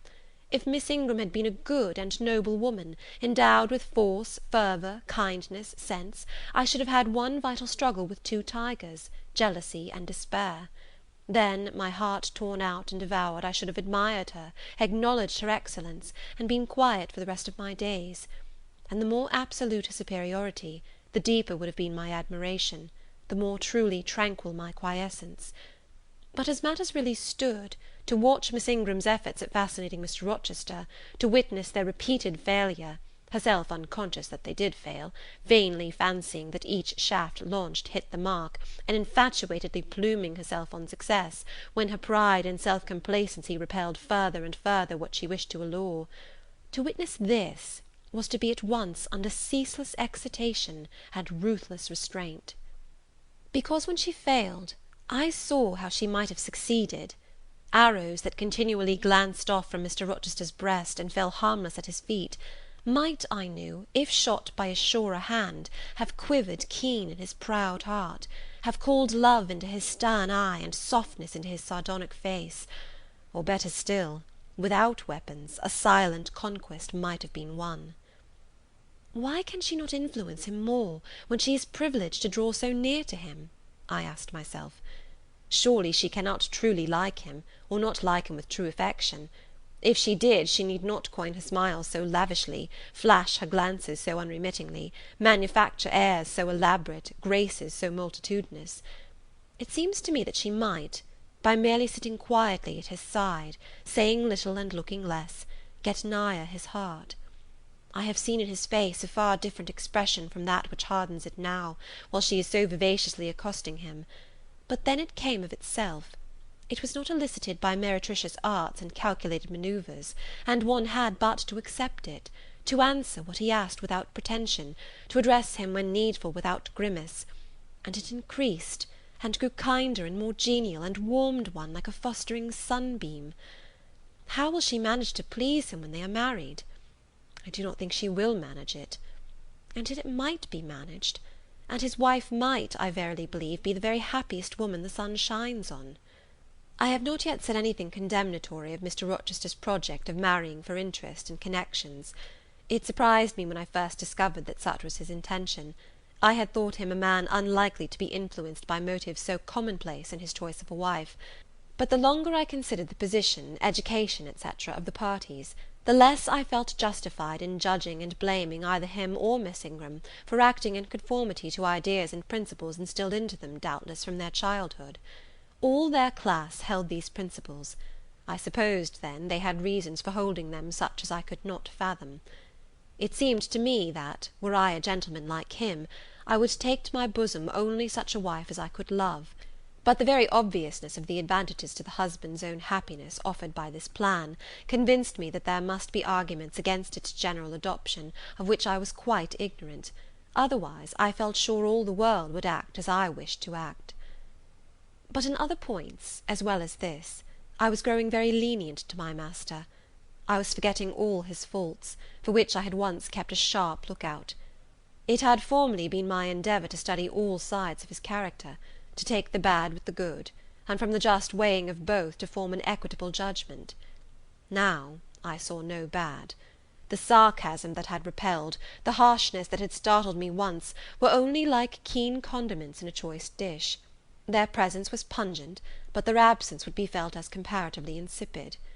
And as for the vague something, was it a sinister or a sorrowful, a designing or a desponding expression, that opened upon a careful observer now and then in his eye, and closed again before one could fathom the strange depth partially disclosed, that something which used to make me fear and shrink, as if I had been wandering amongst volcanic-looking hills, and had suddenly felt the ground quiver and seen it gape, that something I at intervals beheld still, and with throbbing heart, but not with palsied nerves. Instead of wishing to shun him, I longed only to dare, to divine it, and I thought Miss Ingram happy because one day she might look into the abyss at her leisure, explore its secrets, and analyse their nature. Meantime, While I thought only of my master and his future bride, saw only them, heard only their discourse, and considered only their movements of importance, the rest of the party were occupied with their own separate interests and pleasures. The ladies Lynn and Ingram continued to consort in solemn conferences, where they nodded their two turbans at each other, and held up their four hands in confronting gestures of surprise, or mystery, or horror, according to the theme on which their gossip ran, like a pair of magnified puppets. Mild Mrs. Dent talked with good-natured Mrs. Eshton, and the two sometimes bestowed a courteous word or smile on me. Sir George Lynn, Colonel Dent, and Mr. Eshton discussed politics, or county affairs, or justice business. Lord Ingram flirted with Amy Eshton, Louisa played and sang to and with one of the Messrs. Lynn, and Mary Ingram listened languidly to the gallant speeches of the other. Sometimes all, as with one consent, suspended their by-play to observe and listen to the principal actors; for, after all, Mr. Rochester, and, because closely connected with him, Miss Ingram, were the life and soul of the party. If he was absent from the room an hour, a perceptible dullness seemed to steal over the spirits of his guests, and his re-entrance was sure to give a fresh impulse to the vivacity of conversation. The want of his animating influence appeared to be peculiarly felt one day that he had been summoned to Millcote on business, and was not likely to return till late. The afternoon was wet. A walk the party had proposed to take to see a gipsy camp, lately pitched on a common beyond Hay, was consequently deferred. Some of the gentlemen were gone to the stables; the younger ones, together with the younger ladies, were playing billiards in the billiard-room. The Dowagers Ingram and Lynn sought solace in a quiet game at cards. Blanche Ingram, after having repelled, by supercilious taciturnity, some efforts of Mrs. Dent and Mrs. Eshton to draw her into conversation, had first murmured over some sentimental tunes and airs on the piano, and then, having fetched her novel from the library, had flung herself in haughty listlessness on a sofa, and prepared to beguile, by the spell of fiction, the tedious hours of absence. The room and the house were silent. Only now and then the merriment of the billiard players was heard from above. It was verging on dusk, and the clock had already given warning of the hour to dress for dinner, when little Adele, who knelt by me in the drawing-room window-seat, suddenly exclaimed, "Voilà Monsieur Rochester, qui revient!" I turned, and Miss Ingram darted forwards from her sofa. The others too looked up from their several occupations, for at the same time a crunching of wheels and a splashing tramp of horse-hoofs became audible on the wet gravel. A post-chaise was approaching. "What can possess him to come home in that style?" said Miss Ingram. "He rode Mesrour, the black horse, did he not, when he went out? And Pilot was with him? What has he done with the animals?" As she said this, she approached a tall person and ample garments so near the window, that I was obliged to bend back almost to the breaking of my spine. In her eagerness she did not observe me at first, but when she did, she curled her lip and moved to another casement. The post-chaise stopped. The driver rang the door-bell, and a gentleman alighted attired in travelling garb; but it was not Mr. Rochester. It was a tall, fashionable-looking man, a stranger. "How provoking!" exclaimed Miss Ingram. "You tiresome monkey," apostrophising Adele, "who perched you up in the window to give false intelligence!" And she cast on me an angry glance, as if I were in fault. Some parleying was audible in the hall, and soon the newcomer entered. He bowed to Lady Ingram, as deeming her the eldest lady present. "It appears I come at an inopportune time, madam," said he, "when my friend, Mr. Rochester, is from home; but I arrive from a very long journey, and I think I may presume so far on old and intimate acquaintance as to install myself here till he returns." His manner was polite. His accent, in speaking, struck me as being somewhat unusual, not precisely foreign, but still not altogether English. His age might be about Mr. Rochester's, between 30 and 40. His complexion was singularly sallow. Otherwise he was a fine-looking man, at first sight especially. On closer examination, you detected something in his face that displeased, or rather that failed to please. His features were regular, but too relaxed. His eye was large and well cut, but the life looking out of it was a tame, vacant life. At least so I thought. The sound of the dressing-bell dispersed the party. It was not till after dinner that I saw him again. He seemed then quite at his ease. But I liked his physiognomy even less than before. It struck me as being at the same time unsettled and inanimate. His eye wandered, and had no meaning in its wandering. This gave him an odd look, such as I never remembered to have seen. For a handsome and not unamiable looking man, he repelled me exceedingly. There was no power in that smooth-skinned face of a full oval shape, no firmness in that aquiline nose and small cherry mouth, there was no thought on the low even forehead, no command in that blank brown eye. As I sat in my usual nook, and looked at him with the light of the girandole on the mantelpiece beaming full over him, for he occupied an arm-chair drawn close to the fire, and kept shrinking still nearer, as if he were cold, I compared him with Mr. Rochester. I think, with deference be it spoken, the contrast could not be much greater between a sleek gander and a fierce falcon, between a meek sheep and the rough-coated, keen-eyed dog, its guardian. He had spoken of Mr. Rochester as an old friend.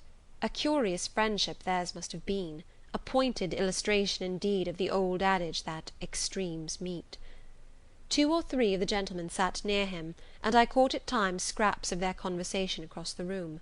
At first I could not make much sense of what I had heard, for the discourse of Louisa Eshton and Mary Ingram, who sat nearer to me, confused the fragmentary sentences that reached me at intervals. These last were discussing the stranger. They both called him a beautiful man. Louisa said he was a love of a creature, and she adored him; and Mary instanced his pretty little mouth and nice nose, as her ideal of the charming. "And what a sweet-tempered forehead he has!" cried Louisa. "So smooth, none of those frowning irregularities I dislike so much, and such a placid eye and smile." And then, to my great relief, Mr. Henry Lynn summoned them to the other side of the room, to settle some point about the deferred excursion to Hay Common. I was now able to concentrate my attention on the group by the fire, and I presently gathered that the new comer was called Mr. Mason. Then I learned that he was but just arrived in England, and that he came from some hot country, which was the reason, doubtless, his face was so sallow, and that he sat so near the hearth, and wore a surtout in the house. Presently the words Jamaica, Kingston, Spanish Town, indicated the West Indies as his residence; and it was with no little surprise I gathered, ere long, that he had there first seen and become acquainted with Mr. Rochester. He spoke of his friend's dislike of the burning heats, the hurricanes, and rainy seasons of that region. I knew Mr. Rochester had been a traveller, Mrs. Fairfax had said so, but I thought the continent of Europe had bounded his wanderings; till now I had never heard a hint given of visits to more distant shores. I was pondering these things, when an incident, and a somewhat unexpected one, broke the thread of my musings. Mr. Mason, shivering as some one chanced to open the door, asked for more coal to be put on the fire, which had burnt out its flame, though its mass of cinder still shone quite hot and red.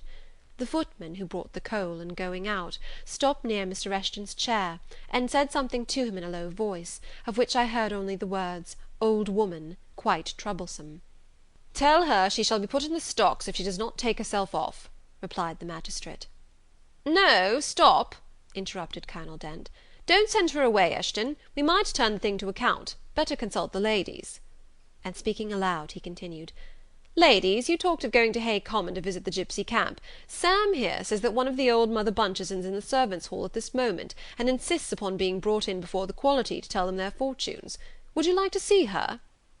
"Surely, Colonel," cried Lady Ingram, "you would not encourage such a low impostor. Dismiss her by all means at once."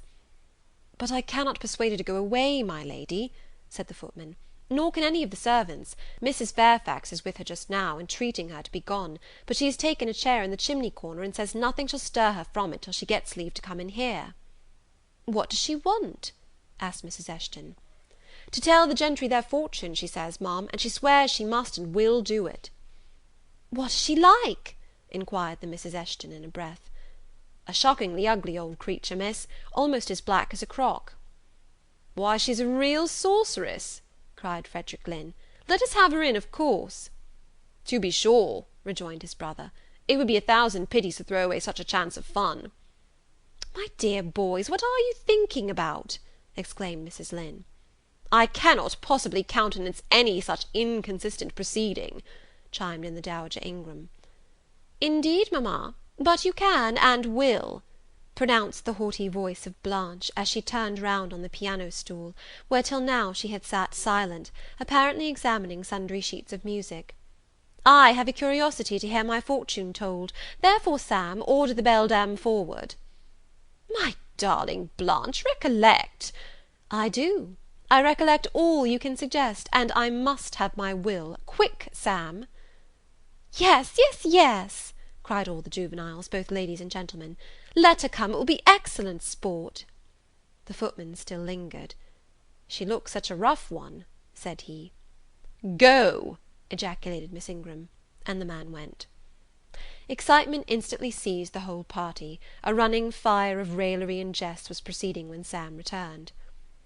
"She won't come now," said he. "She says it's not her mission to appear before the vulgar herd, them's her words.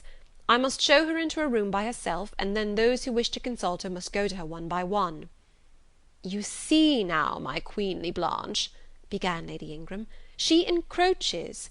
Be advised, my angel girl, and—" "Show her into the library, of course," cut in the angel girl. "It is not my mission to listen to her before the vulgar herd either. I mean to have her all to myself. Is there a fire in the library?" "Yes, ma'am, but she looks such a tinkler." "Cease that chatter, blockhead, and do my bidding." Again Sam vanished, and mystery, animation, expectation rose to full flow once more. "She's ready now," said the footman as he reappeared. "She wishes to know who will be her first visitor." "I think I had better just look in upon her before any of the ladies go," said Colonel Dent. "Tell her, Sam, a gentleman is coming." Sam went and returned. "She says, sir, that she'll have no gentlemen; they need not trouble themselves to come near her, nor," he added, with difficulty expressing a titter, "any ladies either, except the young and single." "By Jove, she has taste!" exclaimed Henry Lynn. Miss Ingram rose solemnly. "I go first," she said, in a tone which might have befitted the leader of a forlorn hope, mounting a breach in the van of his men. "Oh, my best, oh, my dearest, pause, reflect!" was her mamma's cry; but she swept past her in stately silence, passed through the door which Colonel Dent held open, and we heard her enter the library. A comparative silence ensued. Lady Ingram thought it le cas to wring her hands, which she did accordingly. Miss Mary declared she felt for her part she never dared venture. Amy and Louisa Eshton tittered under their breath, and looked a little frightened. The minutes passed very slowly. 15 were counted before the library door again opened. Miss Ingram returned to us through the arch. Would she laugh? Would she take it as a joke? All eyes met her with a glance of eager curiosity, and she met all eyes with one of coldness and rebuff. She looked neither flurried nor merry. She walked stiffly to her seat and took it in silence. "Well, Blanche," said Lord Ingram. "What did she say, sister?" asked Mary. "What did you think? How do you feel? Is she a real fortune teller?" demanded the Mrs. Eshton. "Now, now, good people," returned Miss Ingram, "don't press upon me. Really, your organs of wonder and credulity are easily excited. You seem, by the importance of you all, my good mamma included, ascribed to this matter, absolutely to believe we have a genuine witch in the house, who is in close alliance with the old gentleman. I have seen a gipsy vagabond; she has practised in hackneyed fashion the science of palmistry, and told me what such people usually tell. My whim is gratified, and now I think Mr. Eshton would do well to put the hag in the stocks to-morrow morning, as he threatened." Miss Ingram took a book, leant back in her chair, and so declined further conversation. I watched her for nearly half an hour. During all that time she never turned a page, and her face grew momently darker, more dissatisfied, and more sourly expressive of disappointment. She had obviously not heard anything to her advantage, and it seemed to me, from her prolonged fits of gloom and taciturnity, that she herself, notwithstanding her professed indifference, attached undue importance to whatever revelations had been made her. Meantime, Mary Ingram, Amy and Louisa Eshton declared they dared not go alone, and yet they all wished to go. A negotiation was opened through the medium of the ambassador, Sam, and after much pacing to and fro, till, I think, the said Sam's calves must have ached with the exercise, permission was at last, with great difficulty, extorted from the rigorous Sybil for the three to wait upon her in a body. Their visit was not so still as Miss Ingram's had been. We heard hysterical giggling and little shrieks proceeding from the library, and at the end of about 20 minutes they burst the door open, and came running across the hall as if they were half scared out of their wits. "I am sure she is something not right," they cried, one and all. "She told us such things! She knows all about us!" And they sank breathless into the various seats the gentlemen hastened to bring them. Pressed for further explanation, they declared she had told them of things they had said and done when they were mere children, described books and ornaments they had in their boudoirs at home, keepsakes that different relations had presented to them. They affirmed that she had even divined their thoughts, and had whispered in the ear of each the name of the person she liked best in the world, and informed them of what they most wished for. Here the gentleman interposed with earnest petitions to be further enlightened on these two last-named points, but they got only blushes, ejaculations, tremors, and titters, in return for their importunity. The matrons, meantime, offered vinaigrettes and wielded fans, and again reiterated the expression of their concern that their warning had not been taken in time, and the elder gentlemen laughed, and the younger urged their services on the agitated fair ones. In the midst of the tumult, and while my eyes and ears were fully engaged in the scene before me, I heard a hem close at my elbow. I turned, and saw Sam. "If you please, miss, the gipsy declares that there is another young single lady in the room who has not been to her yet, and she swears she will not go till she has seen all. I thought it must be you, there is no one else for it. What shall I tell her?" "Oh, I will go by all means," I answered, and I was glad of the unexpected opportunity to gratify my much excited curiosity. I slipped out of the room, unobserved by any eye, for the company were gathered in one mass about the trembling trio just returned, and I closed the door quietly behind me. "If you like, miss," said Sam, "I'll wait in the hall for you, and if she frightens you, just call and I'll come in." "No, Sam, return to the kitchen. I am not in the least afraid." Nor was I, but I was a good deal interested and excited. Chapter 18.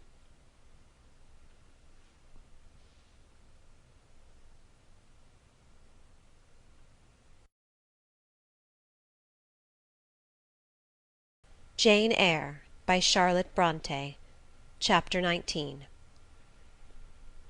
The library looked tranquil enough as I entered it, and the Sibyl, if Sibyl she were, was seated snugly enough in an easy-chair at the chimney-corner.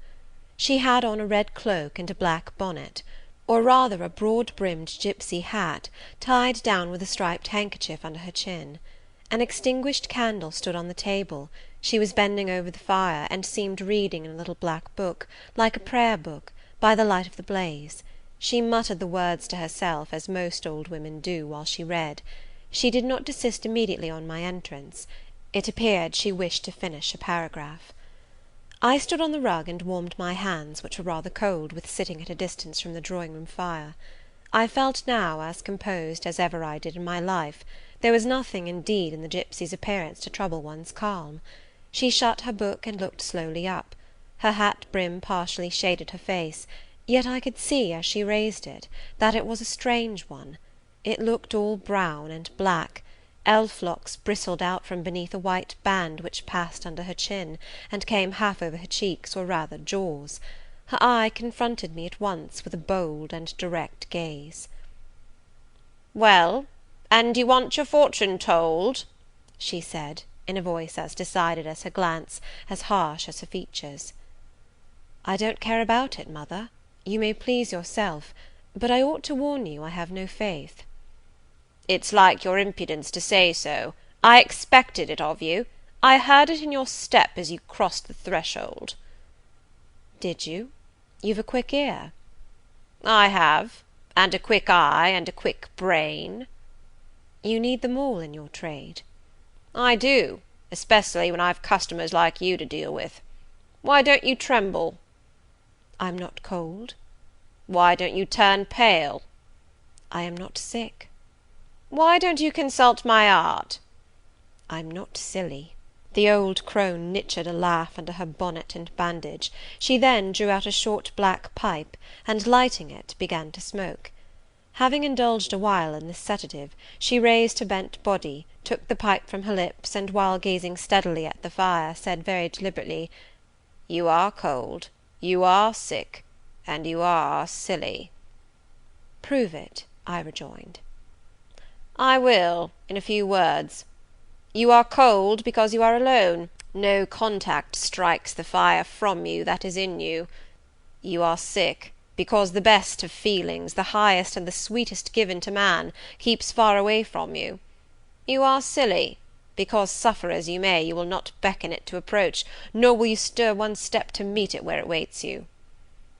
She again put her short black pipe to her lips, and renewed her smoking with vigour. "You might say all that to almost any one who you knew lived as a solitary dependent in a great house." "I might say it to almost any one, but would it be true of almost any one?" "In my circumstances." "Yes, just so in your circumstances, but find me another precisely placed as you are." "It would be easy to find you thousands." "You could scarcely find me one. If you knew it, you are peculiarly situated. Very near happiness, yes, within reach of it. The materials are all prepared, there only wants a movement to combine them. Chance laid them somewhat apart, let them be once approached, and bliss results." "I don't understand enigmas. I never could guess a riddle in my life." "If you wish me to speak more plainly, show me your palm." "And I must cross it with silver, I suppose?" "To be sure." I gave her a shilling. She put it into an old stocking foot which she took out of her pocket, and having tied it round and returned it, she told me to hold out my hand. I did. She approached her face to the palm, and pored over it without touching it. "It is too fine," said she. "I can make nothing of such a hand as that, almost without lines. Besides, what is in a palm? Destiny is not written there." "I believe you," I said. "No," she continued, "it is in the face, on the forehead, about the eyes, in the lines of the mouth. Kneel and lift up your head." "Ah, now you are coming to reality," I said as I obeyed her. "I shall begin to put some faith in you presently." I knelt within half a yard of her. She stirred the fire, so that a ripple of light broke from the disturbed coal. The glare, however, as she sat, only threw her face into deeper shadow; mine it illuminated. "I wonder with what feelings you came to me to-night," she said, when she had examined me a little. "I wonder what thoughts are busy in your heart during all the hours you sit in yonder room with the fine people flitting before you like shapes in a magic lantern, just as little sympathetic communion passing between you and them, as if they really were mere shadows of human forms, and not the actual substance." "I feel tired often, sleepy sometimes, but seldom sad." "Then you have some secret hope to buoy you up and please you with whispers of the future?" "Not I. The utmost I hope is, to save money enough out of my earnings to set up a school some day in a little house rented by myself." "A mean nutriment for the spirit to exist on, and sitting in that window seat, you see I know your habits." "You have learned them from the servants." "Ah, you think yourself sharp? Well, perhaps I have.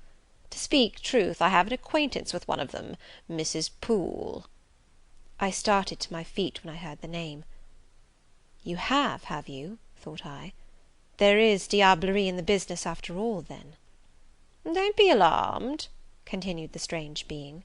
"She's a safe hand, is Mrs. Poole, close and quiet, any one may repose confidence in her. But as I was saying, sitting in that window seat, do you think of nothing but your future school? Have you no present interest in any of the company who occupy the sofas and chairs before you? Is there not one face you study, one figure whose movements you follow with the least curiosity?" "I like to observe all the faces and all the figures." "But do you never single one out from the rest? Or it may be two?" "I do, frequently. When the gestures or looks of a pair seem telling a tale, it amuses me to watch them." "What tale do you like best to hear?" "Oh, I have not much choice. They generally run on the same theme, courtship, and promise to end in the same catastrophe, marriage." "And do you like that monotonous theme?" "Positively I don't care about it. It is nothing to me." "Nothing to you? When a lady, young and full of life and health, charming with beauty and endowed with the gifts of rank and fortune, sits and smiles in the eyes of a gentleman you—" "I what?" "You know, and perhaps think well of." "I don't know the gentlemen here. I have scarcely interchanged a syllable with one of them; and as to thinking well of them, I consider some respectable, and stately and middle-aged, and others young, dashing, handsome, and lively; but certainly they are all at liberty to be the recipients of whose smiles they please, without my feeling disposed to consider the transaction of any moment to me." You don't know the gentlemen here? You have not exchanged a syllable with one of them? Will you say that of the master of the house?" "He is not at home." "A profound remark! A most ingenious quibble! He went to milk it this morning, and will be back here to-night or to-morrow. Does that circumstance exclude him from the list of your acquaintance, blot him, as it were, out of existence?" "No, but I can scarcely see what Mr. Rochester has to do with the theme you had introduced." "I was talking of ladies smiling in the eyes of gentlemen; and of late so many smiles have been shed into Mr. Rochester's eyes, that they overflow like two cups filled above the brim. Have you never remarked that?" "Mr. Rochester has a right to enjoy the society of his guests." "No question about his right. But have you never observed that, of all the tales told here about matrimony, Mr. Rochester has been favoured with the most lively and the most continuous?" The eagerness of a listener quickens the tongue of a narrator. I said this rather to myself than to the gipsy, whose strange talk, voice, manner, had by this time wrapped me in a kind of dream. One unexpected sentence came from her lips after another, till I got involved in a web of mystification, and wondered what unseen spirit had been sitting for weeks by my heart, watching its workings, and taking record of every pulse. "Eagerness of a listener!" repeated she. "Yes, Mr. Rochester has sat by the hour, his ear inclined to the fascinating lips that took such delight in their task of communicating; and Mr. Rochester was so willing to receive, and looked so grateful for the pastime given him. You have noticed this?" "Grateful? I cannot remember detecting gratitude in his face." "Detecting? You have analysed, then? And what did you detect, if not gratitude?" I said nothing. "You have seen love, have you not? And looking forward, you have seen him married, and beheld his bride happy?" Not exactly. Your witch's skill is rather at fault sometimes." "What the devil have you seen, then?" "Never mind. I came here to inquire, not to confess. Is it known that Mr. Rochester is to be married?" "Yes, and to the beautiful Miss Ingram." "Shortly?" "Appearances would warrant that conclusion; and no doubt, though with an audacity that wants chastising out of you, you seem to question it, they will be a superlatively happy pair. He must love such a handsome, noble, witty, accomplished lady, and probably she loves him, or if not his person, at least his purse. I know she considers the Rochester estate eligible to the last degree, though, God pardon me, I told her something on that point about an hour ago which made her look wondrous grave; the corners of her mouth fell half an inch. I would advise her blackavist suitor to look out. If another comes with a longer or clearer rent roll, he's dished." "But, mother, I did not come to hear Mr. Rochester's fortune. I came to hear my own, and you have told me nothing of it." "Your fortune is yet doubtful. When I examined your face, one trait contradicted another. Chance has meted you a measure of happiness, that I know. I knew it before I came here this evening. She has laid it carefully on one side for you. I saw her do it. It depends on yourself to stretch out your hand and take it up, but whether you will do so is the problem I study. Kneel again on the rug." "Don't keep me long. The fire scorches me." I knelt. She did not stoop towards me, but only gazed, leaning back in her chair. She began muttering. "The flame flickers in the eye. The eye shines like dew. It looks soft and full of feeling. It smiles at my jargon. It is susceptible. Impression follows impression through its clear sphere. Where it ceases to smile, it is sad. An unconscious lassitude weighs on the lid. That signifies melancholy resulting from loneliness. It turns from me, it will not suffer further scrutiny. It seems to deny by a mocking glance the truth of the discoveries I have already made, to disown the charge of both sensibility and chagrin. Its pride and reserve only confirm me in my opinion. The eye is favourable. As to the mouth, it delights at times in laughter. It is disposed to impart all that the brain conceives, though I dare say it would be silent on much the heart experiences. Mobile and flexible, it was never intended to be compressed in the eternal silence of solitude. It is a mouth which should speak much, and smile often, and have human affection for its interlocutor. That feature, too, is propitious. I see no enemy to a fortunate issue but in the brow, and that brow professes to say, I can live alone, if self-respect and circumstances require me to do so. I need not sell my soul to buy bliss. I have an inward treasure born with me, which can keep me alive if all extraneous delight should be withheld, or offered only at a price I cannot afford to give. The forehead declares, reason sits firm and holds the reins, and she will not let the feelings burst away and hurry her to wild chasms. The passions may rage furiously, like true heathens as they are, and the desires may imagine all sorts of vain things, but judgment still shall have the last word in every argument, and the casting vote in every decision. Strong wind, earthquake, shock, and fire may pass by, but I shall follow the guiding of that still small voice which interprets the dictates of conscience. Well said, forehead. Your declaration shall be respected. I have formed my plans. Right plans I deem them, and in them I have attended to the claims of conscience, the counsels of reason. I know how soon youth would fade and bloom perish, if in the cup of bliss offered but one dreg of shame or one flavour of remorse were detected, and I do not want sacrifice, sorrow, dissolution. Such is not my taste. I wish to foster, not to blight; to earn gratitude, not to wring tears of blood, no, nor of brine. My harvest must be in smiles, in endearments, in sweet— That will do. I think I rave in a kind of exquisite delirium. I should wish now to protract this moment ad infinitum, but I dare not. So far I have governed myself thoroughly. I have acted as I inwardly swore I would act, but further might try me beyond my strength. Rise, Miss Eyre, leave me. The play is played out. Where was I? Did I wake or sleep? Had I been dreaming? Did I dream still? The old woman's voice had changed. Her accent, her gesture, and all were familiar to me as my own face in a glass, as the speech of my own tongue. I got up, but did not go. I looked, I stirred the fire, and I looked again. But she drew her bonnet and her bandage closer about her face, and again beckoned me to depart. The flame illuminated her hand stretched out. Roused now, and on the alert for discoveries, I at once noticed that hand. It was no more the withered limb of eld than my own. It was a round, supple member, with smooth fingers symmetrically turned. A broad ring flashed on the little finger, and stooping forward, I looked at it, and saw a gem I had seen 100 times before. Again I looked at the face, which was no longer turned from me. On the contrary, the bonnet was doffed, the bandage displaced, the head advanced. "Well, Jane, do you know me?" asked the familiar voice.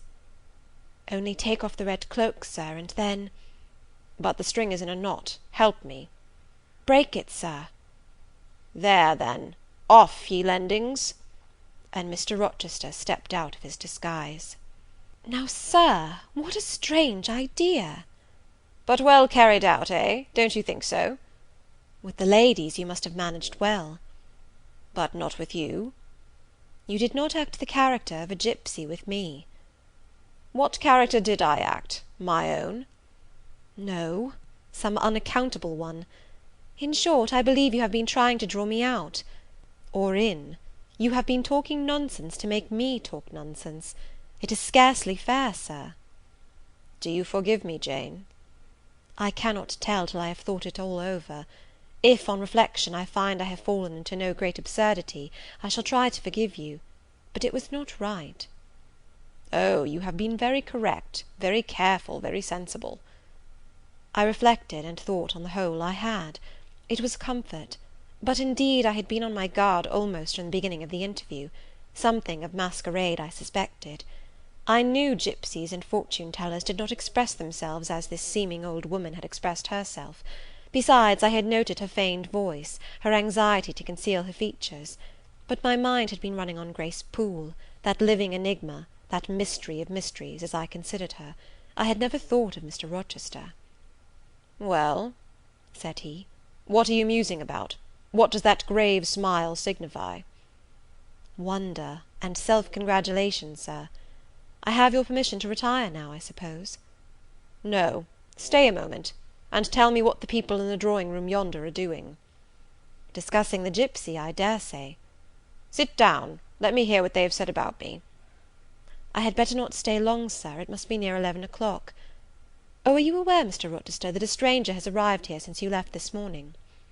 A stranger? No, who can it be? I expected no one. Is he gone?" "No. He said he had known you long, and that he could take the liberty of installing himself here till you returned." "The devil he did! Did he give his name?" "His name is Mason, Sir, and he comes from the West Indies, from Spanish Town in Jamaica, I think." Mr. Rochester was standing near me. He had taken my hand as if to lead me to a chair.